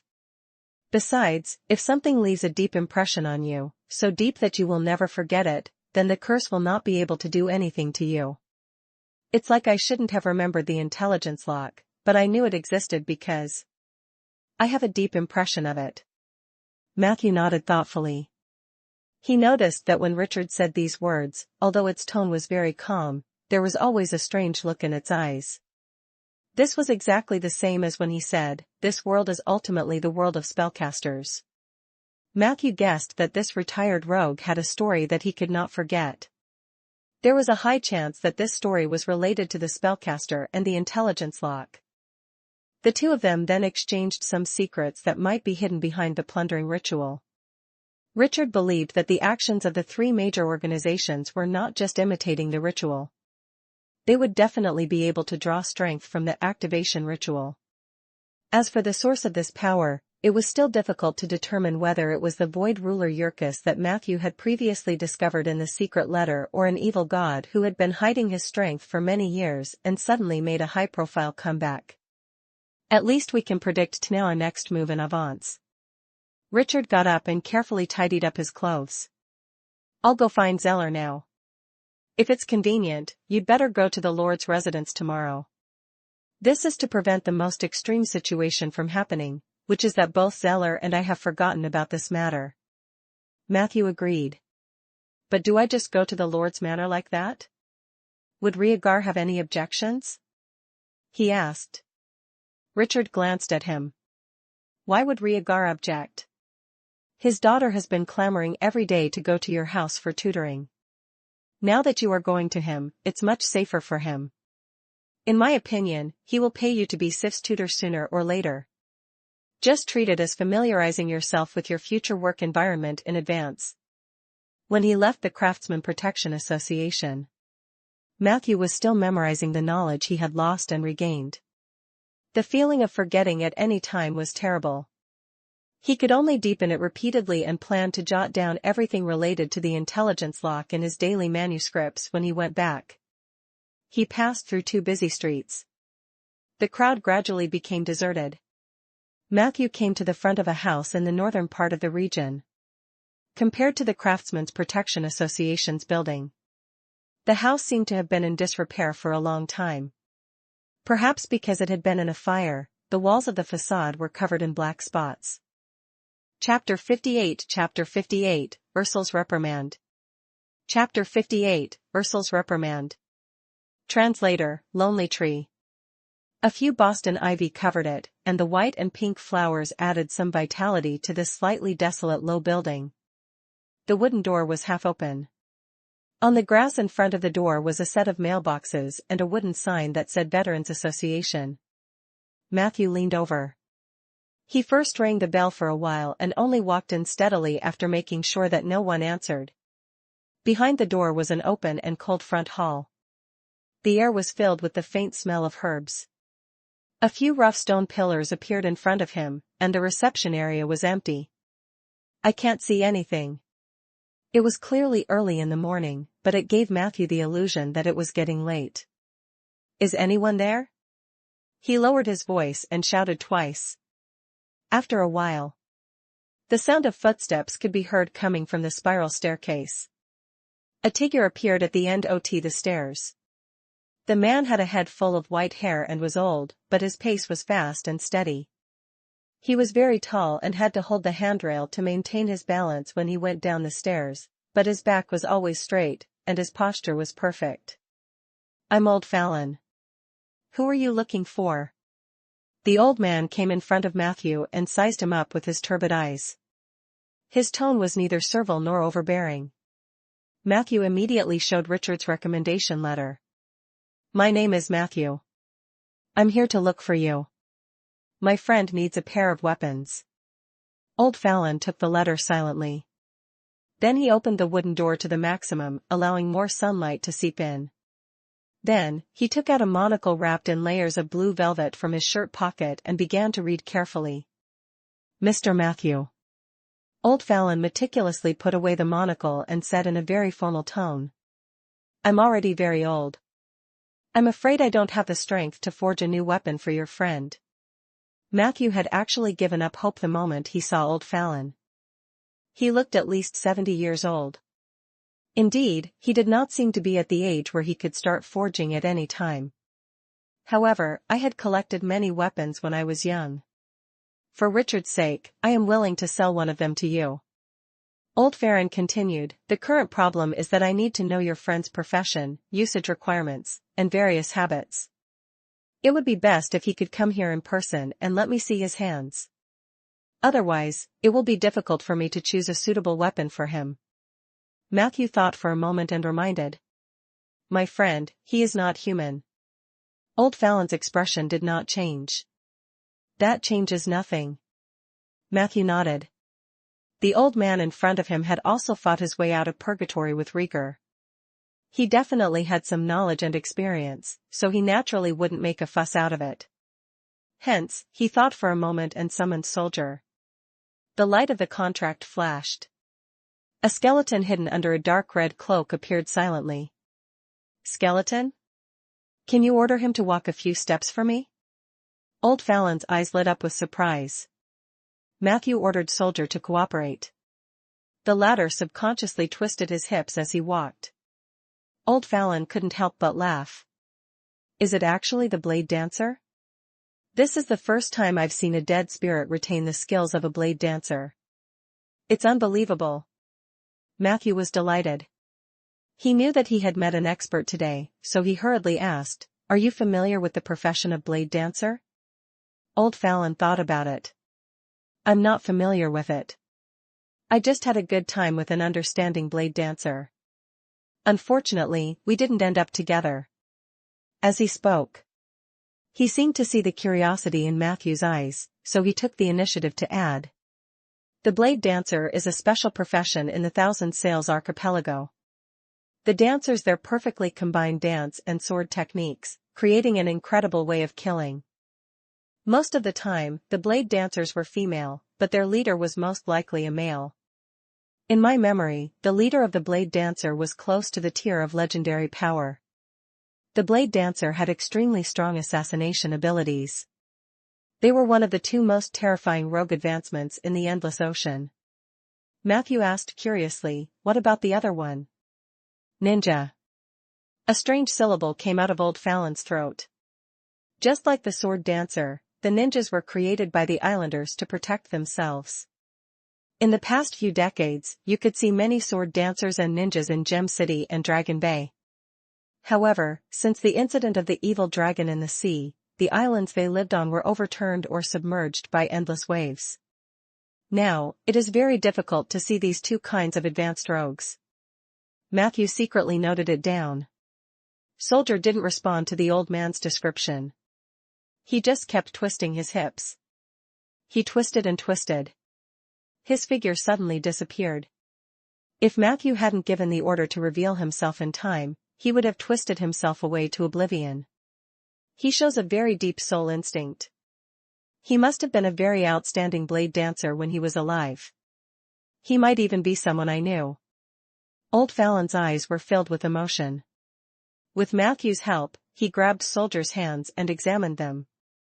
I know what weapon to choose for you. Please follow me. Old Fallon led Matthew up the stairs. He took 2 steps. He suddenly stopped and asked. You can summon skeleton soldiers with the inheritance of the blade dancer, and you have a letter of recommendation from Richard. You must be the rumored necromancer with the bone dragon, right? Chapter 59, Ursul's Reprimand. Chapter 59, Ursul's Reprimand. Translator, Lonely Tree. Why did these people know so much? Matthew smiled helplessly. He could only nod and admit it. You saved Sif, and I'm very grateful to you. Previously, Rhaegar was unwilling to tell me your true identity, which made me very angry. Old Fallon said seriously. Come on, child. I have a gift for you. Matthew followed Old Fallon up to the 3rd floor. When they passed by the 2nd floor, the smell of herbs suddenly thickened. There were many rooms on the 2nd floor. The smell came from these rooms. Matthew glanced at them and vaguely saw a few figures lying on rattan chairs. They were all survivors of the snake hunt. At that time, more than 200 night servants went to Winter Snake Valley with us. In the end, less than 50 people survived. More than 30 of them died less than 5 years after they settled in Rolling Stone Town. These are the remaining 20 people. Old Fallon explained. The poison fog of the Purgatory Viper is very terrifying. They only touched the edge of the poison fog and were already left with a permanent illness. Fortunately, Rhaegar was a good person and was willing to spend money to support them. These herbs were not helpful for their illness and could even be addictive, but they could more or less relieve some pain. As they spoke, Matthew also heard a few helpless and suppressed wails from behind the doors. He hesitated and said, "Even the great mage Ronan can't do anything about it?" Old Fallon glanced at him. "Ronan is a good person, but he doesn't necessarily care about everything." As they spoke, they came to the 3rd floor. Old Fallon led them to an empty conference room to wait. Then, he left. About 20 minutes later, the sound of wooden planks trembling could be heard from the stairs. Matthew looked over. Old Fallon walked in with 2 heavy boxes, one big and one small. Matthew was about to step forward. However, he was stopped by the other party's gaze. "Don't worry. I'm not that old yet." He placed the 2 boxes on the ground, and then opened the copper lock on one of them. He lifted the long and narrow velvet cloth, and 2 exquisitely shaped, rounded short knives appeared in front of Matthew.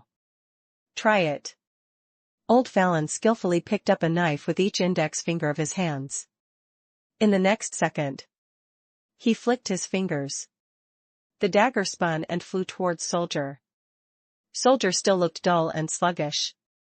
However, at the moment the short blades closed in on him, his hands were as steady as a magnet as he grabbed the 2 knives. He held his 2 blades and quickly retreated a large distance.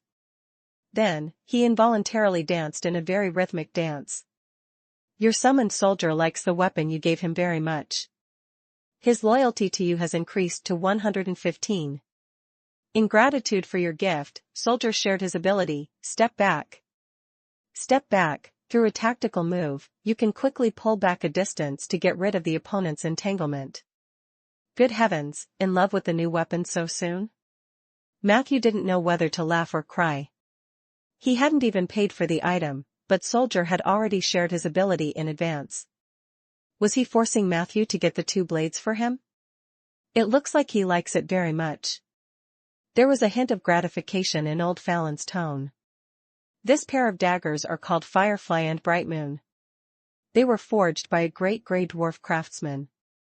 Its former owner was a highly skilled drow assassin, who was an impressive woman. Matthew looked at him thoughtfully. "Are you very familiar with her?" Old Fallon said calmly. "I can't say that we're familiar with each other. We just had some good times together. Unfortunately, we didn't end up together." Matthew felt that these words were extremely familiar. Old Farron continued. "Firefly and Bright Moon themselves don't have any particularly outstanding enchantment effects, but their quality and sharpness are excellent enough. In the hands of the right person, their lethality is not inferior to that of a semi-divine weapon. In terms of abilities, Firefly could increase the time of stealth and the speed of attack. Bright Moon, on the other hand, would provide a large amount of additional damage when an attack combo was in effect. In short, they are the best daggers in my hands. If it weren't for Richard's introduction and the fact that you saved Sif, I wouldn't sell them to you." Matthew suddenly had a toothache. Old Fallon had already said that he would sell and not gift the weapon to him. Then this pair of daggers would definitely not be cheap. As expected. When he asked about the price, this veteran, who had always maintained a meticulous temperament, revealed a rare hint of profiteering. 800 gold coins, no bargaining. Matthew shook his head gently. This price was too high, far beyond what he could afford. He had a budget of 200 gold. The difference between the 2 was 3 times. "You can also rent it," Old Fallon suggested. "I know that the price is a little high, but a rogue's weapon is no cheaper than a mage's weapon. It's not easy to find such a weapon on the market, let alone in Rolling Stone Town. You might not even be able to find a weapon of the same quality in Jilliu City or Bayan City. If you want to rent it, you only need to pay 10 coins per month, but you need to pay the first 2 years' rent in advance. You can pay the rest slowly. I also need collateral like title deed or real estate."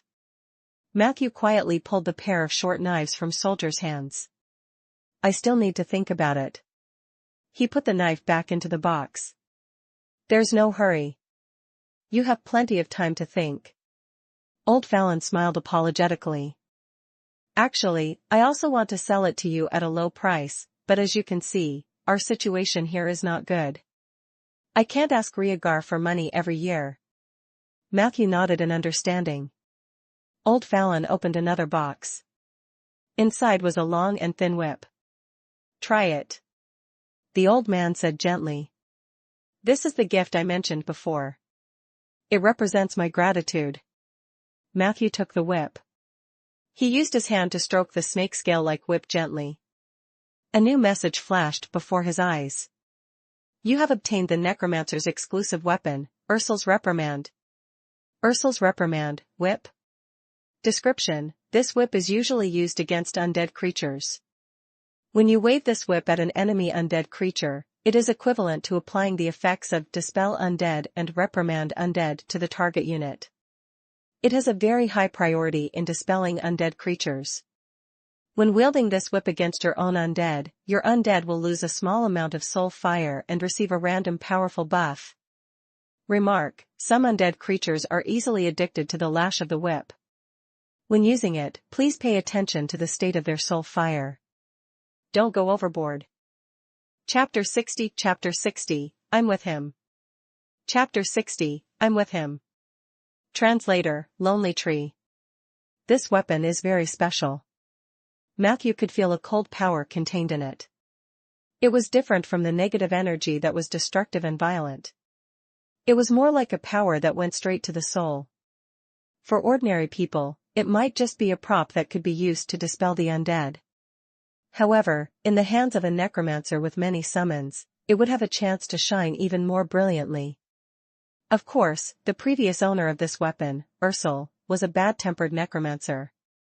Her reputation was once known by everyone in the Great Swamp. People said that the undead under her command had all kinds of incredible abilities. At first, I thought that this was because of her brilliant magic, but later I found out that this was the real reason. Old Fallon sighed and said. When she died, she entrusted me to find a good owner for this weapon. However, a few years later, the incident with Rhaegar happened, and I sealed this whip. Matthew was stunned. You and the previous owner of this whip also had a good time together? A female necromancer? Old Fallon raised his eyebrows. Do I look like a person who'd sleep around? Matthew hurriedly shook his head. Ursul and I are just good friends. Of course, she might have had some interest in me when she was young, but at that time, my standards were still high. All I was interested in were princesses from a small country or some rich ladies. I would rather waste money on a succubus than look at a wizened necromancer. But the facts proved that I was wrong. At this point, Old Fallon laughed at himself. After returning from purgatory, my looks were ruined. Those superficial women left me one after another. Only Ursul took the initiative to find me. She spent a lot of effort to treat the wound on my face, and then one day, she left quietly. Matthew was puzzled. What happened later? Later? There was no later. Child, when you were young, you believed that there would always be time and that those who missed out would always have a chance to meet again. However, in reality, most stories end up with regret. Old Fallon's eyes were filled with sorrow. At that time, I was busy dealing with the wounded soldiers. Later on, I encountered the mining expansion in Rolling Stone Town. By the time I could finally free myself from my work, Ursul had already lost her mind due to an experimental error that caused the negative energy to corrode her brain. She was no longer herself. When I came to look for her, she couldn't even recognize me. I went to the swamp where she lived twice. The first time, she chased me out. The second time, she was a lot clearer in her mind. Before she died, she left everything else to the two apprentices, who were often beaten and scolded by her, except for this whip. At first, I thought she wanted to whip me. Later, I realized that this whip was a magical tool that she had spent her entire life creating. It contained all her understanding of the summoning of the undead. She probably thought that the 2 untalented apprentices were not enough to display its value, so she entrusted me to find a good home for it. Old Fallon said all this in one breath. His gaze lingered on the whip for a few seconds, then he looked away and said in a congratulatory tone, "Now, it's yours." Matthew took a deep breath and tightened his grip on the whip. "I won't let it down." Old Fallon nodded. "I believe you." The 2 of them were silent for a while. Soldier, who was beside him, watched as Matthew put away Ursul's reprimand. The envy in his soul fire almost materialized and jumped out. Seeing this, Matthew could only sigh. "As for the firefly and the bright moon, I think I can only choose to rent them." Compared to buying, renting was undoubtedly the more expensive option. But Matthew had no choice. The cash flow on hand was not enough to support a one-time purchase. And now the storm is coming. He really needed these 2 short knives to increase Soldier's combat strength. After weighing the pros and cons, he could only use the title deed that he had just obtained as collateral. After a series of procedures, Matthew walked out of the veterans' building tiredly. Behind him, Soldier was wearing the dark night cloak, and his soul flames were flickering. Old Fallon also smiled. "If you need other weapons, you are welcome to look for me. My arsenal contains sharp weapons from all over the world, so I don't think you will be disappointed." Matthew smiled bitterly and did not reply. Old Fallon suddenly said, "Oh right, if you can find a better way to cure or alleviate the venom of the viper, I can give you this pair of short knives directly. I can even give you another high-quality weapon." "Viper venom?" Matthew recalled the group of veterans who were smoking and moaning in the rooms on the 2nd floor. Then he nodded his head vigorously. "I'll try." He left the veterans' building. Matthew deliberately went to the shop in the craftsman's area again. He bought 10 sturdy shovels. Then, he walked briskly back to the oak forest and began his tree-planting journey. In the evening, his planting quota for the day was completed as scheduled. After a simple dinner, he started meditating and learning spells. Unknowingly, the moon was already hanging on the branches.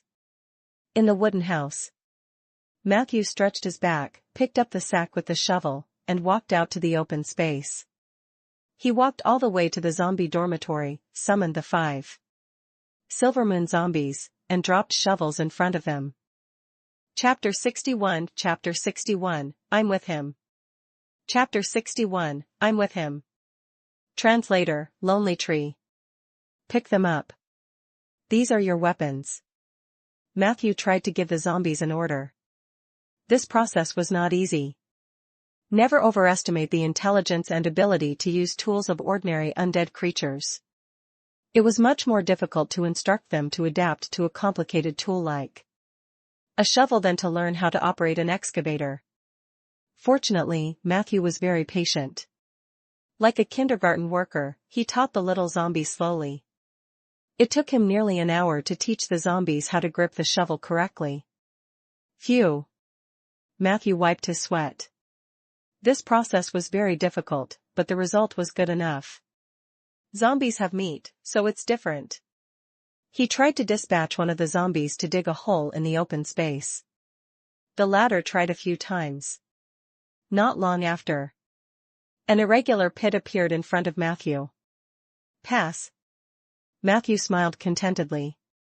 This was the superiority of zombies over skeletons. Being closer to the structure of a human palm meant that they could easily grasp the tools that they could easily grasp when they were alive. But skeletons couldn't.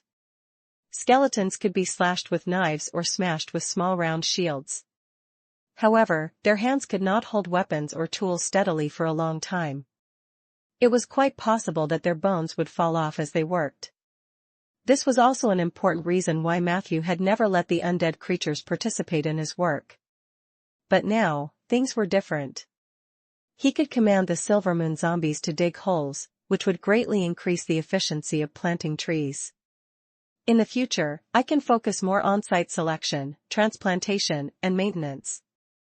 Matthew led the zombies all the way to the northwest. Very quickly.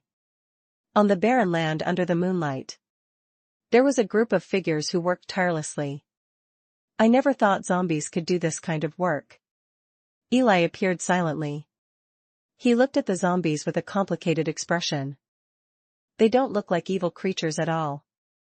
They look more like a group of farmers. Matthew smiled and said, "Undead creatures are not evil in the first place.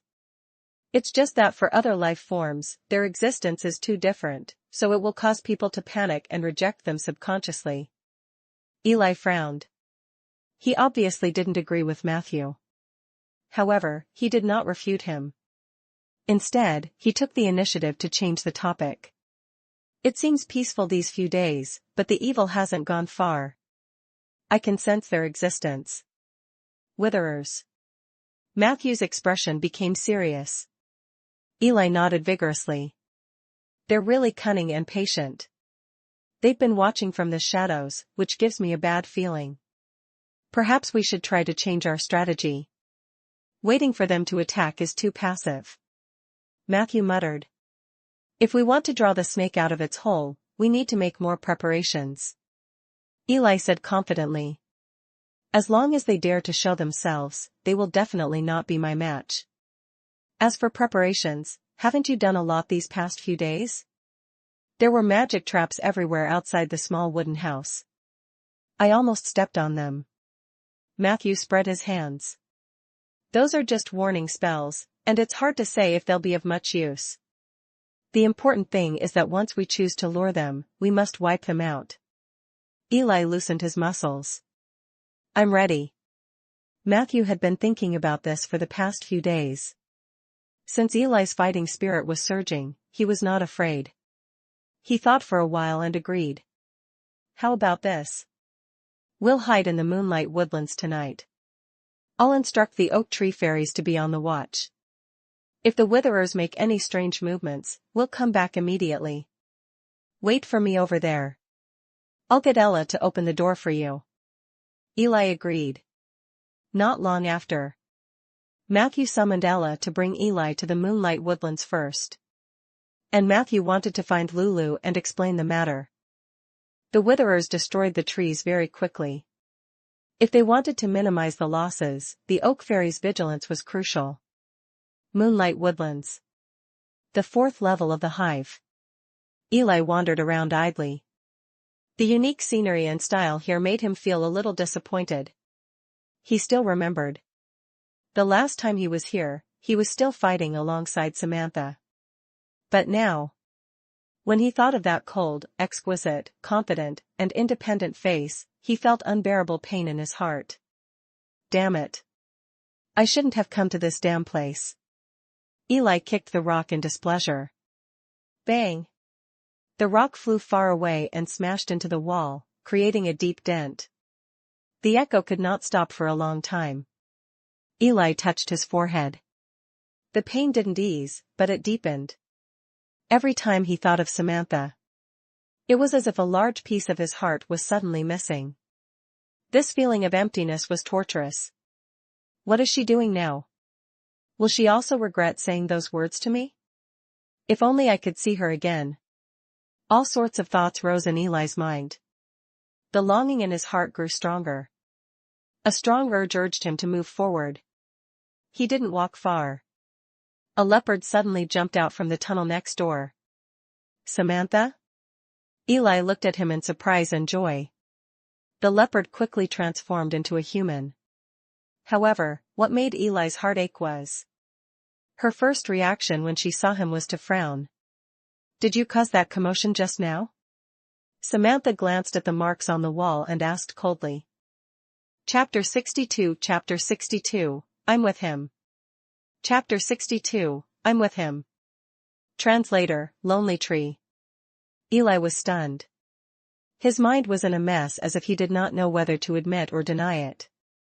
However, Samantha didn't want to be entangled with him for too long. She scolded coldly.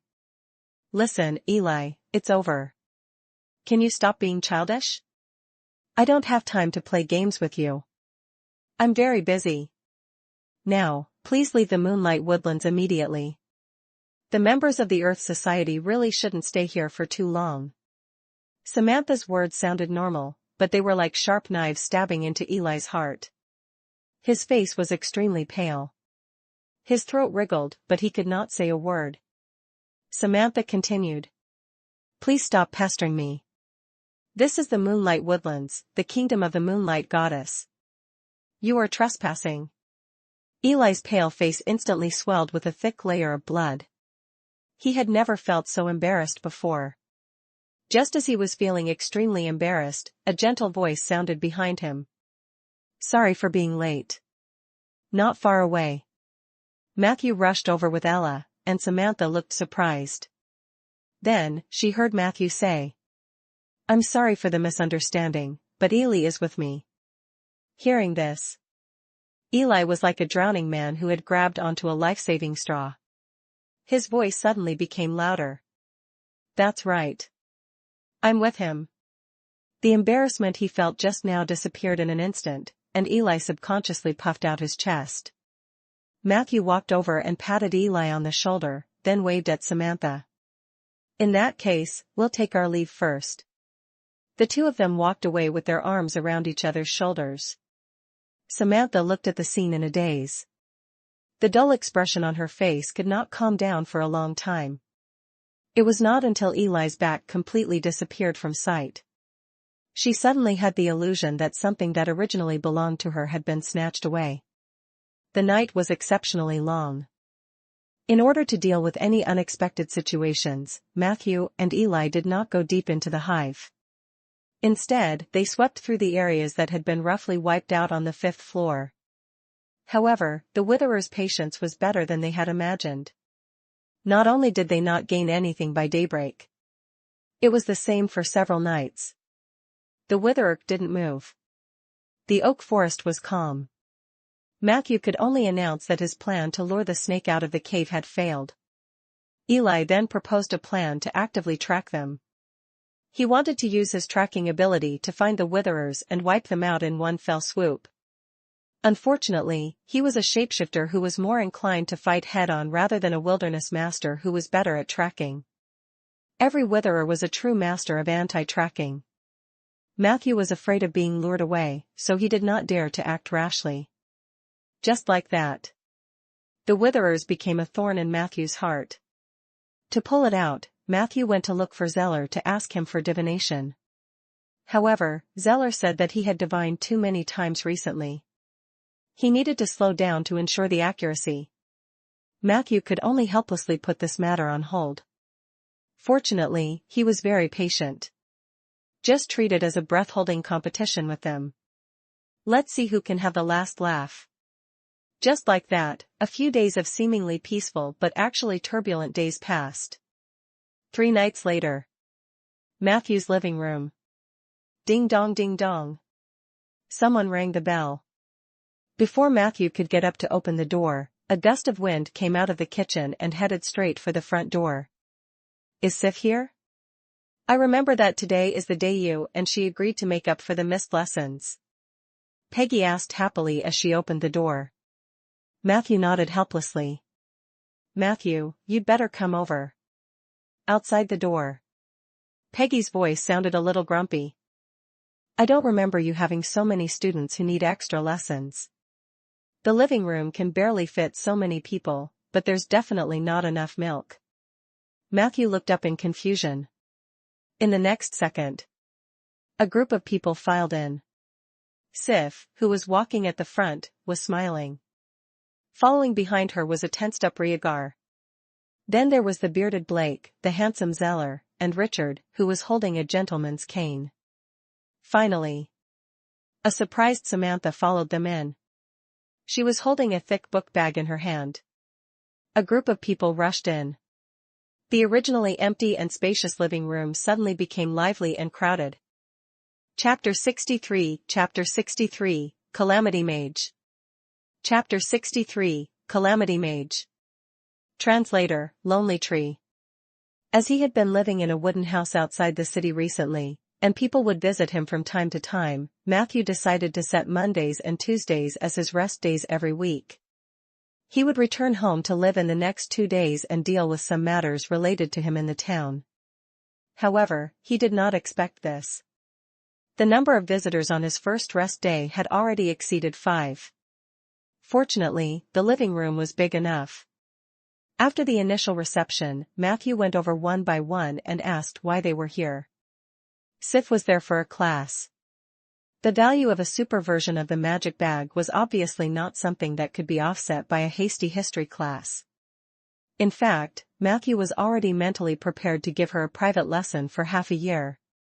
Rieger's reason for being there was more interesting. Matthew guessed that the father and daughter had been arguing at home already.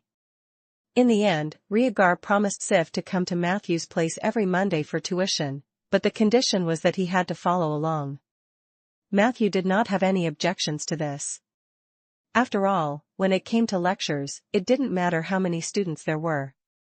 As long as Rieger didn't get in his way, there wouldn't be a problem. Among the other visitors, Blake had come to ask Matthew if he needed help with the guarding of the oak forest. He knew that Matthew had been staying in the oak forest recently, and he happened to receive an order to increase patrols, so he came to ask Matthew if he needed the help of the garrison. Zeller and Richard's visit was obviously related to the ritual of plunder that Matthew recalled. As for Samantha, she brought the information about the Sioux country as promised. In the living room, Matthew's brain spun rapidly. He was preparing to arrange the reception according to the priority of the matter. At this moment, Sif stood up obediently. Matthew, since you have so many guests, I'll go to the kitchen with Peggy first. As she spoke, she decided to drag the confused Rieger to the kitchen. But at this moment, Zeller, who had been smiling, said, I took a look around outside. There's actually nothing particularly urgent for Matthew, right? I heard from Sif that she's here for your lessons. I've long been interested in Mr. Matthew's history class. If you don't mind, you can teach Sif first while we listen from the side. Isn't this a very novel experience? It was unknown if it was due to his high charm. Zeller's words received unanimous approval from the others. Yes, yes. I've long heard that Matthew's class is very popular, but I haven't had the chance to attend it. Blake scratched his beard, his face filled with interest. Richard elegantly put his cane aside. Sure, I have no objections. Rieger was originally there to accompany the lecture, so he naturally wouldn't say anything. Samantha was the only one left. Matthew looked at her questioningly. The latter smiled sweetly. My knowledge of history is almost zero. If you don't mind, I'd like to sit down and listen too. Thus, the slightly disturbed living room quickly quieted down. Everyone looked at Matthew curiously. Matthew wasn't afraid. He treated the living room as a school and the adults in front of him as children. He took out the thick history book that he had prepared for Sif. Just as he was about to open the book and begin his lecture. At this moment, a faint voice came from the kitchen. Matthew, remember to make it exciting. The first lesson can be free, but the lessons after this will not be free. Matthew smiled helplessly. He cleared his throat. Last time, I told Sif about the historical event of the 100 City Division. This event is actually familiar to everyone. It means that the influence of the alliance of 7 saints on the city-states across the continent has reached an unprecedented peak. Its effect was objective. After the division, every major city on the continent had at least one mage from the 7 Saint Alliance. These mages had made indelible contributions to the development and construction of their respective cities. Even after 100 years, people would never forget the contributions of that batch of mages. Of course, the subsequent development of the 100 Cities Division didn't follow the 7 Saint Alliance's plan. In the actual implementation of the plan, many flaws appeared, so much so that there were several disputes within the alliance over whether to continue the strategy or not. From the perspective of hindsight, this plan was actually a failure. Hundreds of years after the gods had left, the largest human organization in Aender was still the loose 7 Saint Alliance, which was essentially a mage organization. The human kingdom is just a name that the 7 Saint Alliance has created. In fact, we all know that no human force on this continent is qualified to be called a kingdom. We have towns, cities, manor owners, and lords, but we don't have a kingdom or a king. And all of this was thanks to the gods. At this point, Matthew paused for a moment and took a sip of water while observing everyone's reaction. There were 6 audiences present. Half of them were confused. They were Sif, Blake, and Samantha. The remaining 3 revealed thoughtful expressions. Isn't this what it should be like? Isn't this a good thing? Under Matthew's encouraging gaze, Samantha boldly asked. Chapter 64, Calamity Mage. Chapter 64, Calamity Mage. Translator, Lonely Tree. Whether it's humans, elves, or druids, we're all doing pretty well now. I mean, the structure of a city-state is also very good. People don't disturb each other, so why must we form a kingdom? Matthew did not answer immediately. He looked at Rhaegar. The latter's expression was also very serious. He actually took the initiative to say, in terms of social organization, a kingdom that can control more city-state resources at the same time will be a more advanced, risk-resistant, and powerful existence than an independent city-state. I've traveled to other worlds, and many of their places are indeed more developed than ours. The simplest and crudest example is that if a kingdom composed of multiple city-states declared war on an independent city-state, the latter would almost certainly lose. Matthew nodded in agreement. We all know the principle of strength in numbers. As a social creature, an organization that could allow more humans to form groups would definitely trample over those fighting alone. In fact, the transition from a single city-state to a union of many city-states was inevitable in the development of history. This point could be verified by the development of other planes or worlds. We might not have much information in this area, but the Seven Saint Alliance has looked into it a lot. Sif was puzzled. Then why hasn't there been a kingdom on the continent yet? Weren't the gods exiled long ago? Matthew said in a deep voice, you might forget what I'm about to say after hearing it today, but it doesn't matter. Forgetting doesn't mean that the truth doesn't exist. We all know that 470 years ago, the founder of the Seven Saint Alliance, the great existence whose name is still unknown to the people. We usually respectfully address her as the first and only calamity mage in human history. She was angry at the gods' lack of progress and enslavement of all living beings, so she personally planned and executed the most wonderful mage performance in history, Ascension of the Heavenly Palace. Our world had been stuck in the Age of Enlightenment that the gods limited for a full 2,000 years. In the past 2,000 years, there had been no significant progress in human society. 2,000 years ago, human ancestors fished in the river and farmed on the ground. 2,000 years later, their descendants still used the same fishing tools and farming methods. At that time, the world was lifeless, and you could not feel the progress of the world from the changes of time. This was because, in the early days of the Age of Enlightenment, the gods who divided the theocracy and faith had woven rules and regulations for everything in the world. They used their clergy to divide their territories and bound everything with their concepts. They treated this world as their pasture. They only wanted to harvest the faith of all living beings day after day. They were not willing to see their believers make any meaningful progress. Time was meaningless to this world. It was just a counter for the gods to harvest faith. Under the high pressure of the gods, all living beings could not save themselves, they could not even develop the consciousness to save themselves. Until the arrival of the Calamity Mage. This situation was finally broken. That day, all the statues on the continent collapsed.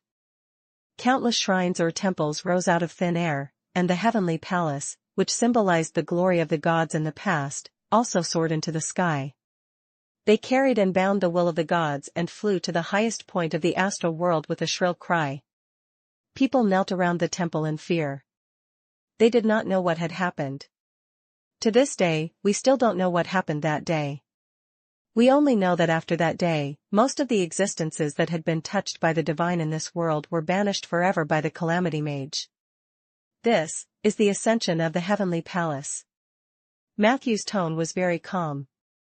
However, the history itself was enough to shock all audiences. Even Rhaegar and Zeller. They might have heard of the ascension of the heavenly palace. However, they only vaguely knew that that was when the gods left. They didn't know that the gods had been exiled. They couldn't imagine that the one who banished the gods was a mere human mage. Is this a myth? Rhaegar muttered, I thought it was the 7 saints who joined forces to reach an agreement with the gods. And the gods left willingly. Matthew smiled and shook his head. The 7 saints were very strong, but they were not strong enough to bargain with the gods. In history, they were all disciples of the Calamity Mage. After the gods left, our world finally began to change. Farmers invented farming tools and discovered crops with higher yields. Fishing boats floated on the seas and rivers. We had fishing nets, harpoons, and all kinds of new fishing gear. Tailors found better materials than cotton, linen, and animal skins. The craftsmen improved the craftsmanship and production process. City-states rose up one after another, and human exchanges became more frequent. According to normal development, we should have welcomed the first true human kingdom long ago. However, the gods who were far away were still unwilling to be left out. After the Calamity Mages left, they imposed 3 curses on the land in an attempt to delay the changes of the world and ensure that the divine concepts they defined continued to exist. Hearing this, everyone's expression was solemn. They were all shocked by this mysterious and bold narration, and at the same time, they were extremely curious about the curse of the gods that Matthew mentioned. He took a sip of water and continued. Chapter 65, Calamity Mage. Chapter 65, Calamity Mage. Translator, Lonely Tree. I only know 2 of the 3 curses. The last one was not even introduced in the book that Great Mage Ronan gave me. The 2 curses that I know of are known as the Intelligence Lock and the Civilization Lock. As he spoke, he first explained the contents of the locks. Then, he explained Civilization Lock. Similar to the Intelligence Lock, the curse of the gods has actually taken away a part of what made us humans. The Intelligence Lock takes away the memory ability of history and knowledge of all humans with intelligence below 15 points, while the Civilization Lock blocks the possibility of the evolution of human civilization. As he spoke, Matthew looked at Rhaegar. Mr. Rhaegar, you are the Lord of Rolling Stone Town. You have a large territory, including 16 villages in the north and south and 2 trading posts. But have you ever thought of expanding the scale of Rolling Stone Town? Have you ever thought of annexing the surrounding cities? Don't you want more power? Rhaegar frowned and thought for a while, then shook his head hard. My rationality tells me that what you said is not a bad idea, but for some reason, I'm not interested in the concept of expanding my domain. Is this the function of the Civilization Lock? Matthew nodded. If you were the only one who despised expanding territory, then it might be a coincidence. However, almost all the city lords have no ambition to annex the territory around them. This is clearly the power of the curse. Samantha suddenly said. But isn't it a good thing that there's no war? At least there wouldn't be so many people who would be displaced and separated from each other. Matthew replied seriously. That is true from an individual point of view, but objective laws cannot be ignored. If our civilization remains stagnant, we may one day die suddenly, perhaps due to an accident or an invasion from an enemy. This is not an exaggeration, but these are words left behind by the Calamity Mage within the Alliance. I believe that she came from beyond the heavens, so she must have witnessed the rise and fall of some civilizations. The reason why she made the decision to exile the gods was probably not because of anger, but something else. Samantha was stunned. Although her thinking was old-fashioned, she was quite smart. She instantly understood Matthew's meaning. Are you saying that our world might be invaded by foreign enemies in the future? In the face of such an enemy, we could only survive by having all the races form a kingdom. Matthew blinked. It is indeed possible. The Seven Saint Alliance has made many guesses about this, but they are all just guesses at the moment. After all, the existence of purgatory and abyss has been proven. If demons or devils invade our world one day, it will be difficult for us to survive on our own strength without the protection of the gods. All in all, the era of the gods was long gone. Even if there were curses left behind, their power would become weaker and weaker. According to Master Ronan's prediction, our world is on the eve of rapid changes. In the next second, this world might undergo earth-shattering changes. I think we're lucky to be born in this era. At the very least, compared to our ancestors, we will have the opportunity to use our own strength to change the world, or even to redefine some new concepts. Samantha looked at Matthew thoughtfully. Like nature? Matthew smiled and closed his book. That will be the content of the next class. Peggy, who appeared out of nowhere, interrupted. That's right, that's right. After the lesson. In the living room, there is only silence. Everyone was silently digesting the cognitive shock brought by Matthew. Matthew himself was also using this to strengthen his memory. His intelligence was high enough to be immune to the intelligence lock, but there was a certain chance that he would forget. Teaching was a good way to strengthen his memory, which was the main reason why he did not reject giving everyone a lesson that night.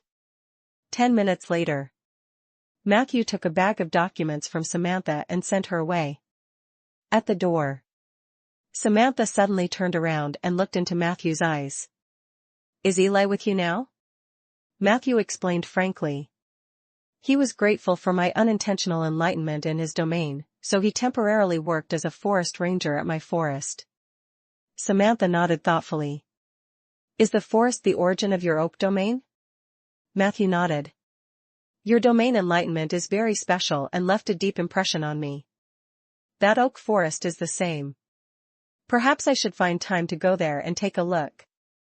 Samantha bit her lip. Her eyes drifted as she said this. Then, she transformed into a leopard and jumped away.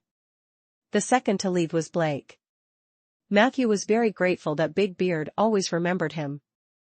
The two of them discussed for a while. In the end, he rejected Blake's suggestion to increase the number of patrols near the oak forest. This might alert the enemy. Blake's alternative was to set up a hidden sentry not far from the oak forest. Most of the time, there would be guards on duty. This way, once a battle broke out in the oak forest, Blake would be the first to receive the news and rush over to provide support. Matthew did not feel invincible just because he had the bone dragon. It was safer to have the support of the garrison. Blake agreed to this request. He patted his chest and assured Matthew that the secret sentry would be set up tomorrow night at the latest. This made Matthew feel much more at ease. Finally, it was Zeller and Richard. Matthew, according to what you said about the initiation ritual, we have picked out 3 iconic buildings: the giant windmill in the North Trade Station, the Black Vulture Inn in the South Trade Station, and the Seven Saints Square in Rolling Stone Town. If a bloody tragedy happens in these 3 places, it will definitely shock the entire Rolling Stone Town the next day. At present, we have secretly strengthened the reconnaissance and patrols in these 3 places. Zeller asked quickly, in addition, our operation must begin. Are you ready? Matthew knew that Zeller's plan was for him to disguise himself as Ronan and create a cloud of suspicion to slow down the evil organization's pace of crime. I don't have a problem with it, but you have to tell me your plan first. Matthew replied. The Late Spring Festival is coming soon. We all know that every year during the Late Spring Festival, the great mage Ronan will release huge magic fireworks in the Seven Saints Square, the North-South Trade Post, and some small villages to celebrate the prosperity of spring with the residents. Zeller calmly explained, but in fact, Ronan is very busy. There were several years when he was not in Rolling Stone Town during the Spring Festival. Those fireworks were set off by his apprentice. In order not to affect the festive atmosphere, he had already made arrangements for this. At present, there were still some devices in the warehouse of the city hall that could release magic fireworks, so releasing fireworks itself was not a problem. This year, we couldn't contact Ronan, and we didn't hear from his apprentice. If we want to make it look like he's still with us, the key is his image. It's difficult to fool the enemy with just makeup. We need the help of magic. Matthew shook his head. I don't know anything about transfiguration. Zeller smiled gently. What a coincidence. Me too. However, I have another way. Since our goal is to create a false sense of confusion, there's no need to make everything seem real. We just need to keep them suspicious. I don't think they'll come up close to check whether you're the real Ronin or not. I'll try my best to dress you up as Ronin and then use the mirror image spell to send your image to all parts of Rolling Stone Town. At that time, someone else will set off the fireworks. What you need to do is to make yourself look like a great mage. After all, you are the only mage we can find in our town. Matthew put his hands together and thought for a while before finally agreeing to Zeller's plan. There was no risk in this plan. If it could really deter the evil organization, it would be considered a merit. Immediately, the two of them discussed many details. All the way until late at night. Zeller reluctantly left Matthew's house with Richard, who was yawning crazily. Meanwhile, Sif had been brought home by Rhaegar.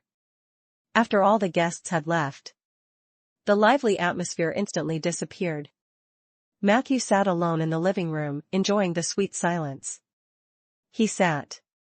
His chest suddenly felt as if it had been pried open by something powerful. The scenery in front of him began to blur. Matthew's heart skipped a beat. Suddenly, he saw that the gray comma of the Tai Chi symbol had been filled up without him realizing it. At this moment, countless gray dots were jumping out of it. Hint, you are visiting the subdomain of death, undying. Chapter 66, Crossdressing and Succubus.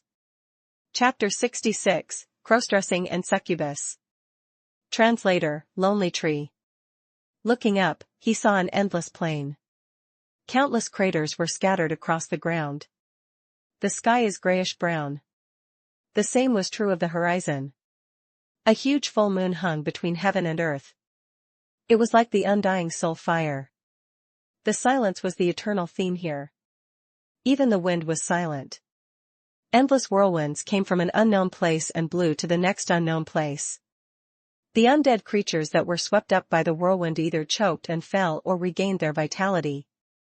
Death and metamorphosis played out different stories in the same negative energy whirlwind. Matthew walked alone on this quiet land. It was different from the lively and noisy experience in the oak tree domain. Everything here was so quiet. It was very similar to the concept of this place. Death. A skeleton walked towards him. Almost none of its bones were intact, and its soul fire was pitifully weak. It seemed that as long as a gust of wind blew, this newborn skeleton soldier would lose its last chance to live again. However, it was very tenacious. Matthew saw with his own eyes that it was blown into a bottomless pit by the negative energy whirlwind. According to his guess, this skeleton would definitely fall apart. And that indeed happened. Matthew noticed that it stayed in the hole for a long time.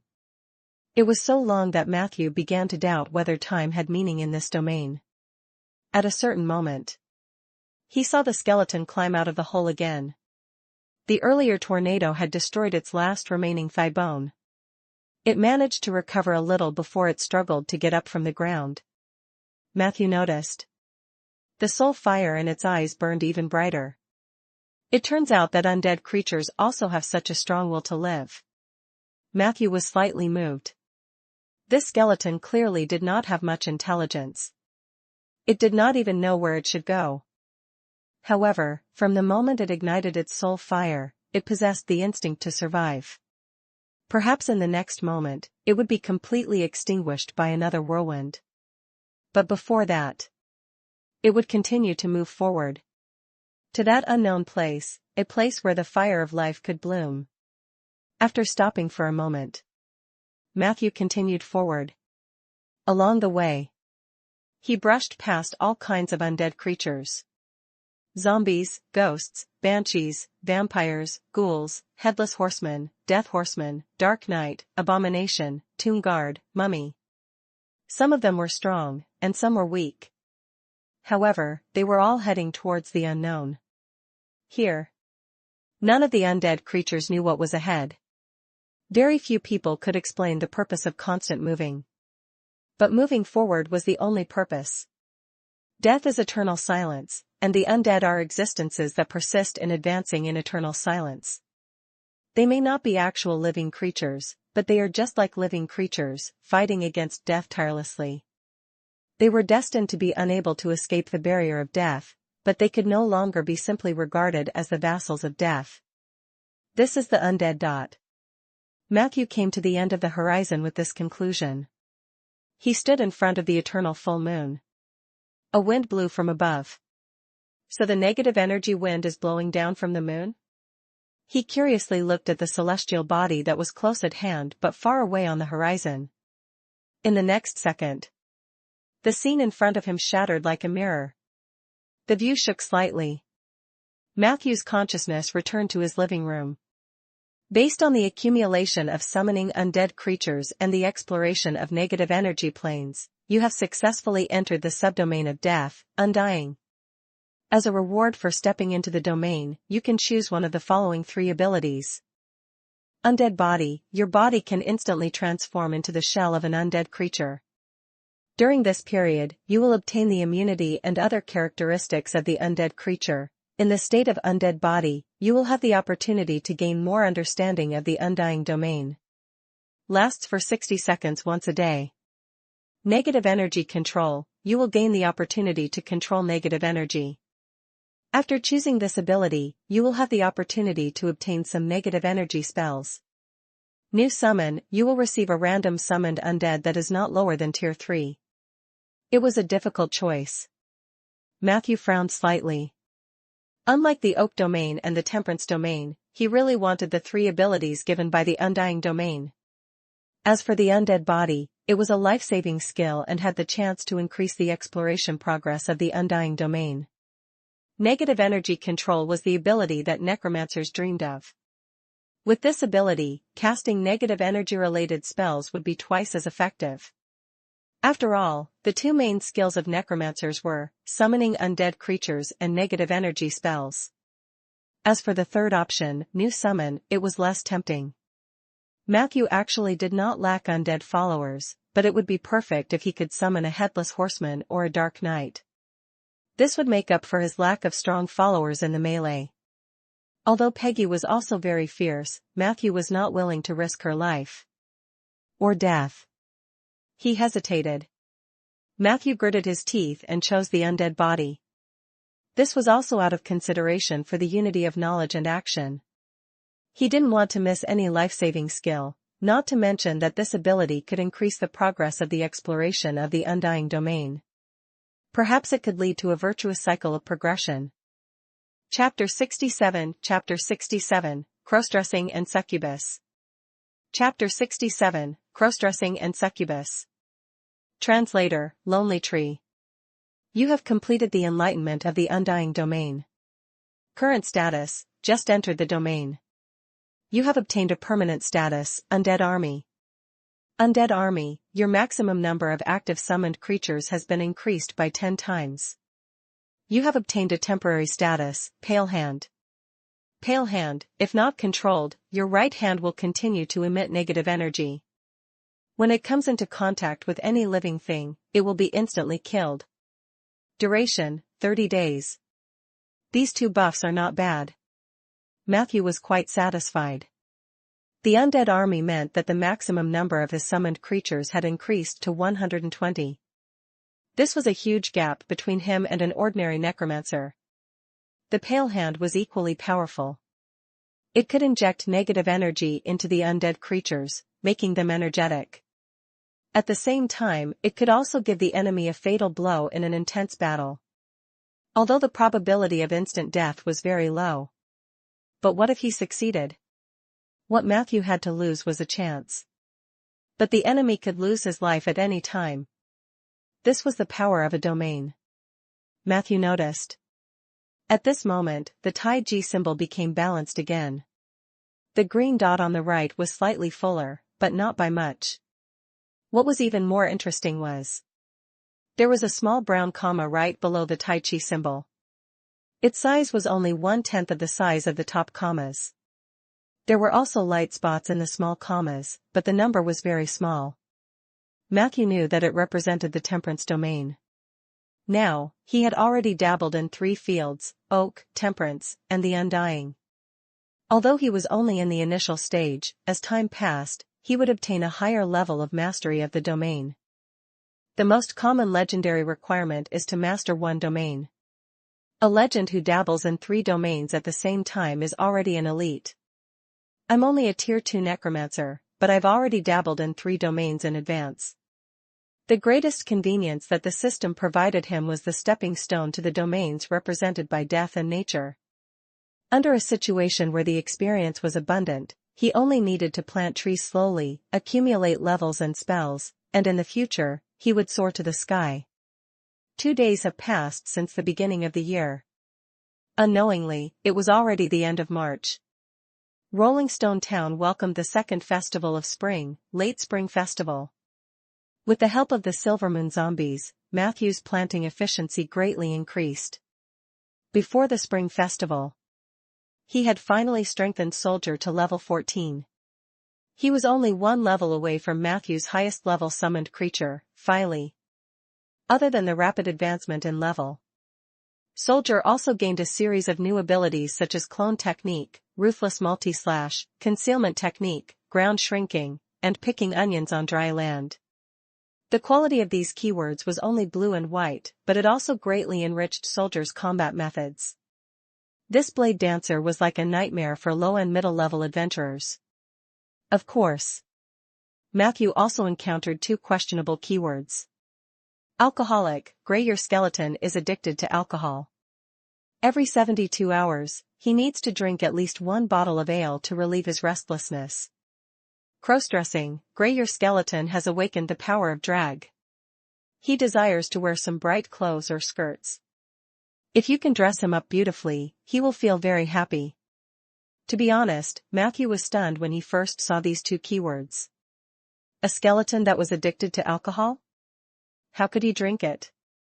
Once the drink entered his mouth, wouldn't it leak out? As for the other keyword, it was easier to satisfy. Soldier's Dark Night Cloak was getting more powerful. Matthew could easily find Soldier some beautiful dresses to wear underneath it.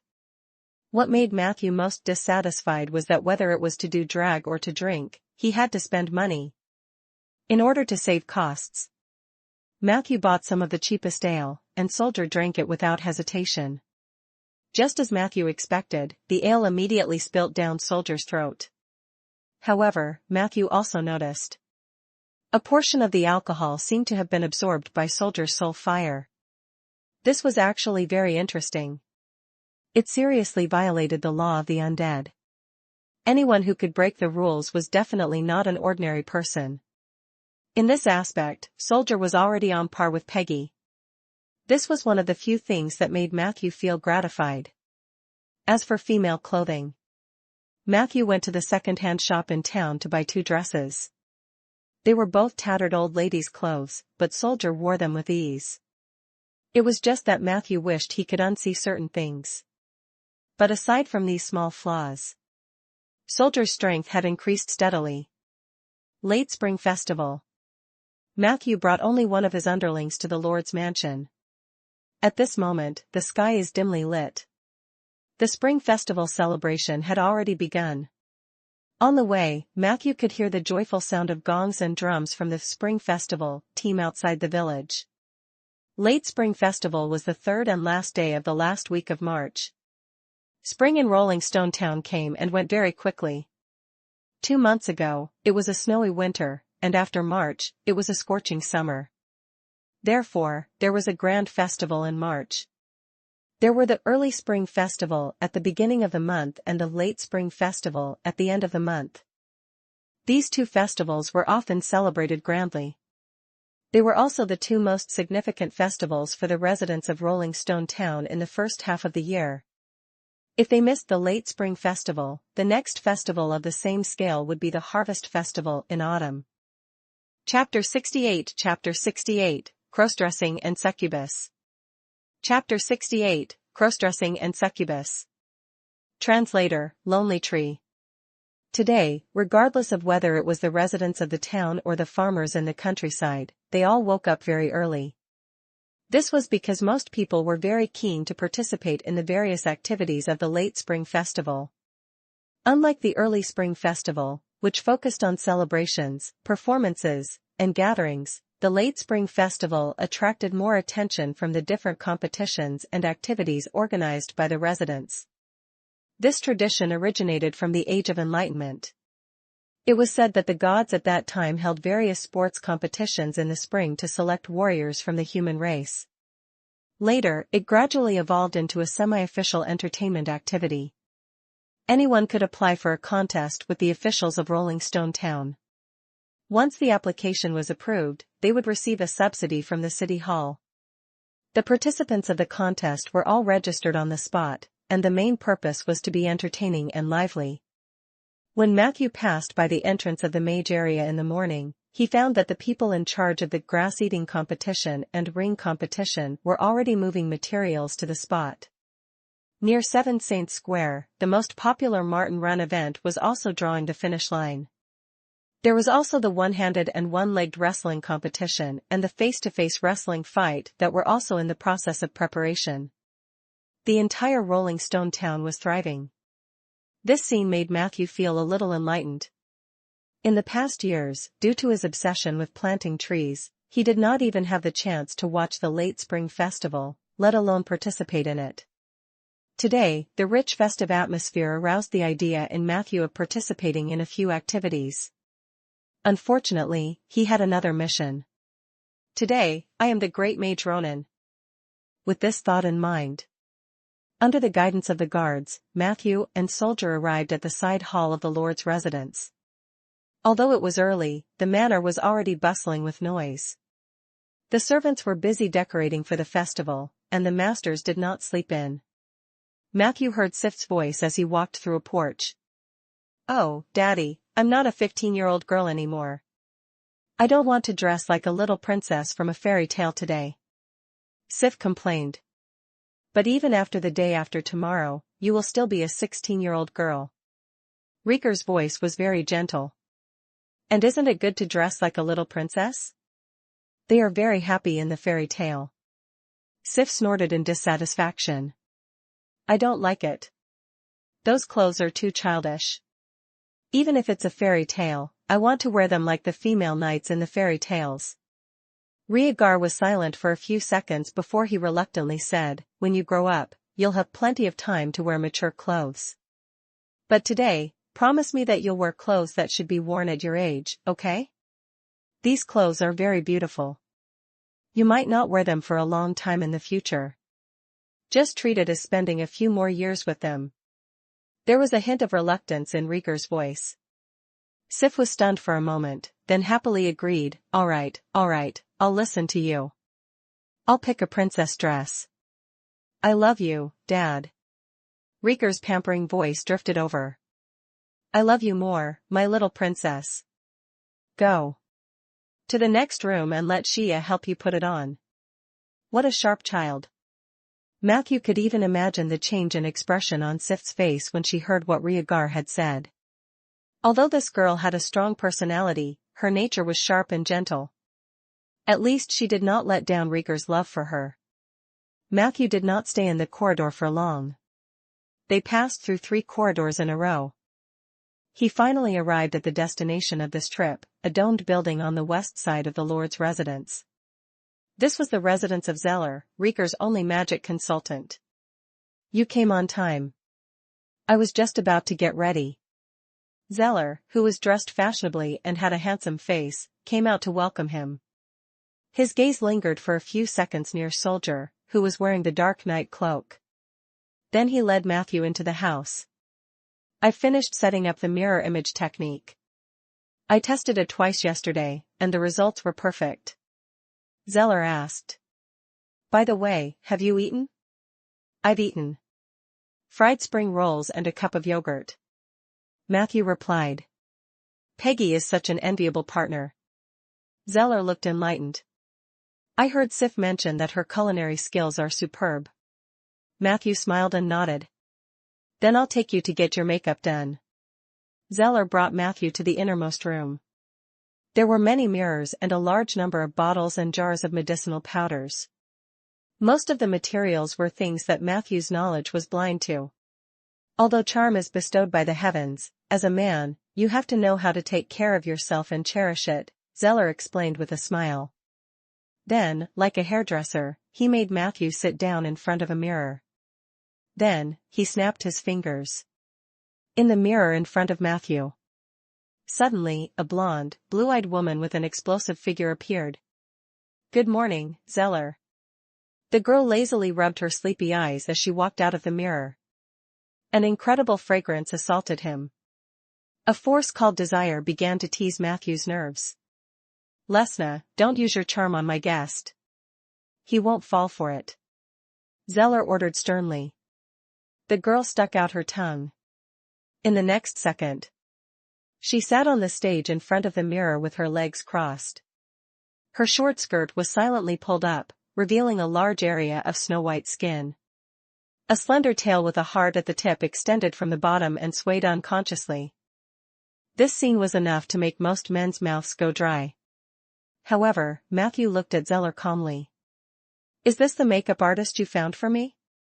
Zeller heaved a sigh of relief. "This is Lesna, my contracted partner. In most cases, she is also my family. Hint, your ability Heart of Tranquil Water is in effect. You have successfully resisted the charm of Succubus Lesna. Your will +1. Chapter 69 Chapter 69, Martin Run. Chapter 69, Martin Run. Translator, Lonely Tree. Warlocks were indeed the legendary rich and handsome profession. Even their contracted creatures were blonde succubi, unlike a bitter necromancer like him, who could only accompany skeletons and zombies all day long. This thought flashed across Matthew's mind. It would be a lie to say that he wasn't envious. Matthew joked with Zeller, "With such a charming contract partner, no wonder you haven't married yet." Zeller waved his hand. "You're mistaken. My relationship with Lesna is very pure." Matthew didn't believe it. "Can you control yourself?" Before Zeller could say anything, Lesna complained to Matthew. "To tell you the truth, I often wonder if Zeller likes men. He always treats me as if I'm nothing. Most of the time, my charm seems to be released to the air." Zeller smiled gently. "Of course not. There's no doubt about Lesna's charm, but I have my own way of doing things. Frankly speaking, it was not easy to resist her charm. Sometimes, I would be impulsive and waver, but I saw it as a form of training and challenge. Fortunately, I could always maintain control." Lesna rolled her eyes. Matthew had a little eye-opener. He had heard that most warlocks had a very licentious private life. They would do it with any creature that moved. However, Zeller was clearly an exception among warlocks. He had a succubus pet, but he could sit still and cultivate his willpower. This made Matthew suspect this guy's sexual orientation. The three of them chatted for a while. The atmosphere in the room gradually became lively. Lesna began to put makeup on Matthew. According to Zeller, this succubus lady was an expert in the field of makeup and disguise. Most of the time, the makeup done by Lesna's hands had an effect that surpassed illusions. Matthew did not have much understanding of this for the time being. He could only feel Lesna's small hands holding a powder pad and a paintbrush as she smeared it all over his face. It was itchy. Her body was very close to him. It was the instinct of a succubus. Matthew could feel the strong hormones that she inadvertently emitted at all times. If it weren't for the heart like still water, he would have made a fool of himself by now. Lesna was very focused on her work, but her expression didn't look very happy. About an hour later, the boring makeup session finally came to an end. Lesna threw away the pink cushion in her hand in frustration and said in an unfriendly tone, "All right. Being in the same room with you two men is like going to jail. I thought you were scary enough, Zeller, but I didn't expect your friend to be the same as you. We've been glued together for so long," but he didn't react at all. "Tell me. You must be gay too, right?" her tone was very aggressive. However, her expression was full of frustration, and her eyes were filled with self-doubt. I'm a normal man, but I'm better at temperance. Matthew explained calmly, not bothering to argue with the succubus. Then, he looked into the mirror, and his eyes lit up. The man in the mirror was exactly the same as the great mage Ronan in his memories. Very exquisite craftsmanship. Matthew couldn't help but praise. This sentence made Lesna feel much better. She gently bit her lower lip and reminded him, "You'd better stuff a few more insoles into your shoes. I remember that Ronan is a few centimeters taller than you, and his body is also a little stronger than yours. But it doesn't matter. Anyway, you'll have a cloak to help cover it up later." As they spoke, Zeller had already walked over from the next room with a replica of the Archmage's robe and a magic cloak that Ronan used to wear on the late spring festival. "Why don't you try on the clothes first? I'll get someone to look for the insoles later." Zeller looked at Matthew's face seriously and then showed a satisfied expression. Matthew took out a height-increasing scroll from his magical bag. "If it's height, maybe this thing will come in handy?" Zeller looked past the height-increasing scroll and focused on Matthew's bag for a few seconds. "Is it the super version?" Matthew was stunned for a moment before he nodded. "You sure know how to spend." "I've wanted to get a super magic bag for a long time," Zeller said. "But I was too short of money to get one." Lesna snorted coldly and interrupted, "If you stopped donating to the orphanage, you could have bought yourself more than a few bags already. Or perhaps, if you had established your own family earlier, you would have earned much more than you do now." Zeller shrugged. "Lesna, don't even think about it. I'm not leaving Rolling Stone Town. Never. I promised Rieger." Lesna was so angry that her chest heaved up and down. "That man again? I shouldn't have followed you because I thought highly of your potential. For the sake of Rieger, you even rejected the position of the Lord of Dragon Nest City. I think the man's wife was not as loyal to him as you were to him." "Enough." Zeller's tone suddenly became stern. "In front of the guests, please pay attention to your words." Lesna was obviously hot-tempered, or rather, she had a strong sense of resentment from the beginning to the end. "Did you just yell at me? How many times have you scolded me for Rieger? You." A loud slap sounded. Chapter 70, Martin Run. Chapter 70, Martin Run. Translator, Lonely Tree. Lesna was slapped to the ground by Zeller. "You seem to be pushing your luck, succubus." Zeller bent down and pinched her chin hard. His tone was unprecedentedly cold. "If you're really dissatisfied with the current situation, I can send you back to the abyss at any time, no matter which demon lord's territory it is. But if you still want to stay by my side, you should learn to behave yourself. Promise me that this will be the last time." Lesna's eyes were filled with fear. She stammered, "I promise, this is the last time." "The last time what?" Zeller asked coldly. "This is the last time I tried to take advantage of you." "I was wrong, Zeller. I didn't manage to arouse your friend's lust, so I was a little muddle-headed." Lesna replied with a trembling voice, "Don't send me back to the abyss. I beg you. They'll break me." "Very good. Now, apologize to Matthew." Zeller let go. Lesna stumbled and fell to the ground, 2 bruises on her smooth chin. "I'm sorry, Mr. Matthew. I shouldn't have spoken nonsense in front of you." She apologized nervously. Matthew waved his hand, indicating that it was fine. Lesna was instantly relieved. With Zeller's permission, she carefully entered the mirror in front of Matthew and disappeared completely. "I've embarrassed myself in front of you, Matthew." Zeller returned to his gentle and amiable appearance. "Demons are different from ordinary creatures. If I treat them kindly, they will be more likely to be ungrateful and convalescent. Lesna is an example. If I don't punish her occasionally, she might think that she is my master." As he spoke, he smiled helplessly. "Your summoned creature, Peggy, I see that you treat her very well too. Will she show such signs too?" Matthew could understand Zeller's helplessness. Demons were indeed a unique species and could only be controlled by using both and cruelty. Thinking of this, he didn't envy Zeller for having a succubus anymore. At least his kindness with his summons was rewarded. No, no. Matthew smiled. Peggy has a lot of shortcomings, but overall, her personality is quite cute. The only thing that annoys me is that she often asks for a raise in salary, but I don't think that's her fault. A hint of envy appeared in Zeller's eyes. Then, shall we get up and change?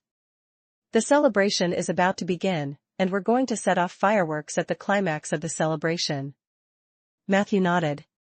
Then, he hesitated. What's wrong? Zeller asked. Although it's a little presumptuous, and the timing isn't right, can I ask Lady Lesna to charge my magic staff? Matthew took out his cough magic staff in embarrassment. He had followed the method of Tower Spirit 177 and charged the staff by holding the staff and imagining coughing. The result was shockingly inefficient. About 3 seconds of imagination counted as one official charge, but at least 10,000 official charges were needed to charge the staff fully. Matthew had originally planned to charge it slowly, but since he had run into a succubus, he might as well take advantage of it. After all, Matthew didn't ask Zeller or the officials of Rolling Stone Town for compensation for helping him this time, right? Zeller took the staff and studied it for a while before nodding. Psionic energy? It shouldn't be a problem. I'll give it to Lesna later. The two of them stood up.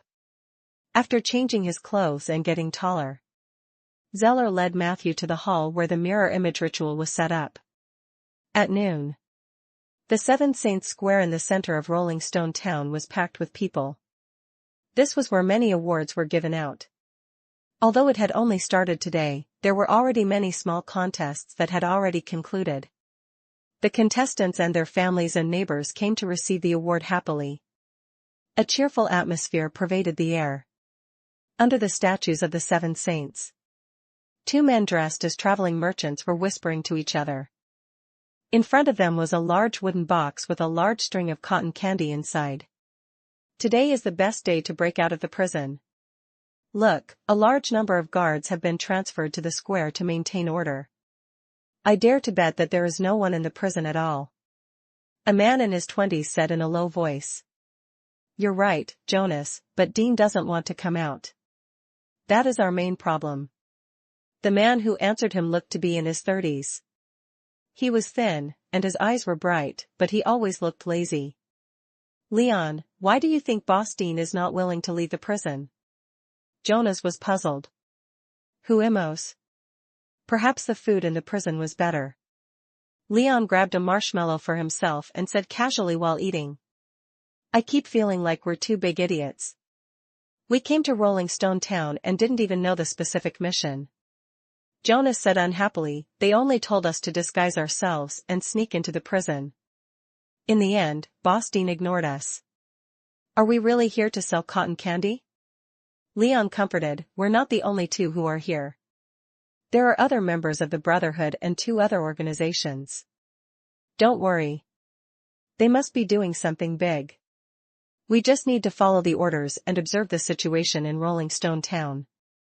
Jonas's eyes glided as he looked at the people around him, who were filled with laughter. But I feel that we've been discovered. How could they laugh so happily? Did they recognize us long? Chapter 71, Martin Run. Chapter 71, Martin Run. Translator, Lonely Tree. Leon said helplessly. You're really too nervous, Jonas. Why don't you sit by the side? Jonas shook his head and said. No need. That will make me even more uncomfortable. Damn it, why would this countryside town make me so nervous? You have to know that I didn't even feel anything when I set fire to the White Bull port stock. Leon licked his marshmallow. Do you want one candy too? Or, you can just participate in a competition and have some fun. That's a good idea. Jonas's eyes lit up. I just saw that the prize for one of the events is a big jar of honey. My mother likes to eat honey. Why don't I give it a try? Leon put down the cotton candy in his hand. Wait, are you serious? Why? Participating in the activities of the country bumpkins was also a form of scouting, right? Jonas pushed away the box in front of him righteously and then walked towards a corner of the square impatiently. Leon could only push the cart to keep up. Hey guys, it's time for the annual Martin Run. Wipe the soles of your shoes. Open your eyes. Remember to keep your balance and don't fall. Every year, people run into the manure pit or the drain, and that's not why we're holding the Martin Run. Remember, the route is very important. I'll repeat the route one last time. Start from the starting point, circle around the Seven Saints Square, and run to the east wall. When you reach the tower, remember to pick up the beacon. Then, turn back and pass through the craftsman area. After getting 2 beacons along the way, sprint towards the Seven Saints statue with all your strength. We will meet you there at the finish line. Now, everyone gets ready. Accompanied by the host's hoarse shouts, the surrounding crowd erupted into cheers and cheers. The Martin Run was the most popular event every year. Even other cities sent competitors over. Jonas was mixed in with the crowd, but he was not as nervous as before. He looked behind him. Behind the dense crowd of contestants, 3 people in huge fluffy uniforms were baring their fangs and brandishing their claws. They would play the role of the monsters chasing Martin in the event. The contestants were playing the role of the hero of the mythical story in Rolling Stone Town, the omnipotent and fastest Super Martin. Jonas had just listened to the host recount the story of Super Martin. He had to admit. That story was quite interesting. Hey, foreigner. A provocative voice came from beside him. Jonas frowned and looked over. The one who spoke was a fierce-looking big guy. Remember to scram further away when I speed up later. Otherwise, don't cry when you get knocked into the shit pit. Jonas was instantly annoyed. When he killed and set fire in White Bull Harbor, these country bumpkins were still playing house. He actually dared to take the initiative to threaten him? He wanted to teach this big guy a lesson. But at this moment, the host in front suddenly shouted. Martins. Run. The crowd exploded. The 3 monsters let out strange cries. More than 40 people rushed forward. For a moment, the scene was extremely chaotic. Jonas was initially wrapped in the crowd. But very quickly, he found an opportunity to break out of the crowd. Arsonists were originally good at running, not to mention that Jonas was an outstanding arsonist. With a few swift moves, he had gotten to the middle of the group. Stop that foreigner. He just pushed me. The big guy's angry roar came from behind. Jonas sneered. He didn't expect these locals to be so uncultured. Do they even want to form cliques for a running competition? As expected. Suddenly, 2 men squeezed towards him. Jonas was angered. With a shout, his speed increased drastically. Whoosh! He passed those people like a phantom. Wow! The audience exclaimed from both sides of the road. Jonas was extremely pleased. Let these country bumpkins see what true speed is. He quickened his pace. He moved forward at an incredible speed. In the blink of an eye, he had already surpassed the first group, who had the advantage of starting the run first. So powerful. Good luck. He runs really fast. Amidst the enthusiastic cheers of the crowd, Jonas was completely immersed in the world of running. He tried to adjust his breathing and control his pace. The arsonist's strength was actually sprinting, but he did not want to lose to others, so he maintained a good speed even after taking the lead. The scene in front of him gradually became blurry. Only the cheers from both sides continued. Unknowingly, Jonas' hand was already filled with 3 beacons. In front of him, the finish line was just drawn under the statues of the 7 saints. At that moment, a tsunami of cheers came. Almost everyone was cheering for Jonas' wonderful performance. He was also greatly encouraged. He sprinted all the way to the finish line. Let us welcome the champion of this Martin run, Mr. Jonas. He is joining the race for the first time. The host roared. Everyone applauded. A few young men ran over enthusiastically. Someone helped Jonas put on the wreath that symbolized a champion. The others joined forces to lift him up and throw him into the air. He fell down, and then they threw him into the air again. Jonas! Jonas! Impressive Jonas! Everyone was celebrating enthusiastically. Jonas himself was completely smug. He enjoyed the crowd. In a daze. He was escorted to the makeshift podium by everyone. Hey, the amazing Jonas! The host said loudly. You are the well-deserved champion, and you even beat the previous record by a full minute. May I ask how you did it? Jonas was about to answer. The host suddenly stuffed a large jar of honey into his hand. This is the reward for the champion. Immediately after, a few fully armed garrison members appeared behind him. Ah! Before Jonas could react, he was already subdued by the powerful team members. Sorry, but you ran too fast. We have reason to suspect that you are a member of the Silver Frost Brotherhood. The bearded leader explained apologetically, come with us. If it's proved to be our mistake later, I'll personally compensate you with a jar of honey. At that moment, Jonas felt his ears buzzing. He frantically searched for traces of Leon in the crowd. But he couldn't find Leon. All he saw were shocked faces. The people did not seem to have realized why the garrison team wanted to arrest this young man who was running so fast. At this moment, everyone was surprised to find that the sky had turned dark. Bang! At the same time, the clear sound of fireworks exploded in the man-made night. Colorful patterns spread out at any time. The crowd cheered and clapped for the sudden magic fireworks. Ronan! Ronan!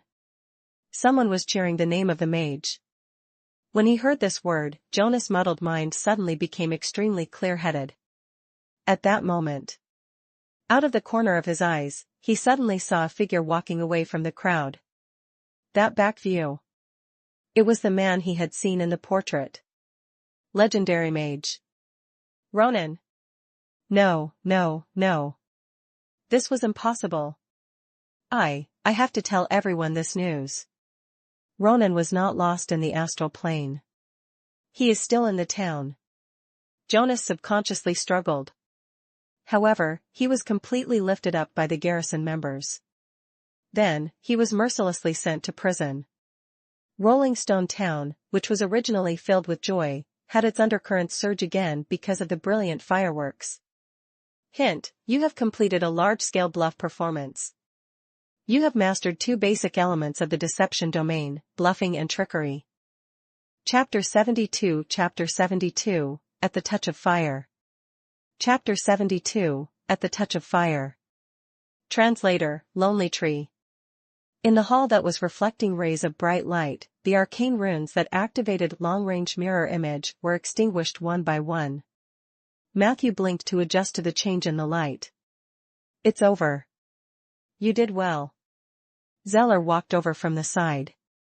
As he removed the rest of the mirror image spell, he signaled Matthew to relax. Matthew quickly took off his stiff cloak and could not help but ask, is this really going to work? The reason why he asked this was because he felt that he had not contributed much in the process just now. He was only disguised as Master Ronan and walked around the area that Zeller had planned out, trying to make himself look more like a legendary mage. Zeller explained the principle to him in advance. He would use the mirror image technique to present Ronan's image in Rolling Stone Town and the North-South Trade Post. At the same time, he ordered the others hiding at the scene to detonate the magic fireworks left behind by Ronan. Thanks to the strong festive atmosphere, most people would not notice Matthew pretending to be Ronan before the fireworks exploded. However, after the fireworks exploded, under everyone's conscious search, there was naturally no lack of observant people who would see Archmage Ronan. Then, everything else would follow. However, after the entire process ended, Matthew still had a strong sense of unreality. It's hard to say, but everything depends on one's actions. At least we've muddied the waters, haven't we? I still have some things to deal with. Give me a moment, please. Zeller smiled apologetically at Matthew. Then, he hurriedly walked to another side hall. Matthew had to remove his makeup himself. It was also at this moment that he suddenly received a notification from the system. The 2 elements of deception? Matthew touched his chin. Doesn't this mean that we've succeeded? Elements were the prerequisites for a domain. Under normal circumstances, if mortals wanted to dabble in a domain, they had to collect the elements of the relevant domain in advance.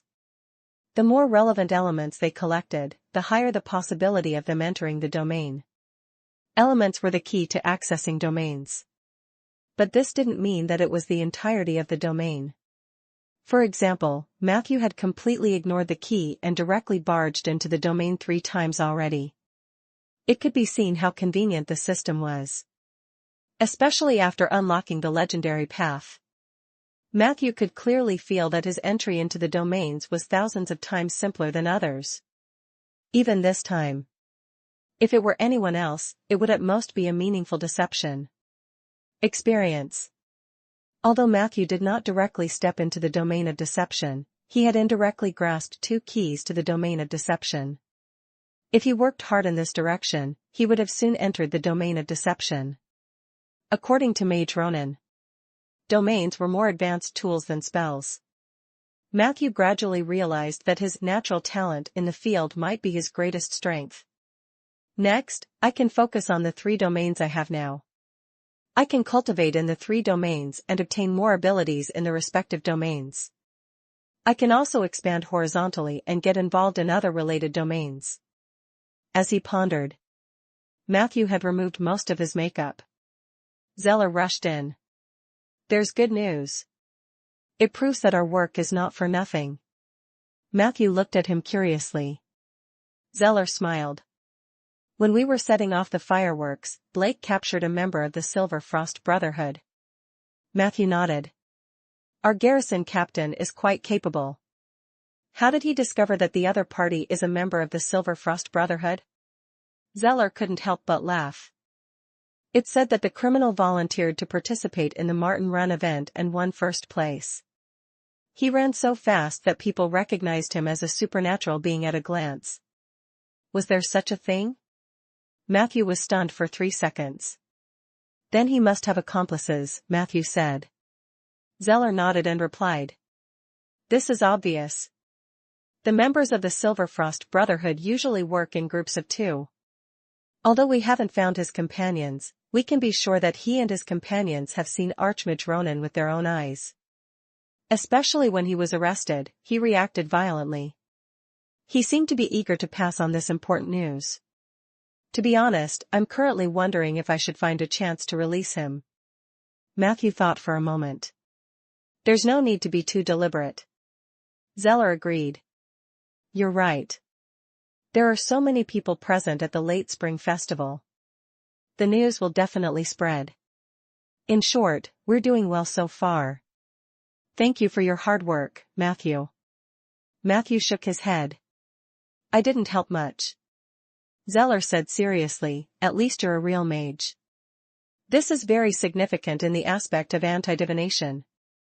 Alright, your mission is over. Next, we will deal with the 3 evil organizations. If there is nothing else, we will not disturb you anymore.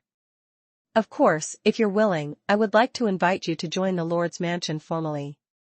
Your status is temporarily the Lord's Magic Consultant, which is similar to my role.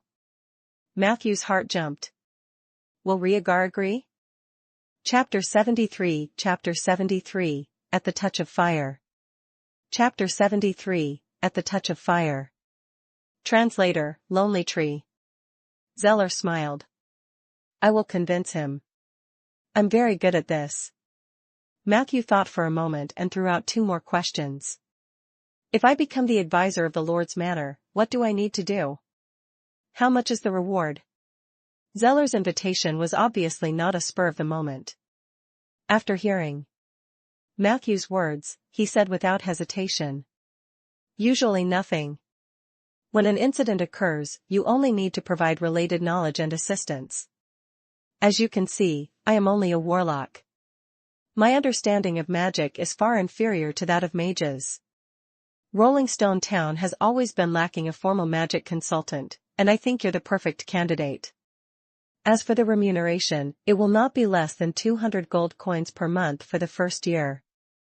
We will reevaluate it based on your contributions in the past year, but the remuneration will only increase and not decrease. If the intensity of the work was as easy as what he said, then the pay was quite generous. However, Matthew did not agree immediately. He only nodded. I will consider it carefully. That should be the case. However, I still hope to have the opportunity to continue working with you. Zeller smiled and snapped his fingers. In the mirror, Lesna timidly looked at the two of them while leaning against her glasses. Charge the staff. Zeller handed the item over. Lesna took the staff, and her face blushed. Okay, please wait a moment. After a while, her fiery figure appeared in the mirror again, but the flush on her face was even more obvious. Here. Matthew took the cough staff and was delighted to find that the staff had become charged and could be used at any time. The only strange thing was, when Matthew first took the staff, it felt a little wet and warm. Thank you. He didn't ask how the succubus charged the staff. After chatting with Zeller for a while more, Matthew got up and left the Lord's mansion. It was the afternoon, and there was still a commotion outside. Matthew brought Soldier around the town for a whole afternoon. After experiencing the rare festive atmosphere, he hurried back to the oak forest. At dusk, Matthew's busy figure once again appeared near the pit in the northern wasteland. He had no choice. No matter how late it was, he had to make up for the work he missed during the day. There were only 4 days left until the temporary state of double harvest ended. In the next 4 days, nothing could stop Matthew from planting trees with all his might. Night fell. In an abandoned mine northeast of Rolling Stone Town, the sparkles of torches illuminated the dark and damp mine pit. Shadows of different heights and sizes swayed along with the light. These shadows reflected on the rock walls of the pit, looking exceptionally ferocious. The rustling sounds of discussion and the increasingly loud quarrels echoed in the cave for a long time. Ronan can't be here. A dull voice instantly drowned out the other noises. It was a young man with a greasy face and a torch in his right hand. He was wearing a grayish-brown robe, and his entire body was enveloped in a faint black light, which added a hint of evil to him. I swear in the name of my lord that Ronan's true body is definitely trapped in the astral plane. This is a fact that has been verified by many parties. The man's eyes looked around fiercely. His eyes were filled with undisguised malice, and those who were stared at by him would involuntarily have their hair stand on end. However, there were also people who were not afraid of him. A slender black panther walked out gracefully. Her voice was hoarse and magnetic, and it instantly attracted the attention of all the male creatures present. But we all saw Ronan with our own eyes. Anderson, before the evil god behind you shows his true sincerity, everyone will only believe their own eyes. Anderson glared at Black Panther with an unfriendly gaze. You'd better use the right words, Quina. My lord is not an evil god. He has lived in the heavenly palace for a long time and was once the ruler of this land. Quina sneered. Every evil art master firmly believes that their master is the true god of the heavenly palace. You'd better show us something practical. In order to cooperate with your damn ritual, we've already lost the initiative. Rolling Stone Town has strengthened its defenses, and everyone is now in a passive position. What you should do now is, to be honest, and not continue to hide. This is not beneficial to our cooperation. As soon as she said this, she immediately received a lot of resonance. In the shadows, Leon from the Silver Frost Brotherhood took a step forward. Madame Quina is not wrong. The declaration of war was your order's suggestion. We've already cooperated with you and done a lot of work. Now that our brothers have infiltrated the town, but we've discovered that Ronan might still be in town. Legendary mages are no joke. I also heard that the Lord of Rolling Stone Town has sent people to seek the support of a legendary monk. I'm afraid none of us wants to face such a threat. The others also agreed. The people of the three major organizations were not united. They were incited by Anderson, the Southern Patriarch of the Order of Calamity, to imitate the plundering ritual of the Age of Enlightenment and reap benefits from all sides by destroying Rolling Stone Town. Their main goal was the path of legend. Whether it was the arsonist, the witherer, or the evil art master, if they could personally participate in the destruction of a territory of order and good, it would benefit them endlessly. However, Rolling Stone Town was obviously different from that of the average poor and remote village. Chapter 74, At the Touch of Fire. Chapter 74, At the Touch of Fire. Translator, Lonely Tree.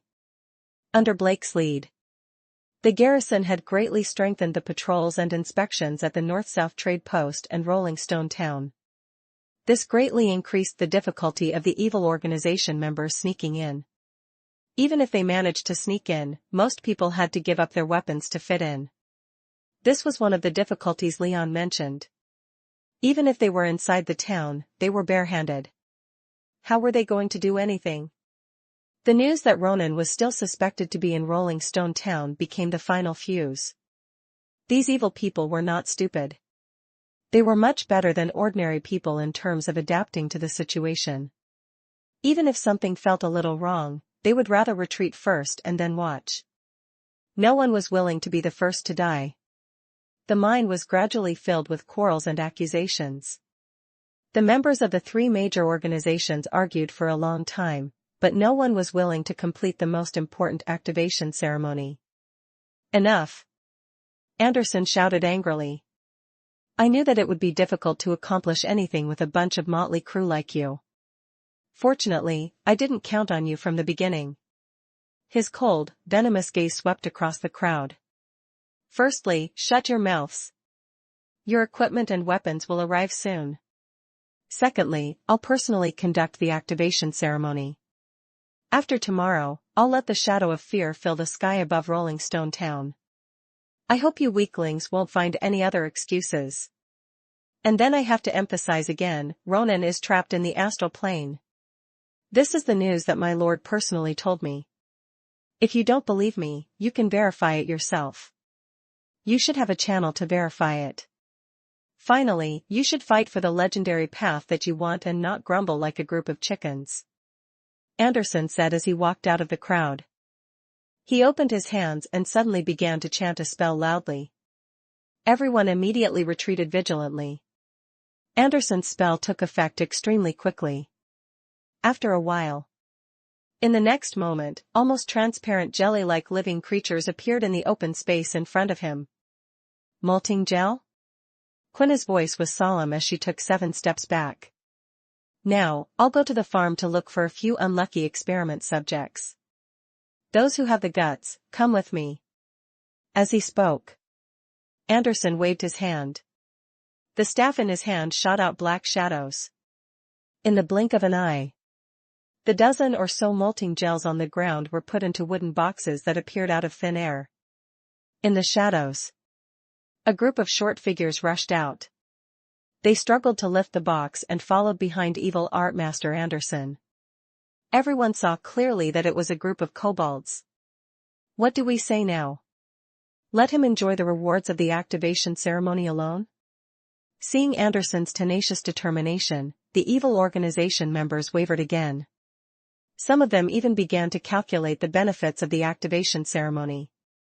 At the very least, we should go and take a look. Anderson was the only member of the Order of Natural Disaster who had come today. The others probably had other plans. Quina's eyes flickered as she said, I don't remember there ever being any kobolds under the command of the Order of Calamity. In the mine, everyone discussed for a while and became restless again. They planned to follow him from a distance and observe the situation. They had only taken a few steps. Where did Anderson say he was going to find the unlucky subjects? Leon replied casually, a farm? Damn it. Quina straightened her claws. There's an oak forest on the way from here to the farm. Leon was still confused. And then? Is there a flower fairy living in the oak forest? He even made a small joke. No, I didn't. It's all right now. Quina seemed to have thought of something, and her posture became relaxed again. In the next second, she quickened her pace impatiently. Keep up. If we're late, there won't be any fun to watch. North of the oak forest, the 5 Silvermoon zombies were still working hard. Matthew quietly put down his shovel. His eyes were fixed on the north. Eli appeared out of nowhere and stood beside him. There is an evil smell, and it is unprecedentedly strong. They are coming. Following Eli's warning, a series of shadows of varying heights walked out from the entrance of a mine ahead. At this moment, dark clouds were drifting past, covering the bright moonlight. But at that moment, both sides saw each other. The atmosphere suddenly became tense. The battle was about to start. Chapter 75, Kill. Chapter 75, Kill. Translator, Lonely Tree. Hint, you have encountered the evil arts master Anderson, LV-15, and 33 kobolds. Almost at the same time when the two sides met, Matthew shouted loudly. Ella. Miss Owl, who was doing an enlightenment ceremony for the oak forest, heard Matthew's call and flew southwest without saying a word. That was the location where Matthew and Blake had agreed to set up a new sentry post. Seeing Ella leave safely to report the situation, Matthew heaved a sigh of relief. He didn't have time to change his robe. He quickly took out the defensive psalm and held it in his left hand. He put the cough staff and the withered wood staff on his waist so that he could use them at any time. Eli's reaction was even more extreme. He glared with his eyes wide open and pounced forward on all fours. His entire body expanded, and with a roar, a tall and mighty saber-toothed tiger appeared on the barren land under the moonlight. He actually pounced straight at the enemy. Ambush battles always caught people off guard, but Anderson's reaction was quick. He shook off the cloak on his back and took out a huge mace from his back. The mace emitted a dark red, evil luster. Under his orders, the kobolds people swarmed out. They charged Eli with their small wooden sticks and small round shields. Matthew keenly noticed that some of the kobolds were holding wooden boxes in their hands. Compared to normal kobolds, their eyeballs were more prominent. Their eyes were bloodshot and had a strange luster similar to Anderson's hammer. Roar! Eli bravely charged into the crowd of kobolds. His body size was enough to crush these small and medium-sized creatures. The saber-toothed tiger pounced, raised its fangs and swept its tail. Immediately, 3 to 4 kobolds died. However, something unexpected happened. The kobolds, who were known for their tendency to flee when their morale was low, displayed a logical bravery. The death of their companion did not make them afraid. Instead, they continued to surge at Eli fearlessly. Eli was strong and would not be hurt by the kobolds. However, there were too many kobolds. With the support of courage, even the ferocious saber-toothed tiger had to circle around them. It was not easy to attack them head-on. A few seconds later, Anderson himself also joined the battle with the dog-headed people. He waved his huge mace and shouted something. The evil art master's incantation was complicated and obscure. He chanted it quickly and incoherently. Matthew did not even have the chance to interrupt it with his cough staff. Anderson had already ended the casting phase. Matthew could only vaguely determine that he had used a total of 3 spells. The first spell was the summoning of a magic pet. Black smoke rose from the moon, and a demon that looked like a hyena with sharp barbs on its tail quietly appeared. Susuva Magic Hound, Elite/LV-10, an abyssal creature, a mid-level demon, usually accompanied by elite gnolls. Just as the information about this summoned creature appeared in front of Matthew's eyes, he had also completed his summoning. The glow of the undying contract gradually dimmed. A towering skeleton appeared in front of Matthew. Matthew, what's the meaning of this? I was just listening to some music at home. Peggy grumbled, and then she saw the situation in front of her. She pulled out her bone blade and said, "Who should I chop?" Matthew pointed at the Susuva magic hound that was running toward him. Peggy immediately went up and fought with the demon dog. On the other side, due to Eli's reckless advance, his position was held back by the kobolds. Matthew had just commanded the Silvermoon zombies to reinforce him when the evil arts master Anderson had reached the saber-toothed tiger with his mace. At this moment, Matthew could also tell that the second spell that Anderson cast was a kind of power infusion or physique-strengthening spell that originated from his evil god. This was because he saw Anderson's body expanding at a speed visible to the naked eye. Thrust. The black, thorn-like hair tore through the evil art master's robe. As his body size soared, evil art master Anderson also revealed his hideous appearance. The illusion of human appearance was broken. Under the moonlight, he became a giant gnoll that was 2 meters tall and had abnormally bulging muscles. Die. The huge gnoll smashed the saber-toothed tiger's waist with its mace. Eli couldn't dodge it completely. He was hit from the side and immediately screamed. Seeing this, the kobolds attacked even harder. Even though the Silvermoon zombies had already rushed to the vicinity to support Eli, Anderson's target, Eli, was in a sorry state. The latter did not expect this evil art master to have the terrifying close combat ability of a gnoll. Anderson kept waving his mace. Eli was slowly being cornered. Helpless, Eli could only hurriedly cast 2 buffs on himself. Then, he prepared to wait for an opportunity to escape. Matthew was also preparing to support Eli. He took out his withered wood staff and aimed it at Anderson's back. At this moment, the evil art master seemed to be wholly focused on chasing after Eli, completely unconcerned about what was happening behind him. All signs indicated that this was the best time to launch a sneak attack. Matthew gripped his withered wood staff tightly. He was indeed preparing to cast the strongest single-target spell he could cast, Enhanced Exhaustion Ray. However, at this critical moment, he suddenly remembered the third spell that Anderson had chanted. "I'm a caster, so it's illogical for him to ignore me." He had cast 3 spells, so what was the last one? What was the third spell? Matthew stared at Anderson's back, which was emitting red light, and chanted rapidly. A second later, cold air burst out from the tip of the withered wood staff. Immediately after, then, a 1-meter-long ball of white cold air enveloped Anderson's body. Whoosh! A red light flashed on Anderson's body. The white mist instantly disappeared. Matthew felt a sharp pain in the palm of his hand that was holding the magic staff. A slight sense of nausea quickly rose in his heart. Hint: you have used the rank O cantrip Frost Mist on evil mage Anderson. You have suffered Anderson's counterspell, Magic Contract Enhanced. Your Frost Mist has lost its effect. You will suffer the punishment of being countered. For 12 minutes, you will not be able to cast any spell of the same level as Frost Mist. Your focus 0.5 lasts for 18 seconds. Hint: you have successfully identified and used a rank O cantrip to break the enemy's counterspell. You will soon have the opportunity to explore the elements of the battle domain. I knew there was something else.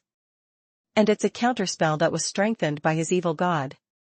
Matthew was secretly glad that he had sensed that something was wrong. If he had used a Tier 2 spell, the punishment he would have to endure would probably destroy him. Ever since Matthew had transmigrated, he had hardly fought with a proper spellcaster. This was his first time. As expected, actual combat was different from theory. If Matthew had not been cautious enough, this vicious counterspell would have definitely made him suffer. This planned counterspell also made Matthew realize that Anderson's target from the beginning was him.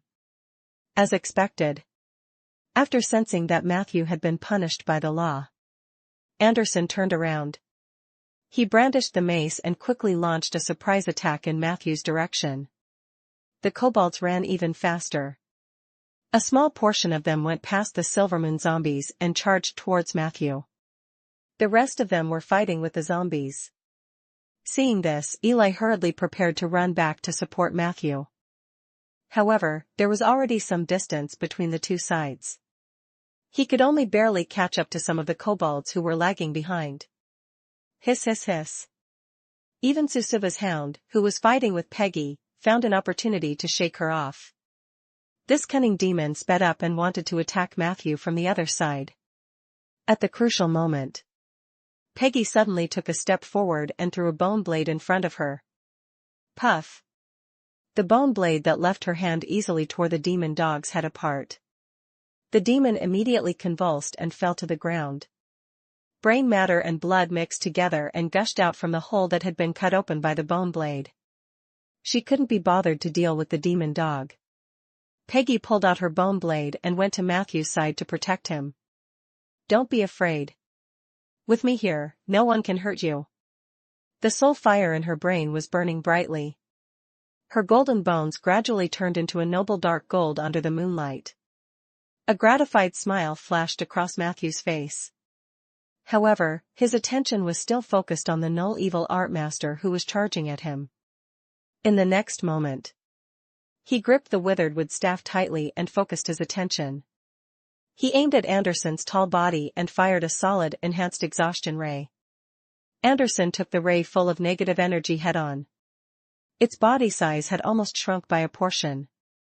Under the weakening of the exhaustion ray, not only was Anderson's life slowly fading, but his powerful attributes were also slowly decreasing.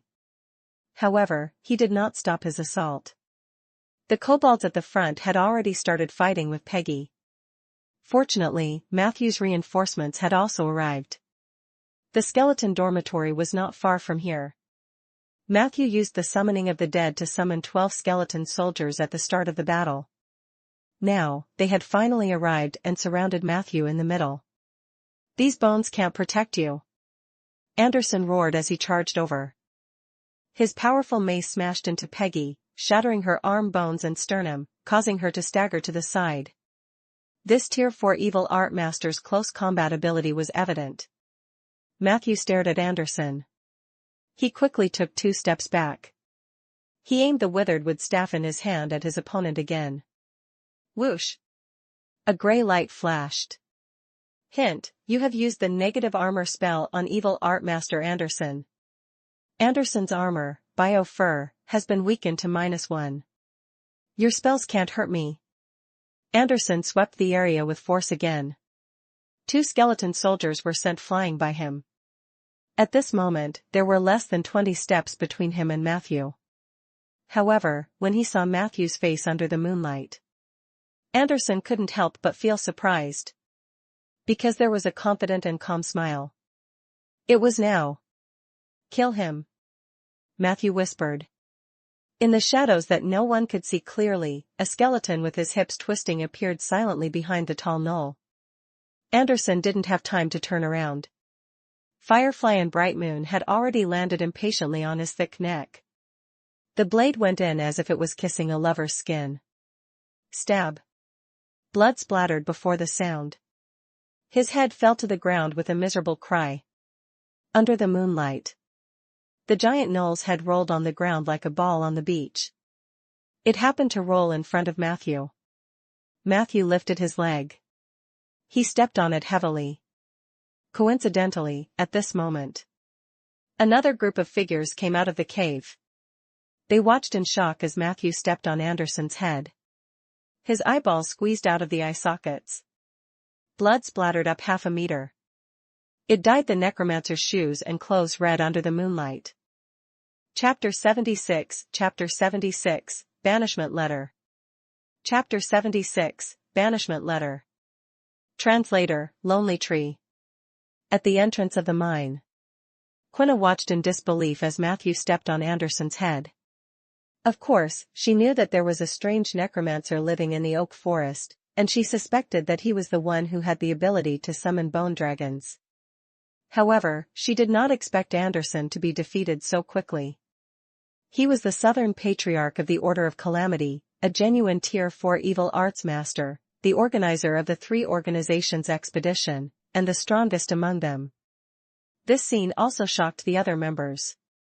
Their originally unstable fighting spirit instantly melted away like melting snow. Many people subconsciously retreated, wanting to hide behind the others. In the end, they realized that everyone had retreated. After Anderson's head fell to the ground, the situation on the battlefield also became clear. The originally fearless kobolds all covered their heads and scurried towards the entrance of the cave. However, their escape route was blocked by Eli. The saber-toothed tiger showed off its might as he dealt with the escaping kobolds. One slap, one kill. Soon, all the kobolds were eliminated. The only fish that had escaped the net was the Susuva demon hound. This demon's vitality was shockingly tenacious. Even though Peggy had punctured its skull and a small amount of brain matter was leaking out, it still managed to stumble away. This scene fell into Matthew's eyes. He frowned. The Susuva demon hound is a creature from another world. After the null dies, it should not be able to maintain its existence in the prime material plane. Almost at the same time, suddenly, a violent tremor came from under his feet. Matthew reacted quickly. He lifted his leg and launched a heavy kick. Bang! Anderson's head exploded in the air, turning into a strange blood mist. Matthew saw it clearly. There were human faces, bugs, brain grooves, and clusters of extremely evil runes in the blood mist. At the same time, the badge of the goddess of moonlight on his chest began to tremble violently. Retreat! Matthew growled. Under cover of the skeletons, they quickly left the blood mist and the headless corpse. The blood mist wrapped the gnoll's corpse like an octopus. In the next moment, a solemn voice came from the blood mist. That person's words were extremely rigid and clear. It was as if it was echoing in the hearts of everyone present. I'll grant you an undying body. Wherever the night goes, you'll live endlessly and be indestructible. As soon as he finished speaking, the headless corpse of the gnoll slowly stood up from the ground. Unknowingly, a smooth neck grew out from the undamaged head. Everyone was stunned by this strange scene. Even for the members of the evil organization, such a scene of resurrection was extremely rare. I'm immortal. Anderson shook his neck from side to side as if he was trying to get used to this new head. His eyes were evil and unscrupulous as he locked onto Matthew as if he wanted to swallow him alive. The blood mist still hadn't dispersed. It was like a protective halo that enveloped the gnoll. Matthew sensed a strong domain from the blood mist. At this moment, a message formed by moonlight suddenly appeared on the constantly vibrating badge. The god of the null Anderson is the evil demon Trier of the ancient land, and Trier is actually the incarnation of the god of midnight. The blessing of the god of midnight is only effective at midnight. If it is delayed until dawn, his undying blessing will be broken. Asha Moonlight. The midnight god? Was this matter actually related to the heavenly palace? Matthew didn't doubt the authenticity of this information. After all, this was in line with the goddess of moonlight's many attempts to curry favor with him. Even if she had any designs on him, it would be something else. However, whether it was Asha or the god of midnight who had transformed a man into an evil spirit, it meant that the exiled gods had started to make their move. This was not good news for this world that was lagging behind in development. This thought flashed through Matthew's mind. He suddenly pulled out a crossbow and aimed it at Anderson, who was in the blood mist. Come on. You can't kill me. Anderson shouted crazily.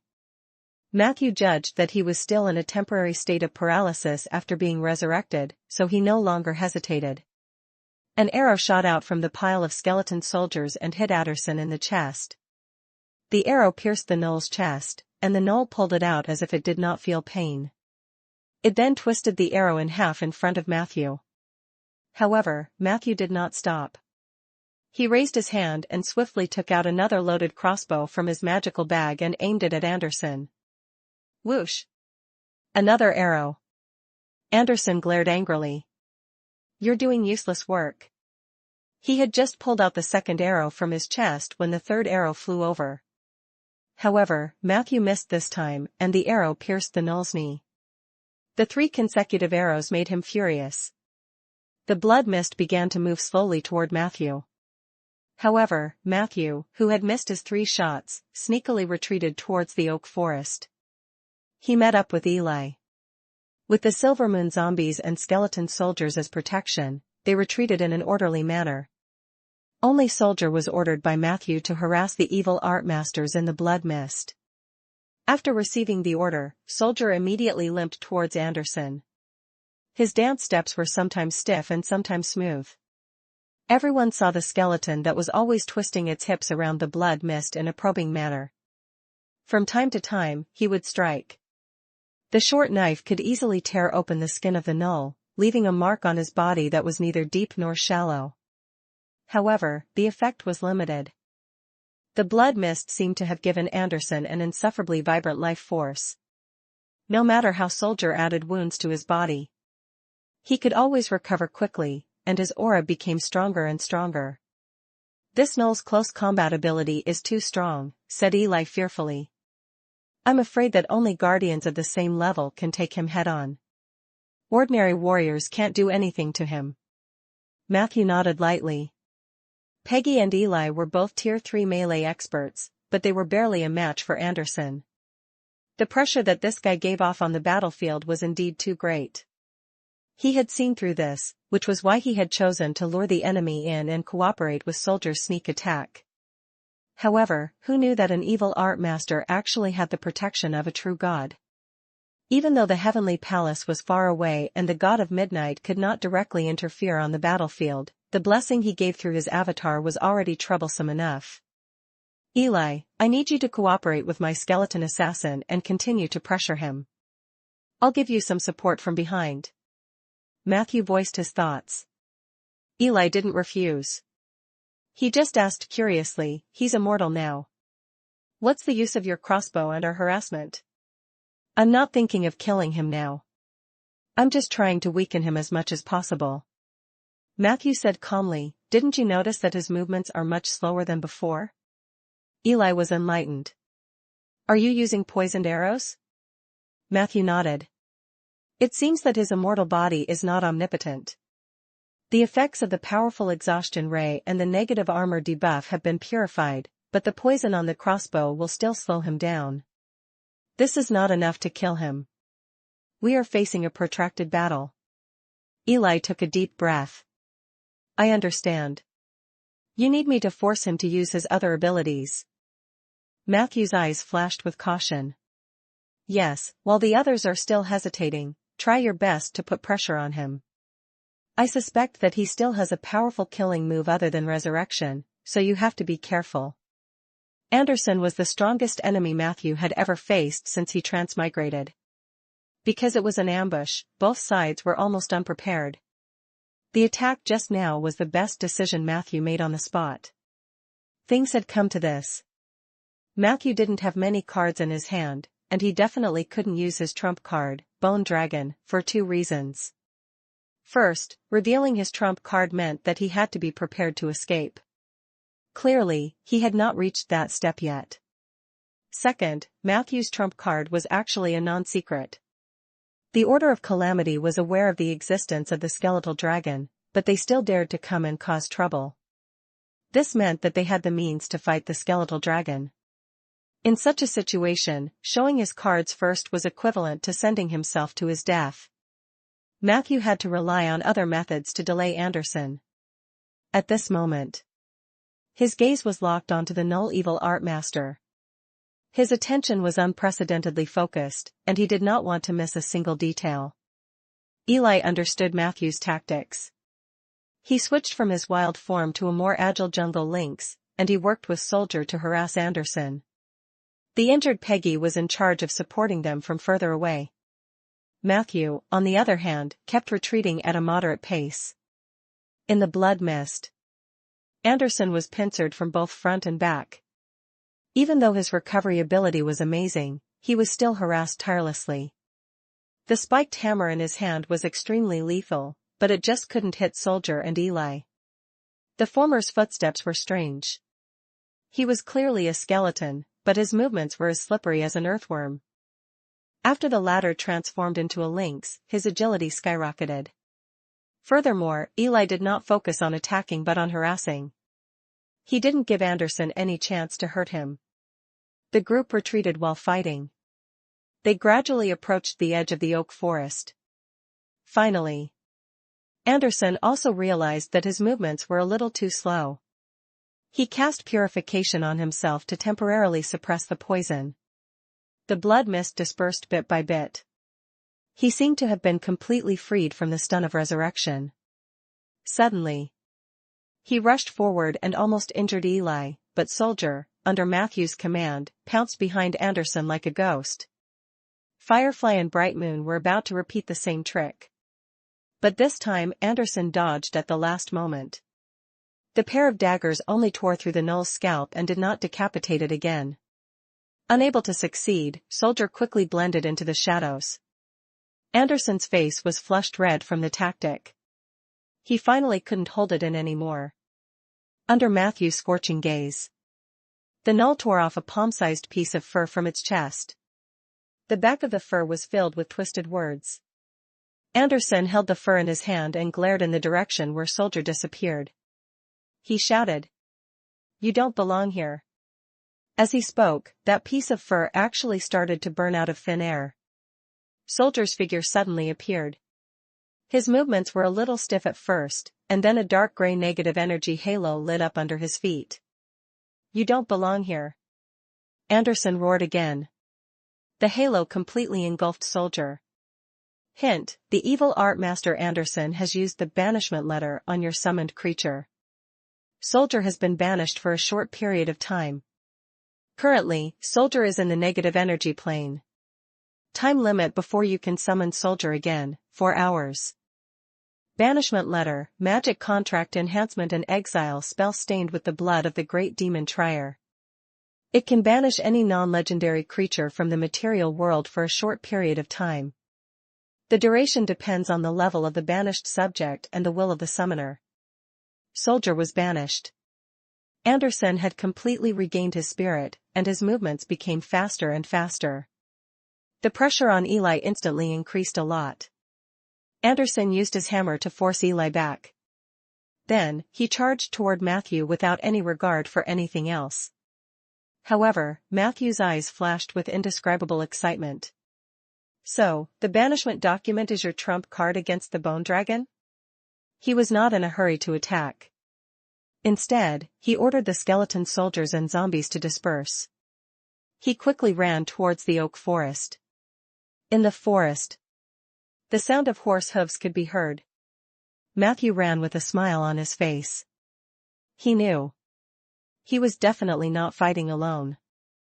Chapter 77, The Southern Four. Chapter 77, The Southern Four. Translator, Lonely Tree. The significance of the sentry post was vividly reflected in this battle. Matthew had never thought of fighting against the 3 evil organizations on his own, and so after the failed ambush, his tactics immediately changed to delaying and probing. And Ella didn't disappoint. Amidst the sound of horse hooves, a total of 8 cavalrymen had successfully arrived in front of Matthew. The leader of the group was Blake, who was fully armed, and Zeller, who was dressed in casual clothes. The remaining 6 knights were also armed to the teeth. Matthew knew that they were not members of the garrison but the Lord's guards. His lordship already knows. He ordered me to come over first, and follow-up reinforcements are already on the way. Zeller dismounted and stood beside Matthew. The knights, on the other hand, were slowly advancing with their spears in their hands. Under the night sky, the 3-meter-long spear gave off an extremely oppressive feeling. This was a real military weapon. Even Anderson, who thought highly of himself, was no longer arrogant. He did not dare to continue chasing but hurriedly retreated to the entrance of the mine. Blake and the others were about to give chase. Matthew quickly reminded them, "Be careful. Those wooden boxes are strange." Hearing this, the knights hurriedly tightened their reins. The moonlight shone on the barren land in front of them. There were more than 10 wooden boxes scattered around the corpses of the kobolds. A few of the boxes had been knocked open by the fall, and they looked empty. However, Matthew's nerves were beating violently. "Be careful. It's molting gel." Do you have sight powder? He saw the notification. He knew that the monster in the wooden box had sneaked over under the cover of the night and in its unique form. Without saying a word, Zeller threw a glass bottle at the empty space in front of him. With a bang, the bottle shattered, and light purple smoke spread out from it. Wherever the smoke went, some of the molting gel that was originally difficult to distinguish with the naked eye was instantly dyed with a thick layer of purple. This was sight powder, a powerful tool for mid- and low-level adventurers to fight against invisible units. The disadvantage was that it was expensive, and even Matthew could not afford it.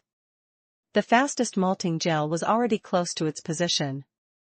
The horse at the front suddenly raised its front hooves in shock and neighed. The knight managed to maintain his balance and pulled the reins to the side. Blake reacted quickly and stabbed his spear forward. The iron spear easily pierced through the jelly-like body of the molting gel, but the latter was only nailed to the ground and could not move. It seemed that it was not dead. We can't kill them like this. We need fire or lightning, or we can just dry the water in their bodies. As a mage, Matthew's basic skills were still passable. The molting gel was a kind of sludge-like monster, and its form was transparent and jelly-like. Their movement speed was not fast, but they were also extremely easy to miss.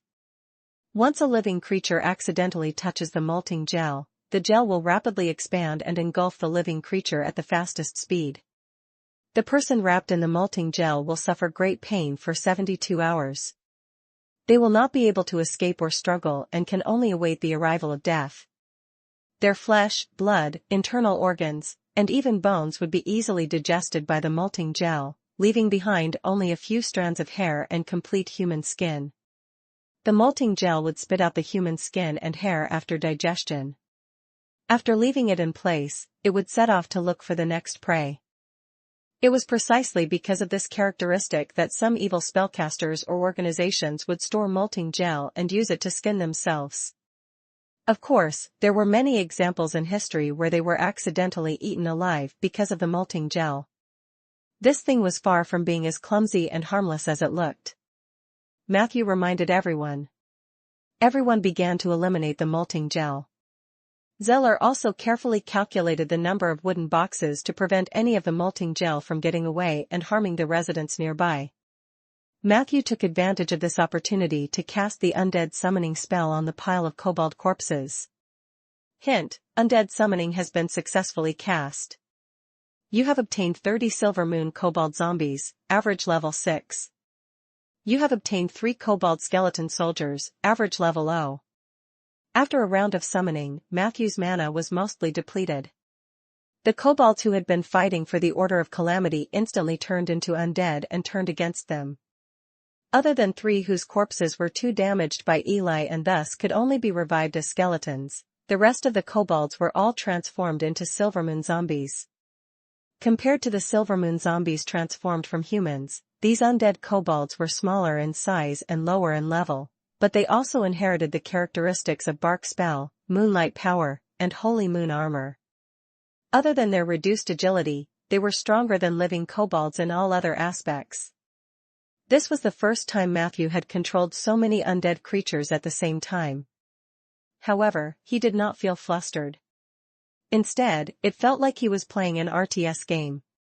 He drew a frame in his mind and ordered the kobolds to attack, defend, or idle.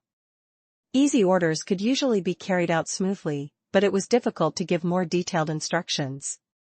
If he wanted to carry out more detailed microcontrol, Matthew had to learn the magic skills related to group control. With the help of the kobold zombies, he cleaned up the molting gel. The pressure on the knights was instantly reduced. They turned their attention to the entrance of the mine. Chapter 78, The Southern Four-Man Team. Chapter 78, The Southern Four-Man Team. Translator, Lonely Tree. At this moment, the people at the entrance also had a fierce argument with Anderson. We've been discovered by the officials of Rolling Stone Town. That evil necromancer doesn't look like someone to be trifled with. We don't have any weapons, and we lack manpower. It's time to admit that this operation failed. A one-eyed man said this and walked into the mine without looking back. Although the others did not say it explicitly, they all agreed with his opinion. Only Anderson's eyes were gloomy and burning with anger, but he had no intention of retreating. Quina and Leon looked at each other. Both of them sensed that something was amiss.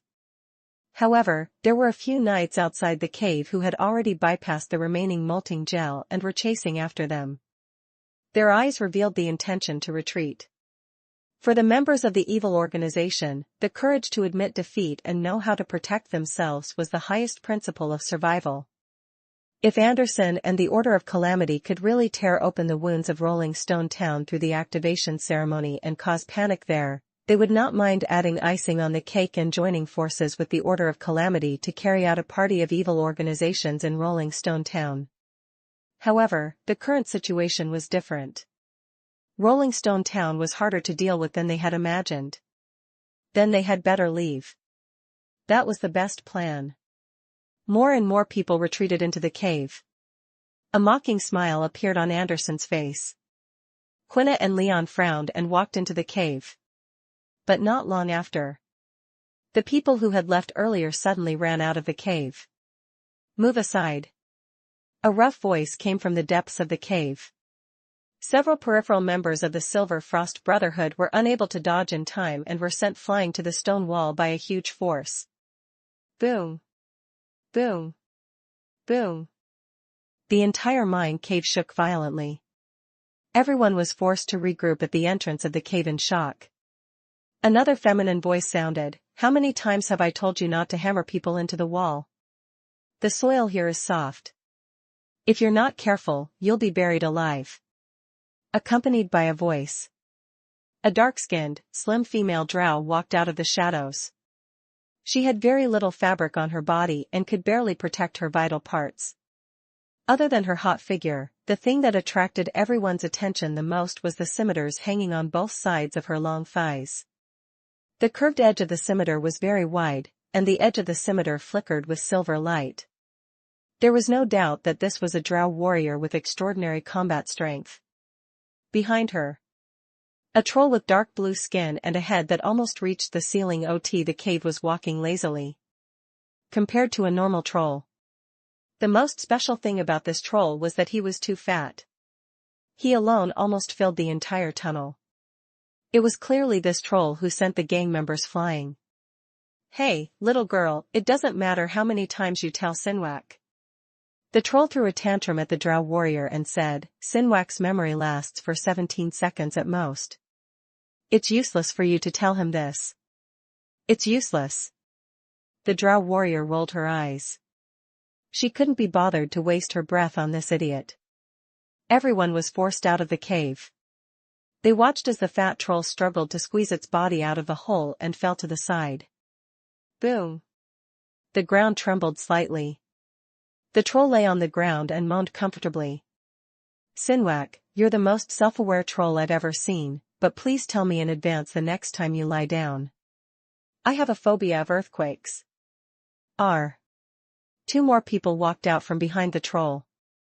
The one who spoke was a boarman holding a huge axe. And the warrior beside him was even more eye-catching. He was not tall, and there was a circle of fine scales and a short horn on his forehead. He had a long tail on his back, and the scales on his tail were dark blue, emitting a strange luster in the night. Combined with his deep pupils, the identity of this warrior was obvious. He was a half-dragon or a draken. Warning, you have encountered the Order of Calamity's Southern Quartet Dash. Headhunter Lara, Drow Warrior /LV-15, Angry Mountain Sinwak, Troll /LV-14. 100 Manslayer Medes, Draken Spellcaster /LV-14. Deep Howling Butcher Banwan, Boar Warrior /LV-14. You have encountered the Underground Coalition Army from the Abyss, Kobolds, Gnolls, Imps, Lesser Inferior Demons, etc. There are more than 300 of them. He looked at the lines of information. Matthew's eyelids twitched. He guessed that the Order of Calamity would not send Anderson alone. However, he did not expect the other party's reinforcements to be so fierce. It was fine if there were just 4 elite adventurers. But there was a whole army as well. "I'm afraid this isn't a plundering ritual at all." The Church of Calamity wants to attack Rolling Stone Town. Zeller looked very serious. We might have misjudged the enemy's true purpose. Matthew was also on guard. He looked in the direction of the cave in the distance. Countless kobolds and gnolls were pouring out of the cave, and they were still giving weapons to the Silver Frost Brotherhood and the Withering Order. At this juncture, the other two organizations had no other choices. They were forced to join the Order of Calamity. War. At the very least, a small-scale battle was unavoidable. We might need to retreat first. Zeller suggested. Wait a moment. After Matthew said this, he stared in the direction of the cave entrance. Zeller followed his gaze. He saw evil art master Anderson cursing at his subordinates. Do it.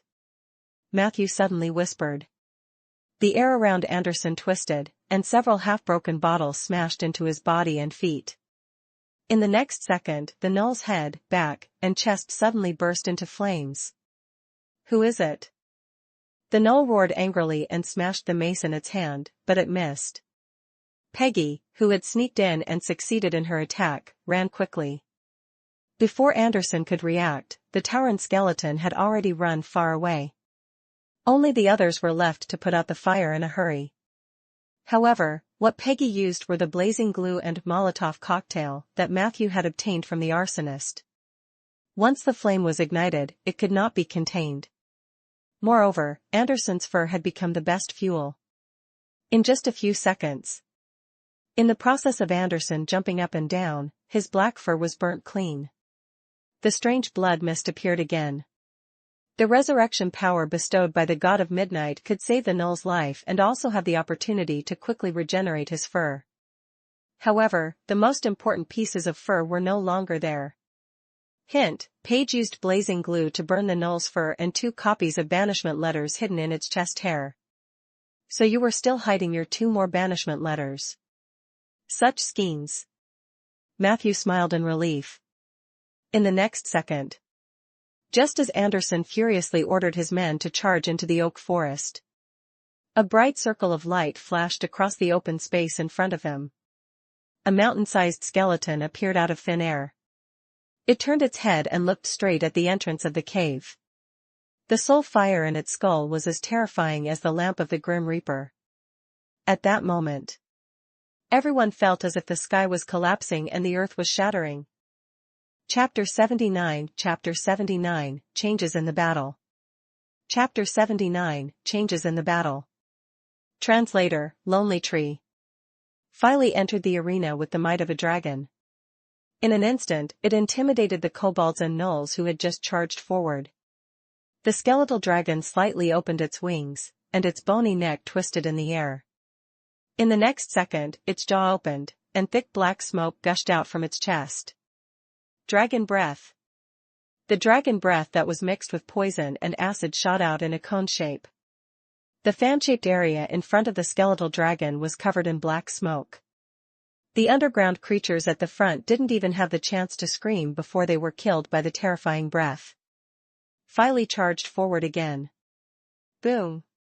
Filey's mountain-like body rolled over the barren land. Dozens of dead bodies appeared on the ground. It had made outstanding military achievements when it first appeared, but it was not greedy for credit. Seeing that the enemy's main force was fleeing in fear, it instead cautiously stood guard in place, only its head facing Matthew's direction, looking proud of itself. Filey's action was in line with Matthew's train of thought. The bone dragon was definitely a great weapon to kill small fries. However, the evil art masters, who were nearly invincible in close combat, and the newly arrived Southern 4-man team were deep behind the enemy formation. Their levels were not much different from the bone dragon, and if they rushed over rashly, there was a risk of being torn apart. Without the banishment letter, the battle will only drag on to our advantage.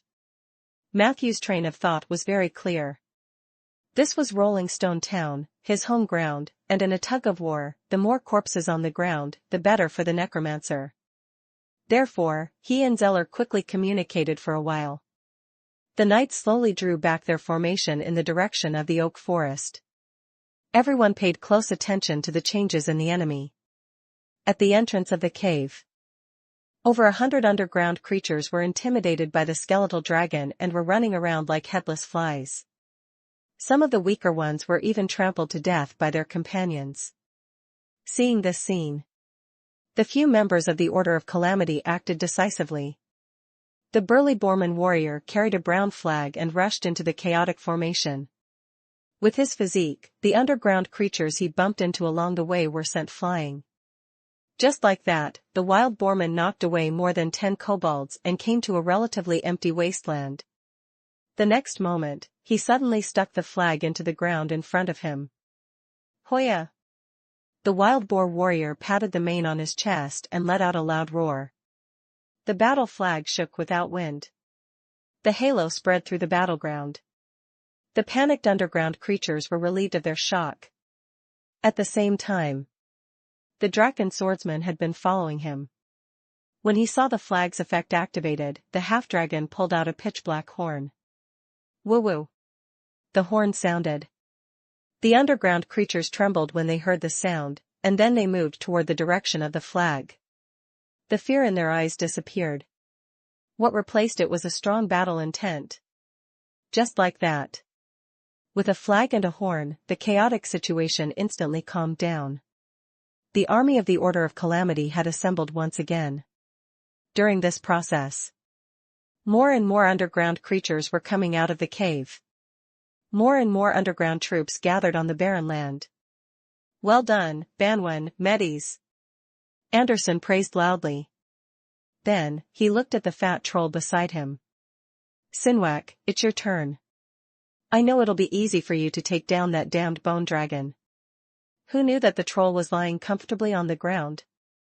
For a moment, he refused to get up. Shush.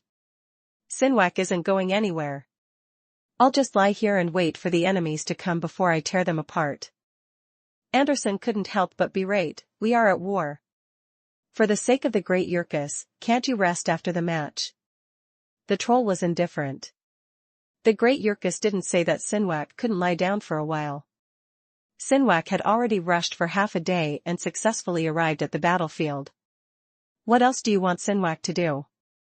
Anderson was furious at his attitude. Don't make me beat you up, Sinwak. He raised the mace in his hand sternly. It doesn't matter.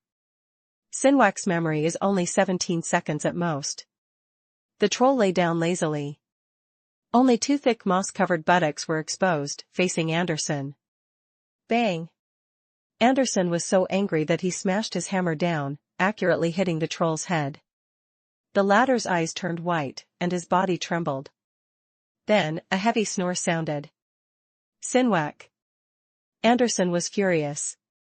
Let him sleep for a while. Considering the age of the trolls, Sinwak is still a 5-year-old child. The drow warrior beside him said casually. Anderson looked at her angrily. How long will he sleep? Lara tidied her hair. Who knows? Last time, he dared to sleep in front of the old black dragon and slept for a full 80 hours. The black dragon was so angry that it almost castrated him. Ijafortnatelv. The black dragon's subordinates could not find the Sinwak's genitals. He's really too fat. I'm really worried about his future wife. Anderson was speechless. He glanced at the depths of the mine. So where is Black Dragon Aegis? Did he refuse to come? Lara said sarcastically, it's not like you don't know the old Black Dragon's character. When he was young, he fantasized about dominating the underground world. Later, after being defeated by the Dracolic and the Fire Tribe, he was scared out of his wits. To this day, he only wants to live a peaceful life with his hundreds of wives of different races. He's already giving the order face by lending his troops. Anderson said coldly. It's not like he doesn't have the intention of coveting the surface world. The reason why he doesn't want to come personally is because he's afraid of Ronan. Lara said matter-of-factly, who isn't afraid of that lunatic Ronan? If it weren't for the fact that my lord had explicitly told me that Ronan was trapped in the astral plane, I would never have gotten involved in this mess. Anderson nodded. His tone was much gentler. Lara, do you see that bone dragon? It is a great enemy on the battlefield. I need you to kill that necromancer. This will greatly reduce our losses. Don't worry. I've already fought with that necromancer. His level isn't high, at most 3rd tier. His bone dragon should have been obtained by chance. Who knew that Lara would quickly shake her head and refuse? My mission is to contact the old black dragon Aegis, mobilize the army, and protect your life. I won't do anything else. Anderson's blood pressure, which had just dropped, rose again. So, you plan to stand by and watch? Lara replied without hesitation, the purpose of my existence is to ensure that even if you are defeated, your corpse can be transported back to the Holy Church in a relatively complete state for resurrection. After all, this was a precious body bestowed by the gods. In all of the South, you are the only one with such an honor. I can't let your dead body be left outside. Anderson shook his head angrily, his mace clenched tightly. Lara was still expressionless. I thought you had already gotten used to life in the Order. It seems that your greatness still needs some growth. I advise you not to look at me like that. I'm not a stupid troll. If I feel threatened, I don't mind turning you into a corpse and bringing you back to the Holy Church in advance. As she spoke, her right hand was already on the scimitar on the outside of her thigh. Please, can't you show any of the Order's camaraderie and unity? Anderson, didn't you always say that we're a family? The wild Borman warriors guarding the battle flag in the distance seemed to have sensed the tense atmosphere. He complained loudly, besides, can't you control the 2 groups of people you've roped in? They've already run away. Anderson was stunned. He quickly looked in the direction the Borman warrior was pointing. The Silver Frost Brotherhood and the Order of Withering had scattered and fled after taking their weapons. But this time, they did not run into the mine. Instead, they retreated towards the northwest. One of them did not seem to be running away from Rolling Stone Town. Anderson shouted with a gloomy expression, "Don't bother about them. Let's finish the battle quickly. Banwen, you and Medes are old partners. You two can lead the team to take down the Bone Dragon." After receiving the affirmative reply from the Borman and the Draken, Anderson then ordered a strong Gnoll to lead a small army to bypass the main battlefield and sneak attack the farm next to it and to create as much chaos as possible. That's why. Amidst the troll, Sinwak's deafening snores. The situation changed again. The underground coalition army launched its attack in an orderly manner. The Lord's Manor and the camp beside it were brightly lit. The sound of gathering footsteps could be heard. In a room, Sif, who was in her pajamas, looked worriedly at her father, who was getting armed. "Must you go? Uncle Zeller and the other cousins and Blake can handle it, right?" Rhaegar adjusted his armor and replied seriously. "The people of the Suki family will not run away from the battle. When our people are threatened by invaders, the only thing we need to do is to kill them with our own hands." He thought for a moment and said, "The battle is at the Oak Forest. Your teacher might be there too. Although I don't like him, I have to protect him." Sif bit her lip. "But I'm also a member of the Suki family. I also want to go together." Rhaegar turned around and gently patted her head. "The blood of the clan indeed flows in your veins. At some point in the future, you will step onto the battlefield like me and fight for things that are very important to you, but that is definitely not today." Sif broke free from his hand. "But you're not even willing to teach me how to fight. I'm going to be 16 soon. You've been lying to me all this time. I know you only want to protect me, but I really don't want to live under your protection forever." Rhaegar was stunned for a moment. He bent down and gently grabbed his daughter's shoulder, his eyes bright. "Fighting is not a difficult thing for the Blood Flag family. Sif, I swear to you that one day, you will become an outstanding warrior. But before that, my daughter, please let me protect you, okay?" Sif pursed her lips and took a few deep breaths. She pushed Rhaegar away with tears in her eyes. I know. I'm just worried about you, Uncle Zeller, and Matthew. I shouldn't have delayed you. I just couldn't control myself. You don't have to worry about me. Go. I promise you. I will stay safe in the house until you come back. Hurry. Hearing Sif's promise, Rhaegar smiled in relief. He put on his helmet and took a heavy two-handed sword from the wall. He carried it on his shoulder and walked out quickly. Very quickly.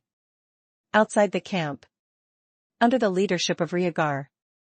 The Knights of the Lord's Guards rushed in the direction of the oak forest in an orderly manner.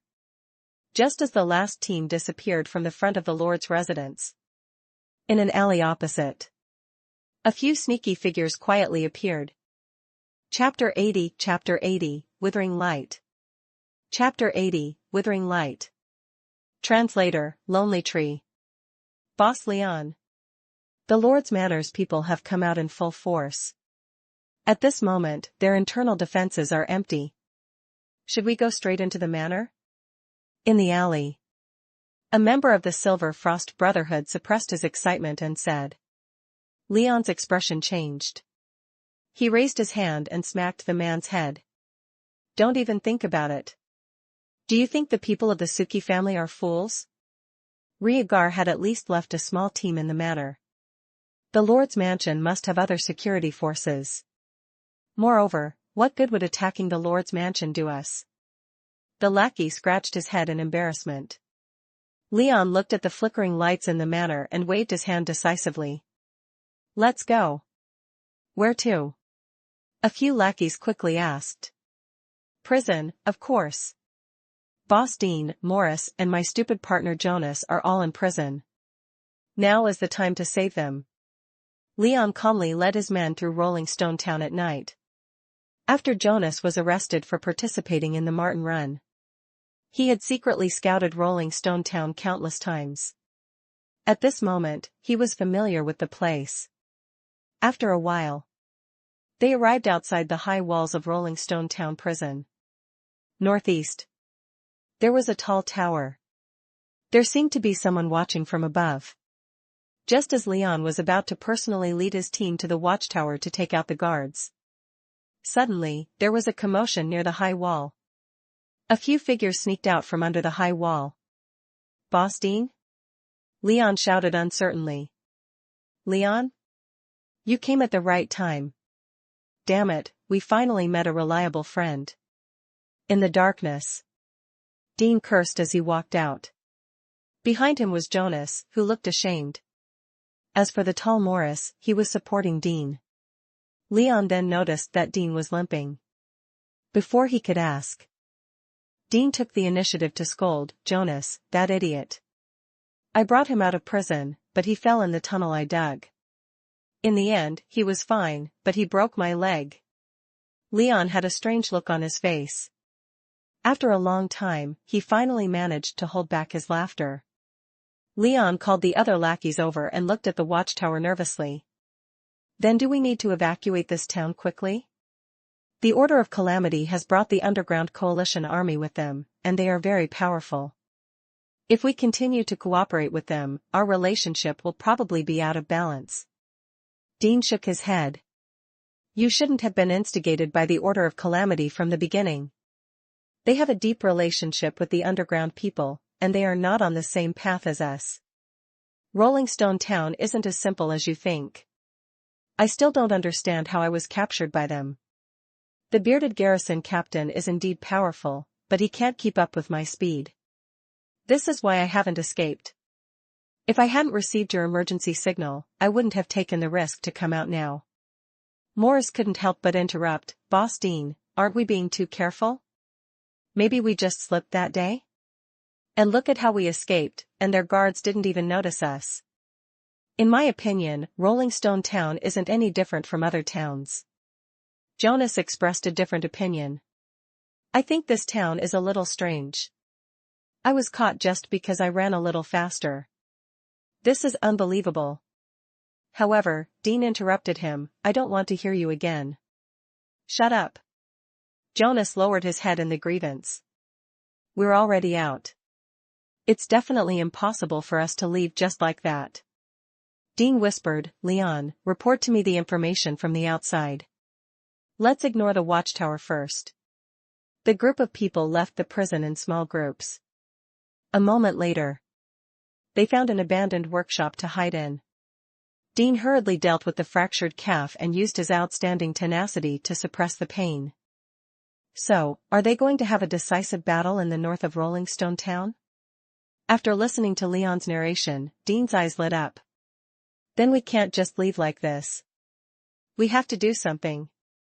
Morris said excitedly, take advantage of the situation and kill them all. Leon cautiously suggested, I don't think it's necessary for us to draw the attention of the Order of Calamity. We don't know the internal defense of Rolling Stone Town either. If we poke the hornet's nest rashly, we might get caught in it. Dean nodded in agreement. You're right. We don't have to, and we don't have the right to kill in Rolling Stone Town. Remember our profession. We're arsonists, not murderers. Restraint is the most important virtue. We'll just set the fire and leave the rest to the Order of Calamity. The question now is, where should we start the fire? Leon immediately drew a sketch of Rolling Stone Town on the ground. First, we'll eliminate the Mage area, the Suki family area, and prison area. Although the Mage district in Rolling Stone Town has an empty title, Dean calmly analyzed. Ronan is also said to be trapped in the astral world. There is no need to take the initiative to make enemies with the legendary mage. It's the same in the Suki family district. There are only small nobles and knights there, and our principle has always been to kill civilians rather than offend nobles. There are many guards in the prison area. Although these guards are not powerful, it is still troublesome to deal with them. Only the craftsman area, workshop area, civilian area, and farm area were left on the map. Theoretically, the civilian area and the farm area are the best, but the former is too far away from us and close to the battlefield. The latter is simply at the edge of the battlefield, so the risk is too high. There are not many people in the workshop area at night. Even if the fire is successfully set, it will be difficult to create chaos. Following Dean's exquisite analysis, only the craftsman district was left on the map. Let's go there, Dean said decisively. The group moved out again. Jonas carried the limping Dean towards the craftsman's area. 10 minutes later. In the center of the craftsman area. This is it. This iconic building is tailor-made for us. Dean suppressed his excitement. In the art of arson, the more people involved, the better the effect. The more famous the building that was burned, the better. The building in front of him was obviously the most eye-catching one in the craftsman's district. Jonas, carry me. Morris and I will set the fire inside. Leave a few people behind for support. Dean quickly arranged. After setting the fire, we will leave the town from the northwest. Leon, you go and arrange the retreat route. Of course, you can also choose some suitable targets to burn along the way. Leon nodded in dissatisfaction. Dean did this because he didn't want to share the spoils. He was clearly the most intelligent one in the Brotherhood. Leon suppressed his unhappiness and brought a few of his followers to the north of the craftsman's district. The rest of the people quietly sneaked into the building under Dean's lead. The moonlight shone gently. Outside the hall on the first floor, the sign of the Craftsman Protection Association was clearly visible. North of the oak forest, evil Art Master Anderson's order was firmly carried out. On the battlefield, led by the flag-carrying Boer warrior, they advanced step by step. From the side, a strong gnoll led a group of people around the forest and attacked in a roundabout way. They want to attack the farm area, Matthew reminded. I'll go. Zeller suddenly mounted his horse. His riding skills were superb, and he soon arrived at the eastern part of the forest. It had to be said that his action was very dangerous. Under the pressure of the enemy, a spellcaster who left the team without permission could easily be targeted by the enemy. However, Zeller was very confident. He sat on the back of the horse and suddenly chanted a very short spell. Then, Matthew saw him take out a musket from his backpack. Magic gun? Matthew didn't expect Zeller to have such high-quality goods. Bang! Zeller gently pulled the trigger of the magic blaster, and a blazing fireball shot out. It actually crossed a distance of about 200 meters and hit the wildland east of the Null Squad and the Oak Forest. Not only that. After the fireball landed on the ground, it burned fiercely into a wall of fire that was 30 meters long. At the same time, the spell Zeller had chanted earlier also took effect. A strong wind suddenly blew around him. Immediately after, an air elemental with an extremely muscular appearance appeared out of thin air. Zeller ordered him skillfully. The air elemental flew to the top of the wall of fire with a reluctant look on its face and then blew down fiercely. Hoo. The walls of fire extended for 50 to 60 meters on both sides. Its height had also increased to more than 2 meters. The Null's eastward route was instantly blocked. Zeller had single-handedly obstructed Anderson's plan to divide his forces. Matthew heaved a sigh of relief. He took a look at the shape and color of the air elemental and determined that it was an air elemental elder. This meant that Zeller was at least a tier 4 warlock. He felt much more at ease. Then, he turned his attention to the battlefield. In fact, ever since the appearance of the bone dragon, Matthew had been working hard on his job, summoning the dead. More and more corpses were awakened by him. The good ones would become Silvermoon zombies, and the bad ones would become skeleton soldiers. These undead creatures lined up in an irregular formation in the north of the Oak Forest, silently welcoming the army that was inspired by the horn. As Matthew summoned more and more undead creatures, his mana was also gradually running out. His head was in even more pain. I can't drop the ball at this juncture. Matthew took a deep breath. He took out 3 items from the bottom of the magic bag: negative energy stones, sobriety stickers, and mana tobacco leaves. He held the negative energy stone in his palm to reduce the negative energy consumption when summoning the dead. The sobriety sticker was pasted on his forehead. It could provide a cool and stinging sensation and stimulate the recovery of mana to a certain extent. However, long-term use had great side effects, and it was easy for me to become addicted. In the end, Matthew stuffed the crumpled mana tobacco leaf into his mouth and chewed it carefully. In the next moment, a strong force surged out of his mouth. His eyes began to tear up, and thick black smoke came out of his nostrils. Cough, cough, cough. It was the first time Matthew had taken mana tobacco, and he choked. But after a brief discomfort, he could feel that his mana, which was gradually running out, had recovered a little. Phew. Matthew exhaled a long cloud of smoke. In the next moment, he chewed up all the tobacco leaves and swallowed them. Then, he continued to summon the dead souls tirelessly. A few seconds later. Hint, you have summoned and maintained more than 100 undead. During the summoning process, you have gained a new understanding of the Undying Domain. You have mastered a new ability, Withering Light. Withering Light, you can activate a gray light on your undead. Those who are enveloped by the gray light will continue to suffer the debuff of decreasing